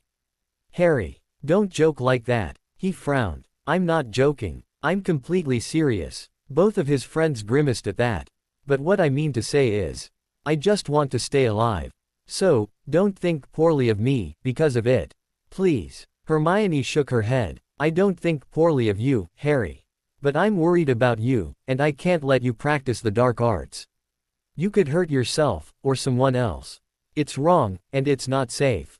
Hermione. And if I catch you doing it, I'll have to tell a teacher. A very sad look came over Harry's face, but beside him, Theo bristled. No you won't, you filthy little Mew. Harry's hand shot over to squeeze Theo's arm in warning, silencing the other boy. All right, Hermione, I understand. Either way, we should head back now, it's getting late, he said, eager to escape that particular conversation. Eager to avoid detention, Hermione had, thankfully, agreed. Once Harry and Theo had parted ways with her, Theo spoke up. They're muggles, aren't they? The family you live with, that you never want to talk about. Harry nodded slowly, risking a glance at his friend. A troubled look came over Theo's face. My dad used to tell me about the terrible things muggles do to witches and wizards. He told me about how cruelly magical children are treated in muggle orphanages. He never did tell me how he knew all that, so I figured he was just trying to scare me. Harry looked away. But he wasn't, was he? These muggles of yours, they don't treat you well, do they? They hate me, replied Harry simply. Theo scowled. You shouldn't have to live with people who hate you. Harry shrugged. It's better than an orphanage, I think. I have my own bedroom, and a bed. Theo sent him a withering stare. That's not saying much, Harry. It's really not so bad. I usually get to eat 3 meals, and if I'm tired or want to be alone, I can just do something that will get me locked away, because being locked away means I don't have to do any chores. Quote, you get locked away. Harry didn't know why Theo sounded so surprised.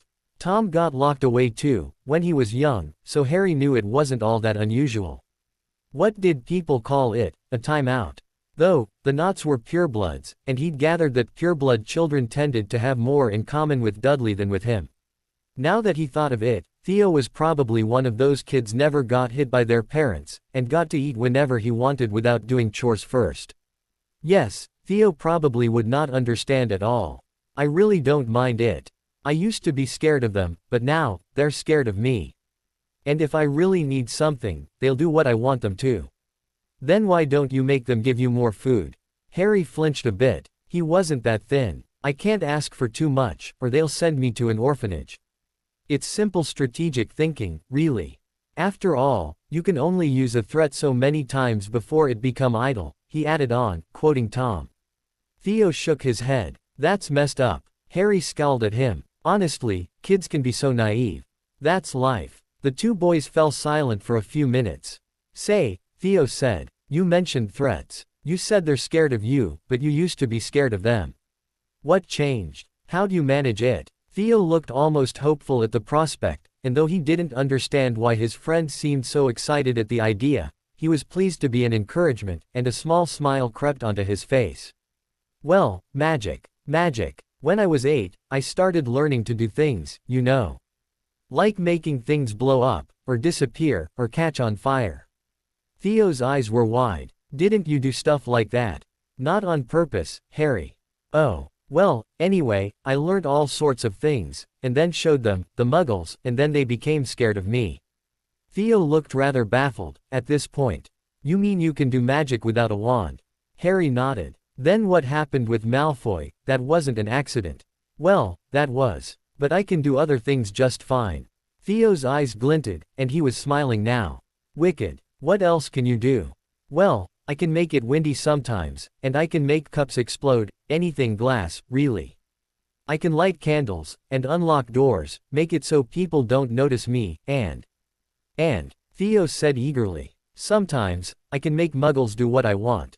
Like, once, I thought really hard about it, and I made my cousin stare at the wall for 10 minutes, and then walk in a circle 3 times. That's brilliant, Harry. I know, right? My aunt and uncle thought he'd lost his marbles, but then they figured out it was me, and I got locked in my room for a week. Well, that's not brilliant, but the rest is. It is? Harry asked, genuinely curious. Of course. Though, I wouldn't advertise that last one. Harry tilted his head to the side. Why's that? Well, it sounds kind of dark, you know. Harry nodded slowly, recalling how concerned he was the first time Tom coaxed him into doing it. I suppose that makes sense. Anyway, Theo said, you must really be a genius. I've never heard of anyone doing that sort of thing. You must be really powerful. Harry smiled bashfully. You think so? Oh, for sure. Thanks. Harry chirped, soaking up the compliments, but, don't tell anyone, okay?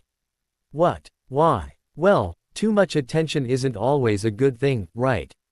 Theo grinned at him. It will be our little secret, then. Harry gave him a half smile. Okay. Expelliarmus. Reducto. Protega. Bombarda. Reducto. Protega. Harry's reductor curse was so strong that it threw Theo backwards, allowing Harry to finish the duel with Expelliarmus. He grinned as Theo groaned. You lasted more than 3 minutes this time. Theo scowled at him. Yay me. It was May, and Harry and Theo had been dueling each other twice a week for the last 4 months. It was less fun now, because Theo had figured out that he was going easy on him, and had insisted he didn't, so what were once 10-minute duels full of flashing lights, running, dodging, sneaking around, and hiding, were now condensed to under 5 minutes, much to Harry's disappointment. He still dodged a bit more than he had to, but he wasn't about to tell Theo that. Harry found that he enjoyed dueling more than perhaps anything else he'd ever done in his life. It was the perfect balance between school and Quidditch, it was both intellectually and physically stimulating. Theo quite enjoyed it as well, and Harry thought their frequent dueling sessions had allowed them to bond a great deal and strengthen their friendship.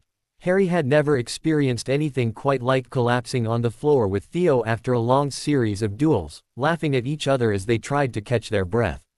Hermione had joined them a few times, but she wasn't quite as keen on getting herself blown up, as she put it.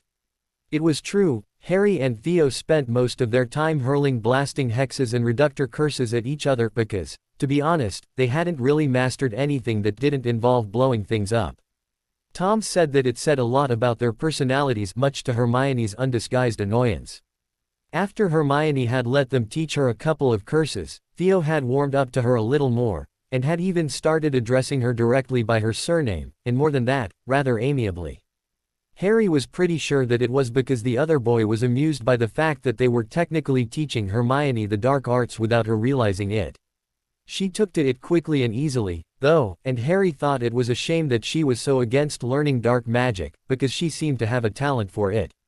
The fact that she could keep up at all with Harry, who literally had the Dark Lord in his head, and Theo, who came from a family of dark magic practitioners, said a lot. Harry felt a bit bad about not making it clear that the spells she was learning from them were technically dark magic, but he didn't want to scare her off. The fact was that most useful offensive magic was technically dark arts, and Harry wanted Hermione to be able to protect herself. It was likely that being friends with him would expose her to a lot of wizards and witches who disliked Muggleborns, and who might even want to hurt her, and the best way to protect her was to teach her how to protect herself. He was sure she'd understand one day, she just needed time, and if lying to her a bit would help keep her safe, he'd do so gladly. Harry, Theo, and Hermione also met once a week to practice occlumency. This is where Hermione's skills really showed, because she took to the mind arts very quickly. She mastered meditation within a month. It had taken Harry almost half a year to learn to meditate, so he was very impressed with Hermione's progress, and she was exceptional at organizing her thoughts. Even Tom was impressed with her, not that he said so or anything, but Harry could tell. And that was really saying something. Thus far, Tom was very pleased with the arrangements Harry had made to supplement his education at Hogwarts, and had been very eager to have Harry learn Legilimency. Tom believed Legilimency to be the highest form of torture, an evaluation which made Harry feel very uncomfortable, but he couldn't deny the usefulness of the subject. He'd started practicing on Hermione and Theo in April. He was rather shocked that they let him, to be honest. Apparently they both had a lot of faith in his benevolent nature, which made him really happy, but at the same time somewhat worried about their sanity. Sure, Harry was a very nice person, but nice people do terrible things all the time, like Tom. All he really did was scan their surface thoughts. Legilimency was really hard, so he wasn't able to do much else, and they knew that. Still, he didn't want them to only have his word to go on, so he took a proactive role in putting precautions in place to preserve his friend's privacy. In other words, he'd mentally agonized over it for weeks. Tom said he was being an idiot, but he couldn't bring himself to invade the privacy of his friends. Apparently they trusted him more than he trusted himself. In the end, Tom had mentioned in passing that he could swear a mild blood oath. Intrigued by the concept, Harry had looked up a book in the restricted section on the complex subject of magical oaths. After a week of research he swore a blood oath to Hermione and Theo that he wouldn't go seeking out any of their memories. The deal was, should he break his oath, he'd be subjected to pain a little milder than the Cruciatus curse while in the process of breaking their agreement. What they didn't know, of course, was that over the past 3 years, he'd built up quite the pain tolerance, and Tom seemed very certain that he'd hold up better under the curse than most. Hermione had been very uncomfortable with the whole oath thing. It was pretty dark magic, after all, but Harry had promised her that it wasn't anything unusual, alike that many more commonly used oaths had more serious permanent consequences, the truth, and that it wasn't really that dark at all, a lie. Theo hadn't argued at all. He was very adamant that he didn't want Harry looking at his memories, and Harry completely empathized with him on that point. Suffice it to say, Tom was not pleased with him. The Dark Lord had insisted on reading over the chapter he got his oath from about 10 times, memorizing each clause and loophole. Harry would later come to understand why Tom was concerned, and why it was, in fact, very foolish to take such an oath without fully understanding the magic behind it. Anyway, after finding the Magical Oaths book, Harry had started looking more into the concept of a magical promises and contracts. It wasn't that he didn't trust Hermione and Theo, but the more he thought about it, the more he understood Tom's concerns about their little study club. It really would be for the best if he could find a way to make sure they wouldn't go talking to the wrong people about the wrong things. Tom claimed that the magical basis for his dark mark had the potential to do something similar to what Harry was looking for, but Harry wasn't about to start insisting that his friends get skulls tattooed on their arms. Indeed, Harry thought it was rather demeaning to brand people as proof of their loyalty, but knowing Tom, that was his intention when he created the Mors Mortis spell. Besides that, Harry found the concept of magical oaths incredibly fascinating, and was eager to learn as much as he could on the subject. Every question he had about intention and meaning in magic was answered by that obscure branch of spell crafting, because that's exactly what swearing an oath was. It was the art of following a template to craft a unique spell that would tie the magic of the secret sharer and the secret keeper together. It was an extraordinarily rich subject, and Harry was surprised at how broad it really was. He'd begun spending every free moment he had researching the topic. He might have been a touch obsessed. Just a bit. Not much. Just a bit. Other than Harry, Theo, and Hermione's thus far unnamed study club and Harry's own research, the term had passed quickly and easily and without event. Thankfully, he hadn't gotten nearly killed in any Quidditch games following the one in November, much to his and Tom's relief. He figured that now that the other professors were aware that someone was trying to hurt him, Quirrell would find it too risky to try anything else. Professor Snape had even insisted on refereeing the Quidditch game following his near-death experience, which Harry found incredibly touching. He'd thanked Professor Snape for his concern after the game, but the potions professor had just glared at him and swept away briskly, black robes billowing behind him. Figures. After that, he'd been left to win Quidditch games in peace. And when he did, indeed, Harry was now quite well liked in his house. Between his skill at catching the snitch and the points he won in class, he had become a great asset to Slytherin House, as far as winning points went. People would actually go out of their way to greet him now, and before games everyone he crossed paths with wished him luck. It so turned out that when all was said and done, Harry's rather agreeable nature had a way of making people forget that he was, in fact, the boy who lived, and that he actually had, beneath his politeness and friendliness, a violent temper. It was on account of this violent temper that the only person who hadn't warmed up to him at all was Draco Malfoy. On the bright side, Malfoy wasn't trying to hex him anymore. On the not-so-bright side, Malfoy had gone from being insulted by him, to being terrified by him, to being angry and resentful toward him, and finally to completely and utterly ignoring him, over the course of the short time they'd known each other. By the time May rolled around, the own boy refused to look at him, let alone speak to him. Harry managed to catch his eye in late April, but that was it. Other than that special event, nothing had really happened at all until Hermione and Ron pulled him aside on one fine May afternoon. "A vampire?" Harry asked incredulously. Hermione nodded rapidly. "We saw it, in the Forbidden Forest." "Wait, why were you in the Forbidden Forest?" "Detention." "Wait, you were in detention?" Harry asked, utter disbelief making itself known in his voice. "How did that happen?" Hermione scowled. "Hagrid had a baby dragon we needed to smuggle out of the castle," Ron replied happily. Harry nodded slowly. "Okay, yes, that makes perfect sense. Why didn't I think of that? Please go on." Hermione huffed. "Well, it was all cloaked in black so we couldn't see much, but it was feeding on blood." Harry grew alarmed at that. "Whose blood?" "It was a unicorn." Harry frowned. "A unicorn?" Hermione's eyes were wide as she nodded. "I had been under the impression that vampires only feed off of humans, but Ron said that they can feed off animals too. Can you believe it? The one killing Hagrid's unicorns is a vampire." Suffice it to say, Harry had been left very puzzled. Luckily, Tom was able to shed some light on the whole thing later on. Unicorn blood is a unique elixir that can bring one back from the brink of death. "That's handy. What's the catch?" Tom chuckled. "It is said that those who drink the blood of a unicorn are cursed to live a half-life." Harry frowned. "Like a particle's half-life?" "No. Then, what is it?" "I don't know." "Well, it sounds bad." "It does. The wraith your friends caught sight of in the Forbidden Forest must have been very desperate." "Do you think that maybe it was Voldemort 1.0? Tom quirked an eyebrow. "I suppose it sounds like something I would do. I've had a history of ignoring warning labels, so to speak." In retrospect, that probably wasn't wise. Harry refrained from commenting. "I wouldn't have thought that my master soul would be so close to the castle, though. It is concerning. Do you think Professor Quirrell will make his move soon?" "That is likely. What do we do in the meantime?" "What we have been doing, waiting for him to make his move. And then we make ours." "Exactly. June brought with it exams." As it turned out, Hermione loved exams, but he and Theo didn't at all share her enthusiasm. The main issue for Harry was the studying. He didn't really see the point in reviewing the material he had already learned, and would much rather focus on getting ahead in his studies.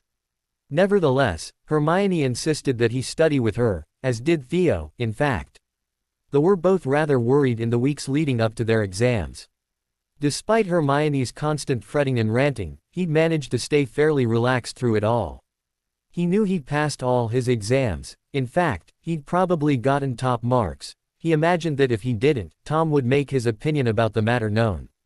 But again, he was so used to the pain Tom frequently unleashed on him that he wasn't particularly upset at the prospect of a few hours of headaches.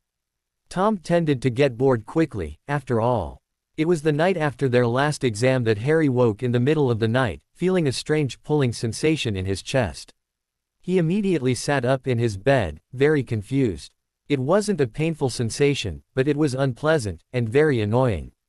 The wards. Harry snapped to attention. This was it. It was time. Finally, off to make yet another new friend. This was it. No turning back now. He'd just made it through the last obstacle, a riddle he believed to be crafted by none other than Professor Severus Snape, and he was on his own now. He needed Tom to get past the giant chess set for him, seeing as he didn't know how to play chess, and between the wards and the high-stakes chess game, the Dark Lord was so spent that Harry could barely feel him in the back of his mind.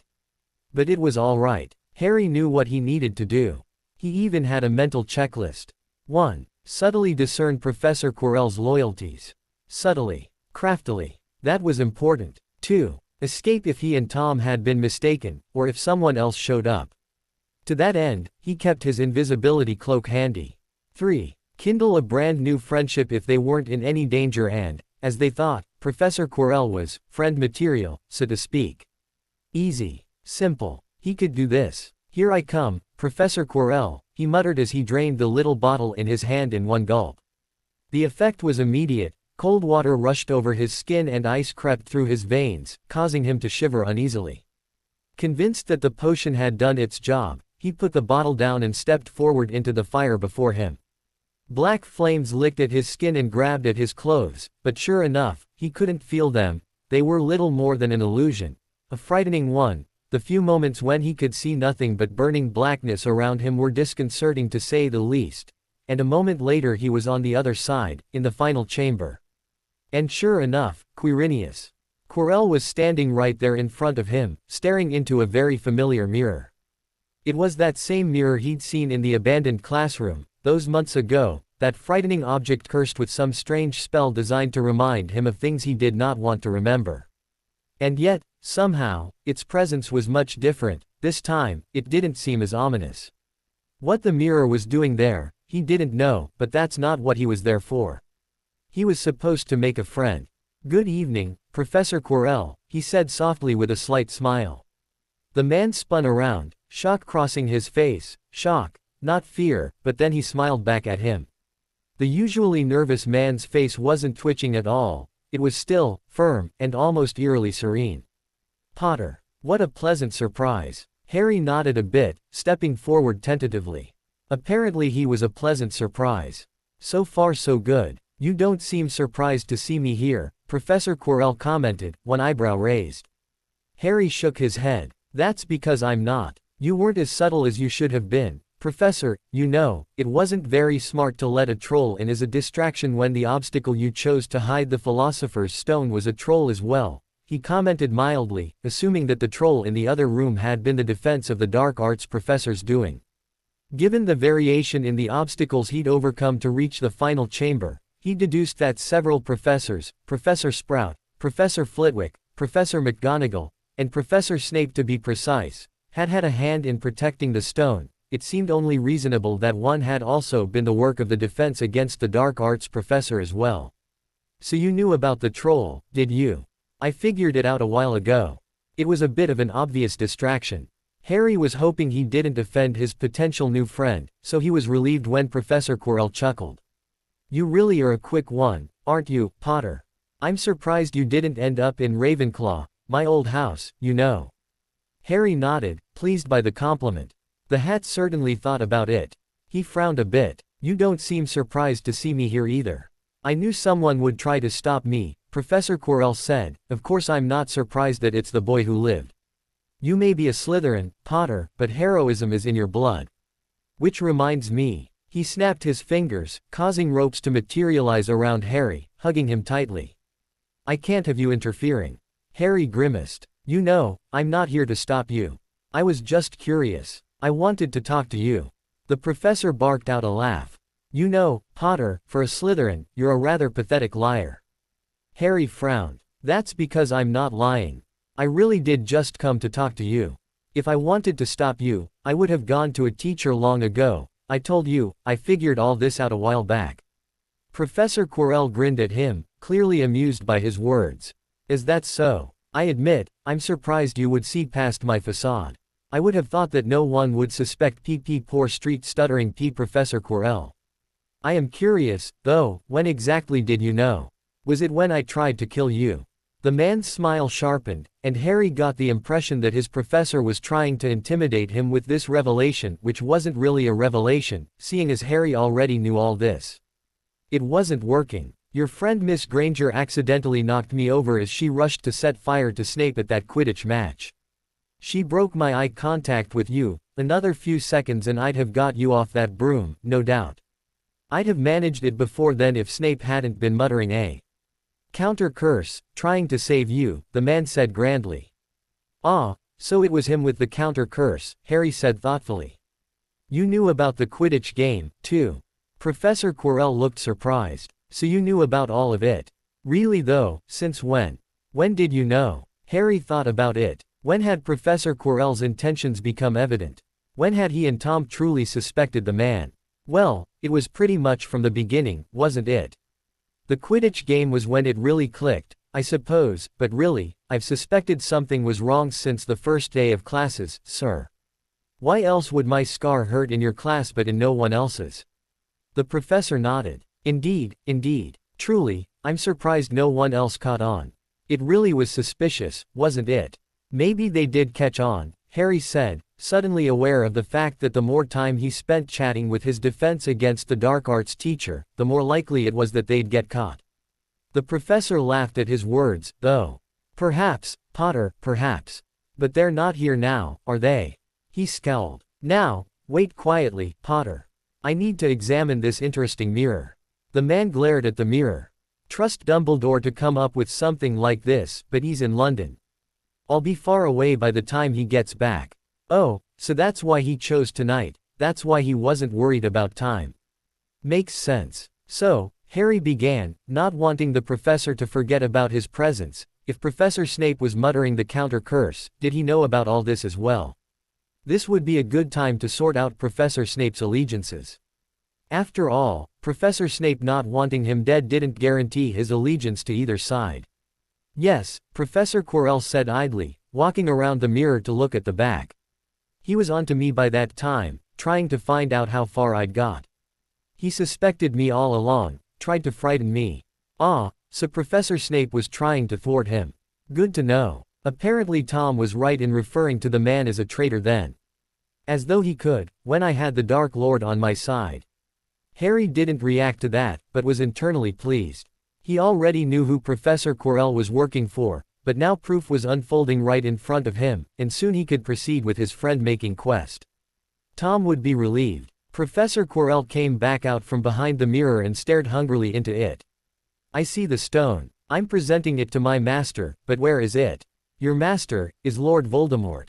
Harry tried to confirm. He watched Professor Quirrell flinch at the name. Is he the one who asked you to steal the stone? Harry asked, trying not to sound too pushy. Professor Quirrell stared at him for a long moment. You know about that too. Harry nodded. Like I said, it was the pain in my scar that gave you away.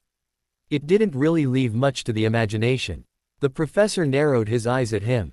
Lord Voldemort, Harry said, feeling some sort of amused satisfaction when Professor Quirrell flinched again.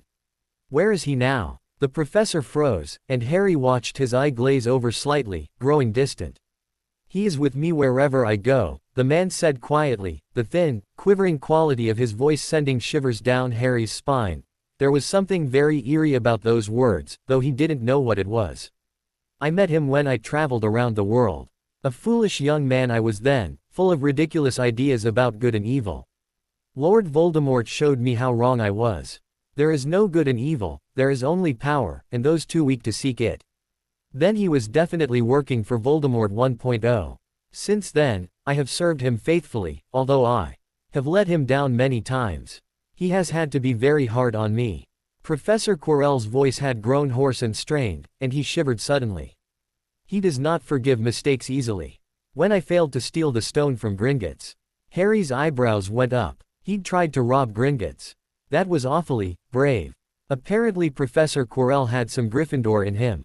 He was most displeased. He punished me, decided he would have to keep a closer watch on me. The professor's voice trailed away. Harry tilted his head to the side. Apparently, Voldemort 1.0 had little tolerance for mistakes, much like Tom. Still, something seemed off about Professor Quirrell's statement.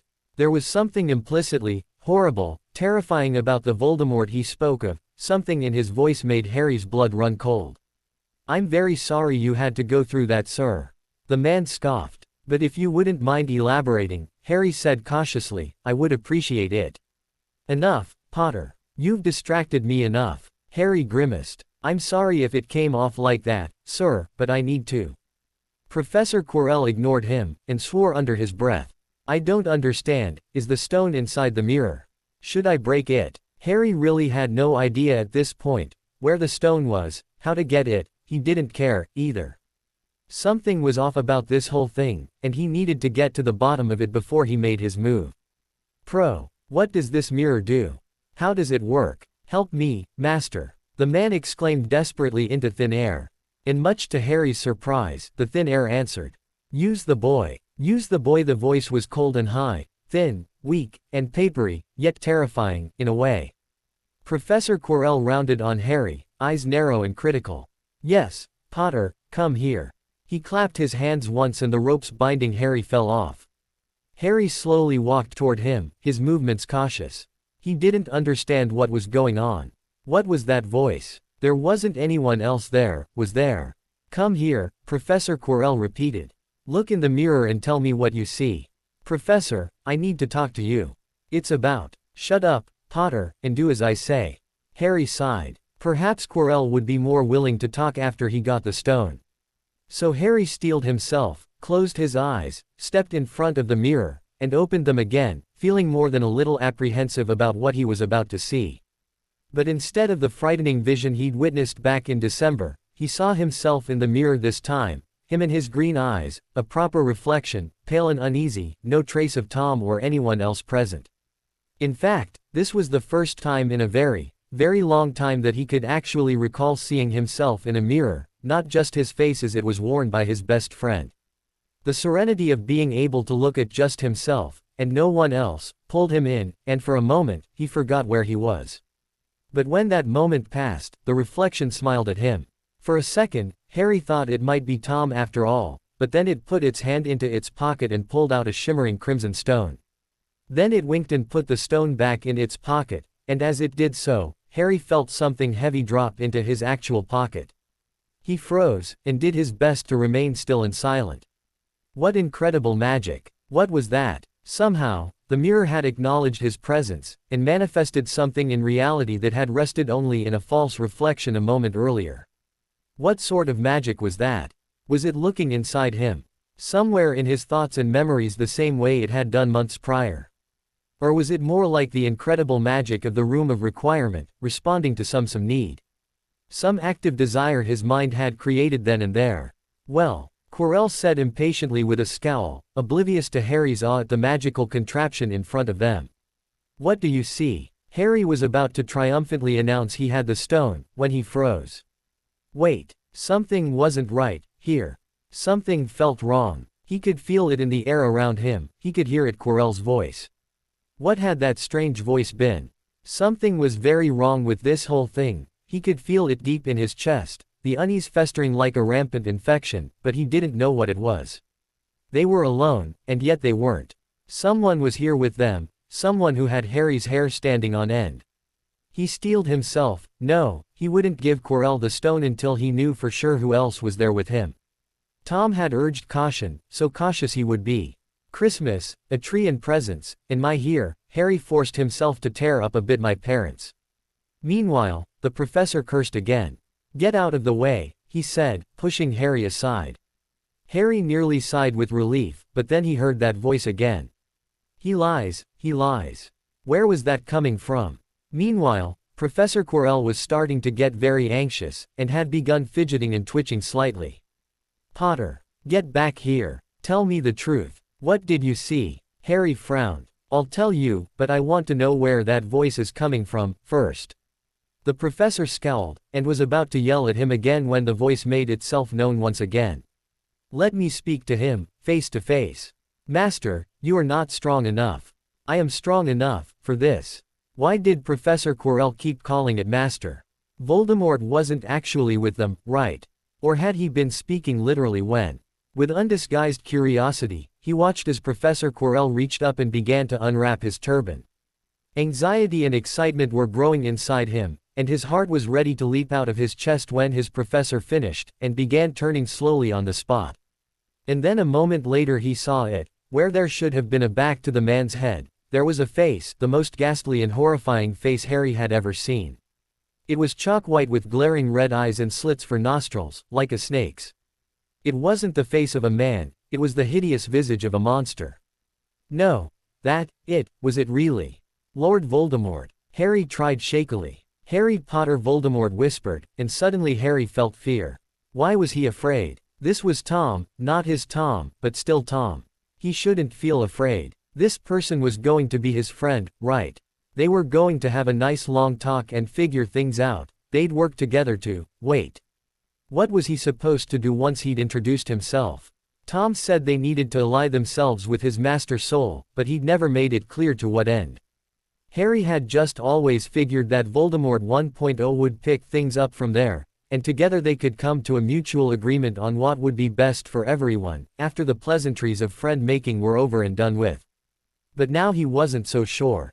The prospect of pleasantries and agreements didn't seem to match up well with present company. Suddenly, Harry felt very uneasy, very lost. Something was wrong. Something was very, very wrong.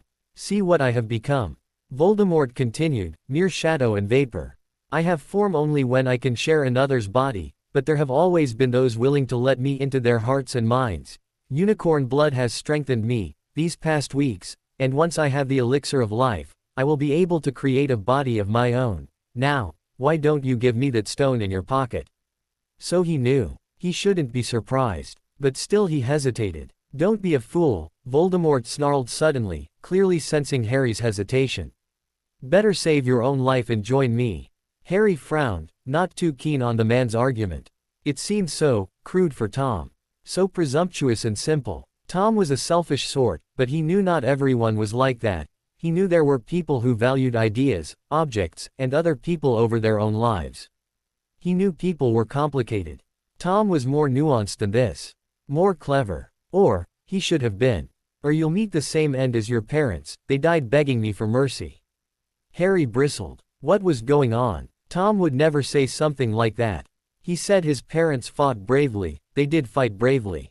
They fought so that Harry could live, so that he could have a life beyond the death sentence Voldemort marked him with.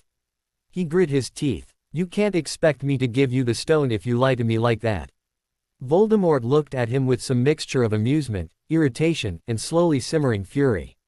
You accuse me of lying, boy. There was something in Voldemort's voice that sounded horribly like something Uncle Vernon would say when he was in for a beating. Harry drew back and scowled, feeling his magic furiously twisting like an angry tempest around him. There was that feeling again in his chest, smoldering and simmering, and nearing boiling point, ready to explode. Yes, I do. My parents fought bravely so that I could live. They died honorably for me. They died for nothing, Voldemort hissed with a vicious, mocking grin, making Harry feel very small, very helpless, and that just made him angrier. They died because they were fools who stepped in my way, and they regretted it in the end, as they begged and pled. Harry furiously wiped away the angry tears running down his cheeks with a clenched fist. No, they died because you were so cowardly that you had to attack a baby. You're the one who failed, you're the one who fell. You're the one begging for life, like some kind of parasite. He froze, his blood running from boiling to freezing point in an instant. The face of Voldemort snarled at him, and he cried out furiously, "Seize him!" Wait, Harry tried to say, feeling suddenly horrified with himself, I didn't mean that.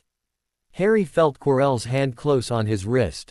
At once, a needle-sharp pain seared across Harry's scar. His head felt as though it was about to split in two, much like when Tom returned after an expedition with the Injicio potion. He let out a startled scream, instinct taking over as he struggled with all his might, and to his relief, Quirrell let go of him.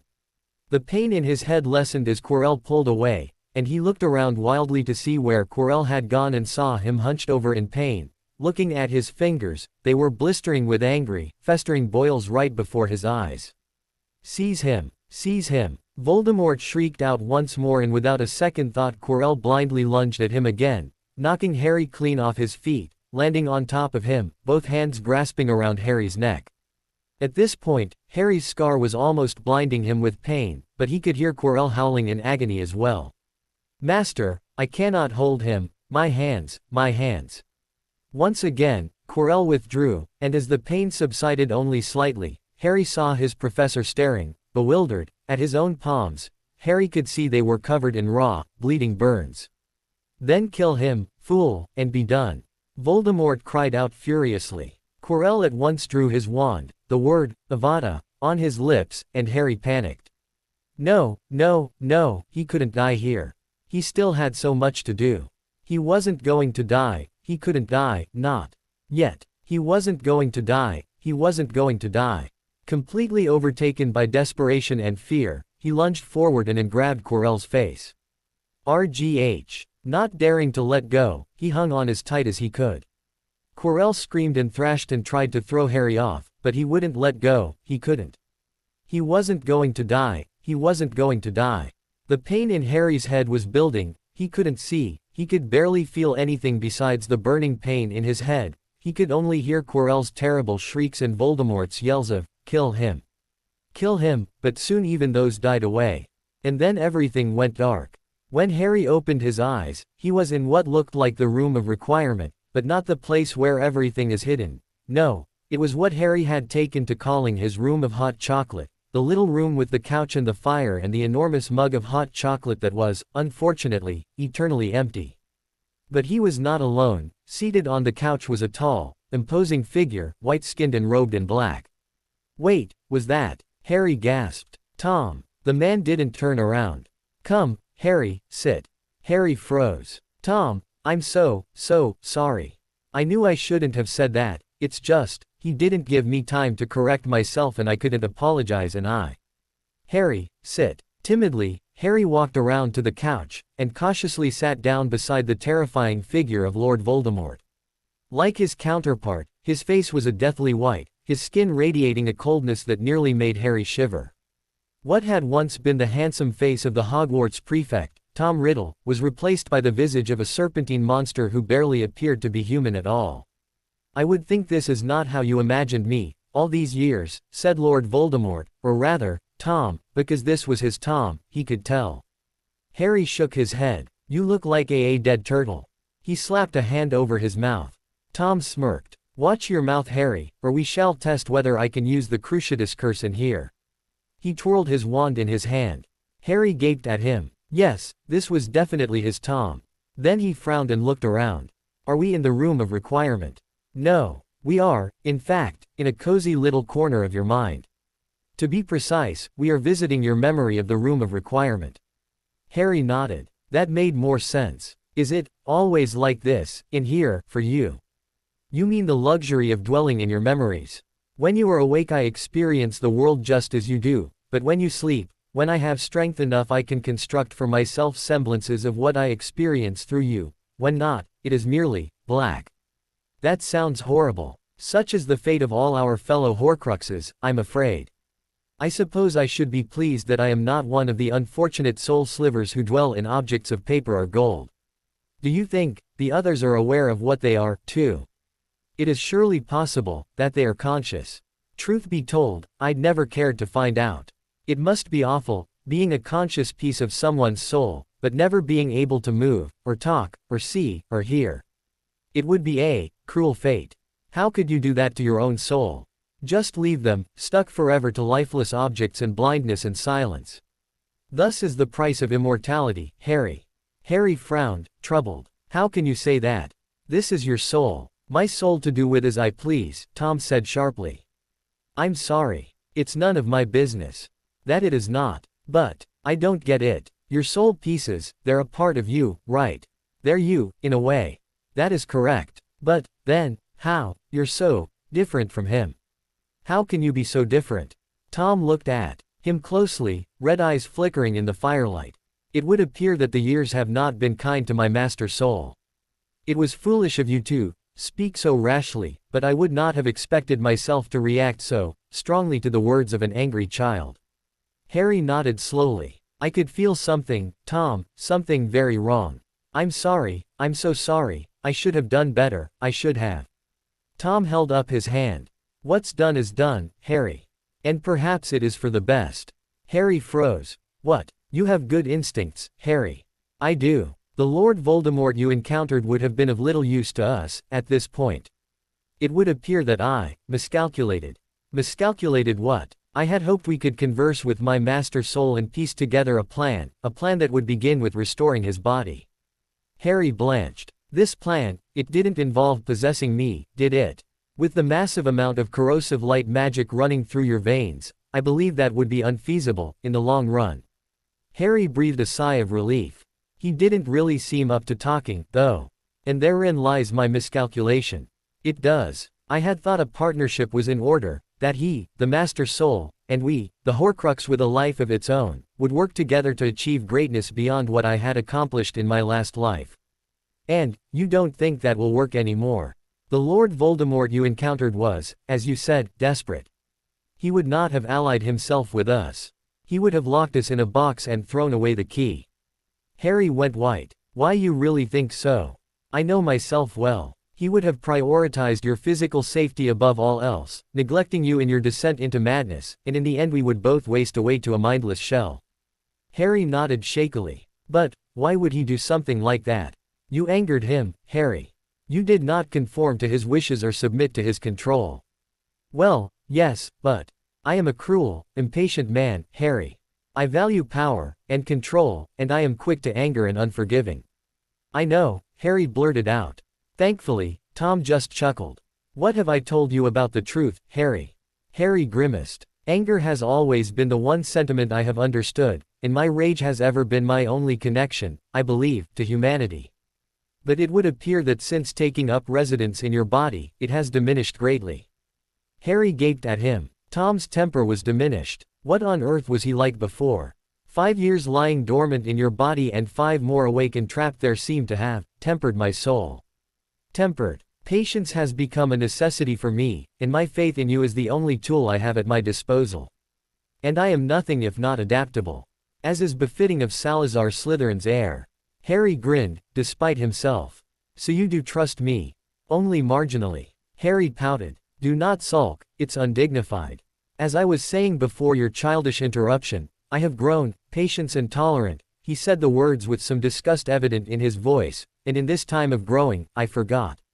Forgot what? Toward the end of the last war, I had become caught up in the destruction and madness of the war one was waging, and fixated on insignificant details that should not have concerned me. Like the prophecy. Tom nodded. Like the prophecy. It would appear that while I have had time to reflect on this and evolve, my master soul has not, and the years he has spent, as he said, as a mere vapor have done nothing to temper the tempestuous anger inside him. In fact, it may be just the opposite. I don't understand, though, if he's the master soul, shouldn't he be more stable than the rest of you? I would have thought so. I don't really think it's fair, then, that he gets to be the master soul and you're stuck in a Horcrux. Tom smiled wryly. I have relished, over the years, in demonstrating for the wizarding world just how unfair life can be. I think it would be a bit petty to start complaining about my lot in life now. I still think you deserve to be the one with your own body, not him. Your faith in me is touching, Tom said wryly. But I fear it is misplaced. I am a piece of a soul, and you are a Horcrux, that is all. I don't like it. Nobody asked for your opinion. That's true. So, what now? I think I've made your master soul rather cross with me. He tried to kill me, after all. Perhaps if I started next time with, "Hi, I'm Harry Potter, your accidental Horcrux." Tom smirked. That would indeed be quite the conversation opener. However, I doubt it would do much good. Why not? Worst case, he would not listen to you, and would kill you immediately because you had somehow learned his secret. Blinding rage tends to twist rationality into something much more vague and easily manipulated by sentiment and whim. And, the best case. The box, lock, and key scenario. Harry nodded slowly, grimacing.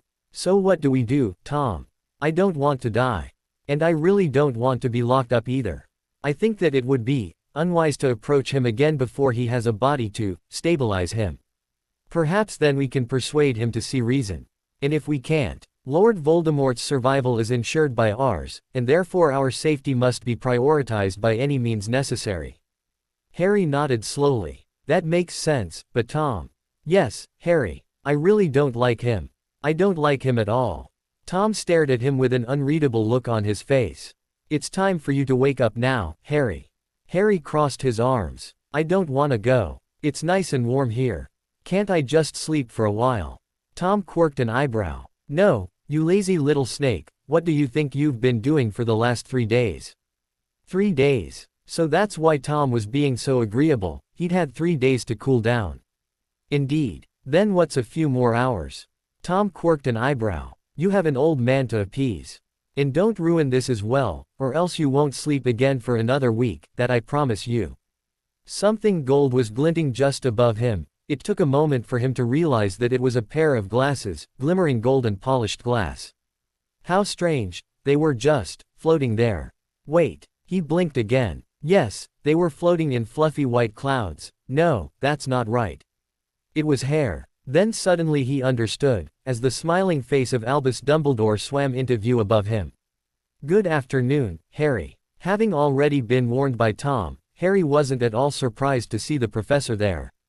Hello, Professor Dumbledore. May I ask where I am? The old man laughed at the candidness of the question.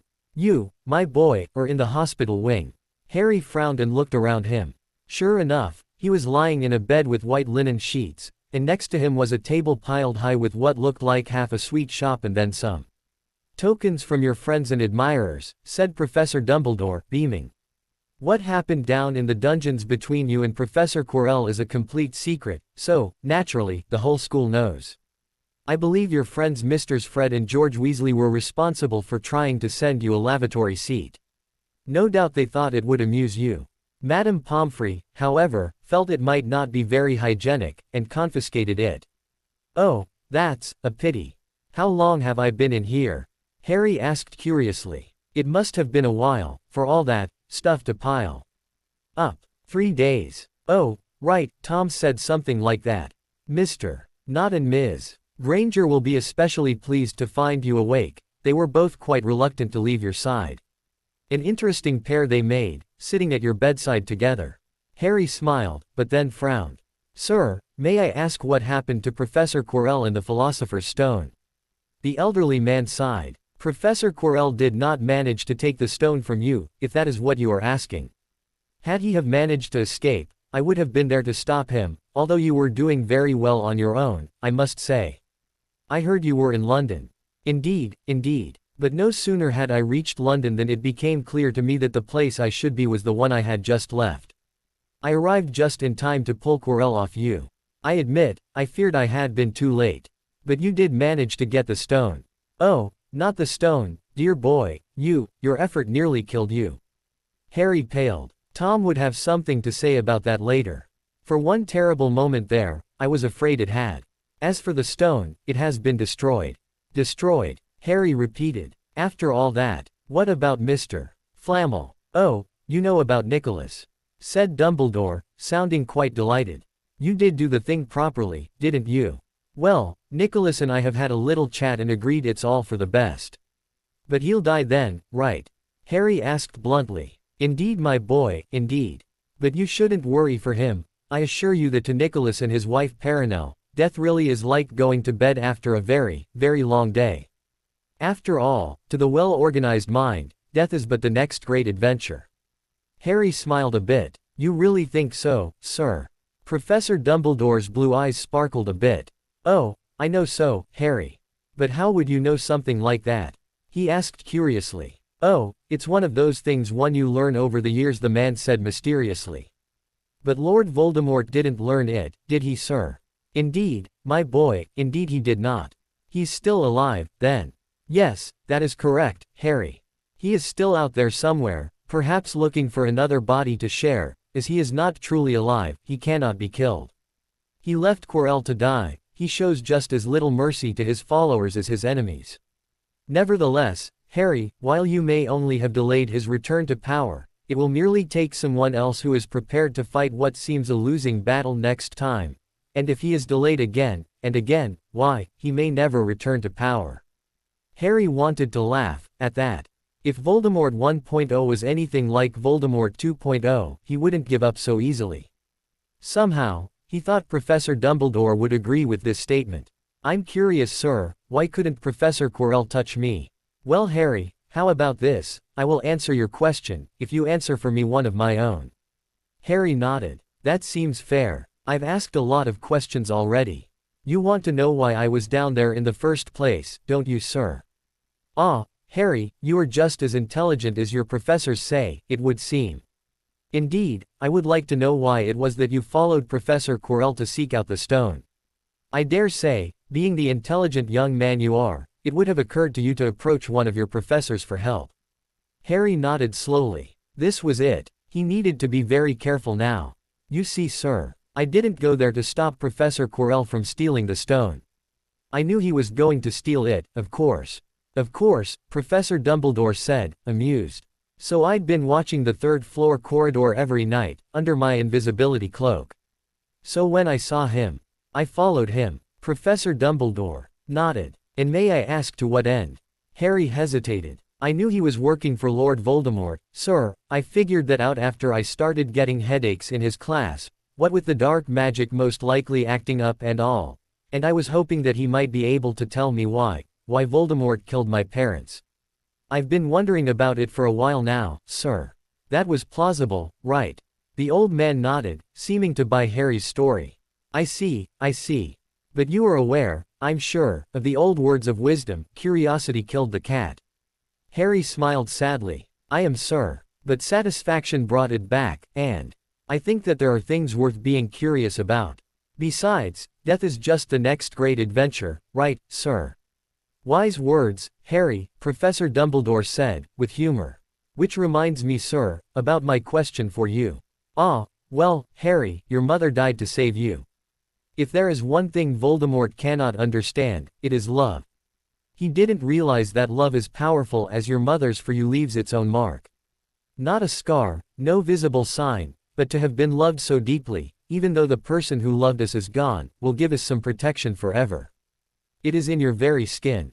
Quirrell, full of hatred, greed and ambition, sharing his soul with Voldemort, could not touch you for this reason. It was agony to touch a person marked by something so good. Harry frowned a bit. Professor Dumbledore seemed to be telling him the truth, but there was clearly more to it than that. He said as much. Indeed, my boy, there is. Magic, as I'm sure you're aware, is a truly wondrous thing. Magic is everywhere, in the world around us, and in the world inside us, as well. The most powerful of magics are those that make us human, like love, Harry. Then love is actually magic, sir. In a way, Harry, in a way.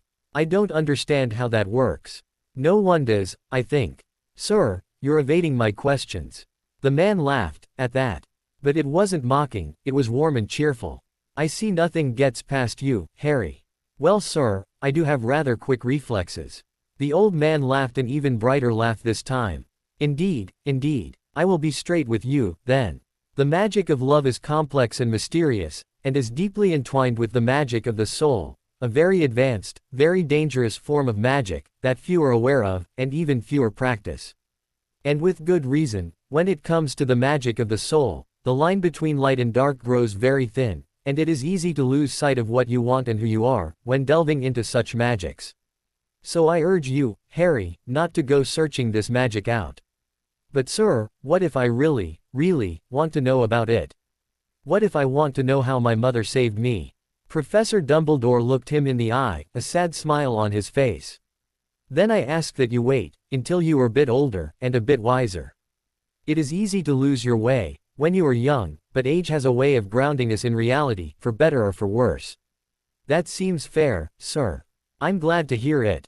Now, do you have any other questions, Harry? Harry nodded. The goblins at Gringotts, they said you have my key, and you're the one who gave me the invisibility cloak, right? Were you close to my parents, sir? Indeed I was, Harry. I knew your mother and father very well. They were brave and kind people who loved you very much. Then, sir, were you the one who sent me to live with my Aunt Petunia? The headmaster paused, but only for a moment. I did. May I ask why, sir? You may. The first reason is quite simple. You are quite famous in our world, Harry, and I thought it would be to your benefit to grow up away from all that. I respectfully disagree, sir. Oh, my relatives. Sir, they're muggles. The man's lips quirked upward, a bit. I am aware. Well, sir, they don't like magic, much. In fact, they don't like it at all, and they don't like me either. The man frowned. I am saddened to hear that, Harry. And I bring this up, sir, because I was wondering if there's any way I could stay here, at Hogwarts, instead of returning to Surrey. I know they'd be happy to see me gone. His scar was burning now. Tom hated his relatives, yes, but he liked the freedom he had there. If Harry stayed at Hogwarts, someone would be keeping an eye on them, which would no doubt put a damper on Tom's plans.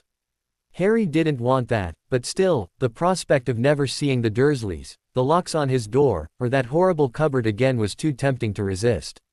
Meanwhile, Professor Dumbledore sighed sadly. I am afraid, Harry, that Hagrid is the only one who remains on Hogwarts grounds during the holidays. Then can I live with Hagrid? His scar burned even more. Well, Harry, this brings us to the second reason I sent you to live with your aunt and uncle. Your mother's sacrifice protects you to this day, as you saw with Professor Quirrell. Now, this protection also extends to your aunt's house in Little Whinging, I'm afraid. How so, sir? They are called Blood Wards, Harry, yet another piece of incredibly complex and fantastic magic. The gist of it, though, is that Voldemort and his followers cannot reach you while you reside in number 4 Privet Drive. Well, that explains a lot.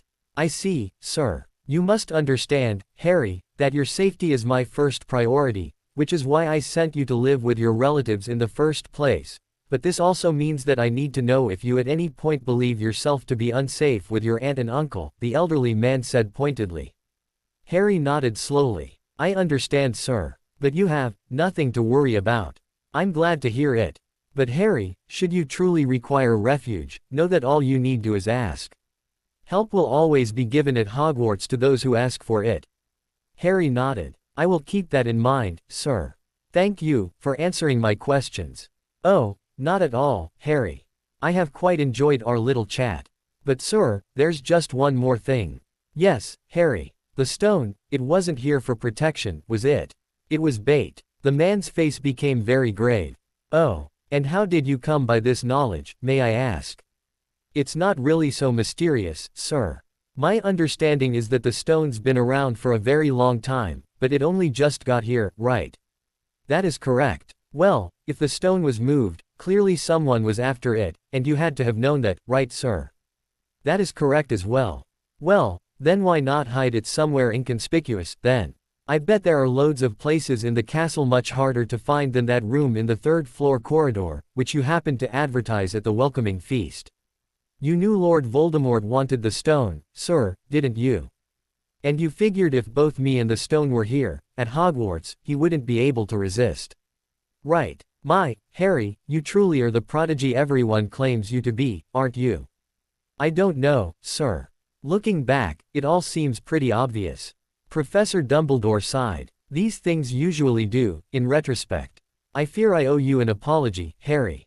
Because, I was aware of the possibility that danger might find you here at Hogwarts, this year. I never meant for you to go seek it out, but it appears I underestimated you.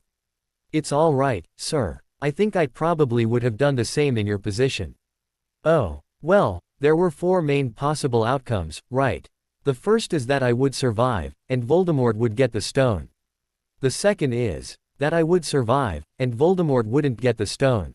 Another is that I wouldn't survive, and Voldemort wouldn't get the stone. The last is that I wouldn't survive and Voldemort would still get the stone. No matter what the outcome was, you'd have your proof that Voldemort's still around, and the last outcome is the only one that would be truly disadvantageous for you, isn't it? But for Voldemort, he really only would have considered himself successful if he'd gotten the stone. So no matter what, Voldemort reveals himself, and 3 times out of 4, you win, but Voldemort only wins 2 times out of 4. You clearly were the cleverer one in all of this, Professor. Professor Dumbledore was staring at him with an unreadable expression on his face. He was getting a lot of those, today. I assure you, Harry, that I would never consider your death to be a W, as you say. Harry shrugged. That's very nice of you, sir, but I wouldn't hold it against you if you did. The elderly man chuckled softly, sounding very old and tired, this time. Anyway, sir, I actually have one last question. Just the one. Harry nodded. I've been wondering, how did I get the stone out of the mirror? Ah, now, I'm glad you asked me that. It was one of my more brilliant ideas, and between you and me, that's saying something. You see, only one who wanted to find the stone, find it, but not use it, would be able to get it, otherwise they'd just see themselves making gold or drinking the elixir of life. My brain surprises even me sometimes. He smiled to himself, as though thinking about some old joke he remembered telling long ago. Now, enough questions. I suggest you make a start on these sweets. Ah. Bertie Bott's every flavor beans. I was unfortunate enough in my youth to come across a vomit-flavored one, and since then I'm afraid I've rather lost my liking for them, but I think I'll be safe with a nice toffee, don't you?" He smiled and popped the golden brown bean into his mouth. Then he choked and sputtered, "Alas! Earwax." And with that, the elderly wizard left the room with a cheery, self-deprecating smile that Harry had to find somewhat endearing. Once he had left, Madame Pomfrey made herself known. "Harry, I did not mean to eavesdrop, but I overheard what I said about my relatives," Harry said flatly. The matron looked at him sadly. "Yes. Then you also overheard why I have to stay. But Harry, help will always be given at Hogwarts to those who ask for it," Harry repeated, "but I'm not asking for anything. Now see here, young man. I don't like my relatives, Madame Pomfrey, and they don't like me. And yeah, I'd rather stay here. But people don't always get what they want. Harry, this isn't about what you want. This is about you getting the care that you deserve. The care that all children deserve." "I get exactly what I deserve, Madame Pomfrey," Harry said. He used his magic to hurt people, to scare them. He tricked Professor Snape into letting Tom into his house. He repeatedly poisoned Miss Jenkins so that they could borrow her body. He controlled people's minds for practice. He killed that troll, broke Malfoy's leg, and invaded his friend's private thoughts on a regular basis as a learning exercise. Not to mention, he just murdered his defense against the dark arts professor. Really, what did he deserve? And I'm fine. I'm safe. That's what matters. And I'd really appreciate it if you stopped asking." The old woman closed her eyes. "I will respect your wishes, Harry. I won't press, now. But I'll never stop asking." Harry sighed. Predictably, Slytherin won the House Cup. After all the points they'd won at the Quidditch games and the extra points Harry was awarded for his heroics, when he'd asked Professor Dumbledore about this, the kindly old man had simply said that Harry's true motivations in his expedition would remain between them. They were far ahead of the other houses. Needless to say, Harry was quite popular at the year-end feast, but the suspicious stares were back, now. No one outright asked him about what had happened, but he could tell that they wanted to. He imagined he'd have to explain himself eventually, but for now he'd live with the suspicious staring, which he supposed he kind of deserved. He was now a two-time vanquisher of the Dark Lord, after all. Oh well, you win some, you lose some. His friends had been another story. What on earth were you thinking of? Hermione had shouted at him, "You could have been killed. Or worse, expelled." Theo snorted into his hot chocolate. The Room of Requirement couldn't make its own hot chocolate, but nothing stopped them from bringing their own. "Voldemort killed my parents, Hermione. I just wanted to know why. I grew up alone. I have no memories of being told that I'm loved, or cared for. I just wanted to know why." That's fair, right? Neither she nor Theo really knew what to say to that. He ended up explaining everything to them, about Professor Dumbledore's trap in the Philosopher's Stone, which left them both quite stunned. "You mean to say," Theo had said, "that you've known all this time, and you never said anything?" Harry had looked a bit sheepish at that. "I didn't really know how to broach the subject." "Well, you're doing just fine right now." Needless to say, Hermione and Theo would be quite cross with him for quite some time. However, there was one distinctly positive outcome. "Harry, I think I owe you an apology," Hermione had said after a long moment of silence, punctuated by the sounds of sipping hot chocolate. He blinked. "For what?" I understand now," she said slowly, carefully. "I understand what you said about protecting ourselves. Back in January, I mean, when you were talking about practicing the dark arts." Harry could see Theo's eyes widening. He, himself, was too shocked to react at all. If Professor Dumbledore let all this happen, on purpose, then we really can't trust anyone, can we? I mean, how could he let this happen? She cried out suddenly, tears glistening in the corners of her eyes. "You were almost killed, Harry, we almost lost you." From the corner of his eye, he could see Theo nodding in agreement. "And I can't bear to think something like this could happen again, and I'd be helpless. I couldn't protect you even if I tried," she said shamefully, looking at her hands as tears started to trickle down her cheeks. "But I don't want that. I want to be able to help. I want to be a good friend, to protect you, if I can. But I can't do that, like I am now. I'm too weak." Harry was holding his breath now. "I want to learn everything you can teach me. You're my friend, and I won't lose you. Not if there's something I can do about it. Hermione was all he could whisper. Meanwhile, Theo managed to get a hold of himself. Are you saying that you want to learn dark magic? Hermione blushed a bit. If you'll teach me. Then Theo did something none of them expected him to. He held out his hand for her to shake. Very well then. I'll keep your secrets if you keep mine. Hermione beeped in a deep breath, and then wiped her tears away as she smiled brilliantly and grasped his hand, and before they could part, Harry reached out with his right hand and placed it on theirs. It can be a pledge, he said, between all of us, as friends. I'll keep your secrets if you'll keep mine. I'll keep your secrets if you keep mine, Hermione gladly agreed.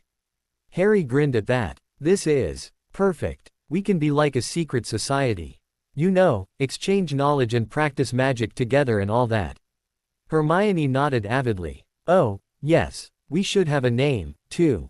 What should we call ourselves? It can't be something stupid, Theo said, it can't be easy to make fun of. Like Death Eaters, Harry said, ignoring the pain in his forehead. His friends gave uneasy smiles at that.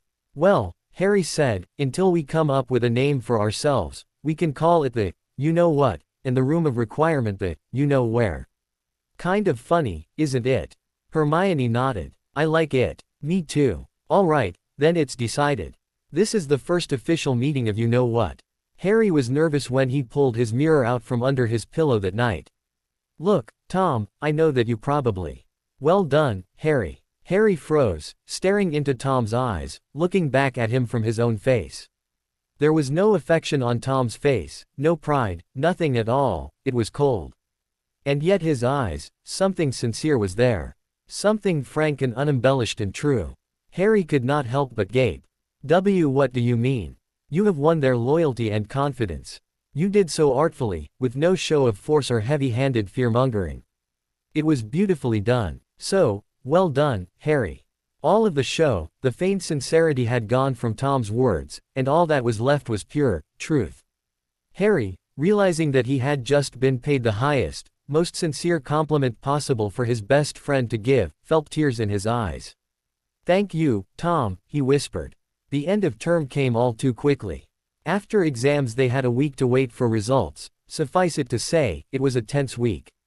Harry would admit to some anxiety over his exam scores, but the true source of worry was Hermione, who was fretting almost the whole time. He'd managed to distract her a bit, mostly with you-know-what related activities. For starters, he and Theo had been helping her with target practice. It turned out that while Hermione was excellent at quickly mastering almost any spell they put in front of her, her aim was less than stellar. Apparently the bookish girl had never really been one for physical activities of any kind, so her stamina was quite low and her ability to hit moving targets was stunted. Nevertheless, she was determined to catch up with them, so that she could participate in their weekly duels in the next school year. Her progress in the area of spellcasting was, unfortunately, limited, though, because every time she started hitting the target more consistently, she'd lose concentration and start ranting about all the questions she thought she might have gotten wrong on her exams. The same thing happened when they tried dueling, which Harry had been sure would hold Hermione's attention. At one point, Theo had actually stunned her accidentally with a stupefy he'd expected her to block. When they asked her why she didn't use the shielding charm, she simply said, I think I might have sliced a willow root. So, Theo had asked obliviously. The outrage on her face was unmistakable. We were supposed to dice them. Apparently she'd been having nightmares about her potions exam. Not that Harry really blamed her. Trying to brew a perfect potion with Professor Snape looming over them ominously was not an ideal exam setting. He was sure Neville Longbottom had been crying nearly the whole time. Honestly, he was surprised that nothing blew up. When dueling and spell casting failed to hold Hermione's attention, Harry tried to distract her with research. He proposed a mini research project, and she readily agreed, and on Sunday they'd gone to the library looking for ideas. They eventually found a book on Norse Runeology that caught their attention, and their intensive research session went well for all of 30 minutes before Hermione began to BMO, and the astronomy problems she thought she got wrong. Apparently Professor Sinistra was quite close to Professor Babbling, and Hermione was horrified at the prospect on making a bad impression on her future Ancient Runes instructor before they even met. In the end, their scores came back, and it turned out Hermione had nothing to worry about. She'd gotten top marks in nearly all her exams, as had Harry.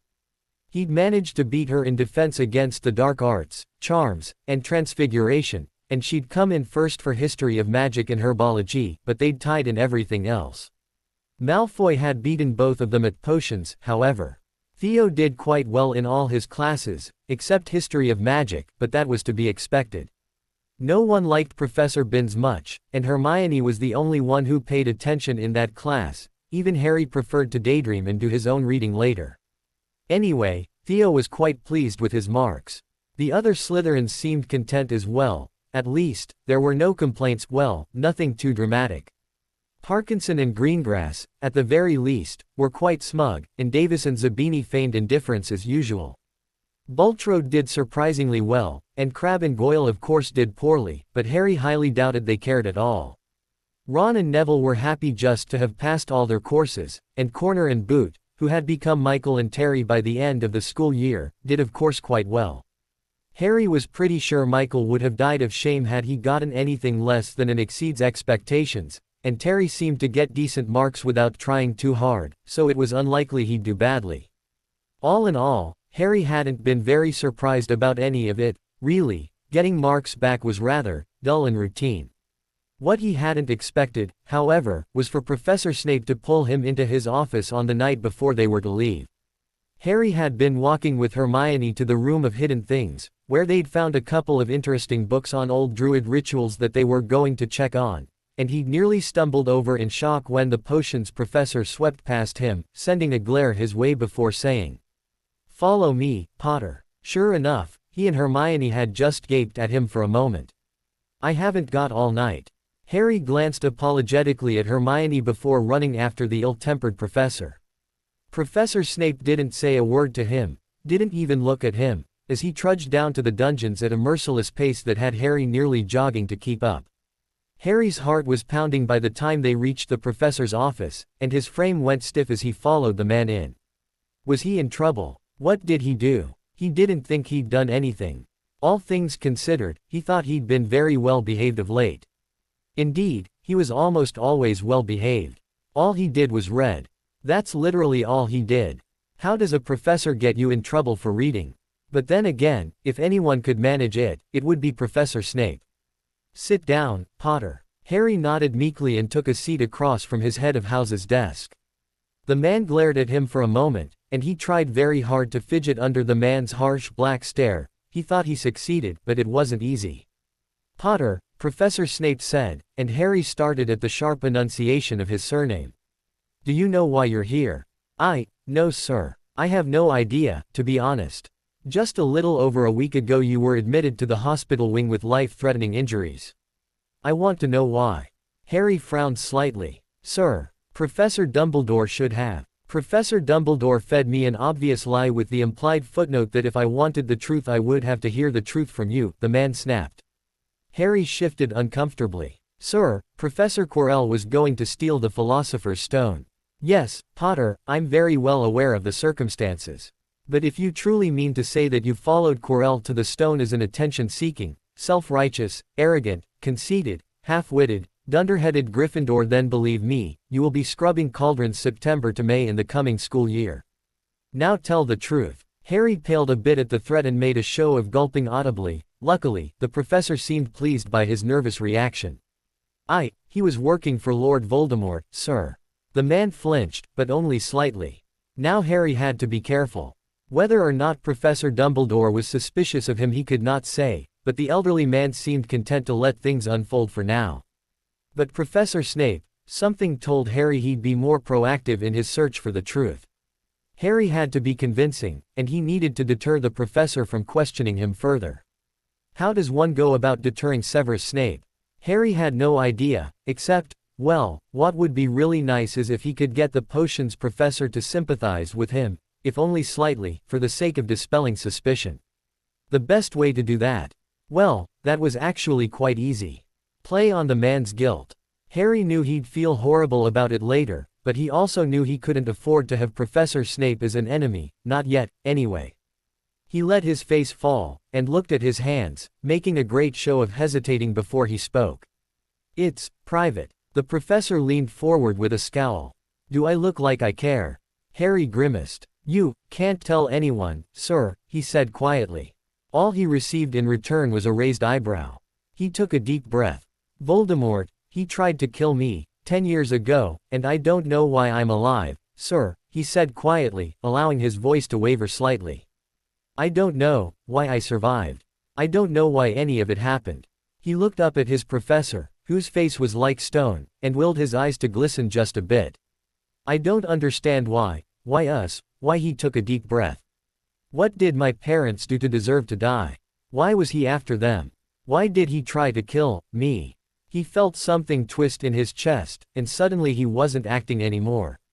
Once again, he was acutely aware of Tom's presence in the back of his mind, the presence of the man who murdered the parents. The reason he grew up alone and unloved. His friend, his teacher, his confidant, his family, the man who took everything from him. He nearly grit his teeth. He needed to get a hold of himself, he needed to exude grief and fear, not guilt. He needed to continue his act. I wanted answers, because I wonder sometimes, no, I wonder all the time, why it happened. Why I don't have any parents. I don't even remember them, sir. I don't even remember what they look like, what they sound like, except, sometimes I hear this voice, when I'm falling asleep, and I know it's my mum's. No, not Harry, please Enough, the man said stiffly, and when Harry looked into his eyes, he saw it there. To anyone else, the potions master's face would have appeared to be devoid of any emotion, but Harry knew better. Harry knew that there was grief, and terrible, terrible guilt in those cold black eyes. I understand. Harry sniffled a little. You do. The man nodded curtly. Neither of them said anything for a good long moment, they just stared at each other, coal black and emerald green meeting in a mutually silent exchange of guilt and grief. You may go. Harry nodded shakily and wasted no time in fleeing the office. His face twitched a bit as he walked up the stairs to the 7th floor corridor. He was caught up in the remorse he felt for what he'd just done while being simultaneously affected by the ambient smugness radiating through his head.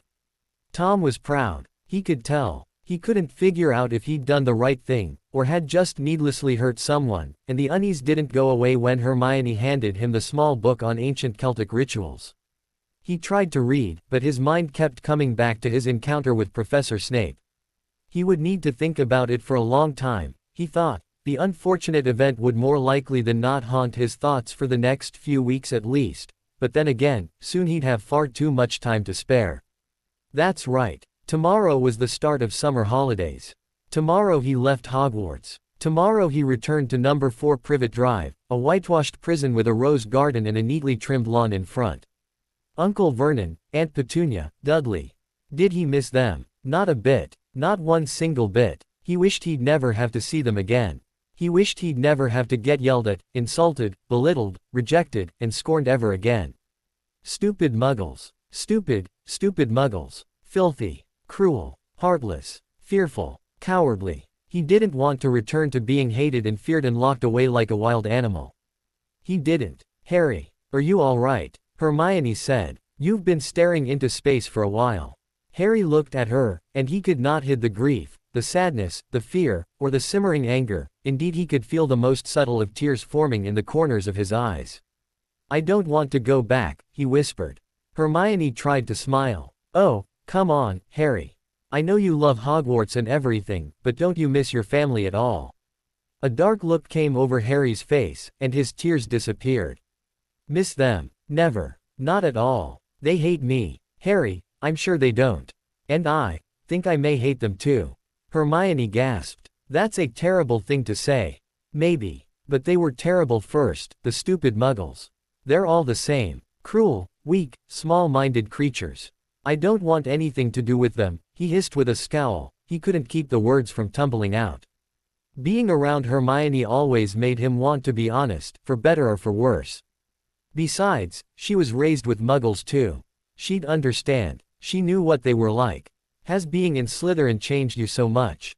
Starting a bit, he looked at her with wide, confused eyes. Being in Slytherin had nothing to do with this. She raised an eyebrow. Then how come you speak so poorly of muggles? It's only the truth. Oh, come on, Harry. What's so bad about muggles? Harry grit his teeth, becoming a little annoyed. Why didn't she understand? She was raised by muggles, just like him. She should know of their cruelty and hatred of those that are better than them. They think we're freaks. They despise us because we're stronger than they are. Don't you remember the all times when the muggles treated you badly, just because you have magic? Hermione sat up straighter, that look she had when she wanted to prove him wrong coming over her face. No, as a matter of fact, Harry, I don't. No one at school was scared of you. He interrupted incredulously. Hermione looked scandalized. No, of course not. Not even after they saw your magic. Hermione frowned. I never did magic at school, Harry. I didn't even know I had magic. But that's not the point. How is it possible that you didn't do any magic at school? What about accidental magic? Well, obviously there were a few incidents at home. A few incidents. And your parents never punished you for it. Well, no. They thought I didn't have anything to do with it. They always explained it away, they ignored it. Of course I didn't get punished. What were you expecting me to say? That they hit you, made you go hungry, locked you away? Hermione looked horrified. That's a terrible thing to say. Harry was taken aback by the vehemence in her voice. Why? You shouldn't exaggerate like that, Harry. Someone will get the wrong idea. Exaggerate? You think I'm just saying things? Well, of course you are. No one's being hit or locked away, Harry. You're saying nothing like that's ever happened to you. He nearly shouted. Of course not. Who would do a thing like that? Muggles. Muggles are just people, Harry, just normal people. Well, maybe that's what's wrong with them. Harry James Potter. There's nothing wrong with being a muggle. Harry scowled angrily. Of course there is. Hermione looked outraged. What could possibly be wrong with being a muggle? Harry was getting very, very frustrated now. I told you, they're stupid, weak, and cruel. To them, we're just freaks. I don't know how you got so lucky. But that's what it is, Hermione, luck. She scowled. Luck? What do you mean lucky? My magic wasn't ignored, Hermione. The first time I accidentally did magic, they hit me and locked me in my cupboard for a day without any dinner. And the punishments got worse every time I showed them how much of a freak I was. A dull ache was starting to form in his skull. Your cupboard. Yes, Hermione, my cupboard. They made me sleep in a cupboard until I was 8, you know. And they hit me and locked me in there whenever I did something wrong.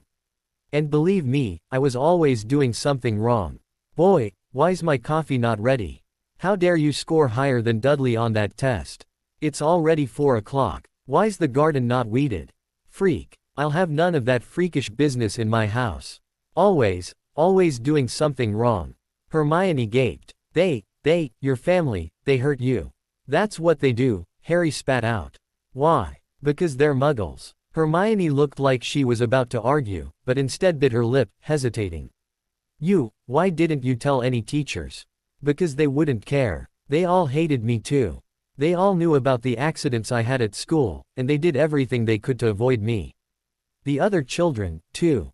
And even if they did care, what would happen to me if they took my aunt and uncle away? Where would I go? An orphanage? Foster care? That wouldn't be much better. Quote. His head was pounding now, it took everything in him not to squeeze his eyes shut and double over in pain. That's not. Hermione shook her head. Then tell a Hogwarts professor. I'm sure. He took a deep breath, calming himself down. He needed to fix this. He needed to get rid of this headache. I already tried. I asked Professor Dumbledore if I could stay here over the summer. He refused. He said there would be no one here to take care of me, and I can't go anywhere else, because there are special wards around the Dursleys' house. He essentially said it was a necessary evil. And he sighed in resignation. To be honest, they don't treat me so badly anymore. They're too scared of me. Sometimes Uncle Vernon still smacks me on the head, and sometimes they lock my bedroom door for days at a time, but it's tolerable. The headache started to subside. Hermione had tears in her eyes. There has to be something we can do, Harry. I've done everything I can. I managed to scare them into getting my own bedroom, into lessening my chores. They're too afraid to hit me, for the most part. Why would they be scared of you? Harry hesitated. I may have insinuated that I could use my magic to cause lots of trouble for them if they didn't start treating me better. Hermione looked at him sadly. I see. You do. Hermione nodded reluctantly. You did what you had to, Harry. If someone hurts you, you have a right to stand up for yourself. You're just a kid, and if no one will help you, well, you had to protect yourself, didn't you? He stared at her with wide eyes. Just tell me if I can do anything to help, okay? The headache had disappeared, and his heart leapt at her kind words. Suddenly he was overcome by warmth, and smiled brilliantly. You're the best, Hermione. His smile turned into a frown. But you have to promise you won't tell anyone. But Harry, Hermione, I'm already the boy who lived. I don't want to be the boy who lived in a cupboard under the stairs. Harry, I'm sure no one would look down on you for it. My housemates might, and everyone else, they'd just pity me. I don't want to be pitied, Hermione. It doesn't do anything to help me, and it just makes me feel helpless. I refuse to be powerless in the eyes of others. I'm better than that. And I definitely don't want them interfering. I definitely don't want to be given away, put in an orphanage, into foster care. I'm sure you've heard stories, Hermione. You know how bad it could be. He looked at her solemnly. Please, as my friend. Trust me. Don't tell anyone. But Harry. Please, Hermione. I've thought about this a lot. I know what's best for me. Harry, they're hurting you. No, they're not. Not anymore. You know me, Hermione. I look after myself. You trust me, right? I've never given you a reason not to. Harry. Please, as my friend. Trust me. She took a deep breath, and nodded slowly. I'll keep your secrets if you keep mine. Harry smiled softly. I'll keep your secrets if you keep mine. Honestly, Granger, I don't know what's wrong with you. I'm quite happy with my exceeds expectations in potions. That's not the point, not. Professor Snape likes you perfectly well, you've no excuse not to come out of it with an O. Who needs an O when an E is a perfectly reasonable alternative? Reasonable. The girl huffed. Nothing but your very best is reasonable. Harry smiled softly as he listened to his two friends bicker over potions marks, seated across from each other in the compartment they were sharing together. Sparing a glance at them, he nearly burst out laughing when he caught sight of Theo's sneer in Hermione's sour face. Shaking his head bemusedly, he turned back to the book in his hands, an early birthday present from Hagrid of all people. Harry didn't care what Tom said about the man. Hagrid was brilliant, he knew exactly what he'd wanted for his birthday for years. A family, or the next best thing, anyway, a memory of a family. Something tugged inside his chest as he traced his mother's face with his finger, staring into eyes that were so much like his own. Just like the statue in Godric's Hollow, the smiling woman in the photograph was incredibly beautiful, her face breathtakingly kind. Maybe, just maybe, he could not help but think, this woman would have loved him unconditionally. No matter what he'd done, she'd still love him. That's what he told himself, anyway. Sighing, he carefully shut the book. He'd have lots of time to reminisce on what wasn't meant to be, but for now. Now, see, I think you both are being entirely unreasonable, and here's why. The tea shop on Annie's and Weston was still and quiet. Understandably, most people were more interested in lemonade, ice cream, and water parks than a nice cup of Earl Grey. It was a warm Thursday afternoon, and the sun was shining brightly, heating the sidewalk at a pleasant 25 degrees Celsius, while, on the other side of the 2 centimeters of glass that were the shop's front window, said sidewalks bustled cheerily with Londoners and tourists and everyone in between. Sitting back in her chair, oaken upholstered in pink, and basking in the golden glow of the late July sunlight, Hermione smiled as she looked at the letter in her hands. Dear Hermione, I hope you are still well. I suppose it has only been a week since you sent your letter, but a lot can change in a week. I am doing fine. I really am. The Dursleys were quite unhappy to see me, of course, and immediately locked all my things in my old cupboard. Lucky for me, I can just unlock it in the night while they're asleep. Same with my room. If I give them cheek, which I've been inclined to do of late, they lock me in my bedroom without food. But again, despite the fact that there are 7 padlocks on my door, it is of no difficulty for me to open them. They never quite caught on to that. They're really not too clever, you see. I am eating. Not as much as the Dursleys, of course, but that is to be expected. They're rather, well, whale-ish, you see. Actually, that's not quite right. I suppose Uncle Vernon reminds me of a well-fed walrus, at times, and Dudley a baby hippopotamus. They eat far too much, and I am quite content in the knowledge that Uncle Vernon will probably meet his end at the hands of a heart attack within the next decade. The next 5 years, if the universe is lucky. They have me working in the garden, but aside from that, there really isn't much for me to do except read. I very much appreciate your offer for books, by the way, but I can take a form of wizarding transportation called the night bus to Diagon Alley to buy more books, should I require them. However, I think that for now I will try to lay low here in Surrey. Best avoid any possibility for trouble, since it seems to find me at the most unlikely of times. Or rather, perhaps, I seem to find it. I really appreciate your willingness to do some research for you know what. I think it's a splendid idea to set a number of goals at the beginning of the school year. Perhaps a list of spells to learn and potions to brew, to start with. I will work on it from here, as well. Would you mind sending Theo a letter, and asking him to do the same? I gave him a note with the same address I gave you, and asked him to contact me with Muggle Post. As I explained, I can't have owls showing up at the Dursleys, but it occurred to me that he most likely doesn't know how to use Muggle Post. In fact, could you explain to him how to do so? I would very much like to be able to contact him as well. Then we can exchange ideas, provide inspiration, and combine the lists on the Hogwarts Express in September. As for your proposal, I would love to join you for tea at some point in the next 2 weeks. Just send me a place and time. I rather like the idea of going out for tea. Actually, it's very posh and grown up, don't you think? Anyway, as I said, I hope this letter finds you well. Sincerely, Harry James Potter. Oh, Harry, ever so polite, ever so pleasant. Harry was a strange boy. He was short, small, with the messiest black hair she'd ever seen, and his eyes were the color of emeralds. Exactly the color of bright, luminous emeralds, polished to perfection. His rather pretty eyes were constantly hiding behind old battered glasses with circular frames, though. It was a shame, really, because the delicate color and pensive shade of his eyes reflected the finer points of his personality, she thought. While other boys his age were rash, loud, and usually quite unintelligent, Harry Potter was a sweet, quiet, thoughtful boy. For the most part, anyway. All the teachers loved him, and in lots of ways he was the perfect student, always weeks ahead of everyone in class. She had been quite jealous of him, at first, ever since their first meeting on the Hogwarts Express. He'd easily cast the tickling charm before they even arrived at Hogwarts, not to mention the silencio he'd apparently placed on Ron Weasley before she and Neville showed up. Indeed, she knew from the beginning that he would most definitely get in the way of her quest to be at the top of every class.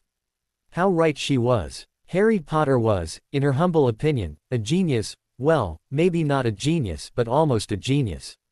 His spell casting was impeccable, and his successes weren't flukes either. He asked very insightful questions in class and displayed a good understanding of the concepts that so many of their classmates either ignored or failed to grasp. His skill at transfiguration and charms were most impressive. She knew her head of house had a soft spot for the quiet Slytherin, as did Professor Flitwick, and with good reason. Harry was eager to learn, always on top of things, and exceptionally polite about all of it. Indeed, the only professor that seemed to dislike him was his own head of house, the terrifying Professor Snape, for some reason that completely escaped her. Other than that one exception, though, he was, while not popular per se, almost universally well-liked, both for his intelligence and his personality. She had no doubt that her rivalry with him would have turned bitter long ago were it not the fact that he was really quite modest and an extremely agreeable person. However, that's not all there was to Harry. Hermione prided herself on her skill as an observer, and over the course of the school year, she had observed that Harry Potter put a lot of effort into his kind, polite persona, and was not as simple as his carefully crafted personality would suggest. Throughout their time at Hogwarts, she had come to realize that there was something very dark and dangerous hiding beneath Harry Potter's warm and bright exterior. Her first clue should have been the troll incident. It really was very brave and kind of him to rescue her, and it showed how powerful he was too. He was a first year, and had defeated a full-grown mountain troll without breaking a sweat. Now that was impressive. However, he had killed the troll without a second thought.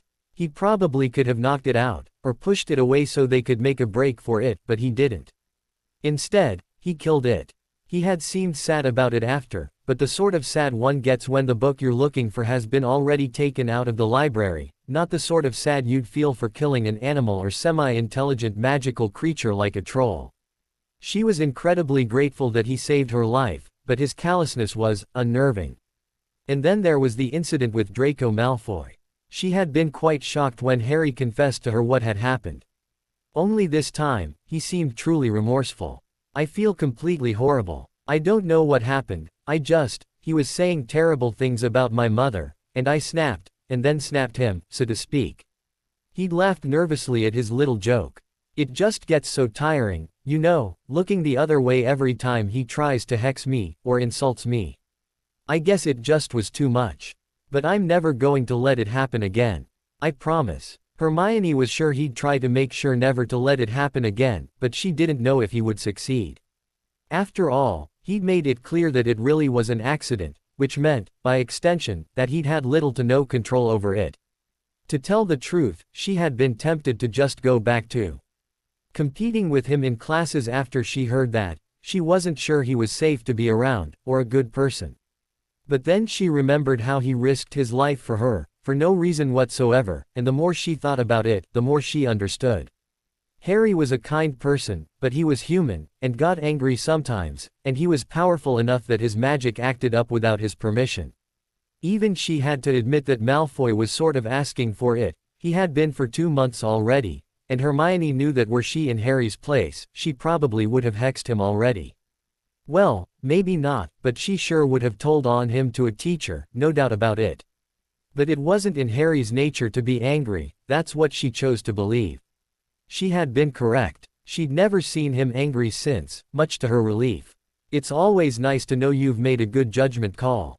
However, she still didn't know Harry as well as she thought she did. Just when she thought she had him figured out, he shocked her with his actions regarding the Philosopher's Stone. When she originally heard that Harry had gone to stop Professor Quirrell from stealing the stone, she couldn't believe her ears. She would have thought Harry wouldn't care if some stone got stolen. He was a rather easygoing type, and seemed content to let things happen most of the time. It made more sense to her when he told her and not about his desire to find answers about his parents, but she was still surprised. All this time, he'd been troubled by the mystery of his parents' murder, troubled enough that he was willing to risk his life for answers. In retrospect, it made sense. His parents had been murdered when he was a baby by the most powerful dark wizard to ever live, and he'd somehow survived. She couldn't imagine how confusing and upsetting that must be. She'd just never considered it, because he seemed to go out of his way not to talk about his parents at all. In fact, he went out of his way not to talk about his family in general, and on their last day at Hogwarts, she had discovered why Harry was being abused. His relatives locked him up, and didn't give him enough food, and even hit him sometimes. What Harry had described to her sounded terrible, and she couldn't imagine what it was like before, when it was apparently worse. They had kept him in a cupboard. They called him a freak. It was horrible. How could they treat a little kid like that? Especially a nice, sweet, quiet kid like Harry.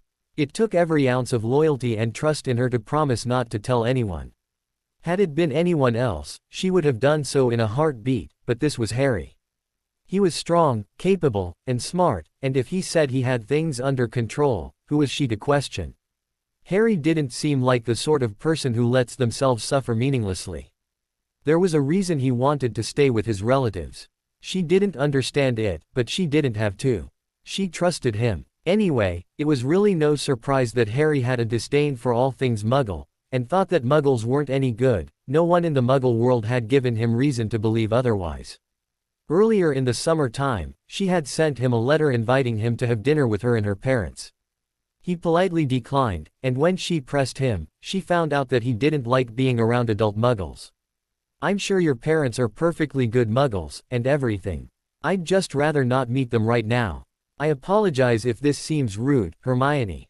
If it were anyone else, she'd be rather indignant about the whole thing, but it was Harry, a boy who grew up in a cupboard, and had nothing before he discovered magic. White people like Malfoy and not look down on Muggles so much, she'd never understand. How many Muggles had they actually met? But Harry, that made sense, in a very sad, messed up sort of way. It wasn't right, though. It would take time, but eventually, she'd show him how wonderful the Muggle world could really be. First she'd show him Muggle music and films, and then she'd introduce him to her parents, and after that, she'd take him to meet some of her friends. She figured that since she was letting him teach her dark magic, he might be at least somewhat willing to learn something from her. And on that note, she could hardly believe it. Her learning dark magic. It was against the rules, and could get them in very big trouble, and on top of that, it was magic created to hurt people. But in the end she had to realize that what Harry had said those months ago had been correct, they really did need to learn to protect themselves. A few months ago, her argument was clear. 1. Hogwarts is safe. 2. The professors at Hogwarts are equipped to, prepared for, and intent on protecting its students. 3. If 1 fails and Hogwarts is no longer safe, in light of 2, Hogwarts remains effectively safe. But it wasn't that simple. Hogwarts wasn't safe, one of their professors had been possessed by you-know-who. How did that even happen? And moreover, a dangerous magical object had been kept at Hogwarts, as bait, just like Harry. She couldn't believe Professor Dumbledore would do something like that, and when Harry had shared his story, she had wanted to argue, saying that Harry had misunderstood, or something, but she couldn't bring herself to do it, in the end. Harry was intelligent and honest. He wouldn't say these things unless he was sure. He wasn't trying to get attention or break rules for fun. The very thought made her scoff. He was just trying to understand why his parents had been murdered in front of him, and survive in the meantime. That wasn't unreasonable. It wasn't unfair. In the end, Harry was right. They couldn't trust anyone, really. She really wanted to believe that the professors had their best interests at heart, and she did, for the most part, but she had also been made aware that they, like her and Harry, were just human, and made mistakes too. If she turned a blind eye and something happened next year, or the year after, and Harry got hurt, she'd hate herself for it. He'd warned her, and sitting beside him in the hospital wing, she'd seen with her own eyes how ruthless and unfair the real world actually was. Harry was a good person, a promising student, and just a kid, and there he'd been, lying in a hospital bed, after having been nearly murdered by a teacher. He was just a kid, and he'd nearly been killed by someone he was supposed to be able to trust. That was wrong, so wrong. And if she ignored all that, and Harry got hurt again, she didn't think she could handle it. Harry had been right, it's not the magic itself, it's how you use it. That made sense. It was like anything else. Guns, knives, fists, muggles hurt each other too, and sometimes, there's a good reason. Sometimes, fighting is the right choice to make. So why was magic any different? Was there really something inherently evil about dark magic? After Harry had been taken to the hospital, she'd felt horrible, because he had warned her that there were dangers at Hogwarts, and she ignored it, and so she'd ended up doing research to keep her mind off things. She'd been shocked by what she found. No one had bothered to tell her this, of course, but jinxes, hexes, curses, technically all of them were dark magic. Anything that wasn't a charm or a healing spell or transfiguration really. They were taught the dark arts in their Hogwarts classes. It was just a matter of how dark things were. But where do you draw the line? Are curses that truly mean to cause serious harm the real dark arts? But what about charms that cause harm? Harry had decapitated a troll with a severing charm. An impossibly overpowered severing charm, but still, a charm. You could behead people with a charm. It was then that she realized, Harry had been right. It's not the magic itself, it's how you use it. You have to mean it, was what he always said when he tried to teach her something. It was true. Her spellwork had really improved once she'd taken his words to heart. Yes, Harry Potter was truly an amazing person. In less than a year, he'd managed to teach her more than anyone else had ever before, whether it was about research, magic, or friendship. She only hoped she could repay him one day. She was startled from her musings when a small bell rang and the shop door was pushed open. She looked at her watch. It was exactly 12:59 when Harry walked through the door, several shopping bags in hand. She smiled at him, waving him over. Harry, I'm so happy that you made it. Harry smiled at her with that sheepish smile he almost always had on his face. Me too. She looked at him curiously. How did you get here? Oh, I asked my Uncle Vernon to drop me off in London on his way to work. I got there this morning, and, here, he grimaced a bit, went clothes shopping. Hermione laughed. Does that mean you'll throw out those old rags you're always wearing? That's the plan. At that moment, the waitress, Kayla Martins, walked up to them. The 15-year-old had a bright smile stretched across her glossy lips, her freckled cheeks painted softly with an ever-present rosy blush. Kayla was probably one of the prettiest girls she knew, she had realized recently. Oh, Hermione. It's lovely to see you. Where's your mother? It's just me today, she replied quickly, and my friend, Harry. The waitress looked at Harry, who was looking at her intently with his head tilted to the side, and then back at her, and winked. Do your parents know you're on a date? Hermione could feel her cheeks heating up, and she looked over at Harry, who was looking extremely puzzled now. Oh no. It's nothing like that. Harry's just a friend from school. Your boarding school in Scotland. Hermione fought to remove the blush she knew was still on her face. That's right. Well, it's good you're making friends. Just make sure you don't make your boyfriend jealous by having this cute little guy around too often. Hermione winced, stomach squirming oddly. I don't have a boyfriend, Kayla. If you say so. Anyway, what can I get for you two? Just a pot of Earl Grey, Hermione said. You like Earl Grey, don't you, Harry? Harry just shrugged absently, still looking pretty puzzled, and a bit wary. Kayla laughed. She had a lovely laugh. One pot of Earl Grey it is. Once she left, Harry immediately asked, is there something wrong with her? What? You were acting oddly, is all. His face turned grim. That muggle, he sounded very unhappy when he said the word, didn't do something to you, did she, Hermione? She gaped at him. No, it's nothing like that. It's just, never mind. It doesn't matter. If you're sure, I'm sure. So, she said, eager to change the topic, what did you get? Harry peered into his bags.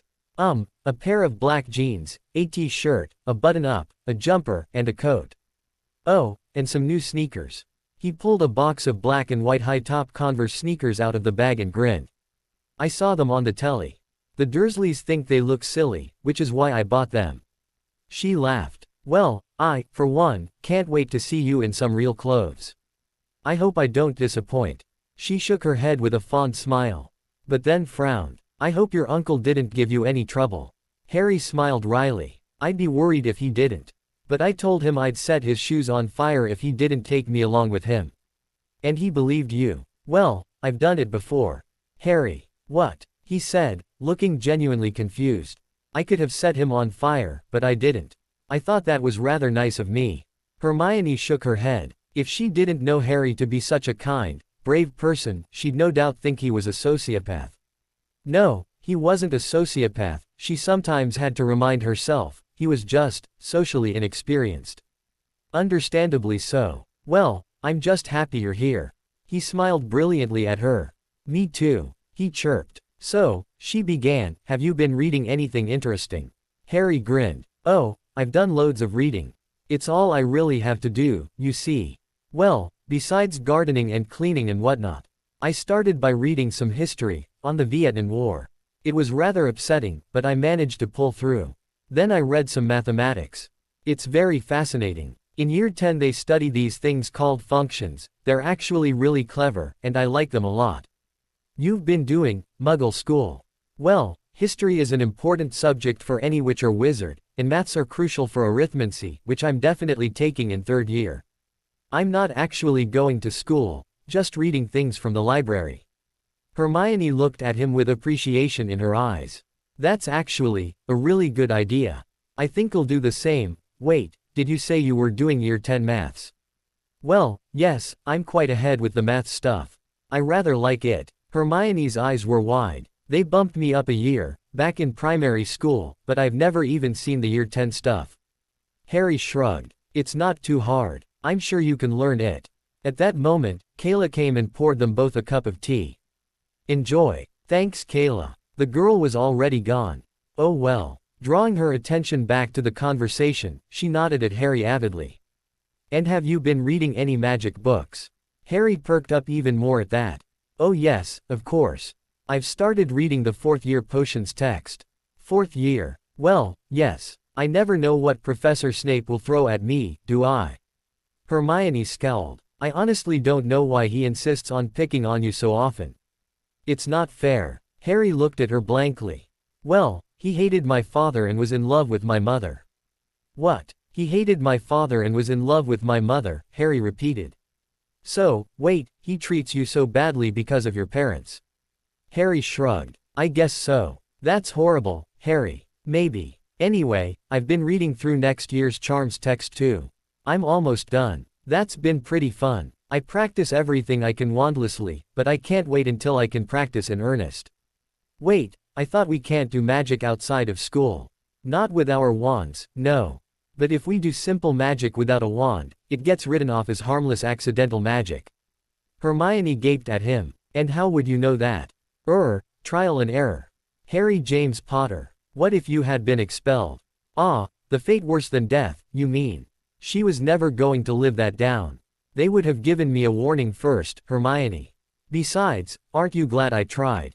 Somebody had to. She huffed. I guess so. But how do you even do magic without a wand?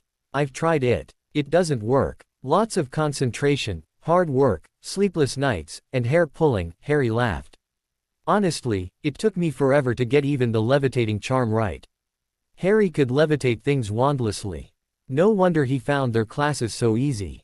Half the stuff they learned, he could already do without a wand. What other spells can you do without a wand? Alohomora, Incendio, Diffindo, Expelliarmus, Bombarda, and the Disillusionment Charm, but only kind of. It more just makes me unnoticeable, not quite invisible, and that's it, I think. She was pretty sure she was gaping. Now, I've been practicing this sort of thing for a long time, but it's still not as good without a wand, of course. I'd never be able to decapitate anyone without a wand, he said humorously, and my Bombarda is still pretty weak. Well, I say, pretty, but I mean, very. Was Harry really this powerful? He could do second-year charms without a wand, even the fourth-year disillusionment charm, and now that she thought about it, he said that he discovered magic when he was 8, that he used it to scare his family. Had he been controlling his magic since back then? How strong was Harry? Hermione, are you okay? She blinked. Oh, yes, you're really amazing, you know that. He grinned bashfully. Oh, not really. Not yet, anyway. She wouldn't come to understand the full meaning behind those words for quite some time. They'd chatted for another hour or two. Hermione had recounted all the books she'd been reading and told Harry about the cousins she was going to visit in France, and then they discussed you-know-what, before Harry sadly informed her that he needed to go meet his Uncle Vernon soon. I have no doubt that he'd leave me in London, given the chance. Before he left, she reached into her backpack. I know it's your birthday next week. I got you something. He blushed. Oh, Hermione, you didn't have to. I wanted to, she interrupted, placing 2 objects on the table. Don't open them until July 31st, though. No cheating. He grinned. Cross my heart, hope to die. Thank you so much, Hermione, you're an amazing friend. And with that, he dashed out the door of the tea shop, leaving her there, smiling. The first present was a book. A Structural Analysis of Magical Contracts, by Eviatar Erlinger, and the second was her old Discman, a pair of headphones, and several mixed CDs she'd made herself. Bach's Preludes and Fugues, and his cello suites. It would be his first introduction to how wonderful the Muggle world could really be. Little did she know, Johann Sebastian Bach had been a wizard. Dear Harry, I do hope this letter reaches you. I sent it to the address you gave me. It would really be a shame if I got a number wrong or something. Supposing this letter does reach you, I hope it finds you well. What have you been doing? Are the Dursleys treating you all right? Are you eating 3 meals a day? Do you have enough to read? I can get you more books from Diagon Alley, if you like. My parents are happy make the trip there. I have been enjoying my summer so far. I've seen some of my friends from primary school, which has been nice. Though, it really is frustrating to have to lie about everything to them. I told them I went to an old boarding school in Scotland, very private and prestigious and everything, but it all feels so hollow. The truly wonderful parts of Hogwarts are the magical parts, which happen to be the very things I need to keep secret. At least I can talk to my parents. They're very confused about a lot of things, which is understandable, seeing as they're Muggles, but they're happy to listen, which I appreciate. Speaking of my parents, they've invited you to dinner. This Saturday, if you can make it. I told them all about you, and they're eager to get to know you. I assure you that they're perfectly nice people, and it would be no imposition at all, if that's what you're worried about. Please do write back soon. I miss you, and I worry about you. Sincerely, Hermione. Dear Hermione, thank you for following my instructions. Please keep sending letters to the address on Wisteria Walk that I gave you. My neighbor, Mrs. Fig, is aware that you will be sending my letters there, and has kindly allowed me to come by once a week on Tuesday mornings to receive my mail. I am doing all right. Life outside of Hogwarts is incredibly dull, but that is to be expected, I suppose. I am glad to hear that you have enjoyed seeing your friends. I imagine it is difficult being parted for 10 months from people you used to see every day. I wouldn't know, seeing as I was disliked by everyone at my primary school, but I can imagine it is unpleasant. Good to know you haven't been breaking the statute of secrecy, as well. I hope you continue to enjoy your summer. As for your invitation, I am afraid I will have to decline. I'm sure your parents are perfectly good muggles, and everything. I'd just rather not meet them right now. I apologize if this seems rude, Hermione. I certainly don't wish to offend you. I just don't feel very comfortable around adult muggles. I miss you as well, though, and would love to see you at some point before the summer's end. Sincerely, Harry James Potter. Dear Harry, I understand about the dinner invitation. I thought you might refuse, to be honest. I'm not offended, and neither are my parents. I just told them you're a bit shy, and they understood. Perhaps another time, when you are feeling a bit more open to the idea. I, however, would still love to see you. Perhaps we can have tea. There's a nice little tea shop a few blocks away from my house. My mother and I used to go there at least once a month to have tea together. I think you'd like it, it's quite pleasant and quaint. Also, Harry James Potter, don't think I didn't notice that you avoided my questions. I do want to know what you've been doing, and I most certainly want to know if the Dursleys are treating you all right. They haven't locked you up, right? They're feeding you enough. I already asked all this, I realize, but you completely avoided the subject altogether. I am worried, Harry. With what you told me back at Hogwarts, it's hard to keep my promise. Really hard. But I swore to you on our pledge of friendship, so you don't have to worry, your secret is safe with me. As for me, I am still doing quite well. You don't have to worry about me. I'm sure I'll have a perfectly pleasant summer. Oh, and I still wanted to know, do you need some books? I'll probably be going to Diagon Alley soon, because I was hoping to do some research for you know what. I thought it might be helpful to put together a list of goals for next year.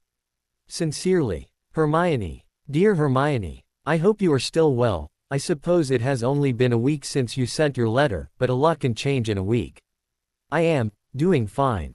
I really am. The Dursleys were quite unhappy to see me, of course, and immediately locked all my things in my old cupboard. Lucky for me, I can just unlock it in the night while they're asleep. Same with my room. If I give them cheek, which I've been inclined to do of late, they lock me in my bedroom without food.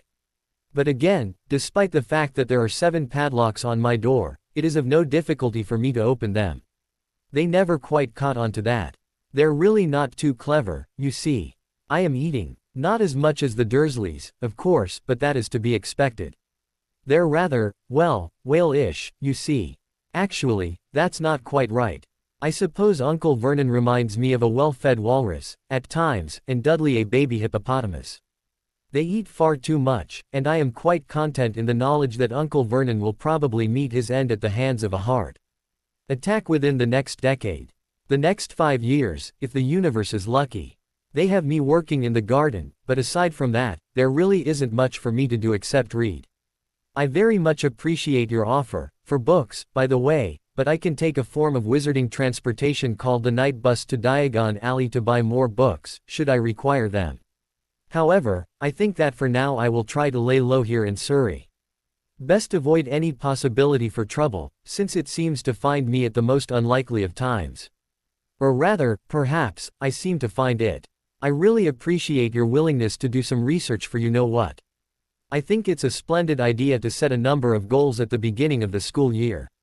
Perhaps a list of spells and potions, to start with. I will work on it from here, as well.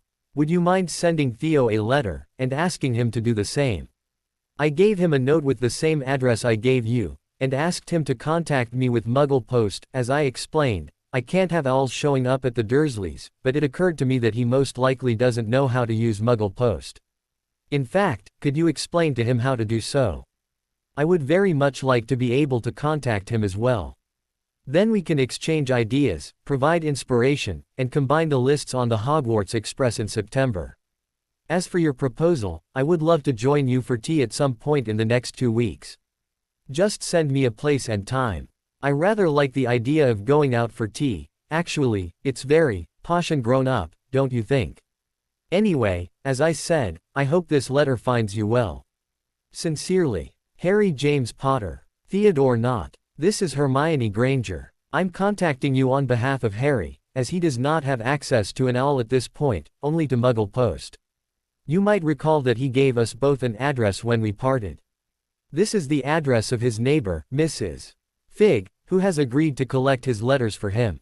It occurred to him that you might not have the knowledge nor the means to send letters through the Muggle Post, however, and he asked me to contact you for him, and explain to you how to send him letters. Assuming you still have the address, you simply need to write it on an envelope, and bring it to the local Muggle post office. If you don't know where that is, I'm sure you could ask any Muggle and they'd be able to tell you. Once at the post office, you can ask them to send the letter for you. There might be a small fee, just a few pence, really, but I'm not sure how you would go about receiving the letters. It really depends on where you live. Perhaps you could send Harry your street address. Anyway, if you have any questions, please contact me. I hope this letter has found you well, and that the summer has been pleasant for you so far. Sincerely, Hermione Granger. Granger. I am not sure what street address or pence are. I think that rather than waste both our time on this Muggle Post thing, I will send Harry letters via yourself until we can make other arrangements, if you have no objections, that is. Enclosed is a letter for Harry. I trust you have enough good sense not to look at other people's letters. I hope you are doing fine as well, and enjoying your holiday. Sincerely, Theodore Nott. Dear Harry, the address for the tea shop is 145 Weston Street. I will be there on July the 23rd at 1 p.m., waiting for you near the front of the shop.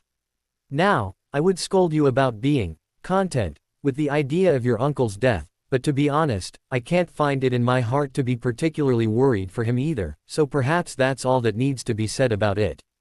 Honestly, I don't understand how some people can be so horrible, not you, your relatives. Anyway, I'm looking forward to seeing you. In fact, I'm quite excited. Sincerely, Hermione. P.S. Enclosed is a letter Nott asked me to send on his behalf. Dear Harry, I trust you'll find it in your heart to forgive me for not wanting to waste my time on figuring out how to use the Muggle Post. It really seemed rather tedious, and Granger started talking about pence, and something called a street address, whatever that is. I understand that you cannot have owls looking for you because of those horrid Muggles, so perhaps I can arrange a place and time for my owl to drop off and collect letters for you. For now I will send letters through Granger. I hope you are well, and that your bloody Muggles aren't treating you too poorly. Honestly, to think that filthy little creatures like them would dare to harm a wizard, they must be incredibly foolish Muggles. Please remember to set their belongings on fire several times before September. I'd like to hear all about it. Also, should you require any assistance in planning your grand revenge, which will be served cold on your 17th birthday, I assume, please let me know. I would be happy to help. I hope you plan to do more than just read, this summer. It would be so typical of you to lock yourself in your bedroom and waste away with a book in your hand. Please tell me you don't plan to just starve yourself and read all summer. As for myself, my father has, as usual, insisted on visiting family and friends in France and Germany. We only recently returned. It's very dull, I assure you. Lots of parties with fancy dress robes and caviar and champagne. I was required to visit my grandparents, who are, frankly, almost dead, and certainly act like it. Grandfather of course wanted to know all about the Potter that got sorted into Slytherin, and was curious about whatever dastardly plan I have for our alleged friendship. Honestly, you'd think that the man forgot what it's like to simply have friends. He probably has, actually. No one likes him much. My father has also been curious about you, but I try to say little about you, considering his political leanings. I have a feeling you're clever enough to know what I'm talking about. He was, however, very impressed that you managed to thoroughly frighten Draco Malfoy. I think he dislikes the little twit. I saw Draco and Daphne Greengrass a few times, similar social circles, and all that. They seem to be doing fine. They both went red in the face when I mentioned you, for different reasons, I imagine. You do realize that Daphne Greengrass has a serious crush on you, right? She's owned and filthy rich, so I'd take advantage of that, if I were you. I realize she and her friends are incredibly annoying, but I've heard that owned girls make good girlfriends, and people marry rich for a reason. Just some friendly advice. Anyway, that's about it, really. Please write back. Sincerely. Theo Knott. Dear Theo, thank you for writing. I'm glad you seem well. You shouldn't be so quick to dismiss these parties, I believe. I don't even know what caviar is, and I've never even seen champagne, so I think it would be quite an adventure indeed. Far more interesting than weeding the garden. That's when you pull unwanted plants out of the garden, of that, I am quite sure. I suppose you dislike your grandparents, then. Mine are all dead, so when people talk about being doted on by grandparents Bulstrode, or disliking them Greengrass, or being annoyed that they don't speak English Zabini, I really don't know what they're on about. Perhaps it's for the best, though. I have mixed feelings about the fact that news of my confrontation with Malfoy has reached even your father's ears. I assume Malfoy told his father, who told yours. If you could do everything in your power to downplay the event, your efforts would be much appreciated. I am aware that Daphne Greengrass seems to have developed feelings for me.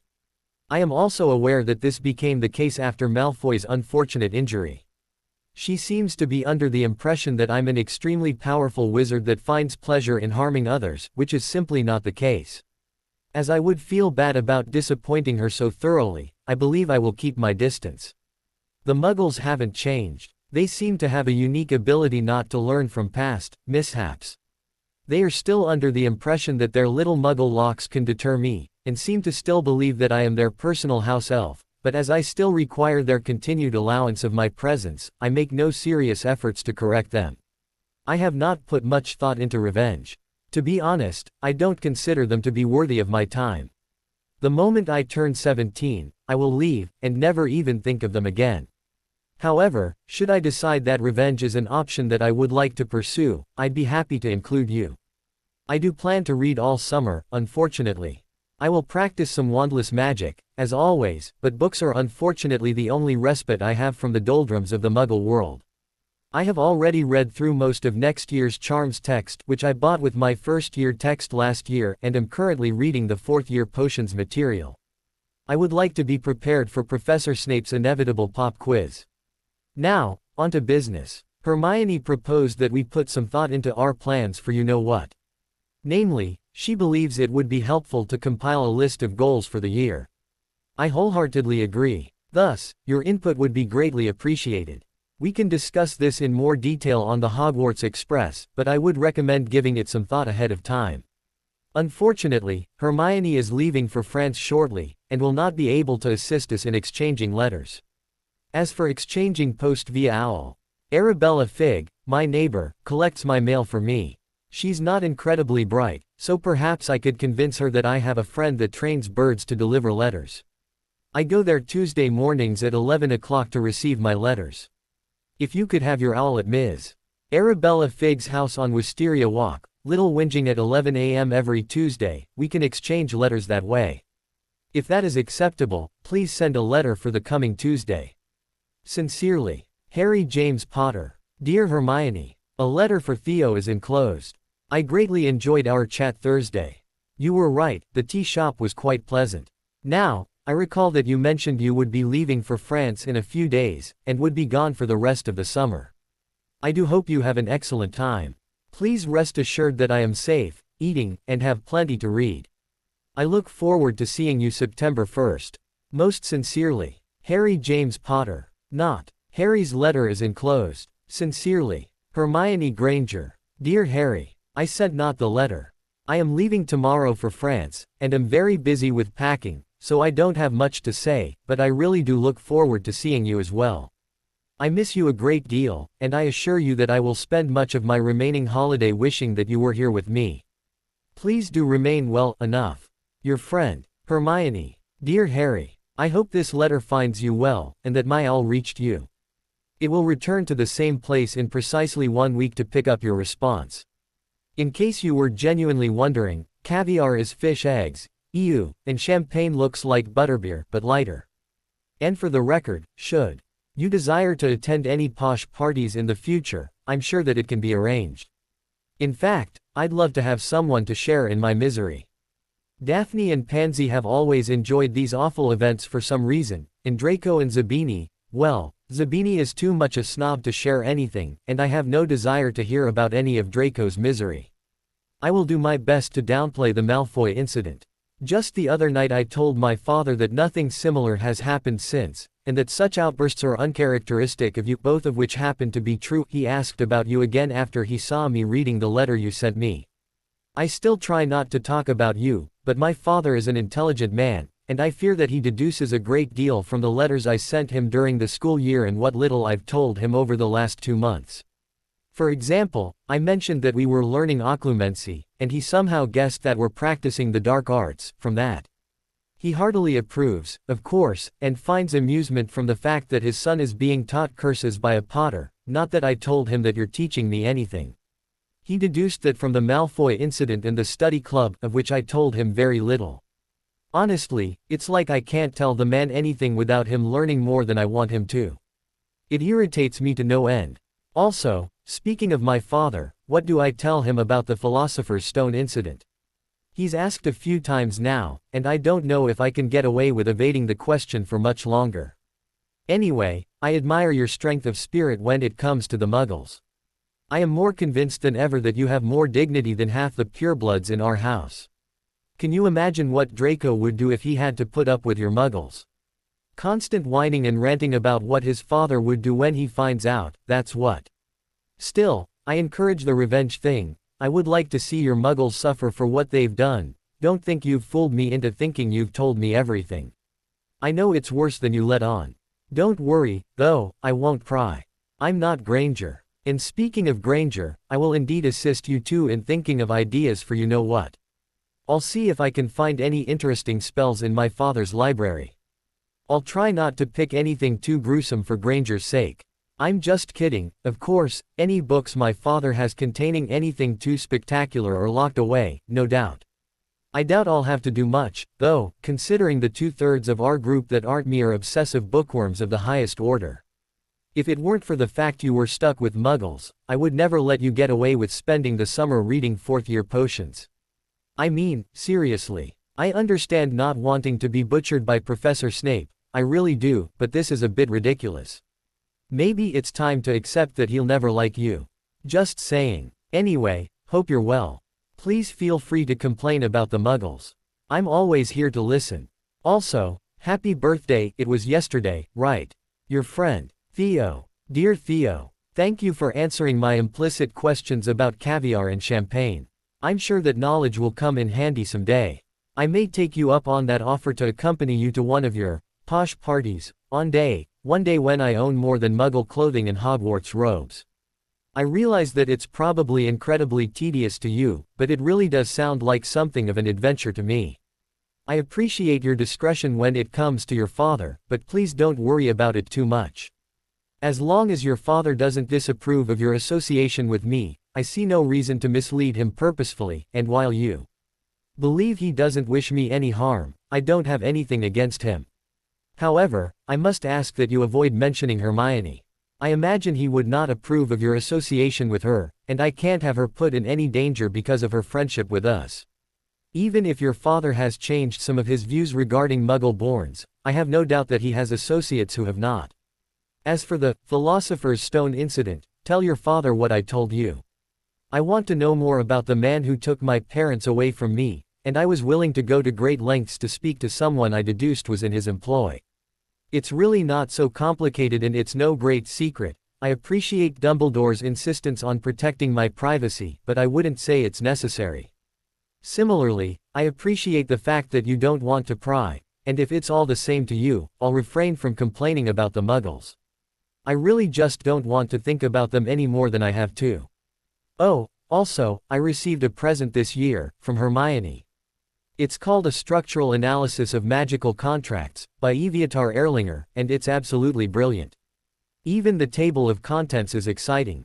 I believe I'll need to become more accomplished at ancient runes and arithmancy to really understand the material in all its depth, though.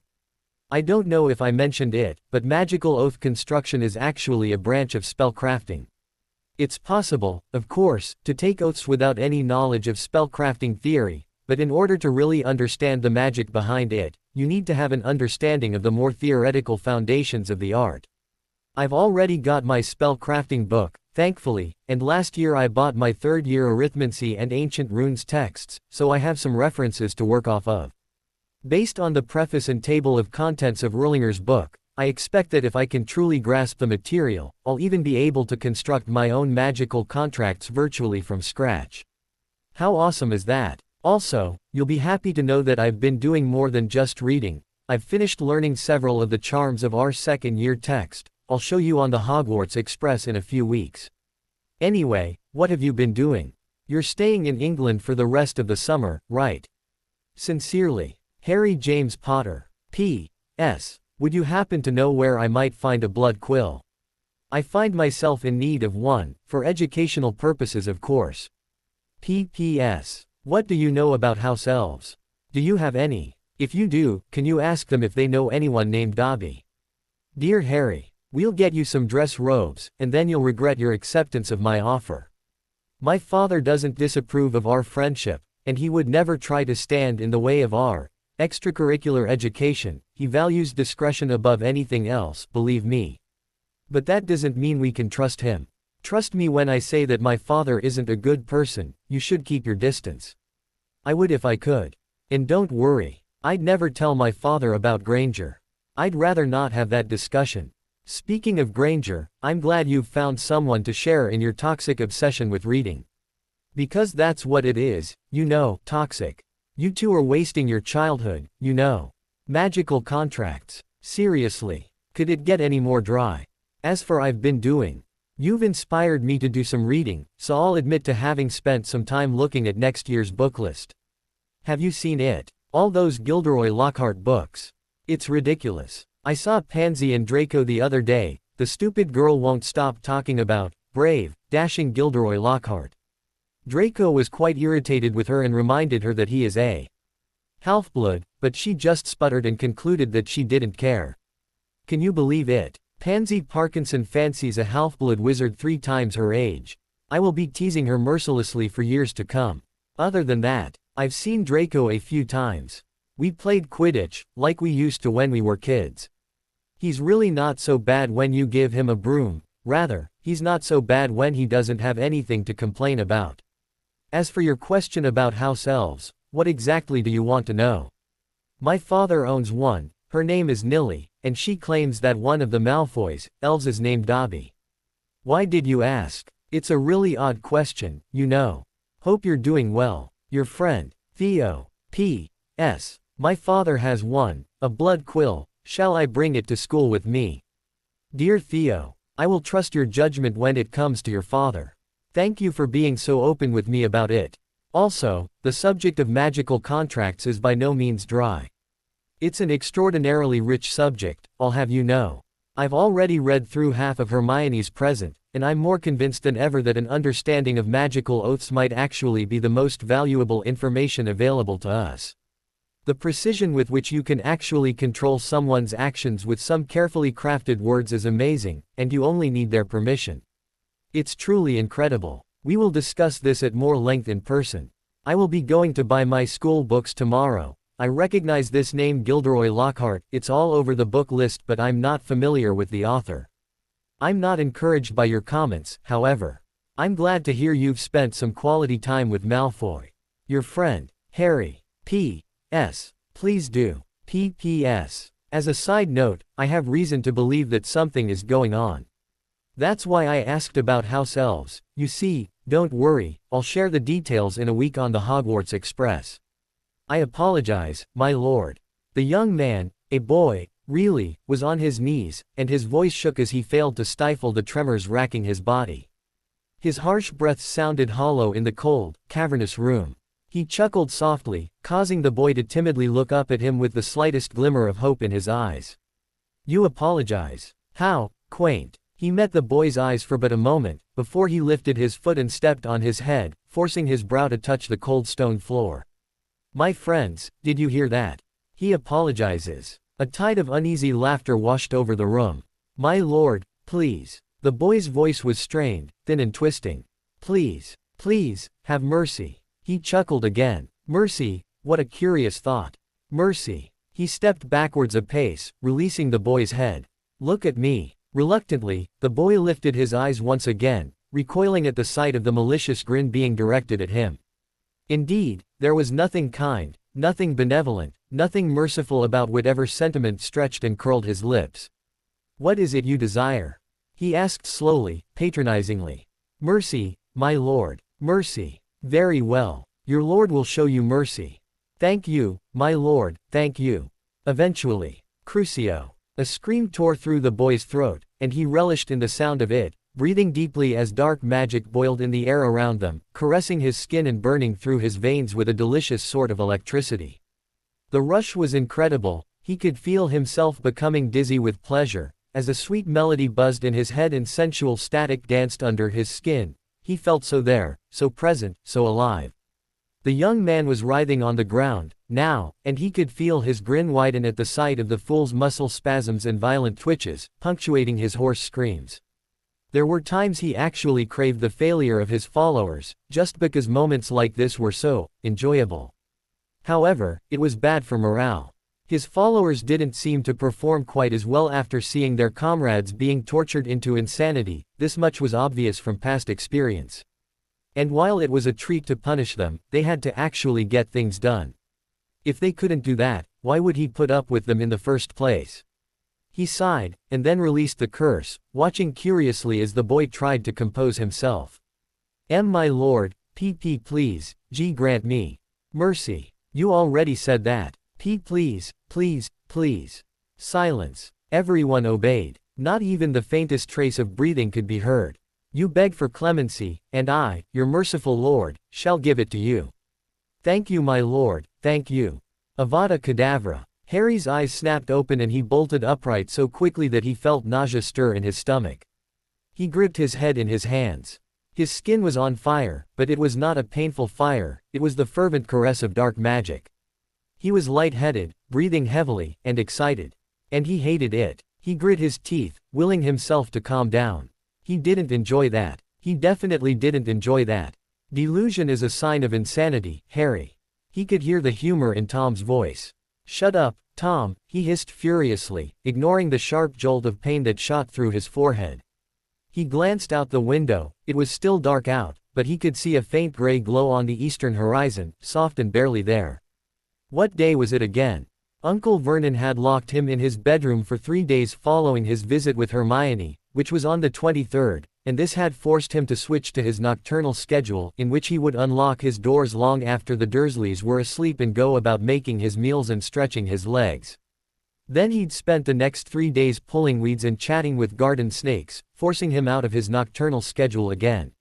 He tracked dirt in the house accidentally. No, really, it had nothing to do with the fact that he was tired and wanted some extra time to do his potions readings, so he'd been locked in his bedroom again for a day, but he had yet to change his schedule around so. Was it August already? No, it had to be. "Happy birthday, Harry." Tom's voice was malicious now, mocking, and Harry could sense the vindictiveness in it. He shivered, and he felt Tom's satisfaction at his discomfort. Collapsing back onto his pillow, he shut his eyes forcefully. Maybe if he was lucky he could get a couple more hours of dreamless sleep. 5 minutes later he sat up again. Tom's smug amusement still echoed in the back of his mind, causing him to sigh heavily. He knew a lost cause when he saw one. This was not going to be a good day. That was already evident. Sometimes he wished he didn't have to bother at all. "I think we should run through the schedule one more time," Uncle Vernon said, some degree of nervousness evident in his voice. His bloody relatives were so thick they needed a schedule to entertain guests. We should all be in position at 8 o'clock. Petunia, you will be in the lounge, waiting to welcome them graciously to our home. Aunt Petunia was a lot of things, but never gracious. Good, good, and Dudley. I'll be waiting to open the door. May I take your coats, Mr. and Mrs. Mason? They'll love him. Honestly, he felt a bit sick now. No, seriously, his stomach was squirming at this point. Excellent, Dudley. And you? Splendid. Now it was his turn. I'll be in my bedroom, making no noise and pretending I'm not there, he said in deadpan. Exactly. The man took a moment to smirk viciously at him, his pudgy face turning a pleased shade of red, before he turned back to his eagerly listening wife and son. I will lead them into the lounge, introduce you, Petunia, and pour them drinks. At 8:15, exactly 8:15, Harry wanted to snark. I'll announce dinner, his aunt said proudly, as though she was impressed with her own ability to remember to announce dinner. And Dudley, you'll say.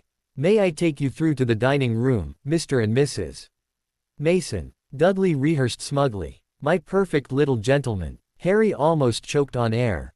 And you? Uncle Vernon turned to him with a nasty scowl.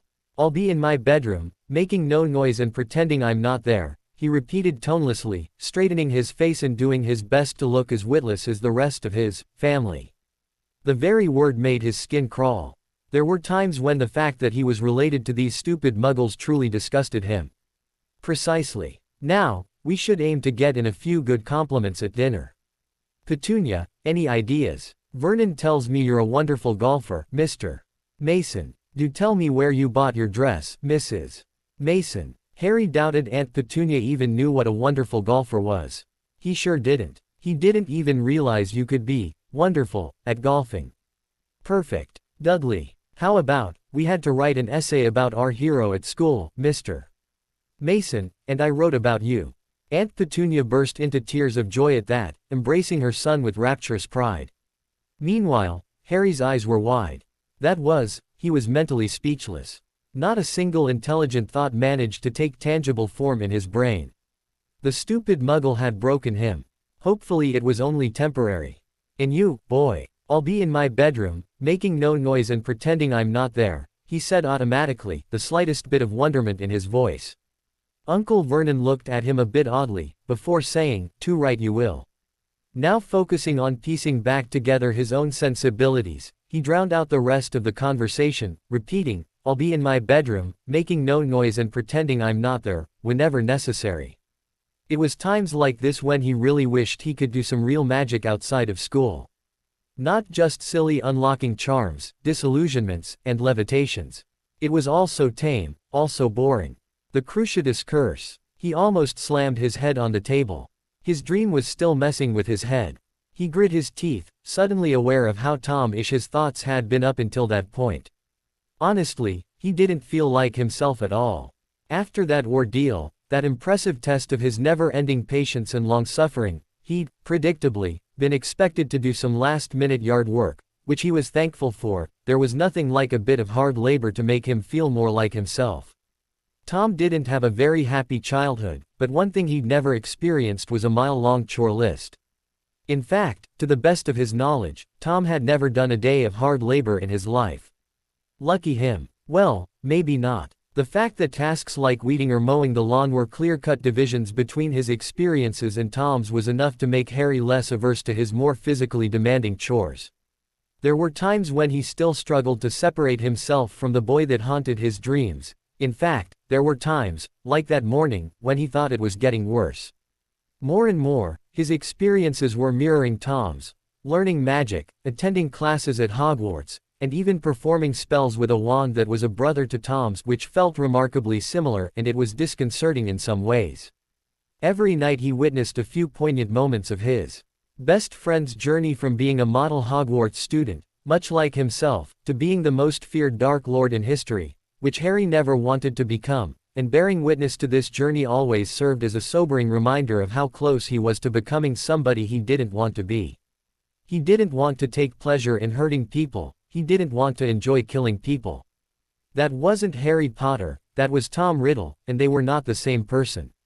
They weren't. So these days, Harry valued every departure his life took from the template Tom had laid out in front of him, and physical exertion was a big part of this. Tom was an extremely cerebral being. The Dark Lord was clever, cunning, and unmatched magically. He could defeat most of his foes while lounging casually on a cozy sofa. Really, Harry could just picture it and so had never felt the need to play Quidditch or run, which were activities Harry was keen on enjoying. And he really did enjoy them. It was so easy, when his best friend was in his own head, to forget to really savor how it really feels to be in the world. Too often, he was caught up in his own mind, where everything really happened, and even his own body seemed far away, at times. He would always remember that first time he lost control of his own body, the first time he became a being of pure spirit, without physical grounding, at least, the kind of physical grounding that makes you feel truly alive.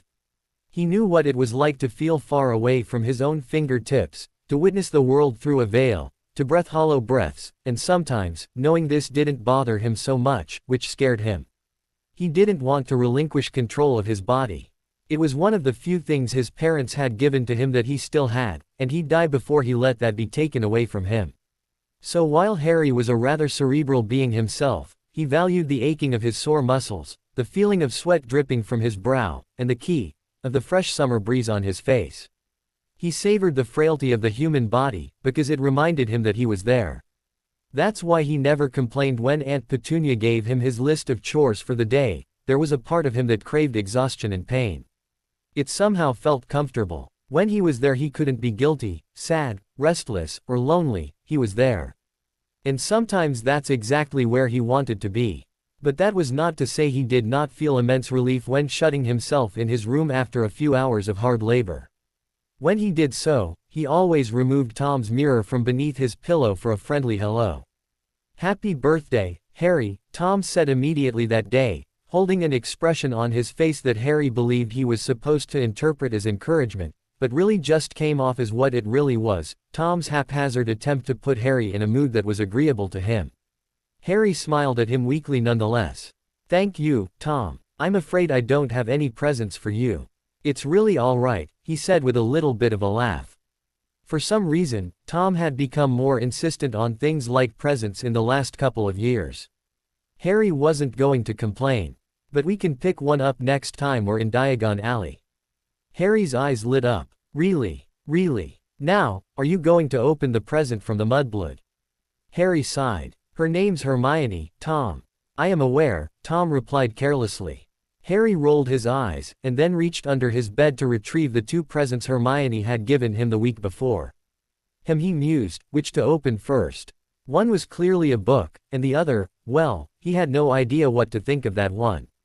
He settled on the one that looked like a book. After removing the bright red, glittery wrapping, he let out a gasp of excitement. A Structural Analysis of Magical Contracts, by Eviatar Erlinger. He flipped through the pages excitedly. "It looks so complicated and hard and amazing." He glanced over at Tom, who actually looked quite impressed. "Perhaps I don't give the mudblood enough credit." Harry smirked at him. "No, perhaps you don't," he said, ignoring the pain in his head. "She probably remembered the argument we had over the blood oath I took. Which you were a fool for taking.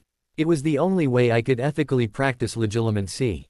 "Ethics," Tom scoffed. "I wonder," Harry said thoughtfully, reverently placing the book on the bed beside him, "what's in the other package?" "It looks like a shoe box." Curiously, Harry picked up the other box and cautiously unwrapped and opened it, finding a pair of headphones, a Discman, and a few of CDs inside. He blinked. "Muggle music technology," he said in surprise. He looked at the CDs. One had Bach, Preludes and Fugues I written on it, and another Bach, Preludes and Fugues 2, the others were Bach, Cello Suites Parts 1 and 2. "What's Bach?" wondered Harry. "A wizard who lived approximately 2.5 centuries ago. A world-renowned composer." Harry blinked. "Oh, like music." "Yes, Harry," Tom said patronizingly, "like music." "Oh, well that was awfully nice of her." Tom raised an eyebrow. "I doubt she knows, though, that he was a wizard. There have not been many prominent musicians in our history, and he's even more well-known in the Muggle world than he is in the magical one." Harry's eyebrows rose. "Oh, so I bet this is part of her no doubt impending plot to make me like Muggles, then." "I would imagine so." "Well, it was very nice of her anyway." Tom looked at him blandly. Indeed. Anyway, when will we next visit Diagon Alley? A week or two. It depends on when you get your letter with your book list. You likely won't need any new books for most of your classes, but the Defense Against the Dark Arts curriculum will no doubt be chosen by your new professor. Oh, right, Professor Quirrell is dead. You killed him. Harry hung his head, looking very ashamed at that. I really didn't mean to. I still feel very awful about it. Tom looked at him disdainfully. He was a poor excuse for a substitute Horcrux. Good riddance. Tom, that's a horrible thing to say. Sometimes I fall under the impression that you have forgotten that I used to make a name for myself torturing and murdering innocent people. If you can really call them that, he added on darkly. Well, it's easy to forget. I mean, you're so nice to me, Harry said earnestly. And sometimes I forget how starved for affection you are. Harry frowned. Well, that's not a very nice thing to say. Tom scoffed at him. Meanwhile, Harry yawned. I think I'll take a nap now, actually. Perhaps I can sleep through the Dursleys' dinner party. It's probably for the best. He stood up and closed his curtains. Good night, Tom. It's not night, you stupid child. When Harry woke up, there were two enormous greenish-yellow eyes staring down at him, opened impossibly wide until they were just about the size of tennis balls. Hello, Harry said cautiously, not moving. My name's Harry, who are you? The creature, which had perhaps the largest, pointiest ears Harry had ever seen, jumped off his bed and onto the carpet, bowing so low that its long, thin nose touched the ground. Harry Potter! It exclaimed, and Harry winced, hyper-aware of how jarring the small creature's voice was.